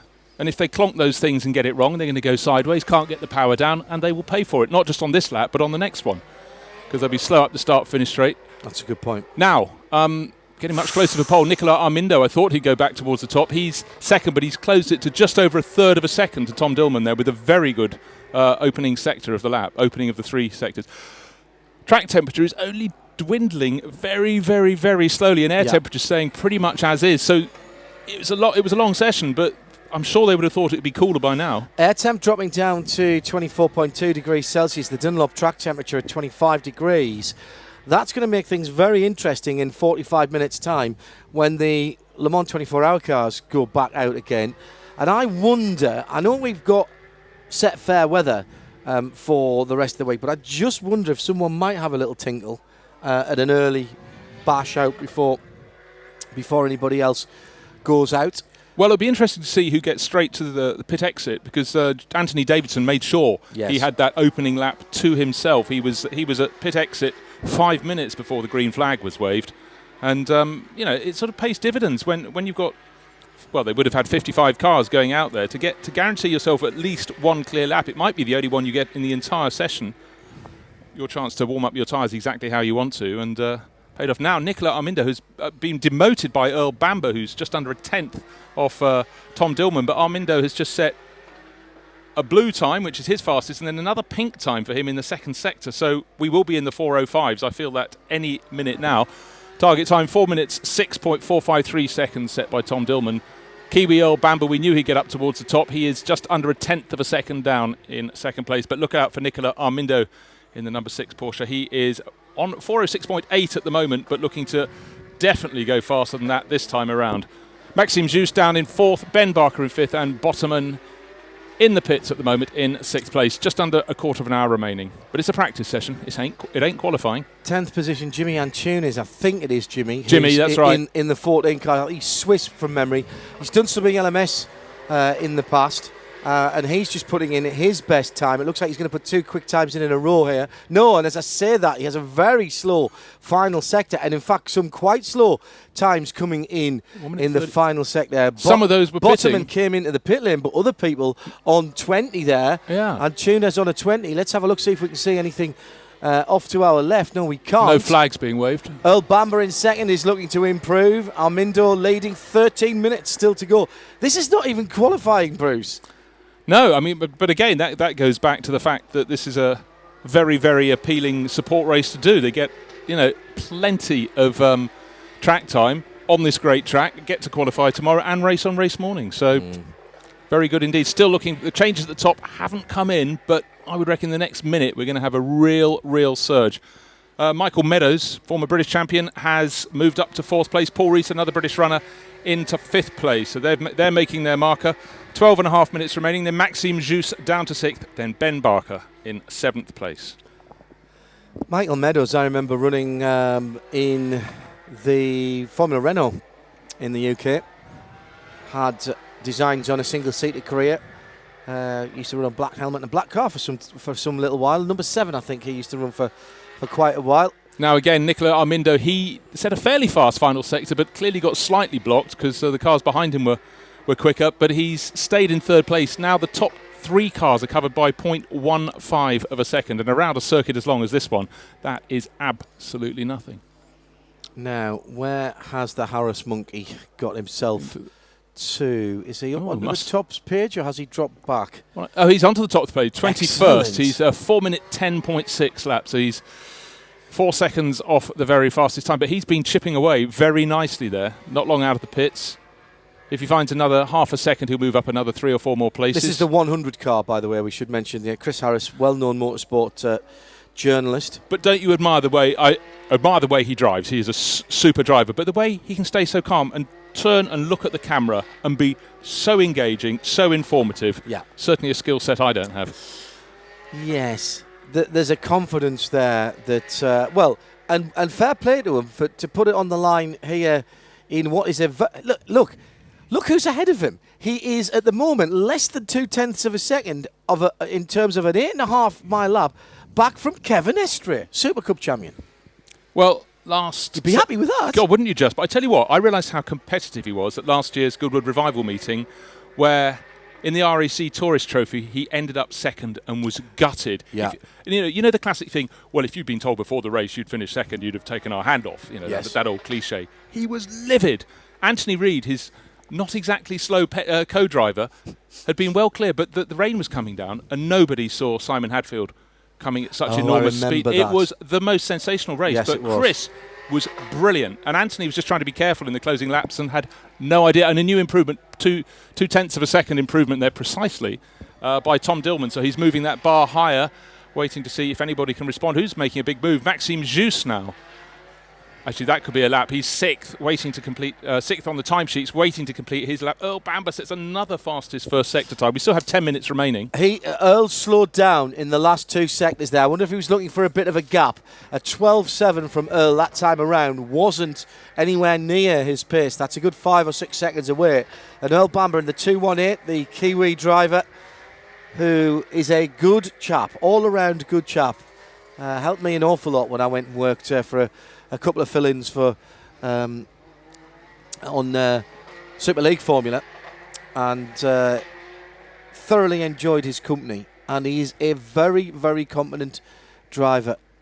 What we've got here, John, is we've got the top 6 covered by less than a second around a circuit as long as this. So let's pretend the circuit is a third as long. That's top 3 covered by top 6 by a third of a second on an Imola or a... Which you'd be happy with?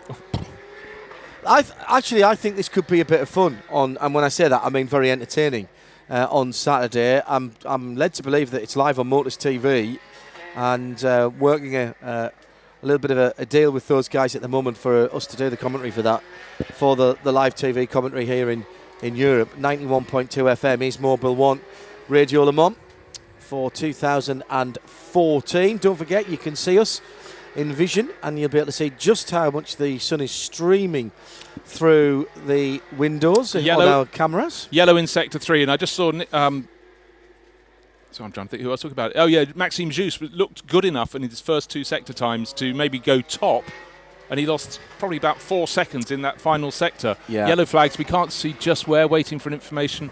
Again, 55 and 60. No, that's no, it's been the other way up. Sorry, it's the other way around. Yeah. It's just says yellow flag at Sector 3. And that's a shame. We've at got Marshall Post 3. Kevin Estre up to 4th, 4:06, 7:43. Now, can Chris Harris follow him up? Well, he was on a decent time, but has to ease off in that last set.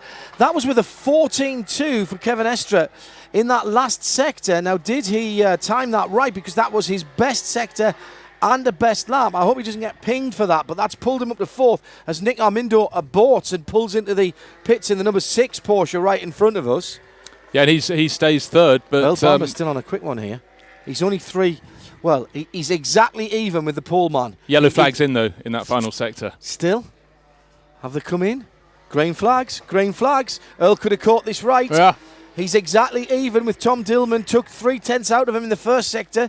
Gave him it back in Sector 2. He's looking for a 4:06.2. He's got a 4:06.5 to his name at the moment. So we're talking about minute improvements for Earl Bamber to take the fast. This is only practice. This doesn't count for pole position. But nobody's told the guys out there that.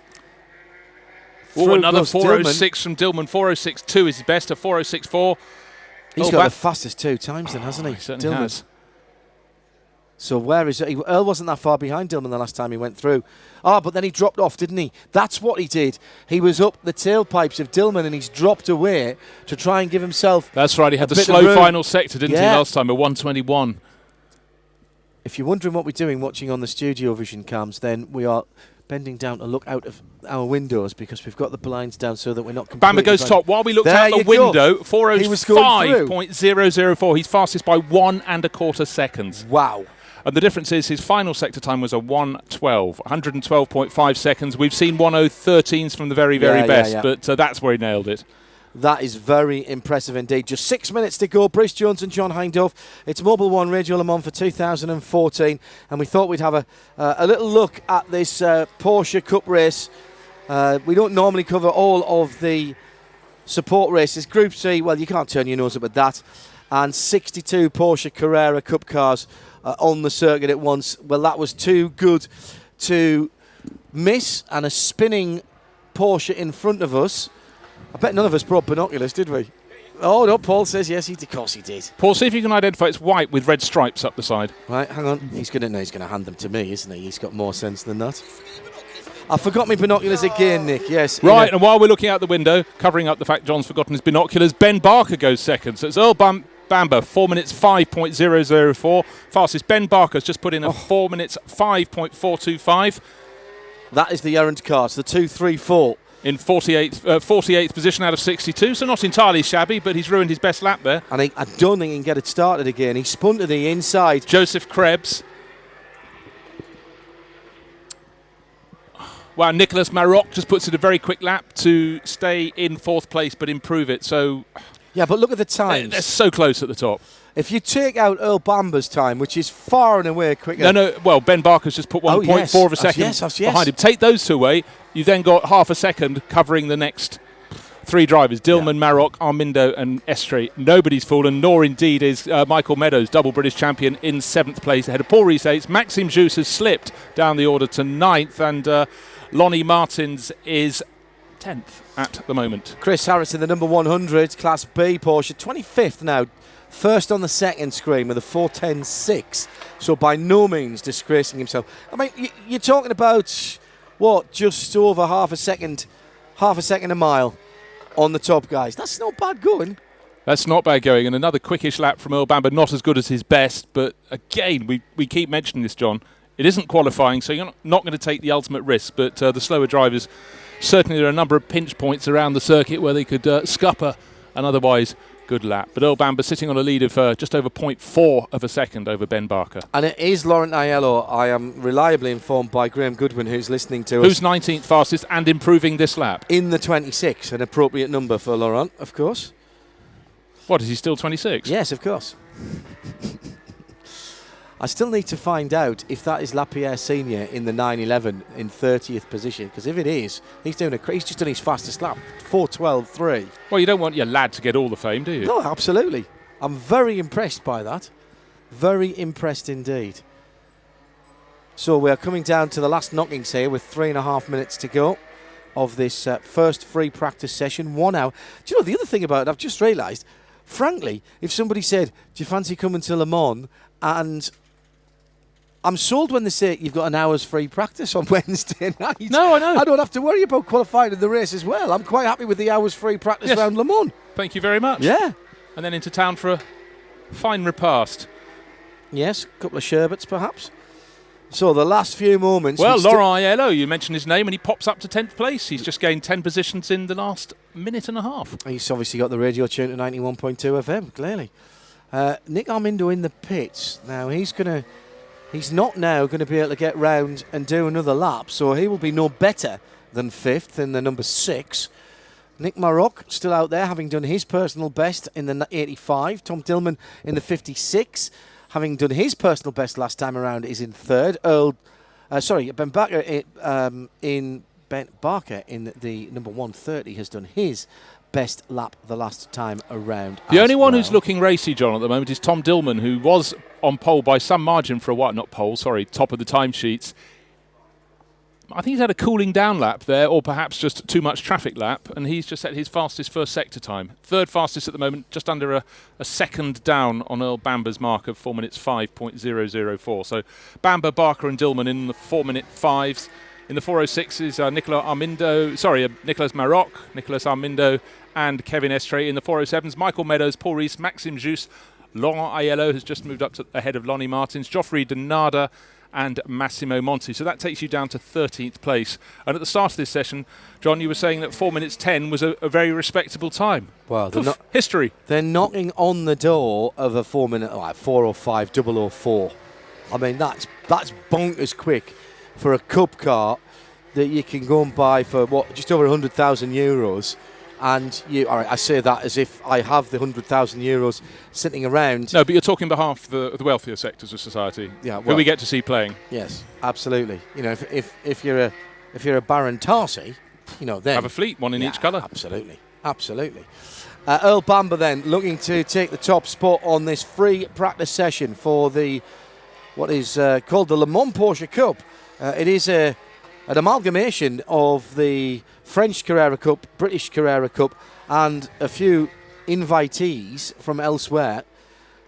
62 cars have been on the circuit and have recorded times, but it's at the sharp end of the field, as you might imagine, where things are really hotting up. Maxime Jus just goes into 3rd place. He's done a 4:05.6, so Tom Dillman down to 4th. Can he respond on this lap? Unless he sets a very quick final sector, he won't. But Earl Bamber, with 12 seconds remaining until the checkered flag brings this practice session to a close, has just set his best time in the 2nd sector, and his 1st sector time was right on the money as well. Kevin Estre, his fastest time, has he gone no, he got another lap in. Estre got through before the checkered flag in 5th position in the 13 car, and that's perfect timing. I think he was probably the last person to get through before the checkered flag came out. Just a quick word into the pit stats time for the number 76, Pasquale, who is is that Luca Pasquale? Laurent Pasquale, thank you.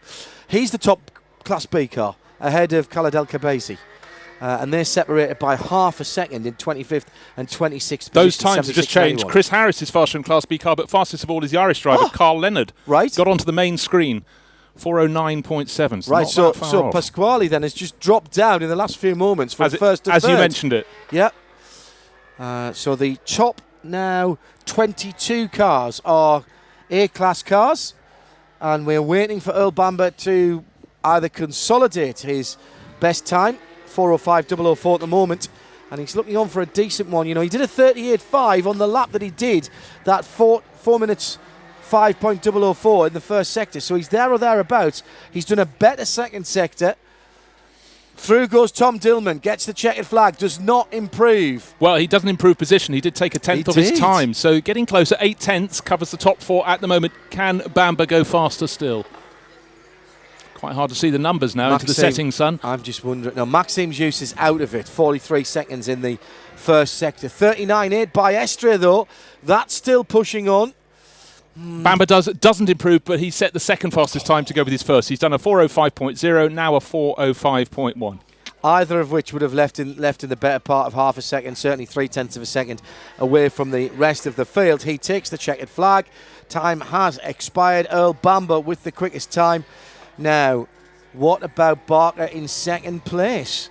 Did he get through? He must have. He's not listed. Yeah, he isn't anywhere at the moment. No, he's evaporated. He hasn't.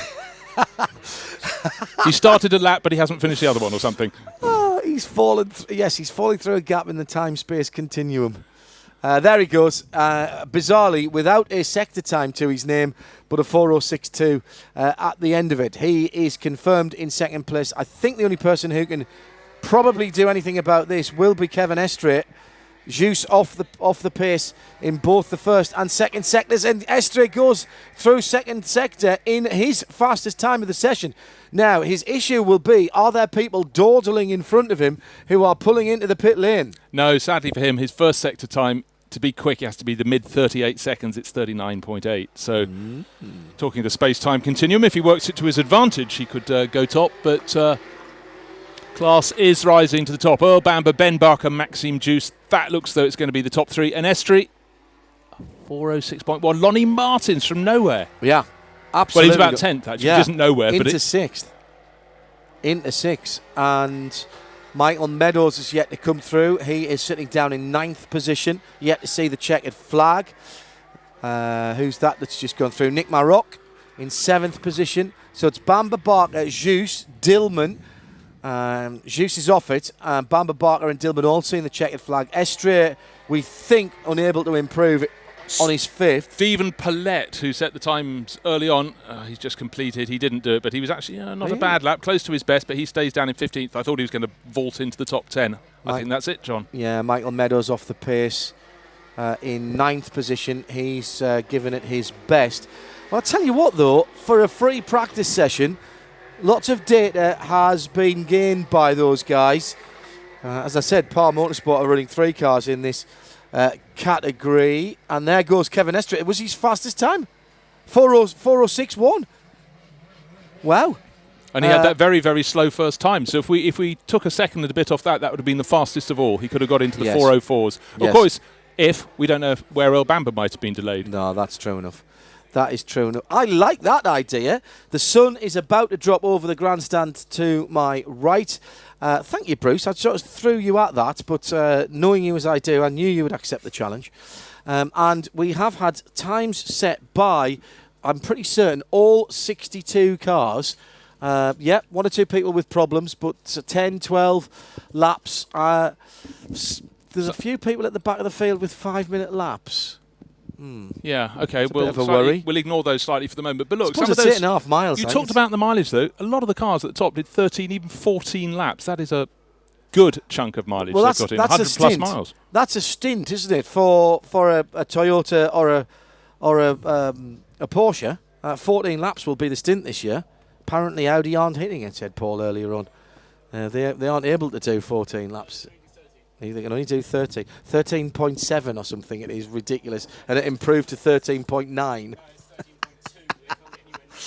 So 14 laps will be what you will have to do to be competitive at Le Mans this year. And a number of those competitors have done it in just over an hour in the Porsche, the Le Mans Porsche Cup practice session, which sees Earl Bamber on top of the times with a thoroughly impressive 4:05.004, about 0.4 of a second ahead of Ben Barker in second in the 1:30 with a 4:05.4, 4:05.6 for Maxime Zeus in the 2 car in third, Tom Tillman in fourth with a 4:05.8, then Kevin Estre with a 4:06.1. I don't think he'll be too impressed by that, if I'm honest, but that's a decent top 5 and qualifying and the race to come, and we'll bring you some more coverage of that. Bruce, thank you very much indeed. You're welcome. And you know, John, through that session, I just love looking onto the other screen and you just suddenly see, good God, that's a really capable driver. And we hadn't seen them when they were on screen 3. Yes. A bit slow starting. And suddenly you had the Laurent Aiellos, you had the Massimo Montis, Thomas Biaggi's, just dotted around there. And in the thick of it, Chris Harris on the top screen. Yeah, Chris Harris in second place in Class B behind the very quick Carl Leonard in the 136 car. 23rd and 24th they were, with 4:09.7 and 4:09.9 to their credit. The Harris Monkley will be delighted to get under 4 minutes 10. As we said very early on in this session, a 4:10 not so very long ago would have been a decent GT time around here. We move forward, John. Yes. They all move forward. That's Progress. motorsport. Progress. Bruce, thanks very much indeed. You're listening to RadioLeMans.com. It's Mobil 1 Radio Le Mans for 2014, 91.2 FM.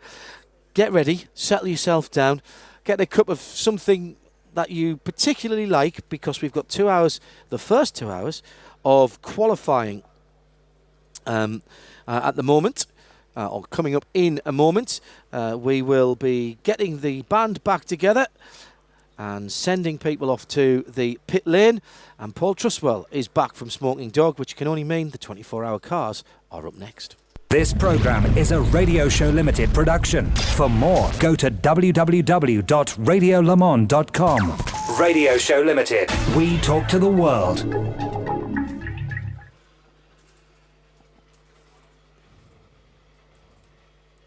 RadioLeMans.com. More than a radio station. More than 1 week a year. RadioLeMans.com. News, images, video, and of course, our world-famous radio station. Now available 24/7 and 365 days a year. RadioLeMans.com. Info, competition, offers, and of course, our interactive sports car calendar. All at RadioLeMans.com. RadioLeMans.com for when your year runs from June to June. RadioLeMans.com. World Cup update on Radio Le Mans, brought to you by Adidas Motorsport.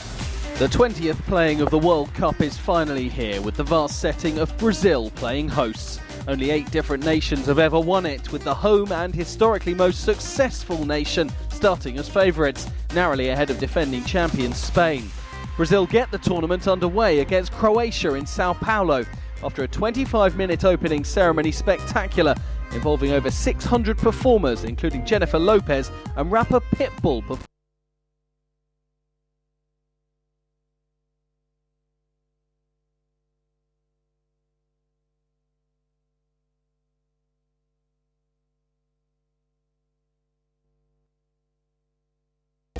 The other eye-catching game of the opening round is England against Italy, with some suggesting the loser will already be out, considering the difficulty of Group D, which also includes Luis Suarez and his Uruguay side.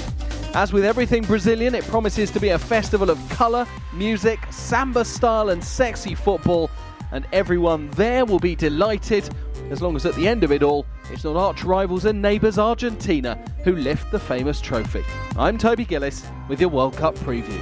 Radio Le Mans World Cup coverage is brought to you by Adidas Motorsport. Adidas, partner of the 2014 FIFA World Cup. Get closer to motorsport with Mobil 1. Mobil 1.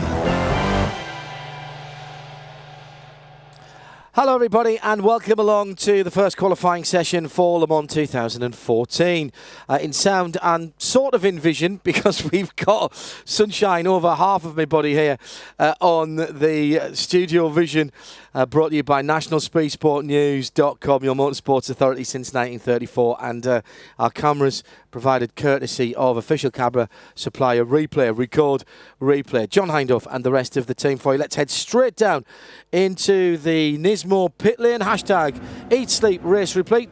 Joe Bradley is enjoying the sunshine. Actually, you might well be in shade down there by now, are you, Joe? Yes, we are. We are in shade. The sun's just going down behind the Tribune grandstands, just in front of the pits. Still warm though, still very warm, still very sticky. And it's not just because I'm wearing 3-layer fire suit, Nomex fire suit that is. I've got to say, not everyone is quite ready for this qualifying session. And one of the cars that's not ready, no doubt about it, is the number 20 Porsche LMP1 car of Bernhard, Hartley and Webber. That car is in some state of I'll not say repair, because I think there's some setup work, some serious setup work being going on there. I've just been watching exactly what to do, or what the team have been doing, and some of the mechanics on the front end, and they've certainly been just putting some adjustments on the suspension geometry. Now we've discussed over great length just where they are at, the LMP1 teams, the hybrid cars, with regards to setup, and it's pretty much the settle on a setup. Which is derived from simulator work, and then it's getting the hybrid technical systems to actually kick in and find out they're working at track conditions. But certainly the number 20 by no means is going to see the start of this session. We're about, just under 20 minutes away, John? About that, yes. Nick Damon is our other reporter in the pits. I'm the other reporter. I sound like the other woman. I'm at the other end, so I'm at the Audi end of the... well, you're at the other end, so you're the other reporter. You're the other end reporter. The other end reporter, yes. Which end am I going to report on? I'm actually outside Aston Martin. I think I may be able to doorstep the man whose name would be over the door if he was called Mr. Aston and Mr. Martin, but he's called Mr. John and Mr. Gore. John, how have the extra 5 litres helped the car? Are the cars now competitive? We'll probably, with a little bit of luck, and a bit of driver fuel saving, just be able to scrape the 14 laps, which is obviously important, because if you don't do that, then, and everyone else does them after 14 stops, then you're a full lap down. So it was probably pretty important, but we're just about there. We're just squeezing an extra little hatch on the tank. We'd put an extra little hatch on the tank this afternoon to try and squeeze another couple of litres in. We can't quite get to the full capacity, but we're nearly there, but we think we can probably squeeze 14 laps. So what is the pace of the car in each of those 14 laps if you're in a fuel save mode? I have heard from the other drivers you had to trim the thing right out as well. I imagine if you ask the drivers right now, they're probably not very happy. Because apart from fuel saving, the other thing that we have to do is, obviously top speed's really important here, so obviously the listeners can't see, but if they could see the wings, they would see they were all very, very flat and really trimmed out, and the drivers are saying the cars are super edgy, but they have to live to learn to drive with it, because you've got to be fast in the straights here, or otherwise you're really struggling. You're looking and sounding remarkably positive, but you are really on the back foot, aren't you? We're most on the back foot. We're more on the back foot than we've been here with the GT car for a couple of years, for sure. But I think the circuit's going to change quite a lot across the week, because I don't expect any rain. I don't think the forecast is saying any rain. So who knows what happens when the circuit rubbers in during the race. But certainly right now we're on the back foot on fuel consumption, on the back foot on top speed, and we're trimming everything down to try and make it work. So yours are the drivers who are going to look nervous every time they go out then? After trying to punch all us and the engineers, they look very nervous as they get in the car, yeah. John, thank you very much and best of luck. Thanks a lot. Up here in the Mobil 1 Radio Le Mans booth with me is Paul Truswell. Interesting start to the weekend. Can't deny the pace is there at the front of the field, or indeed throughout the field, and I'm pleased that once again, as we have been in the first 2 rounds of the World Endurance Championship, we're actually talking about the pace, the racing, how close it is, and not having to fall back on the technology, which is fascinating to me, but I know not to other people. More of the same in this session. Is anyone going to go for it in this session, or do you think they really will wait till tomorrow? No, they will go for it tonight. I don't think you were on the air earlier on, but that's my first time. You're absolutely. I think we'll step back in amazement at some of the lap times we see this evening. We'll say, "God, blimey, I didn't think they were going to go that quickly." But Sam Collins was saying down to 18s. I don't see that, but I see sub-20s. And I'll come on to a reason why I don't believe that's going to happen. But in this session, we will see some very fast laps. But I think in this session, in 24 hours' time, we're going to see some even faster laps. So what we're seeing now will be kind of the taster for what will really be the laps where we have proper qualifying laps set. Just quickly to say, this is a proper qualifying session. There's no average lap times as they do in other FIA WEC rounds. This is normal, traditional qualifying. The fastest one goes fastest. And the reason that you're going to tell me that you don't think you're going to see those times, if you add the best sectors up for each of the 3 different manufacturers, you might see a really, really, really fast time, but they have different strengths and weaknesses, and I quite like that. Yes, I mean, I like that aspect of it as well, but I think the other thing which we haven't yet seen on the test day or in the free practice session that we've just observed is the full imposition of fuel metering, of correct use of fuel. And there is this instantaneous fuel limit which is imposed on all the teams depending on what they're running. And you're not allowed to overstep that at any point. There's no 3-lap average, there's no 1-lap average, it's at any point. And throughout the test day and throughout the free practice session we've just seen, although the teams have been getting the information and although race control have been getting the information, there has been no requirement to do any penalty if you go over it. During this session, because we're now in qualifying, and henceforward, all of those fuel regulations will be monitored precisely. And it'll be up to the teams to take penalties where their penalties are due, and it will then be up to race control to impose penalties if the teams don't take the penalties where they are due. And it will mean that if somebody does the fastest lap of the session and they've broken the fuel usage limit, then that lap will be disallowed and they'll suddenly go to the bottom of the times. That's why I think what we've seen up until now has been people working out how much fuel they can use, and that's why we've seen some very quick laps. Graham Goodwin, dailysportscar.com editor, joins Paul Trustwell and myself, John Hindhaugh. Mobil 1 Radio Le Mans for 2014. First of all, like Duval, we had a report from a very good source within Audi. First of all, from Dr. Wolfgang Uldrich, that he was awake and alert throughout the extraction process. Subsequently, we've heard again from within Audi that he was taken to the medical centre with Alan McNish, actually, who was there with him, complaining of a sore leg, but remarkably, no broken bones. It seems so, and yeah, I've had much the same reports from you, lots of relieved faces and thumbs up. We don't know yet. He's gone off to the local hospital, again with Alan, for further tests. We don't know yet what the result of that is. We have no information as to Loic's ability to get back into the car. There's a new car being built up around the spare shell. So is that here? That's here. Yes. It is here. Oh yeah. So it's being built up here. They haven't had to have another one. I believe so. Laid up they travel with a spare shell wherever they go. We had this conversation with them around the post Silverstone debacle, where both tubs, of course, were damaged.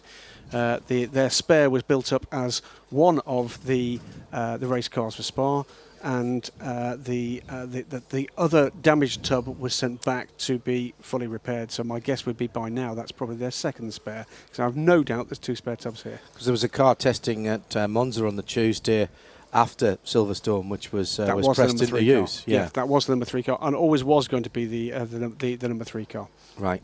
Of course, cars can be fixed, cars can be replaced, and we're glad, far happier to hear that Loic has not suffered too much other than a few aches and pains, it would seem, at the moment, after what looked to be a horrendous and fearsome accident. The still pictures, certainly, that I have seen, some of the CCTV pictures that I have seen, has big damage. Yeah, to car and to the fence. Which did its job. Absolutely. The only report I can give you directly from someone who witnessed it was that the car did clear the wall. Impacted the debris fence roof first. Very similar, actually, apart from the fact it was the wall rather than the fence, incident by the sound of things to Mark Genet's accident some years ago at test day. That's exactly what it made me think. The fact that there was huge damage, John, probably disguises the fact that the car did its job well. And certainly what we saw in the immediate aftermath, we've not seen video of the incident, was that the marshals were talking to Loic and asking him to hang tight while the intervention teams actually arrived. Clearly, it's not the same as it used to be. The car has to be safe to touch. There were the warning lights that warn the marshals, the corner workers, what they can and can't do at that stage. And we saw, didn't we, the Audi mechanics being mobilised from pit lane very quickly. And I've no doubt specialist intervention teams were there before those guys were. But things happened very quickly. He was out the car very quickly. He was on his way to the medical centre very quickly. And the ambulance from the local hospital arrived very quickly to take him onwards. So all good news then? We think all good news. I mean, there's a lot of speculation out there about what might happen next. I think, frankly, we just take a breather. We wait for the next information back on Loic and from Audi as to what happens next, and they will make the right decision. All I can tell you is there is a plan should Loic not be able to get back in the car. And Radio for the race. Radio for the race. Mobil 1 Radio Le Mans.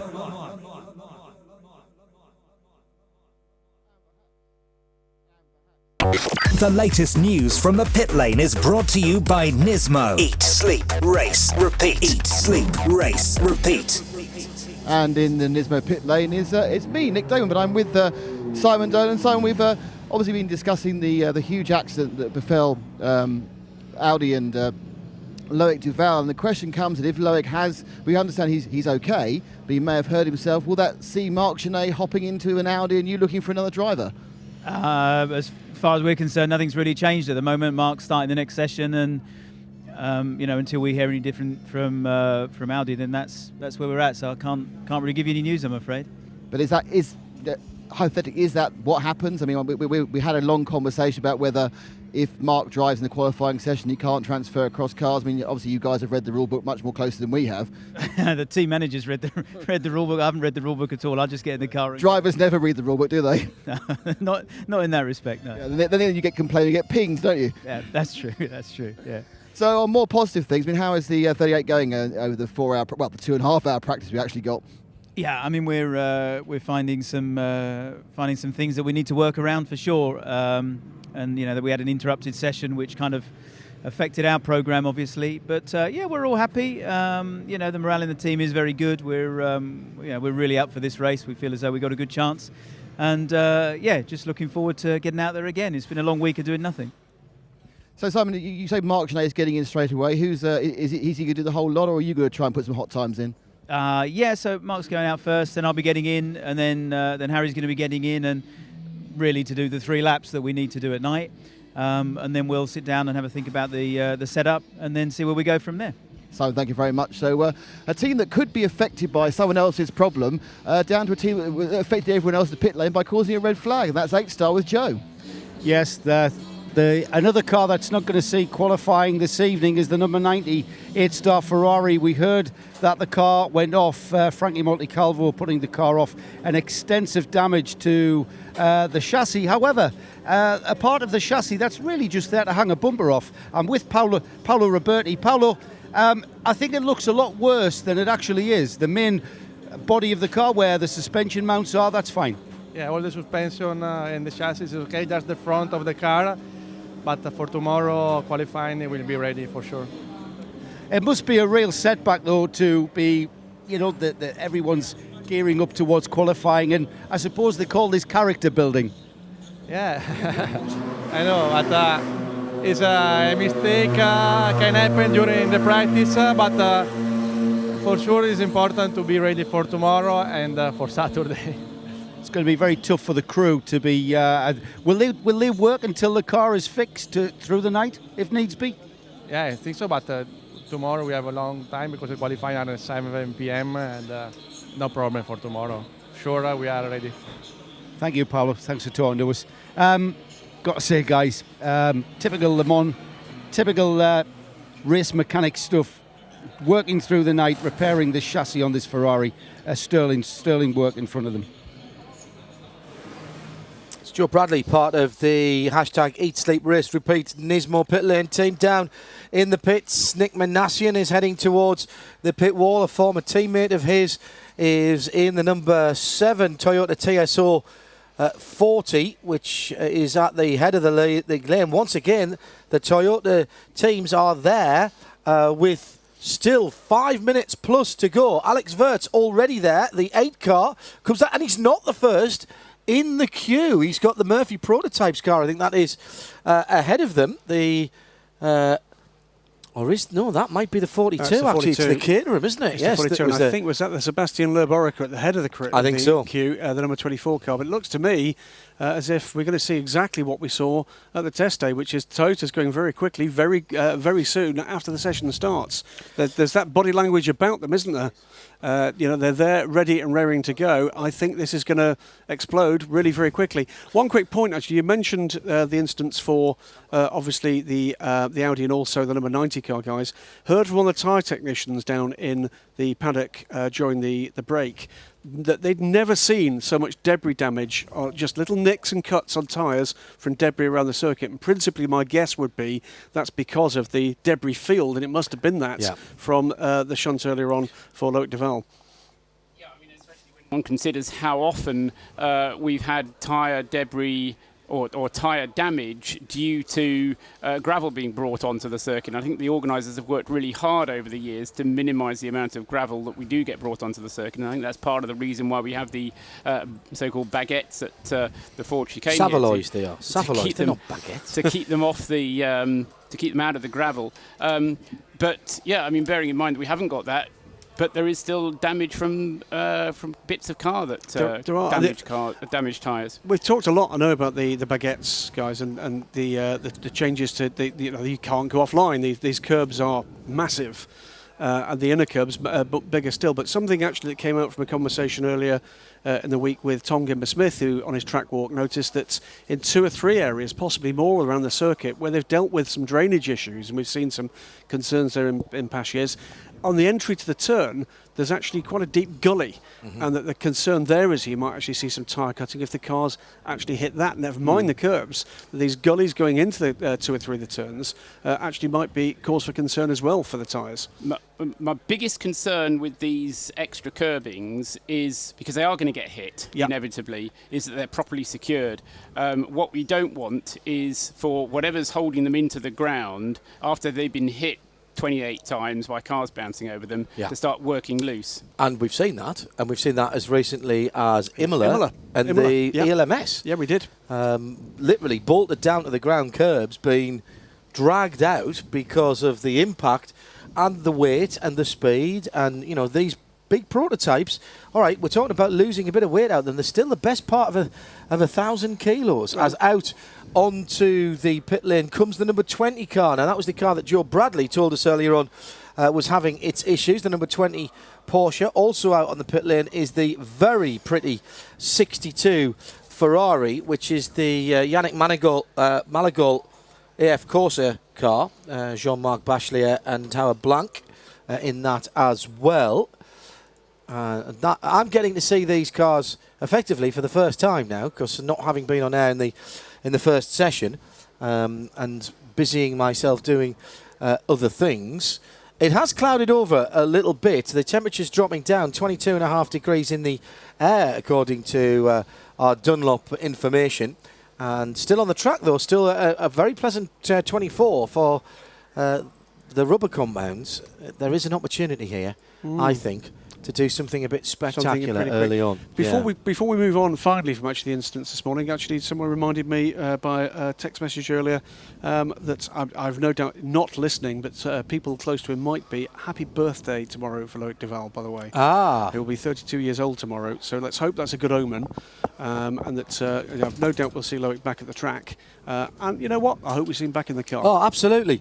There was a bit of a debate going before TweetDeck went tweet up earlier today. We've broken the internet again here. It's your fault, Radio Le Mans. And by the way, thank you to everyone who's been watching StudioVision with nationalspeedsportnews.com, because that's been very popular already this year. Logged well over 2,000 hours of people watching. I have to report Mrs. Trustwell has logged on in order to check that I really am here, because I think she's got her suspicions that I've got some sneaky affair going on the side. So I now have allayed her fears. Hang on, just to prove, there he is. There he is from the studio in Vladivostok. Oh, sorry, I wasn't supposed to say that. Yeah. Mary Claire, get down, get down.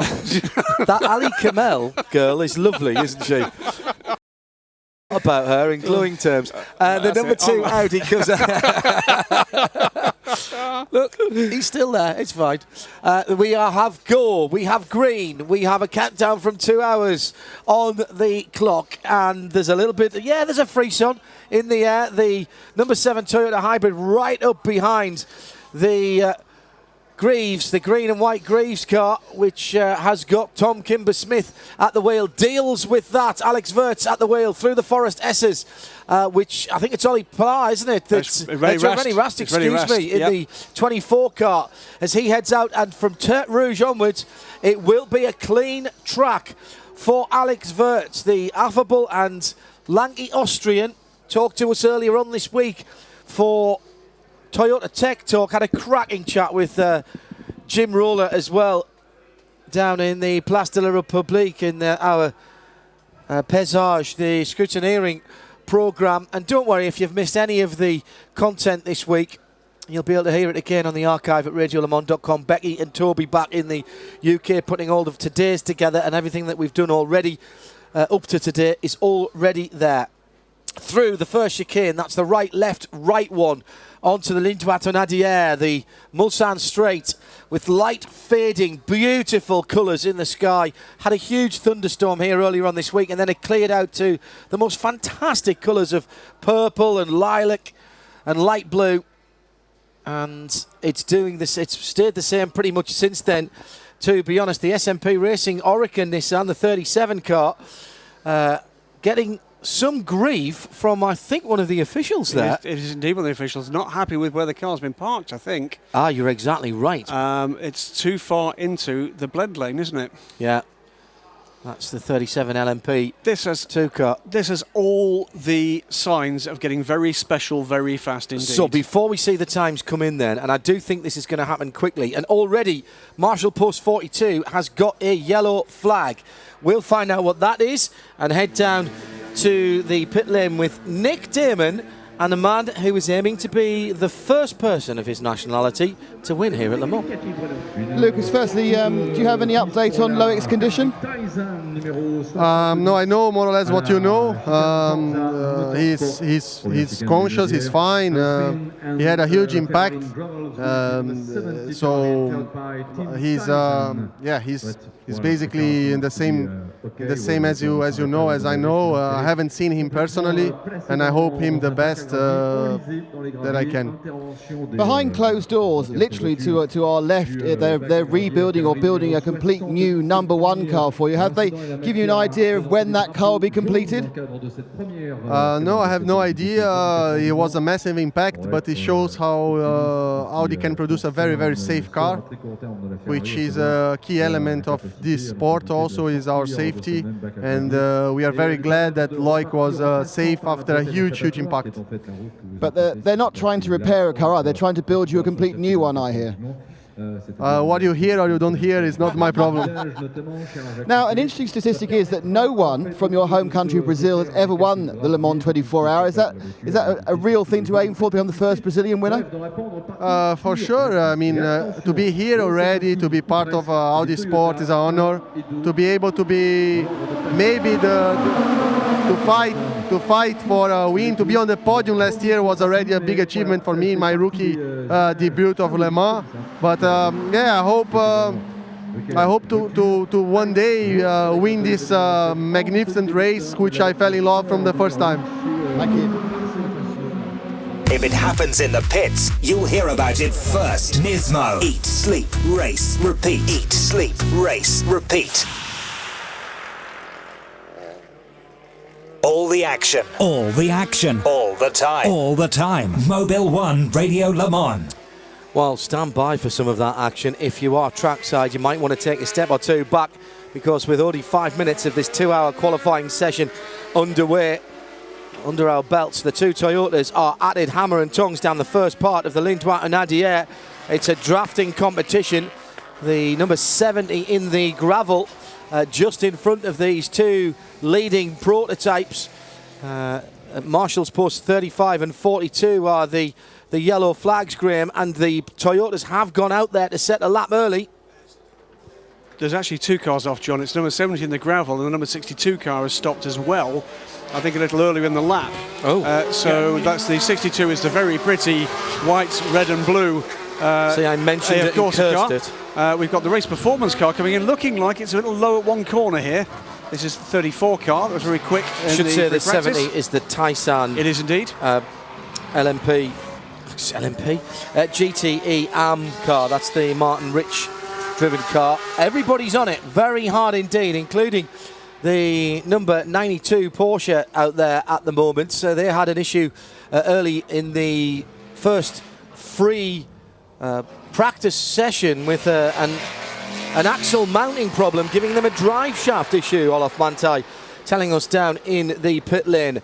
Alex Wirtz just heading down through the first of 2 kinks on that beautiful run into the setting sun as it is now towards Arnage, Indianapolis, with elegant elegant isolation around him. Not a car in sight as he goes through the right-hand kink. Brakes, flicks down through the gearbox. That very clever braking system, hauling the car down from ridiculous speeds. Now he fires himself off towards the right-hander at Arnage, and he's got Anthony Davidson right in his wheel tracks. This is these guys throwing this down. Now, whether this is a tryout for tomorrow or whether they are going for this now, this is smart thinking by Toyota, Paul. You might as well do it while you can, because it takes one of the jobs off the list for tomorrow, doesn't it? If you can already wrap up pole position point. now. And you're absolutely right. Anthony Davidson is in the other Toyota, and he is looking just as quick. And the track is absolutely clear from where they are coming through the Porsche curves at the moment, right up to the Ford chicane and the start-finish line. I can guarantee these will be the fastest laps that we've seen thus far. What'll be interesting is actually how far they go on this particular stint. They're coming down into the Ford chicane now, John, and here they come, lights flashing in the grandstand opposite. And it's still relatively clear ahead of them, Paul. I have no doubt they will catch some traffic this lap. The noise in the background is the glorious, sonorous beat of that V8 normally aspirated petrol engine, assisted by, well, over 400 horsepower of electric motor for 4 figures of power under the right foot of both of these experienced drivers. 327.2 by Alex Wirtz, 328.002 for Anthony Davidson. How does that compare to earlier? A lot slower than earlier, and of course that was because they had those yellow flags at the first Mulsanne chicane when they got there. Those yellow flags have now been withdrawn. The full circuit is now green flag all the way around. The problem now is that there's a few cars in the way that they're having to make their way through as they head up towards Tertre Rouge on another lap. So having had the clear laps worked by yellow flags, they've now got not a clear lap because they've got cars in the way. But I mean, we're going to be heading into the 320s. We might not be heading down into the teens, but I think 321, a high 320 is easily possible this evening. 18.5 was that magnificent lap for Peugeot a few years ago, wasn't it? Yeah, go back to those. You said, I'm sure I heard you saying that in the test day coverage that I was listening to. You were saying a little while ago about Alex Wirtz. Alex Wirtz it was that told me that he had to say 321 for pole because that's what he'd bet Andrew Cotton that they could do. I think that's about right. I think mid 320s. One thing I'm going to say, and I'm not going to tell you who told me this, but you can probably work out from who I've been speaking to this week if you've listened to some of the bits and pieces we've recorded. A number of the drivers have said, I really wish we'd only had to save maybe 15% and not 25 or 30. And I said, well, does it make that much difference? And they said, hell yes, we would be down in the early teens. Early teens in lap time with these cars as slippery if they could burn a little bit more fuel. Yes, I mean, I think the 30% reduction in fuel has been a bit of an exaggeration, but it's in the order of 15 to 20%, I reckon. We'll see what happens when we come to the race, and we can look at fuel consumption a little bit more closely there. Meanwhile, we've got Wirtz and Davidson having to battle their way through the traffic still. But Neil Yarney is actually the man that's going quickest at the moment. We've got contact on circuit, by the way, for the 76 Inter Performance Porsche. But Neil Yarney at the moment, 3 seconds quicker than anybody's gone before on a lap. That puts him at the moment with a good third sector on track for something like a 324. And hasn't it got dark very quickly? All of a sudden we had bright sunshine in here not so very long ago, and we're 9 minutes into the session. The yellow flag, by the way, is still showing on the screen with that contact with the 76 car, now stopped at Marshall's Post 121. Porsche curves. Which is the Porsche curves, thank you, Paul. Neil Yarney, though, is at that spot on the circuit now, the new Tekpo barrier, as he turns in at over 180 miles an hour, past the spot of Loic Duval's accident, and it is scary quick through there, even from the onboard. If you can get down to Porsche curves, or if you're on the radiolemans.com travel destinations website and at the private viewing area there, you are in for an absolute barnstorming weekend. As the Toyotas go past us now, that's the completion of another set of laps for them. They don't improve. Certainly Wirtz doesn't improve. We wait for Davidson. He doesn't improve either. Yanni will be through any second now because he's right there. And he goes to the top of the timing and scoring into the 323s. 323.928. A very appropriate points, 928 for a Porsche.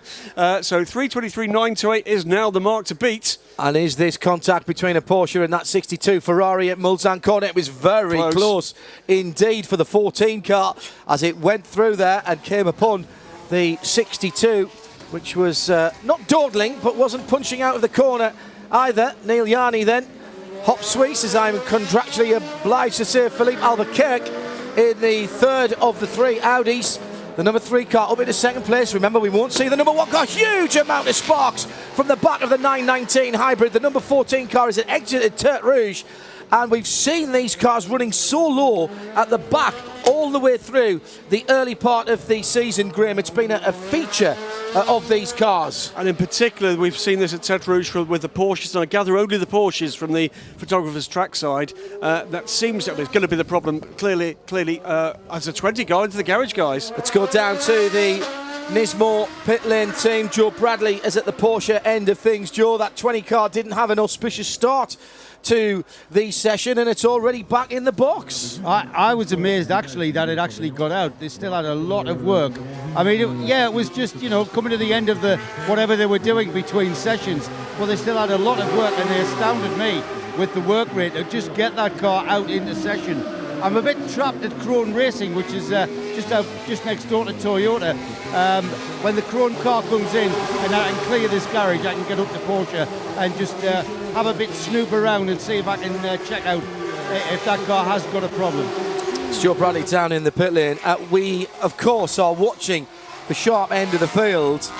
However, the GT battles as the 20 car is back out again onto the pit apron. We'll keep an eye on that. Its teammate heading down towards Arnage and Indianapolis. Actually, it would be Indianapolis and Arnage. If it was going the other way, there would be a major issue. The GT battle, Stefan Mucker, Fred McAvicki, Patrick Peter, Jimmy Bruni putting in times that are outstanding, Graham. Well, in particular for the Aston Martin, which was nowhere at test day. Do not play poker with anybody at Aston Martin Racing. Stefan Mucker has put in a 3:55.490. That's just under 200ths away from a man who drove for the team last year, of course, and was in some contractual dispute with him at the start of this year, which stopped him from starting with Porsche. Paul. And those times in the GT class are quicker than they went during the free practice session earlier on today.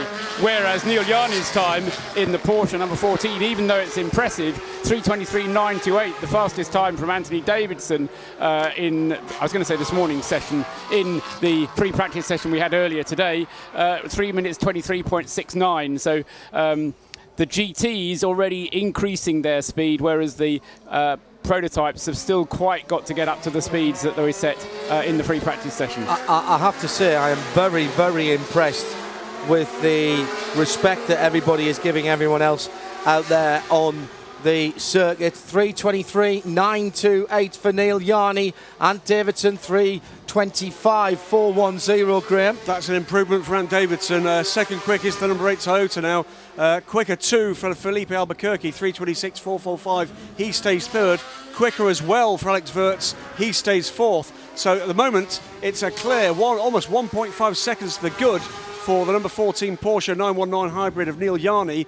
1.5 seconds to the good, but has pitted. The others have stayed out. He's in there for what's a weight test, I think they're doing there. Also going quickly, the Alpine, Paul-Luc Chatin, the most promising newcomer of last year in ACO Rules Racing. It certainly shows it, doesn't it? He's in the Alpine A450B, the Cinetec Alpine team.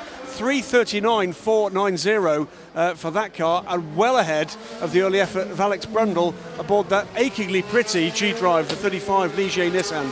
Very interesting to see the number 14 Porsche on the scales at the start of the pit lane as it came in from that run, that relatively short run by Neil Yanni that has netted him, and we can say this now, provisional pole position, because this is a qualifying session. And that's why they're weighing him, because all of a sudden it matters.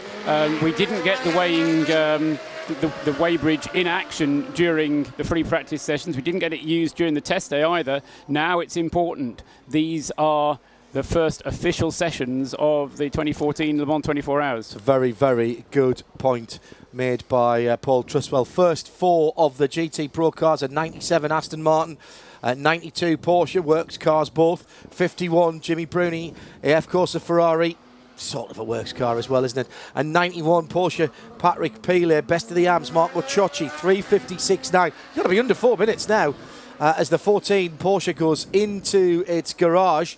Then also in GTE ARMS 77, second place in GTM for Pat Long in the Dempsey Racing car ahead of Bertolini. In the 72 Ferrari, the 75 Pro Speed Porsche, Emmanuel Collard, and Johnny Molam right in the mix there in the number 53, the Ram Racing car, 5th position in GTE ARM with a car that's running 2012 bodywork. Let's head down to Porsche. Joe Bradley, both of the cars now have been in and out of the box. This is the P1 cars, of course, the 919 hybrids. Now you may be wondering what exactly happens to the cars when they come onto pit road. What I can describe exactly what the number 14 Porsche team have done. Firstly, the car came to a halt. The fuel hose went in and it took on its next quarter of fuel for the next run. It was then jacked up and put onto its little dolly, swiveled through 90 degrees and backed into the pit garage. It's now on its jacks. Tyre pressures have been taken before the tyres were removed. There's obviously data going via a cabling that goes in both sides of the cockpit, and that's downloading data as to just what the car was doing there. Nothing else being done at the moment, so we're waiting for the engineers in the control centre at the back of their pit to maybe decide whether or not we're going to go for any setup changes, mixture changes, or whatever the magic that these guys can do. But right now the number 14 is waiting for its next run, and if I can pop next door, just turn around, I believe the number 20 car is already back out there, John. But what I can tell you is Mark Webber is suited and booted, and he's going to be having a run very shortly. Very interesting, both the prototypes and the 2 works cars speeding in pit lane, by the way, for the 27. That is the SMP Racing Oregon Nissan, and both, or all 4 should I say, of the works Porsches in LMP1 and in GTE Pro have been in and out of the garage. I'll go down to Nick Damon in just a moment. I want to do some quick times for you. I did the GT times. We haven't spoken about P2, where Ollie Pla leads in the 26 car with a 38.8, 39.4 for Paul-Loup Chatton in the Alpine, just coming out of the pits. Alex Brundle in the Ligier, that very, very pretty Coupe, 339.8, that's the 34 car. Kimber Smith, 41.8, so very tight indeed. And before we get any more changes in the top of the times, 3:23.928, Neil Yarney, Hop Suisse. And then Anthony Davidson, so Porsche number 14, Toyota number 8, Audi number 3, Felipe Albuquerque, 3:23.9, 3:24, 3:25.4, 3:26.4, and off has just gone one of the Rebellions, and that is the 13 car. Now, who's at the wheel of that? That's Fabio Lima. Brendan Hartley going quickly. Nick Damon, what's going on at the other end of the pit lane? Well, I'm up in the row of woe, and indeed, you go to the top 3. 2 of the top 3 garages, as on pit out, have wounded machines. Obviously, the very end garage houses the Nissan Zeod. That is still being repaired, though. Wolfgang Reip is gearbox fully problem suited from and earlier. booted. Yeah, they're still just doing the final bit of screwing up. Wolfgang is ready to go, helmet on. So. My guess is that they're really wanting to get out as quickly as possible, although I can see a man doing a final bit of screwing up and someone about to come and reach the body shell, so they'll be going out again, I would think, within the next 5 to 10 minutes. 2 garages down, the 41 Zytek Nissan, which had the problem, is in a number of pieces, and I would be very surprised if this sees any action in the next hour as they kind of attempt to reassemble the entire rear end, but they may get it out this session.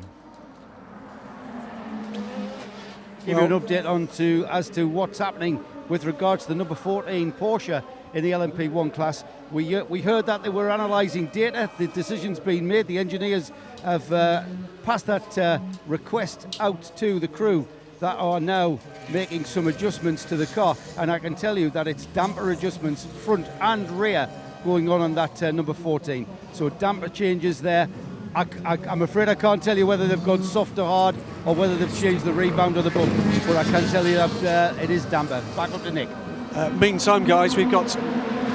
the Audi number 2 has just come in and they've done a nose change. I thought with the fully F1 adjustable front wings, that wouldn't be necessary for any form of high downforce, low downforce. There's no damage whatsoever on the nose they've taken off. I'm looking at it now, it's not that dirty, so I don't think they're going to do one of those fly tests they did last year, so it must be that still to get a big aero change, you need to try the nose. The number 2 goes out with a different downforce configuration up front. And meantime, while I've been listening to the guys at the pits, there's a new fastest lap in the session, and it's the other Porsche. It's Brendan Hartley goes into provisional pole position, let's not forget. 3:23.157 is now the time to beat. 8/10 of a second ahead of his teammates, and over 2 seconds ahead of the next best, which is the number 8 Toyota. Time's improving too further down the order in LMP2. Alexandra Imperatori goes third quickest, and the fourth man under 3:40 in the LMP2 class, and Frank Mayer becomes the fifth man with another 3:39. As it's Ant Davidson now that looks to be the man on charge, fastest sector 1 time of the session so far. And now we've beaten what got down to 3:23.157. That's quicker than they went in the free practice session. We're looking at the fastest times from the test day here a fortnight ago, and the fastest time that was set then was a 3:23.014. That was Anthony Davidson. So that's kind of the next benchmark that we're looking to see if it gets broken, and then after that we'll start looking at qualifying times from last year's race and see if not only can we match last year's qualifying or even go more quickly, which would be astonishing indeed if they could do that. You're listening to 91.2 FM. This is Radio Le Mans for 2014. Mobil 1 Radio Le Mans, live from trackside. A delight to be here in the fading light as we have it now outside of our studio windows on the driver's left of the entrance to pit lane, and thank you very much indeed to everyone who has been tweeting in. Can't get to you all at the moment because of the issue that you've probably read about with TweetDeck. We've broken the internet here at Radio Le Mans, but glad to know that you are liking our StudioVision cameras, which are struggling a little bit in the gathering gloom here. Not, however, Neil Yarney, who is down on the Ligne Droite Onadier at the moment, and his headlight stretching off into the distance as he comes towards the first of the 2 chicanes, going to the right first time. He's closing in on a GT car. Onboard cameras this year, a lot more breakup than I've seen in the past. I wonder if that's the same issue that they are having on the Porsche as they had on the Red Bull cars, the Infinity Red Bull cars in Formula 1, with all the electrical interference from the hybrid braking systems that was being used as the Porsche mechanics are getting ready to receive a P1 car. The Audi mechanics are getting ready again. Nick Damon, you're up at the Audi end of things. It is, there's more nose jobs than the plastic surgeon, isn't there? Basically, yeah. As you say, we could be in Beverly Hills, the amount of nose jobs that are going on. They're getting bigger ones, smaller ones, lighter ones, and more interesting ones. They look like they're going to change another new one on the 2, and I think the 3 is going to get its old one back again, judging by the grubbiness of the sides of it. So yes, they are constantly looking at the balance at the front end. I suppose they're also looking now. They're doing both qualifying and race work, because obviously this change in temperature is what's going to happen on Saturday night as well as we get ready for the England match, John. Yes, I'm looking forward to that. I have to say, every few years, it's every couple of years, isn't it? We get the Euros or the World Cup, and combining 2 of the world's greatest sporting events is never a bad thing as far as I'm concerned. Into the pit lane has come Anthony Davidson. He has quit the cockpit of the TSO 40 out the left-hand side of the car. Now, I didn't see who got in there. Me neither, if I'm honest. But we do have a new leader in the GT Pro class, because Jimmy Bruni, Nicolas Lapierre who got in, excuse me. All right, okay, the 51 AF Corsa Ferrari 458 Italia has gone to the top of timing and scoring. First car into the 354s, 3:54.754 the time now for the lead car of the Ferrari bunch. And we've got green flag all the way around the circuit, by the way. Again, and in the middle section, the Porsche, we've seen this before, the 20 of Hartley Hare. 32.6 in the first section, 76.8 in the second. This car, it takes a while to build up. The battery releases the energy in a much less excessive way than the supercapacitor of the Toyota, but it gives it the push for longer, and that means higher top speeds. And it looks like Hartley's 3:23.157, and it's a Porsche lockout at the front at the moment, could be being beaten at the moment. This is a remarkable run. Let's go down into the pit lane. Joe Bradley is reporting for the Nismo pit lane team. Now Alex Brundle has just handed over the number 35 Ligier to his teammate Jan Mardenborough. Tell us about that first run. Yeah, it's all right. I mean, it was my first 3 laps of the day, so I just had to find my way around a little bit. But well, we popped a set of new tyres on and popped up in the top 3, so it wasn't so bad. We've got good enough pace, just having to contend with various track furniture and some yellow flags and some people spinning off, but happy enough. All 3 of us happy in the car. Mark's getting on really well as well, so we're looking good. And the thing is mega, absolutely mega. The pace is all there. Taking that on board, Alex, is this session then, are you guys just getting your laps in and just getting through the session? You're not optimising any runs? Right, I was just doing my 5 laps in the dark. Then Jan will do his and Mark will do his, and then we'll think about what we're going to do. We might have a bit of a go at it towards the end. Good lad. Good to speak to you as ever. Alex Brundle there, just out of the 35. Always been at the front of this LMP2 field, and they'll be disappointed if they're not at the very front of this LMP2 field after tomorrow. And Brendan Hartley, he was much quicker in the second sector on that lap, but aborted that lap and pits the still provisionally pole positioned number 20 car, and aboard that car steps one Mr. Mark Webber, I believe. Mark was in fine form earlier on today when I spoke to him, and Hartley, as we say, out of that car. Mark Mark is installed in that car. The 8 car hasn't gone back out. It has just gone back out again. It's showing as Alex. Alex, I've done that. How have I done that before? Anthony Davison still in that car. I'm sure I saw him get out of that. I was going to say, he's come out as the driver on the pit lane, but it may be that he's just not switched the switch. I mean, you did say there was being a driver change, and you suggested Nicolas Lapierre was going to get into it, and I was going to echo that thought, because something that Audi has always done is always change the driver in the sequence that they're going to change it in the race. And Toyota has learned quite a lot from the way that Audi do things, or they're using the same mechanisms. And I've noticed throughout that it always goes from Davidson to Lapierre, from Lapierre to Buemi. Yeah, it used to always be alphabetical, didn't it, for, yes, that's right, for the Audi side of things. Let's give you a rundown of what's going on with half an hour gone. And we can just about take a breath before the next set of drivers pick the pace up, with the Porsches grounding out on several places around the circuit. It's Paul Truswell, John Hindhaugh, and the editor of dailysportscar.com, Graham Goodwin. So here we are with, as I say, half an hour of the 2 hours gone. It is the 72 Ferrari that leads AM with a 3:56.787. Luis Perez Companc is in the 61 Ferrari in second, and Pat Long for Dempsey Racing's just come into the pits in third. 3:56.9, 3:57 flat. 0.3 of a second between the top 3 AM cars. And they have, by the way, 4 Pro cars behind them. In the Pro category, 25th overall, Jimmy Bruni in Ferrari AF Corsa number 51, 3:54.7. 3:55 flat for Bruno Senna, just going out the pits now in the 97 Aston Martin, 0.3 of a second there.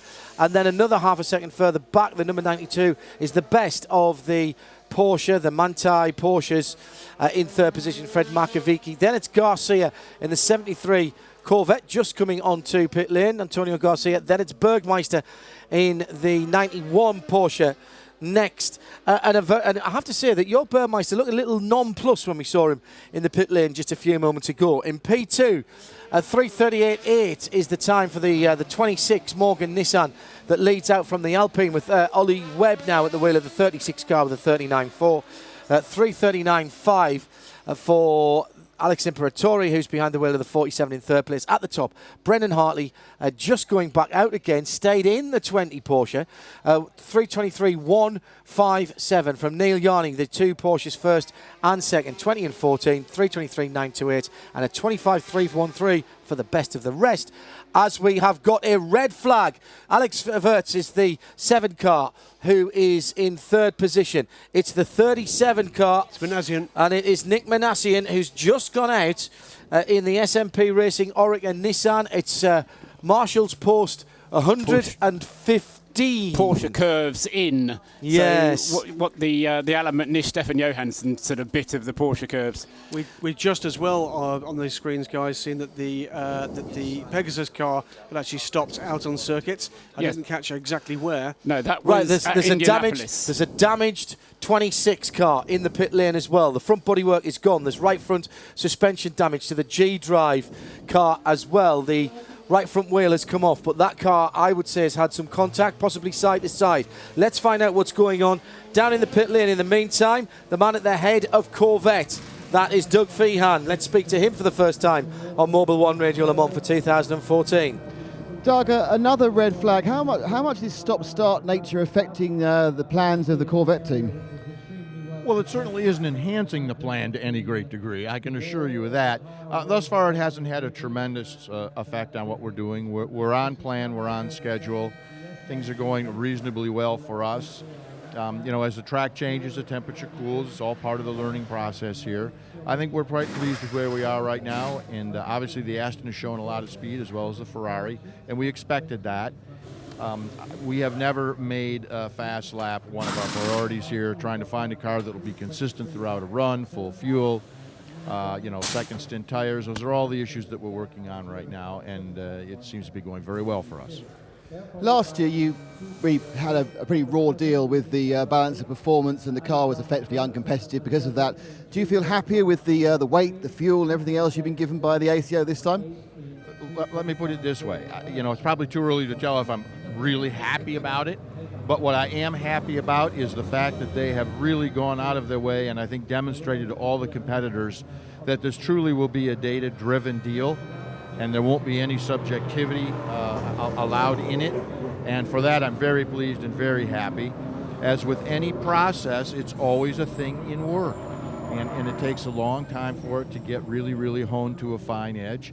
We're patient people, we're willing to work through that, and I think at the end of the day, when qualifying is over, we can better assess how much progress we've made in the balance of performance. First time here with the C7R platform, how much of an improvement over the C6 is it? Significant improvement from the first lap that each driver took in the car. They recognize the difference, and most of that's attributed to the fact of all the work that's been done by the production team on the new C7 road car chassis. It's significantly stiffer, and that translates into a car that's far more predictable, easy to handle, and responds more accurately to engineering changes. Doug, thanks very much, and hopefully you get some more running today. Thank you.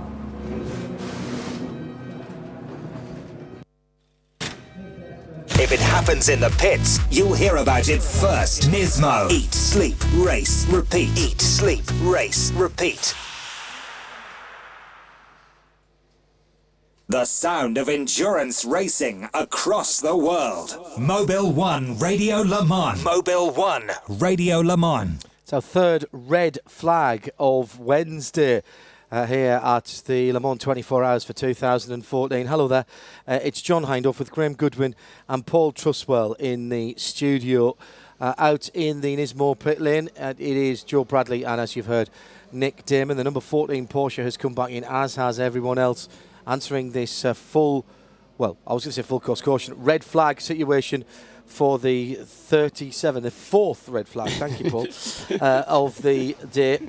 Nick Manassian has come into contact with the guardrail at the entrance to the Porsche curves. We have not had any indication that of what has happened there, other than that information. More when we get it to you. If you're joining us late, the big news of the day is the defending champions, world champions, have had their defence of the win and the title on this race severely dented in every sense of the word, with Loic Duval making heavy contact with the guardrail in the Porsche curves a little further round than this incident that's stopped the session here. Loic taken to a local hospital after being treated initially at the infield care centre, but he would seem to be not too badly hurt, complaining of some aches and pains in his legs, but we've been told by Audi there are, at the moment, as far as they're aware, no broken bones. There is a car being built up from a spare chassis in garage number 1, even as we speak, out there on the circuit at the moment, or at least on the pit lane at the moment. Let's head back down to the pit lane. Joe Bradley is there. Joe, everyone's back in the pits. I've been impressed with how, we talk about Porsche as the new boys. They are the new team. It's not the newest car here, of course. It's one of the oldest cars of the new set, because this one was started in 2010. But they are still a new team, but I've been impressed with how they've gone about their work. They've really gone and proved that they can react. And it's not about maybe, it doesn't necessarily always come down to how fast you are at Le Mans. Come race day, it comes down to sometimes how you react to situations. And certainly what I saw when we walked out here onto the Nismo pit lane, I saw that number 20 car wasn't ready. They'd obviously been doing some extensive changes from the practice run earlier on this evening in difference to qualifying. But to be honest, that's what we see in pretty much every team on this pit lane. I'm right now at the number 7 Toyota garage, and I've just watched Alex Wirtz step from the car. There are some kind of servicing things going on the car. I can't see them doing anything with regards to setup changes or anything. I did see the main engineer come running off the wall to catch a word with Alex. That went on behind the screens at the back of the garage, so I couldn't read any body language as to whether there was a situation there. But you know what? Looking at how Porsche's gone earlier in this session, it's either the Toyotas, which came into this weekend as solid favourites after 2 World Championship wins so far this season, and being quickest at test day 2 weeks ago. But right now, it's hard to say, if the times were going to come.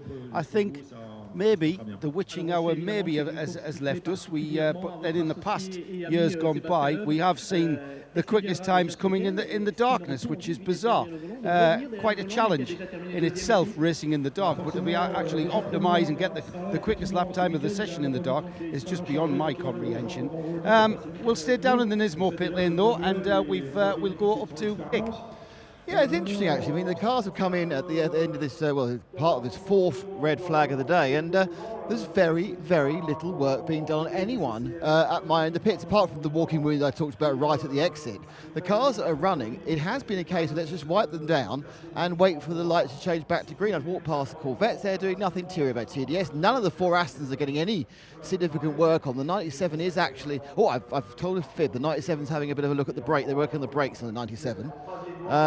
So it's a surprising thing, because you would expect people absolute hive of activity, but the only thing getting a big workout are the J-cloths. Thank you very much indeed. A couple of things about Porsche that has just been pointed out to me. It has got humid again. It's got sticky, and twin turbo engines, turbocharged engines in particular, like humid. Like a bit of sticky. And the other thing is Sam Collins has been he's stirring the pot here. When he's not talking about drivers and tracks, he actually does make a lot of sense. He does say that it's very difficult to see flexible bodywork in the dark. Some interesting sector times coming in there. There's been a bit of controversy about the deformation of rear bodywork, and I don't mean people saying that it looks ugly. I mean that it has been deforming under load. Deformation rather than deformation. Yes, absolutely. One interesting aspect of where we are at the moment, it's been a bit of a false dawn, really, I think, this one. We've had a remarkable number of people throwing the car off the road in the first part of this session. I think we had 4 of the GTM cars in the gravel or in the wall at some point. We've now had 2 of the LMP2s at this stage. But it's the shape of those top 8, the 8 LMP1s we've got running. Because 1, 2 are the 2 Porsches, both in the 323s. 3, 4 are both the Toyotas, both in the 325s. 5, 6 are both of the Audis running this evening, both in the 326s, in fact a tenth apart, or less than a tenth apart. Then we've got 7 and 8, the 13, then the 12 Rebellion R1s. In fact, that was the order I think they ran at the end of each session of the test day. One with a 333, that's just a smidge under 10 seconds off the provisional pole time, and then a 334. So remarkable consistency between the team cars and running rather neatly 2x2 in kind of Noah's Ark formation. What Sam Smith's been telling us, and as John says, a lot of what he says does make sense. Sam Collins. Sam Collins. Nothing that Sam Smith says makes sense. No, absolutely not when he's talking about York City. Sorry, Sam. We love you. Sam Collins, who we love as well. But he's been telling us all along that Porsche are going to go for this trying to get the car onto pole position. I believe that. And the thing that he also has been telling us is that Audi are going to have a hare, and they're going to try and knock Porsche off the perch with this hare. Now, I just wonder whether Audi's plan has now reflected a little bit, and they've said, okay, let's just concentrate on the 2 we've got. Let's get the cars set up the way we want them now. Let's not mess around with trying to upset Porsche's apple cart. Because you can never underestimate what Audi are going to do. And even though they're a bit on the back foot, you know that they're going to get that car ready for... Oh, yeah. For Tom Christensen and for Lucas Di Grassi and whoever, whether it's Loic or not, we don't know. But they're going to get that car out again. And in effect, they've actually had longer time to prepare that car because it would have been completely rebuilt anyway after this session. So the team that are rebuilding the number 1 car have already started rebuilding it, whereas the team that are going to be repairing numbers 2 and 3, they're going to be starting from a few seconds ago. Now, we just saw on the screen there, and I was going to pick up on that anyway, was the number 76, wasn't it? Yep. The Nicolas Armindo car. And another car which had stopped on my little screen here is Peter Mann's AF Corsa Ferrari, which is also being retrieved whilst this red flag has happened. So although we had the LMP2 cars triggering the red flag, there have also been GTE cars affected as part of it, Graham. I actually noted, I think it was 4 that had actually been off the circuit in the early laps. The 70 car, the 62 car, the 60 and the 76 all had troubles. We've obviously lost the 90 car. The guys were talking earlier for this session with the damage suffered with Frankie Montecalvo's trip into the barriers. The 76 car comes underneath it and is pretty heavily dinged there, front and rear. So that's been into the wall. That's not going to polish out, as I am fond of saying. That's not going to be the work of a moment. That's 2 corners done on that Porsche. Let's head down to the Nismore pit lane and to Nick Damon. With Archie Hamilton. Archie, your second Le Mans, last time in P2, this time in GTE AM. What's the difference from a driver's point of view? Obviously the cars look different, but as far as tactically approaching the circuit? Well, you're basically looking in your mirrors the whole time as well when you're in a GT car. And in LMP2, you're warned when an Audi or a Porsche is coming up behind you, and then you sort of just let them go. But in this, it's very much, you're on your toes, like looking in your mirrors, because they are... all these prototypes are all around you, but you get used to it, and it's just a very different way of driving, but I'm enjoying it so far. You're kind of a late addition for the Le Mans event. Will you be staying with the team for the rest of the season? Well, I hope we can do some more future outings. At the moment, it's just for Le Mans, but we're going to sit down and have a chat, see what we can do after. But at the moment, I'm loving it with Ram. They're a fantastic bunch. They didn't win the LMS last year for no reason, and working with Johnny and all the other guys in the pro car, and Mark's a fantastic bronze driver. I mean, if we keep out of trouble, we'll do well. And I don't think we're going for 1 lap. I think we're more of a car that's going to, progress as the race goes on if we keep out of trouble. Now, despite the fact that there's about 4.5 million Ferraris here, yours is one of the only ones that's running in a couple-of-year-old spec. I mean, I hear there's advantages and disadvantages to that. How do you find it? Well, the advantages are that it's a little bit better on tyre wear, but we didn't go for the upgrade because 160,000 euros for the upgrade, and for Le Mans with obviously long straights, downforce isn't something you really need so much. So we've gone with the 2012 Aero, and to be honest, so far we've been pretty competitive. So in the race, we don't think it'll make much difference, and it hasn't proved much difference so far. So far, so good. I mean, how much of a key is tyre wear going to be? I mean, is it that important in GTE? Because normally what happens is that the cars do a stint, driver change, tyres change. Yeah, well, we're hoping to triple stint because through the night, me and Johnny will probably be the only drivers that drive at night. So I think we'll be triple stinting tyres, and we've been trying to do that, if not minimum double. So far the car's been handling really well and consistent on race pace. We've been focusing a lot on race pace because I think that's where we're strongest. And to be fair, I think we can double or triple them, so it's looking good. Archie, thanks. Best of luck. We're losing Joe Bradley from the pit lane to be replaced with more glamour in the shape of Shea Adam, who is taking over from Bradder's 3078. As I said, we have had a bit of trouble with TweetDeck. We're getting our own tweets, but we're not getting the full TweetDeck service at the moment. If you are a regular user of that, you will know that they are having issues. We are 5 minutes away from getting this underway. The Tech Pro barrier that has been put in front of the tyres on the entrance to the Porsche curves is getting some attention from one of the snatch tractors. It's Graham Goodwin, editor of dailysportscar.com, Paul Trustwell alongside me, John Hindhaugh in the booth, and it'll be Nick Damon and Shea Adam down in the Nismo pit lane. Just a quick thought then, gentlemen, about what we've seen so far.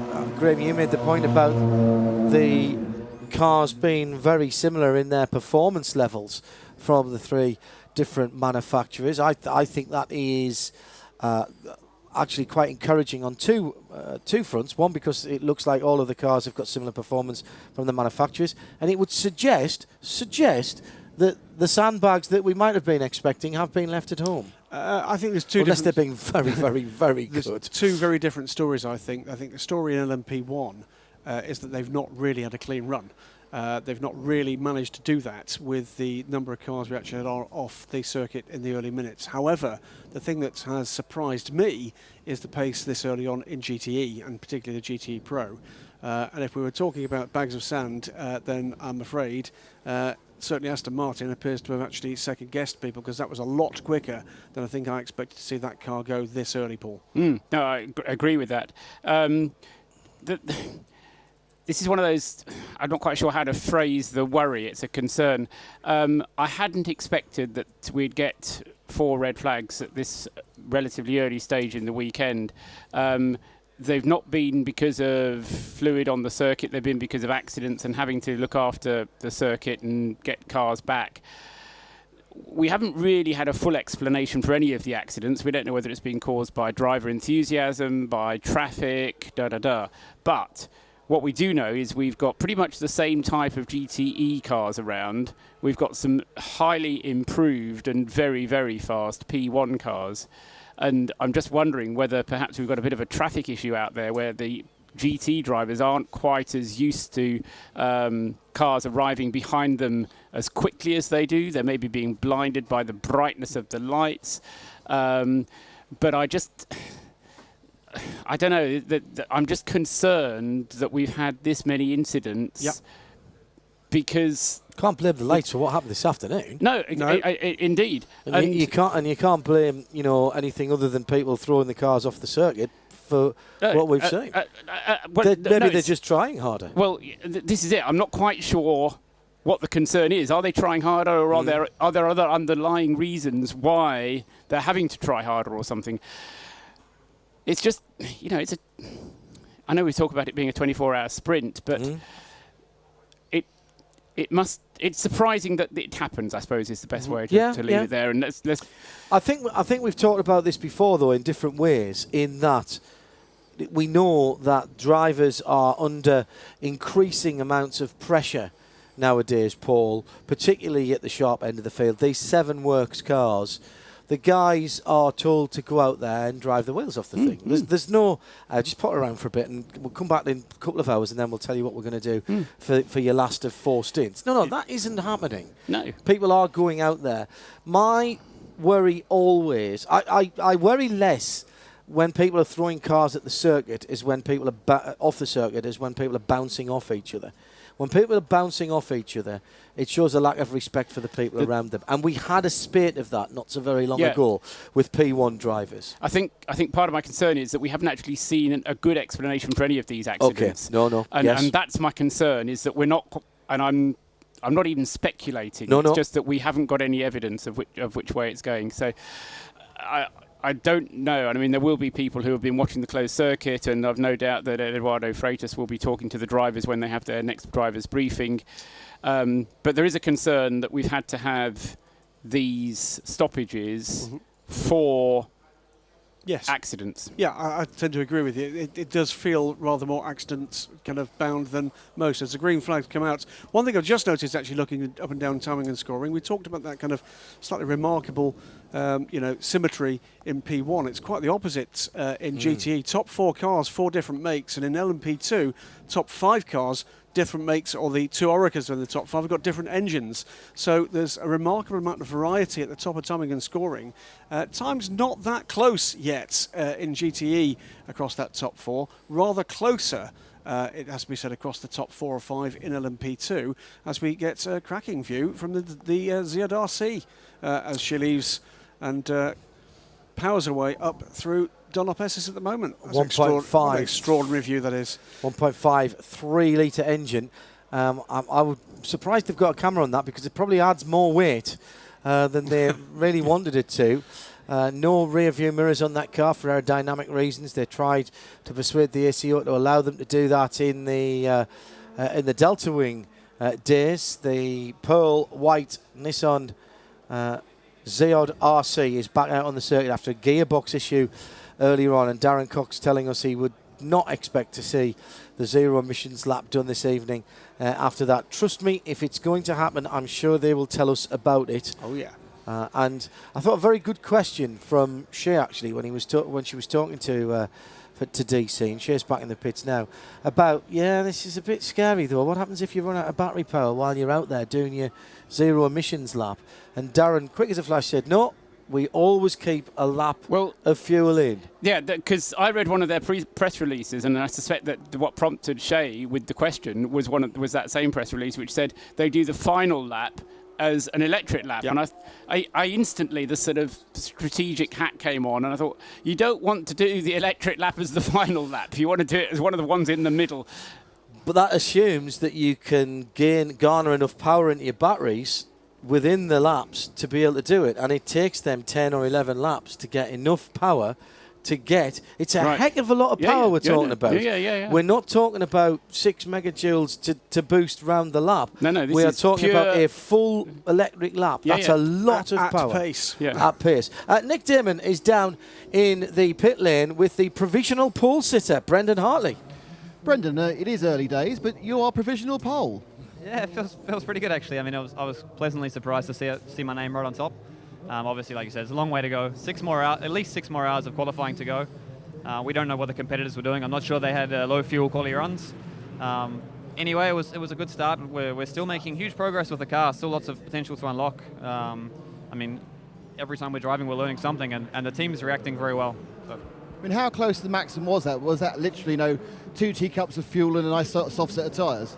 There's a bit of traffic here and there, I have to say. I think everyone's obviously suffering with that. I think there'll still be much more time to come from all.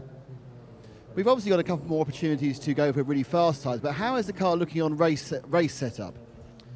There's still a lot of qualifying to go, and we're still going to use that as testing effectively. It's hard to judge because this morning it was a bit interrupted with red flags, so we never really got the full long run in. But from the test day here a few weeks ago, it was quite positive, I would say. How important is it for Porsche to get pole and lead the pack away on Saturday afternoon?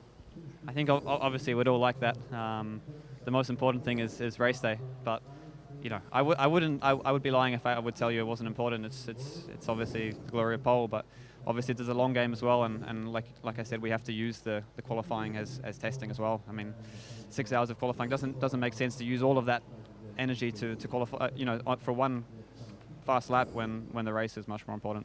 Looking at the long game, cars that you've managed to get cars home, in the 6-hour races, have you managed to do a full 24-hour test successfully?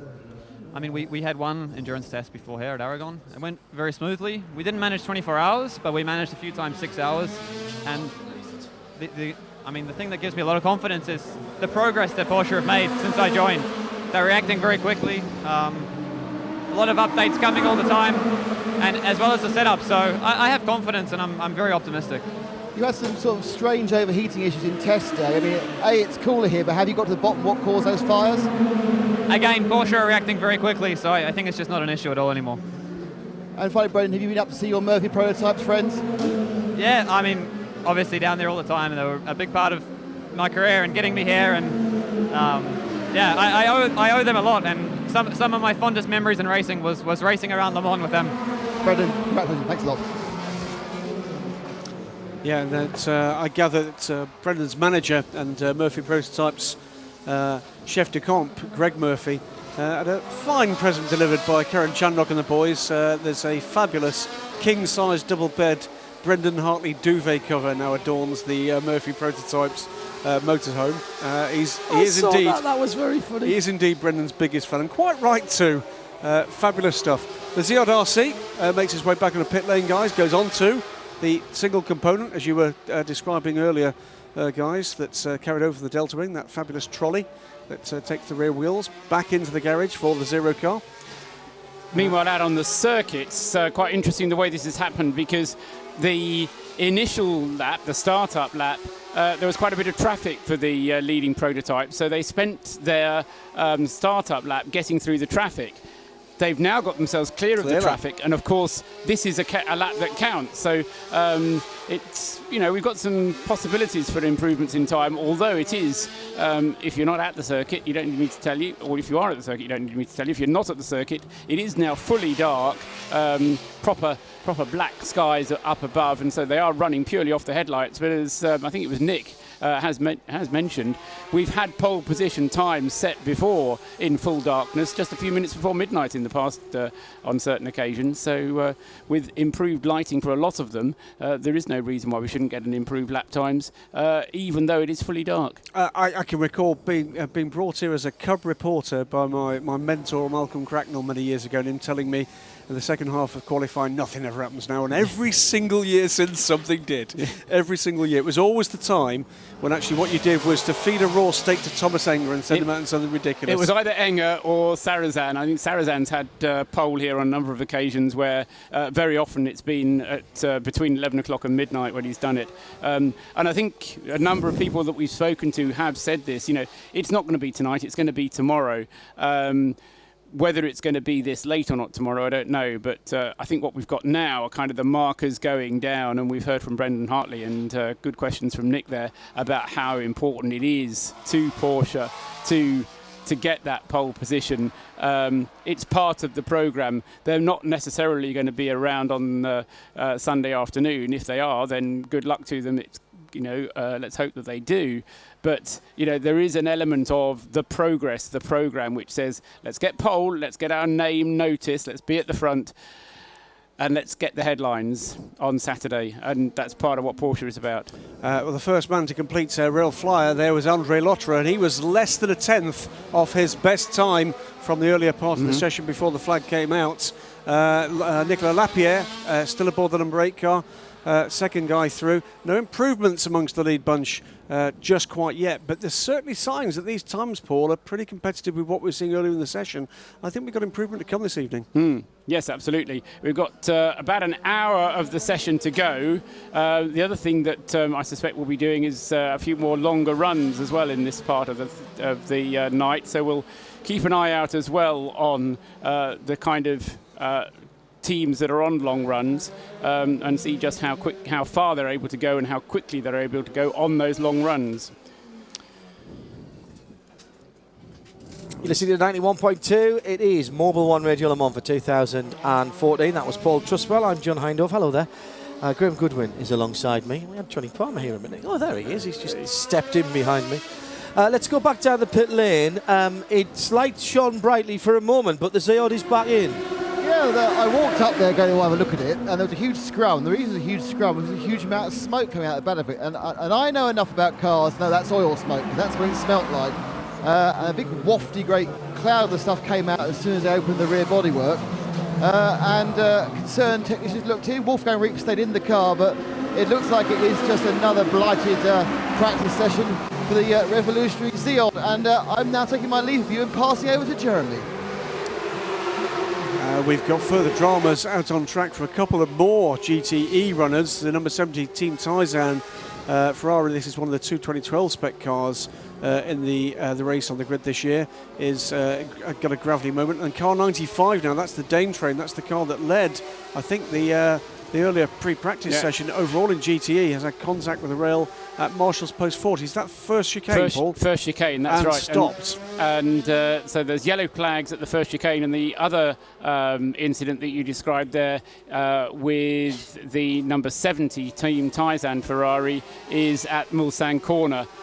So right at the very end of the Mulsanne straight is where number 70 is stopped. So yellow flags both at the first chicane and at Mulsanne corner. And that's Pierre Arret aboard the number 70 car. This is the car that's being assisted by the Farnbacher Racing crew. Dom Farnbacher, we expected to be here this year at the wheel of one of the SRT Vipers. Those cars didn't make it, but Dom is here as team manager for Team Taizan.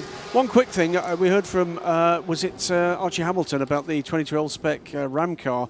The one thing they don't get, that the other cars get, is the brand new chip, which means they're down on power to the more recent spec cars, as well as the aero changes. So there is a slightly significant difference to the spec and the performance of those two different types of car. But he's right, it's not making a massive difference in terms of lap time at the moment.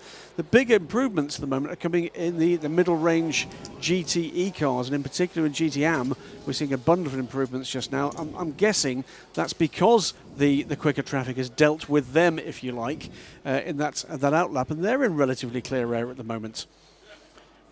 Although we do still have yellow flags out on the circuit, so whilst they're it may just be that they're at the bottom end and they haven't had a chance to improve up until this point. So as I say, with two yellow flag areas, not slow zones, but yellow flag areas on the circuit at the moment, it'll be a surprise if we do get additional fast lap times, but certainly an opportunity for longer stints. Actually, an opportunity, it has to be said, for the first time, should the race officials decide to do it, to practice a slow zone in the dark. A very good point. Very good point. I know Paul doesn't like me calling it Code 60, but I'm going to call it Code 60 because that's exactly what it is. It's a hybrid Code 60 system, which I really, really like. But I'm going to say what I said earlier on. Jeremy didn't agree with me, but I'll say what you guys think. We only have to have this because the drivers can't be trusted to respect yellow flags in the first place. And actually, we've got another GTE car in the gravel change now. the subject. Before we get it, we've got Toyota number 7 off, just having gone out of the pit. No, it's been out for a little while, Stefan Sarazan. He's gone out on the way up towards the Dunlop Bridge, as well as the 72 car off that we've just mentioned, that being the Team Taizan, the S&P Racing car rather, the Taizan 70 car was out earlier. Now that looks like that Toyota has just ground to a halt. Yep. That does not look like he's gone off. He's pulled off to driver's right at the top of the brow, and he's off the track, but on the painted area of the tarmac before the gravel trap, and the marshals are peering in, saying, you can't park that here, mate. That's his third lap out of the pit. So he'd done 2 complete laps, and that was his third lap. So he'd done a flyer.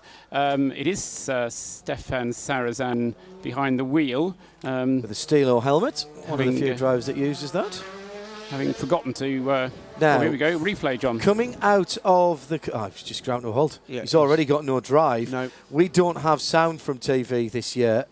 And he has literally just ground to a halt. I'm going to say that's a gearbox issue. The other thing gave us an opportunity on the TV pictures, at least, is to, with the scale of the marshals next to it, is just how tiny these cars are. I noticed this only when we had a quick look at them at the prologue, when they were sitting next to. When they were sitting next to other GT cars. Oh, the GT cars tower over them. On their own, yeah. They are so beautifully formed, and the proportions, Paul, are lovely. They look great. But then when you see them next to a GT car, you realise just how tiny they really are. In fact, if it was children you were putting in there to drive, it would be child abuse. Just having to shoehorn people into them. It's like locking them in a dark cupboard. Another red flag, unfortunately. This is 99 car. It's the Aston Martin. This is the second pro car, the Kraft Bamboo car, stranded across the track by the look of it there, guys. It's Fernando Reis at the wheel of that car. And it's at the Porsche curves. Again, this is the middle part. Middle part of the Porsche curves, exactly right. I think he might have hit something to get there. I think when we see the left-hand side of that car... I can't see a rear wing on that car. The rear wing is gone. Stefan Sarazan, this is a completely separate incident with 55 minutes to go at the entrance to the Dunlop chicane, just in the view of the Dunlop Bridge. And Stefan Sarazan is basically motioning to the marshals around him. I don't think that car's discharged yet, and that's why they're not wanting to go anywhere near it. But Stefan clearly talking back to the pits. Unfortunately, as I say, we can't hear that. The driver's door on the left-hand side of the car has come open, and now he's talking to one of the marshals who's alongside him. Not touching the car. No. And now we've got a snatch vehicle coming over. It's a red flag now. We could roll that backwards down into the pit lane, which is what he's saying, I think. Hey, guys, it's a red flag. And, you know, again, back to Paul's point earlier, there is a remarkable number of incidents in this session. I'm looking up and down the timing and scoring screen for the two we have in the booth at the moment. There are 3 cars without the 7 car stopped at the side of the circuit just in those 48 positions, plus at least 1 more we know of. It is quite worrying, isn't it? There's a lot going on out there.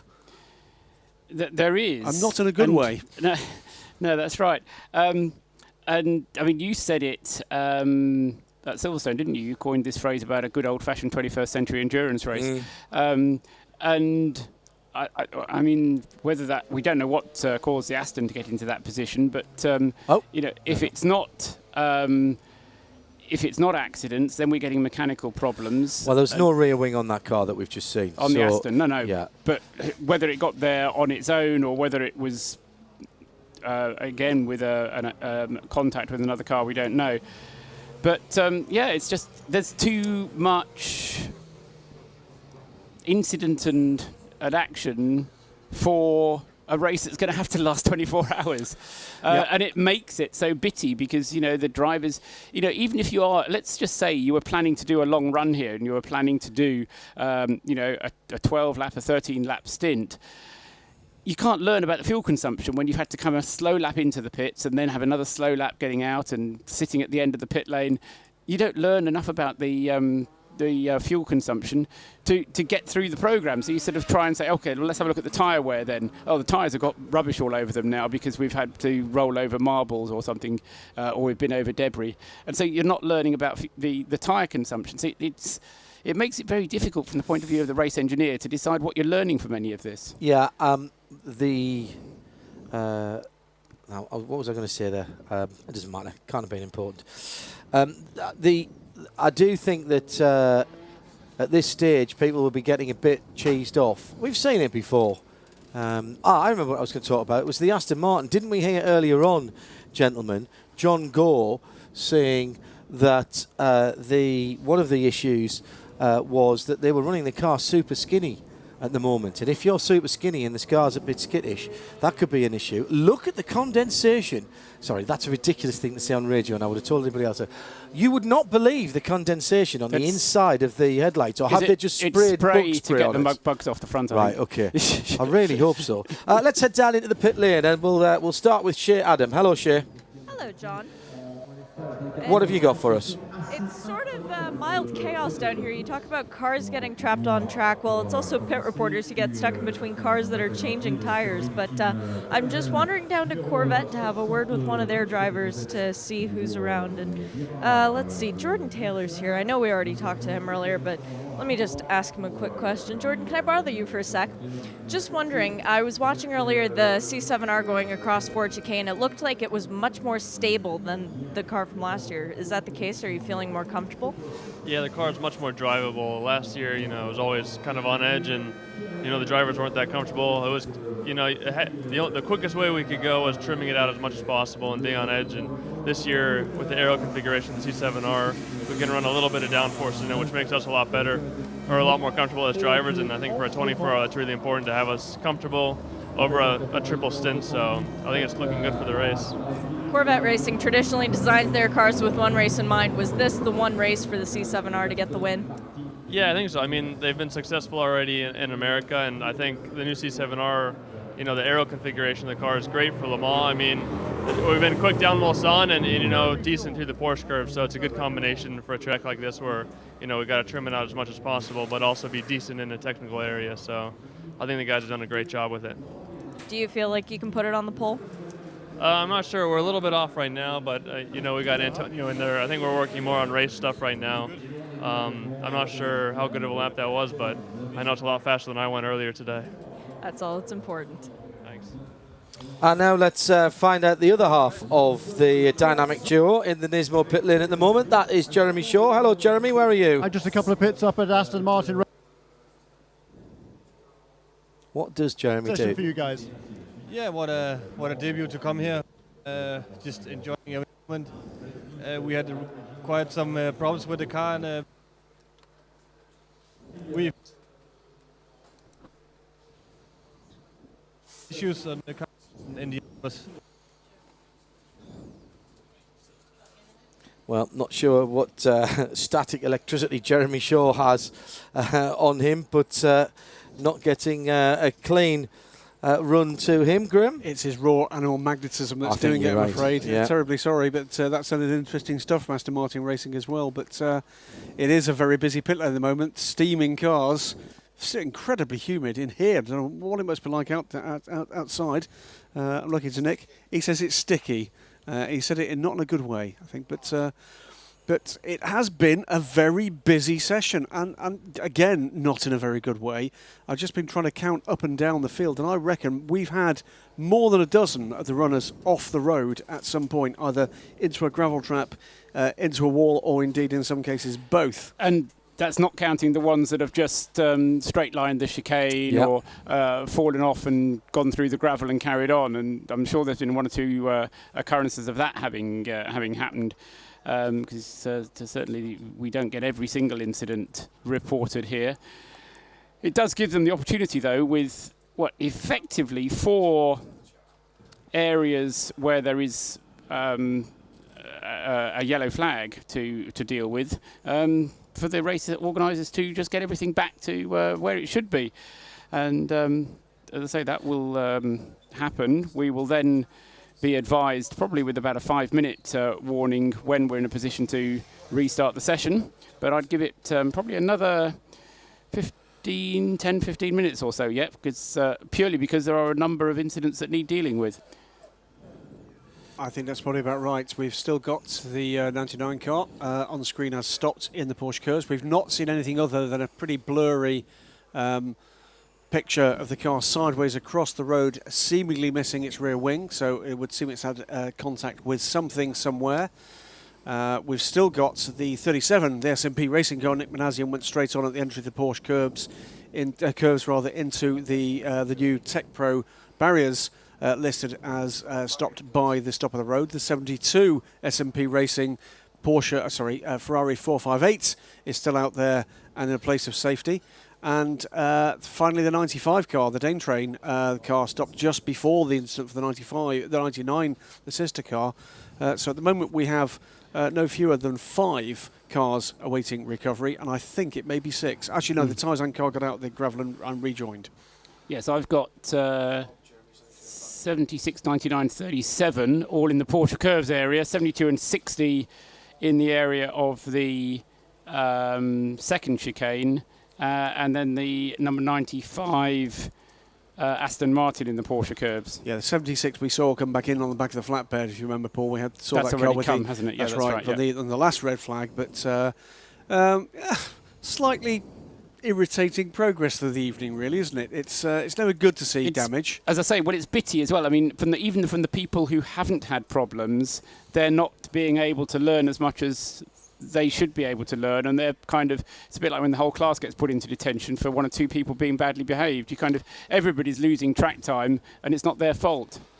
We did actually just see a shot, didn't we, John, there of the 99 car still on track and being lifted onto a flatbed by the look of it. Which would suggest to me that it was missing essential round object that would allow it to roll. Indeedy-doody. Not the 10th anniversary celebration they're looking for at the moment. 46 minutes remaining, and the clock continues to run on this incident-ridden practice and qualifying day at Le Mans 2014. It is Mobil 1 Radio Le Mans. John Hindhaugh on the evening session.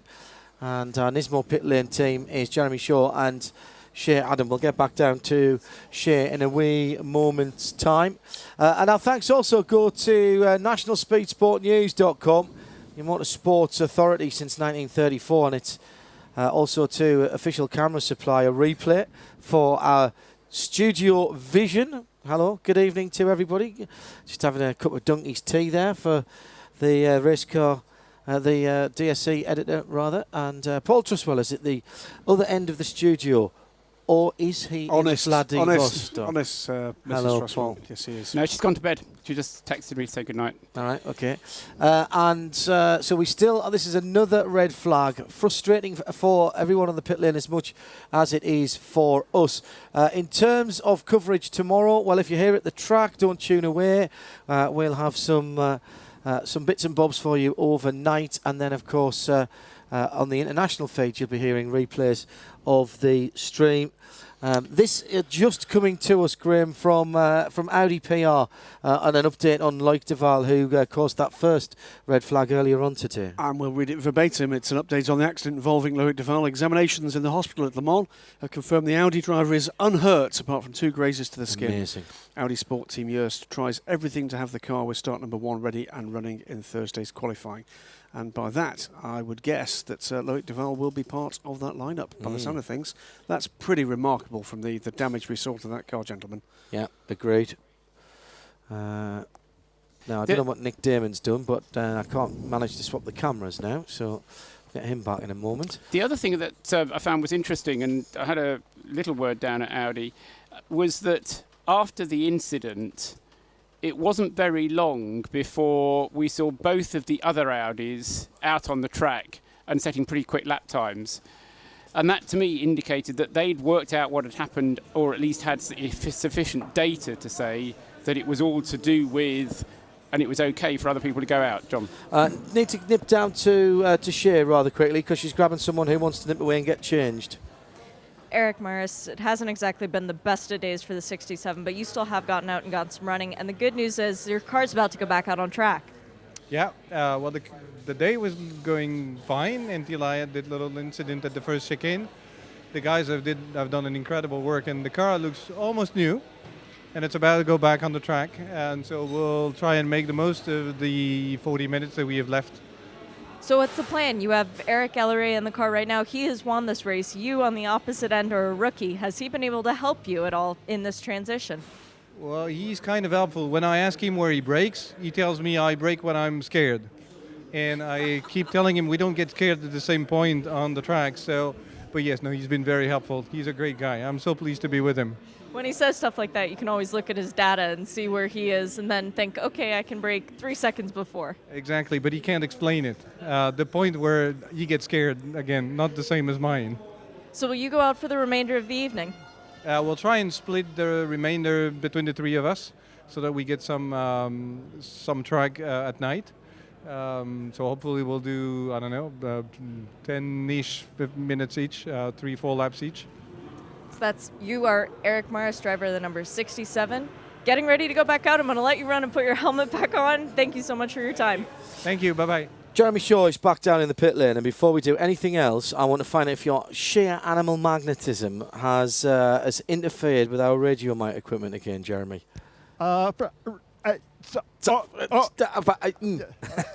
Apparently so, yeah. It's incredible, isn't it? Apparently, though, it was the same new battery pack that we tried to charge up again. So right. I'm not going to take all the blame for it. There is.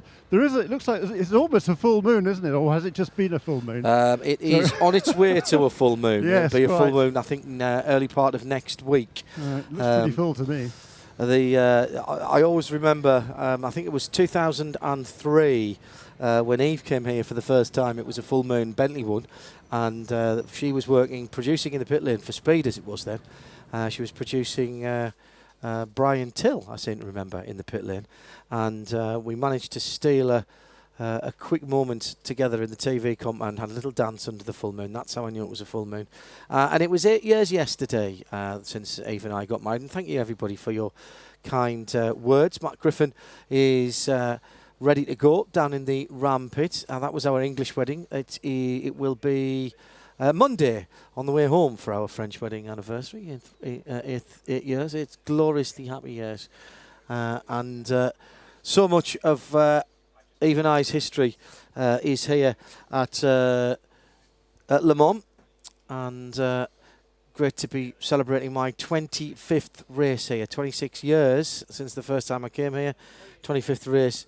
I missed 2001 with chicken pox, and hopefully we'll see another good race this year. We're waiting still for the session to recommence. There are the Audi A6 has just popped back into the pit lane. Paul? I've found a closed circuit picture of just a little bit further round from where the Aston is, and I can't really see the Aston, but I can see at least 3 course vehicles and one of the Audis with its hazard lights flashing, and so I think that's the course director who will be ensuring that whatever repair is done is adequate, and then when he leaves, that's usually a sign that we're ready to go. So I'm kind of keeping my eye on that. Mm-hmm.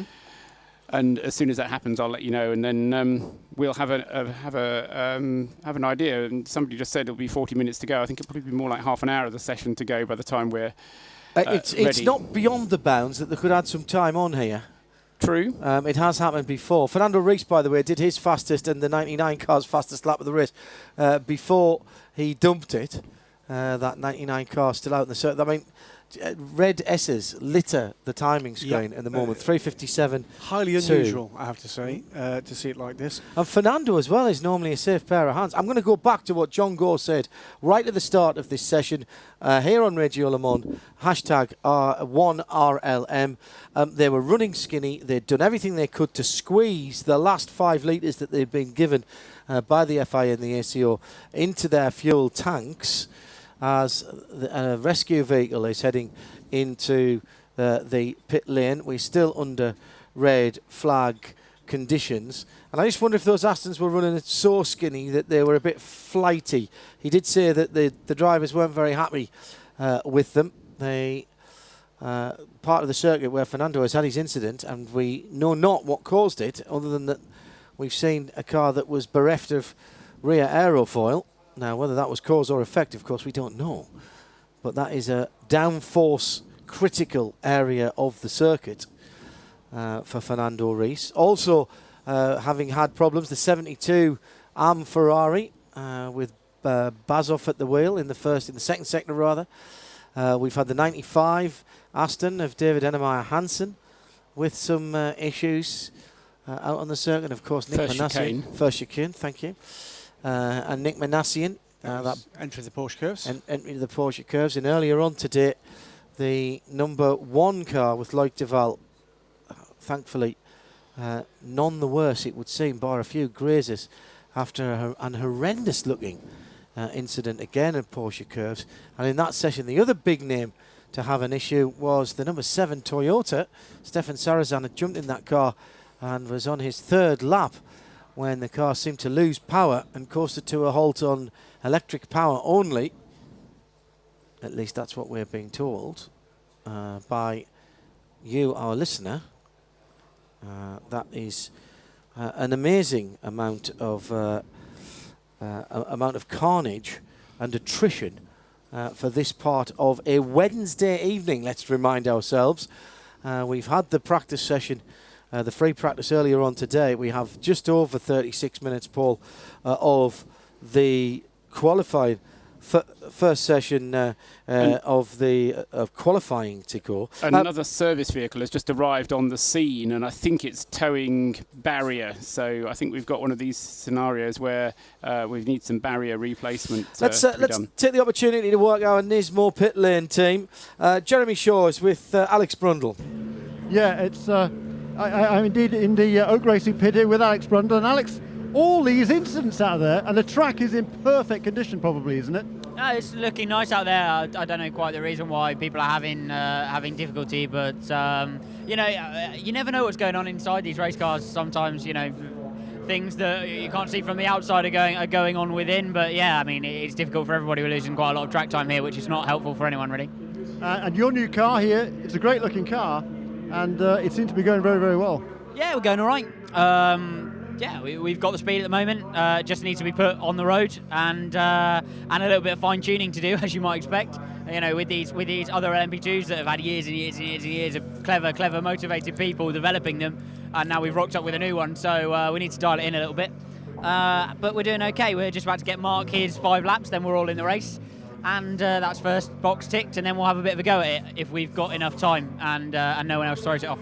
And driving with a roof over your head? Yeah, not too bad at all. Not too bad at all. When the screen gets a bit dirty, it's a problem. And in the rain, it's a little bit more tricky. But in perfect conditions like this, you just don't even notice. And how much testing have you done in this car? I've done quite a lot, but mostly on the high downforce specification to get it ready for the WEC. So I've done about 15 days of high downforce testing with it. And then we just popped the low downforce kit on just for a try in Manicourt, and then ran it first time at the South, obviously, in the Le Mans 24 Hours test. So although the car's done quite a lot of miles, in this specification, not really that many. Yeah, it's great to see. It's a great looking car. Another great looking car, I think, is the Porsche, and Shea Adam is in that pit. It is a great looking car usually, but unfortunately it's in about 5 different pieces right now. The floorboard is out from underneath the car, and in its place are 4 mechanics. The back end of the car is actually separated from the front. So, John, I'm not near a timing screen at the moment. Is this car still P1? No, it's P2. Mark Webber's car, the 20 car, it was Hartley Hare that slipped in the 23.157 against the 23.928. Yes, Hartley Hare. Well, I do not believe that the 14 will be going back out again tonight because, as you said, it's about 30 minutes left in this session, and the mechanics are cleaning it more so than they are fixing it up. So if the 14 goes back out, it would be a big surprise. Here's how it stands with 34 minutes still to go. We're under I want to keep saying full course caution when there's nothing happening. We're under red flag conditions. It's the 72 Ferrari that leads the GT AM competition. That is the SMP racing car, and this is qualifying, so he is provisionally on pole right now, ahead of the 61 Ferrari. Luis Perez Companc last at the wheel of that car when the red flag came out, 356.9, 357 flat. So the top 3 GTM cars in 30th to 32nd position, separated by 0.3 of a second, and it is the 77 Dempsey racing car with Patrick Dempsey at the wheel the last time that car was out on the circuit. In GTE Pro, Giancarlo Fisichella was at the wheel of the 51 AF Corsa Ferrari, which has posted the fastest time. That's a 54.7, 3 minutes 54.7. 355.0 for the number 97 Aston Martin. Bruno Senna last at the wheel of that car when it was brought into the pits to answer the red flag. Marco Holzer in the first of the Pro Porsches in GTE Pro is the 92 car, of course, with a 55.5. 56.4 for Antonio Garcia in the Chevy Corvette. Jörg Bergmeister in the 91 car is in 5th position with a 56.5. So a bit bigger spread than I thought. Well, maybe not. It's a long track. Let's not get overexcited about it at this stage. Julian Canal is the last driver who has been behind the wheel of the class-leading P2 Morgan, the 26G drive Nissan. The 36 Alpine, Nelson Panciatici in second, 338.8 and 339.4 and 339.5 for the 47 Oreca. That is the KCMG car in 3rd position, and then it's the 34 Oreca. That 35 Ligier, John. 35's Ligier, excuse me, which is next. Then the 34 Race Performance Oreca. But again, decent times, and again, they're close enough together. And at the top of the field, let's not forget the 2 Porsches. 20 from 14, which is exactly how Porsche would have it, of course. 2014, Mission, our return. 23.1 and a 23.9. Next best, the car that ground to a halt under Stefan Sarazan with a 25.3, the number 7 Toyota. The number 8 Toyota next, 25.4. And as Graham pointed out, we continue ARC-like as far as the OEMs are concerned with the Lotterer-driven number 2 Audi with a 26.3, 26.4 for Ollie Jarvis in the 3 car, and then the 2 Rebellions with 33.1 and 33.9 in favour of the 13 car. No number 1 being mentioned there. If you're joining us late on with half an hour to go in what should have been the first qualifying session, under red flag at the moment, Loic Duval having a very big impact in the Porsche curves in the number 1 Audi. That car being rebuilt onto a new tub as we speak. Loic Duval has been to hospital, has been pronounced, if not fit, certainly unhurt. Amazingly so. A couple of grazes is what we're hearing now from Audi PR, and I find that remarkable. Having seen some pictures of the car, you will have, I'm sure, on social media, seen some of those as well.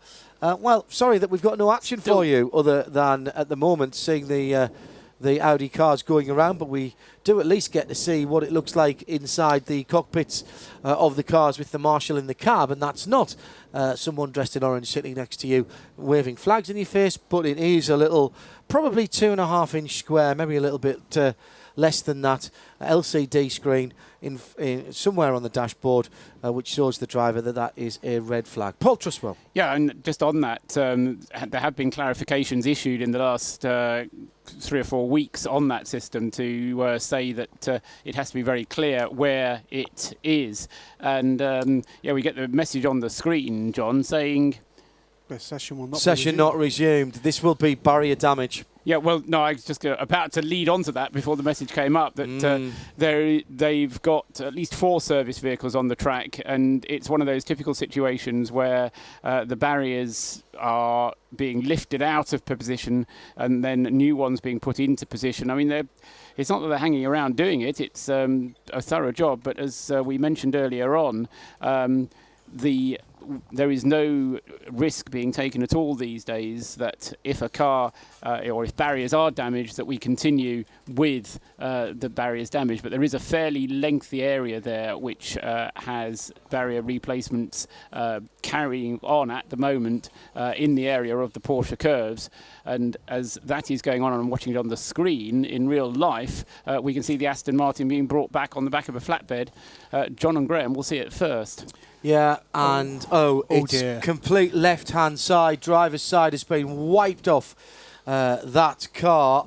The door is missing, that may have been taken off. There's damage to the front and rear wheel arch. A couple of photographers getting some shots there as it went by us, and the rear wing was gone. So the speculation that we might see worse damage on one side than the other was absolutely borne out by the sight of Fernando Reis's car coming in from the far side of the circuit. It's looking very second-hand indeed.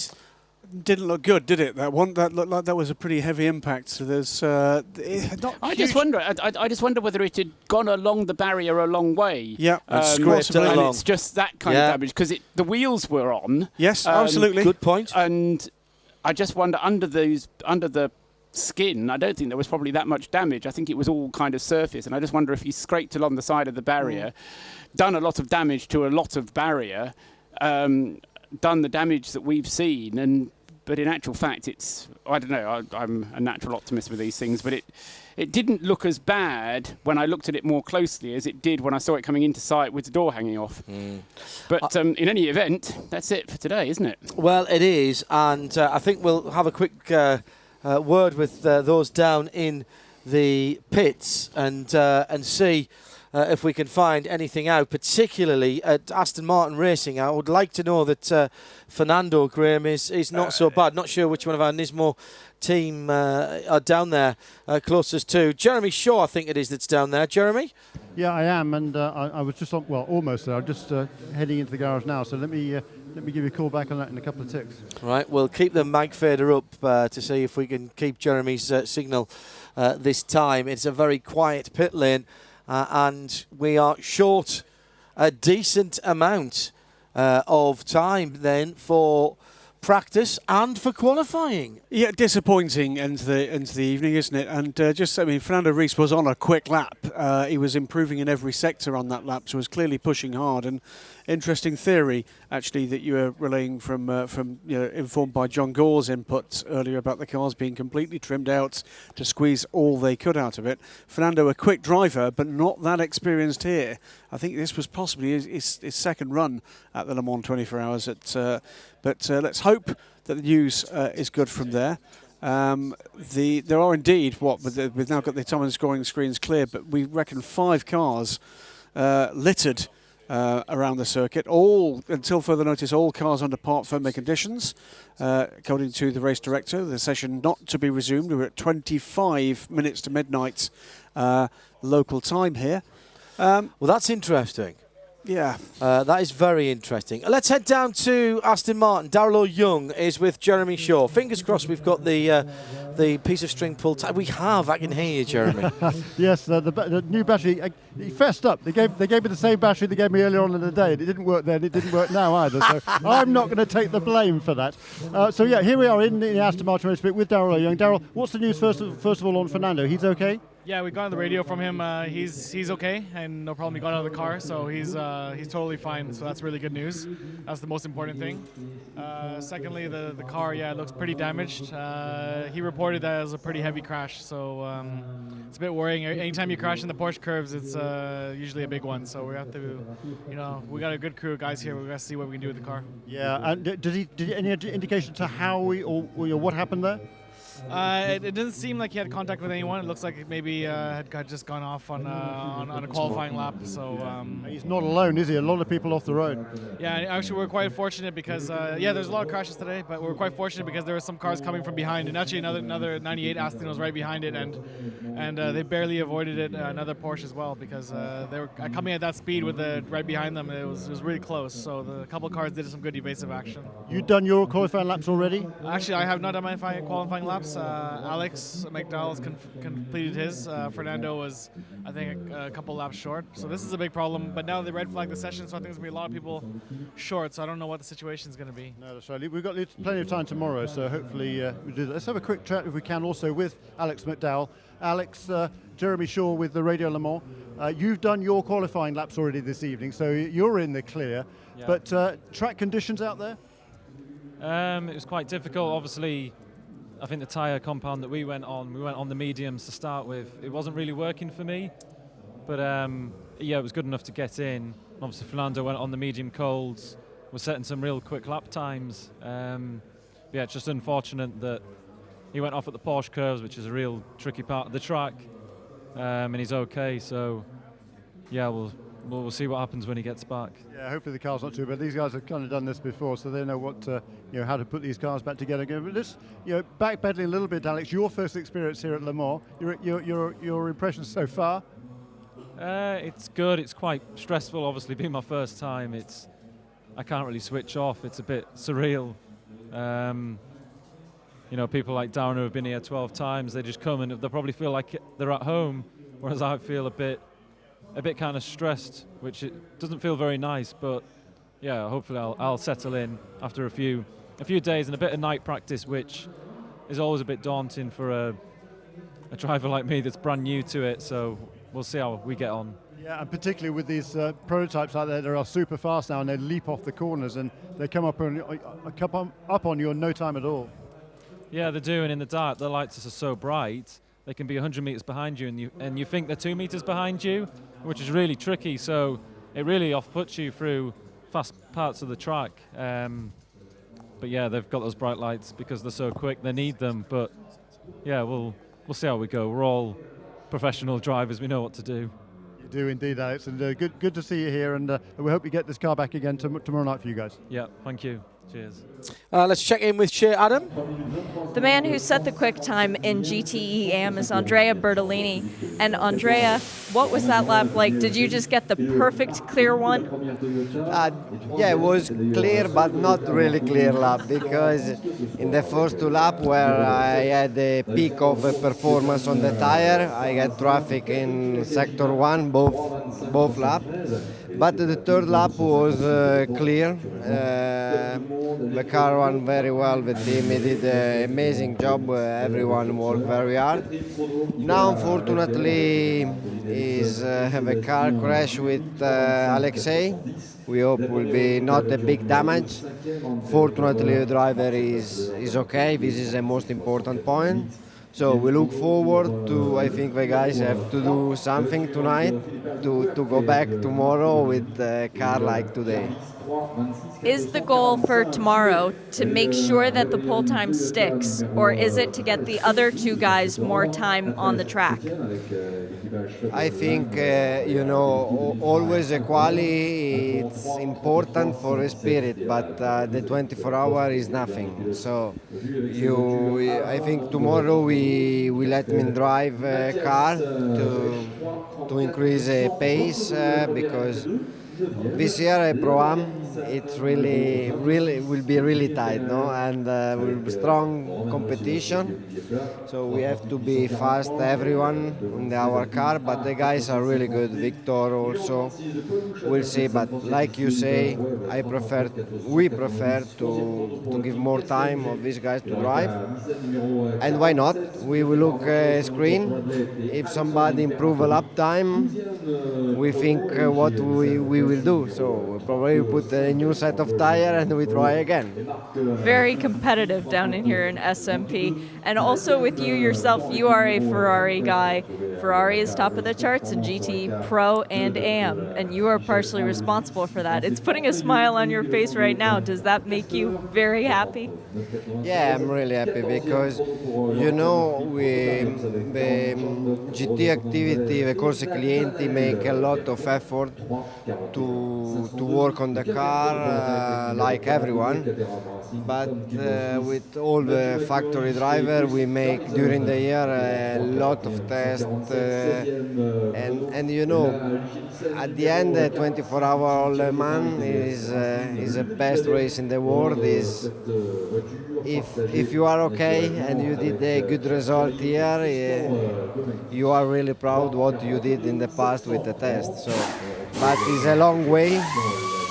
The car is good, but we have to do a race to drive safe without any problem, and also to have some luck on our side. Thank you. Thank you. Ciao. That's great. Thanks very much indeed to Shay Adam down there. And perfect. I mean, it was perfect timing in many ways. I mean, I think Eduardo Freitas, I mean, presumably we're not going to be hearing from him at all from what you were saying earlier on, John, which is a shame. But he's got visibility of the same CCTV picture that I can see.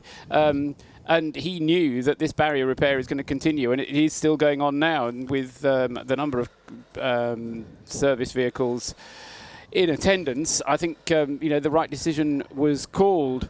But it does mean, of course, that night qualifying session has been ruined for everybody, and that's meant that a lot of people haven't been able to do their night laps. A lot of people haven't been able to do the night laps, and actually 6 cars haven't set a time. How 55, many? 6.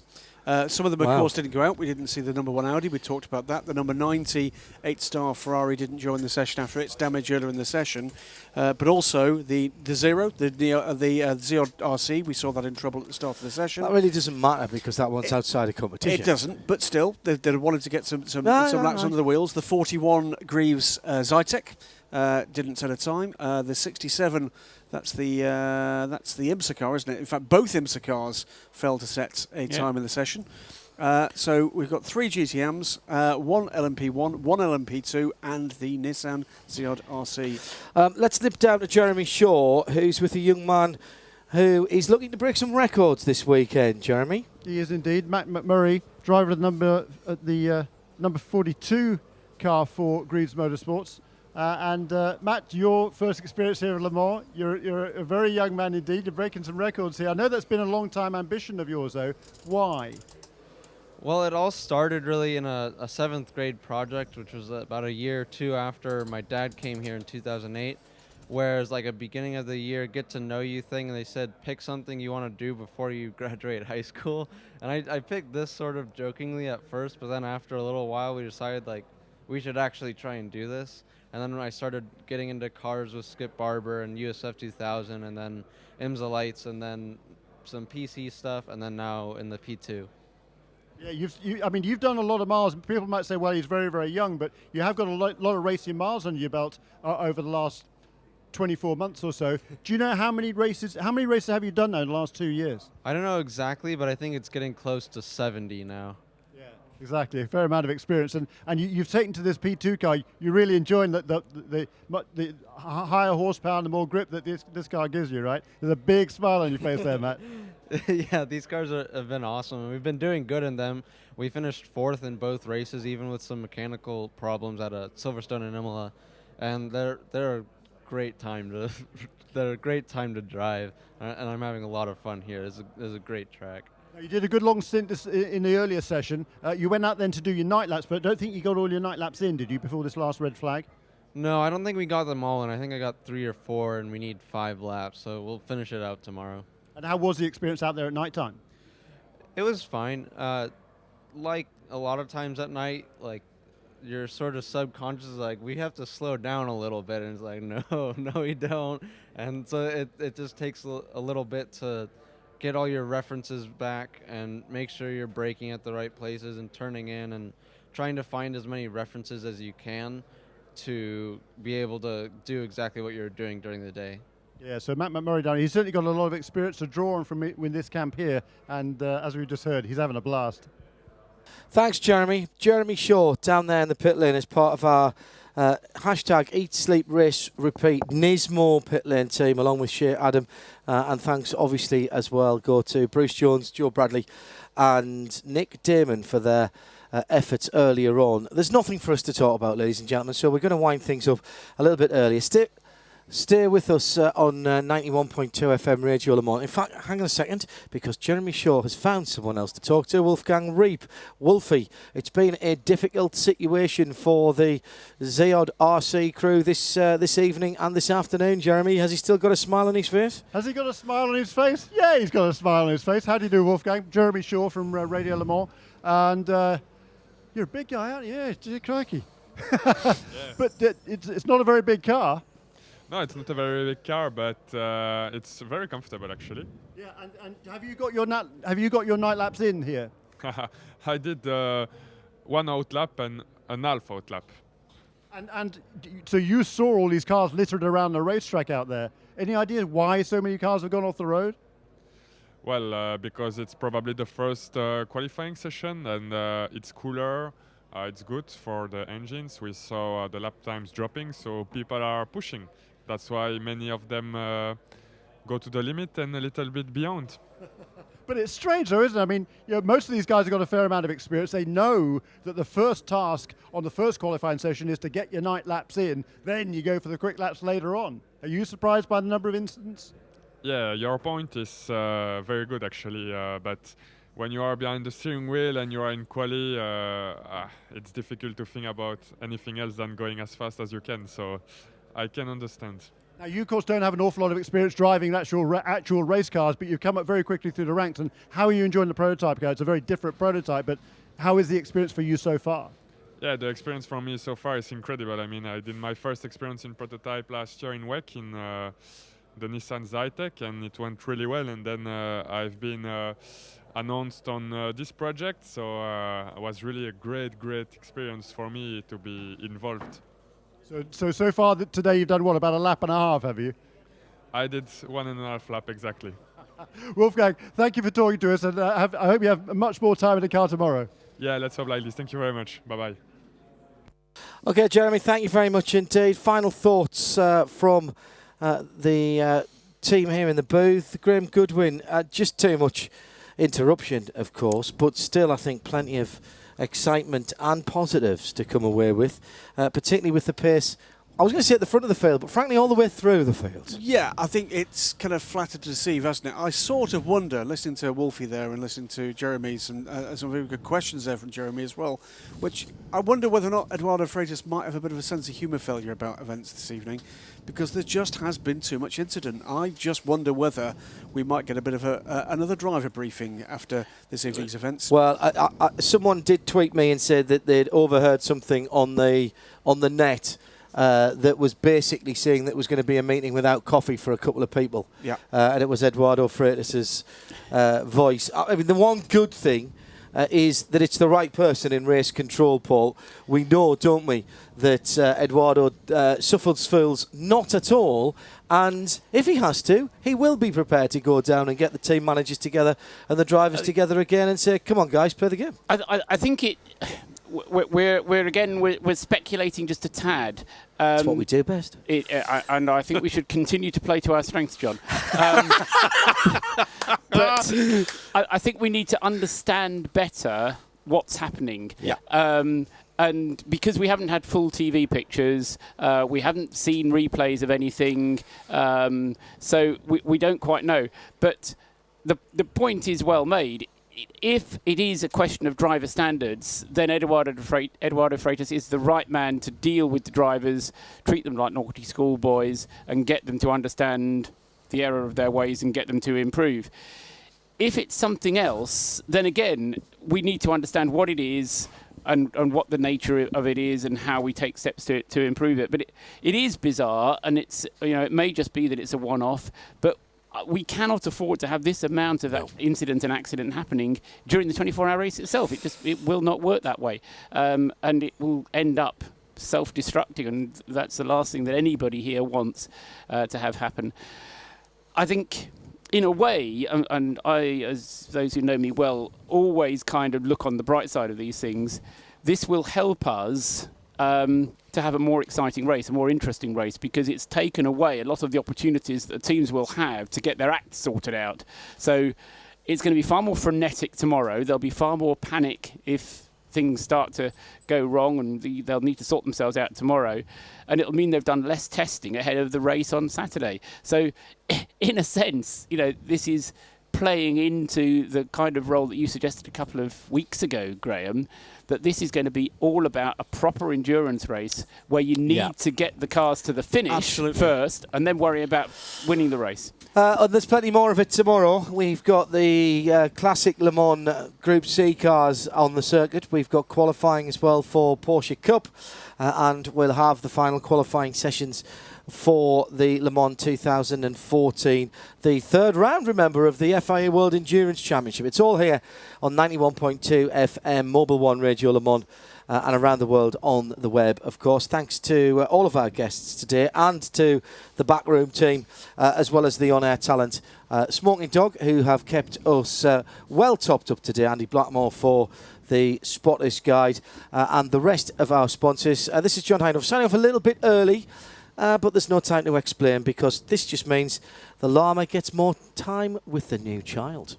This program is a Radio Show Limited production. For more, go to www.radiolemans.com. Radio Show Limited. We talk to the world.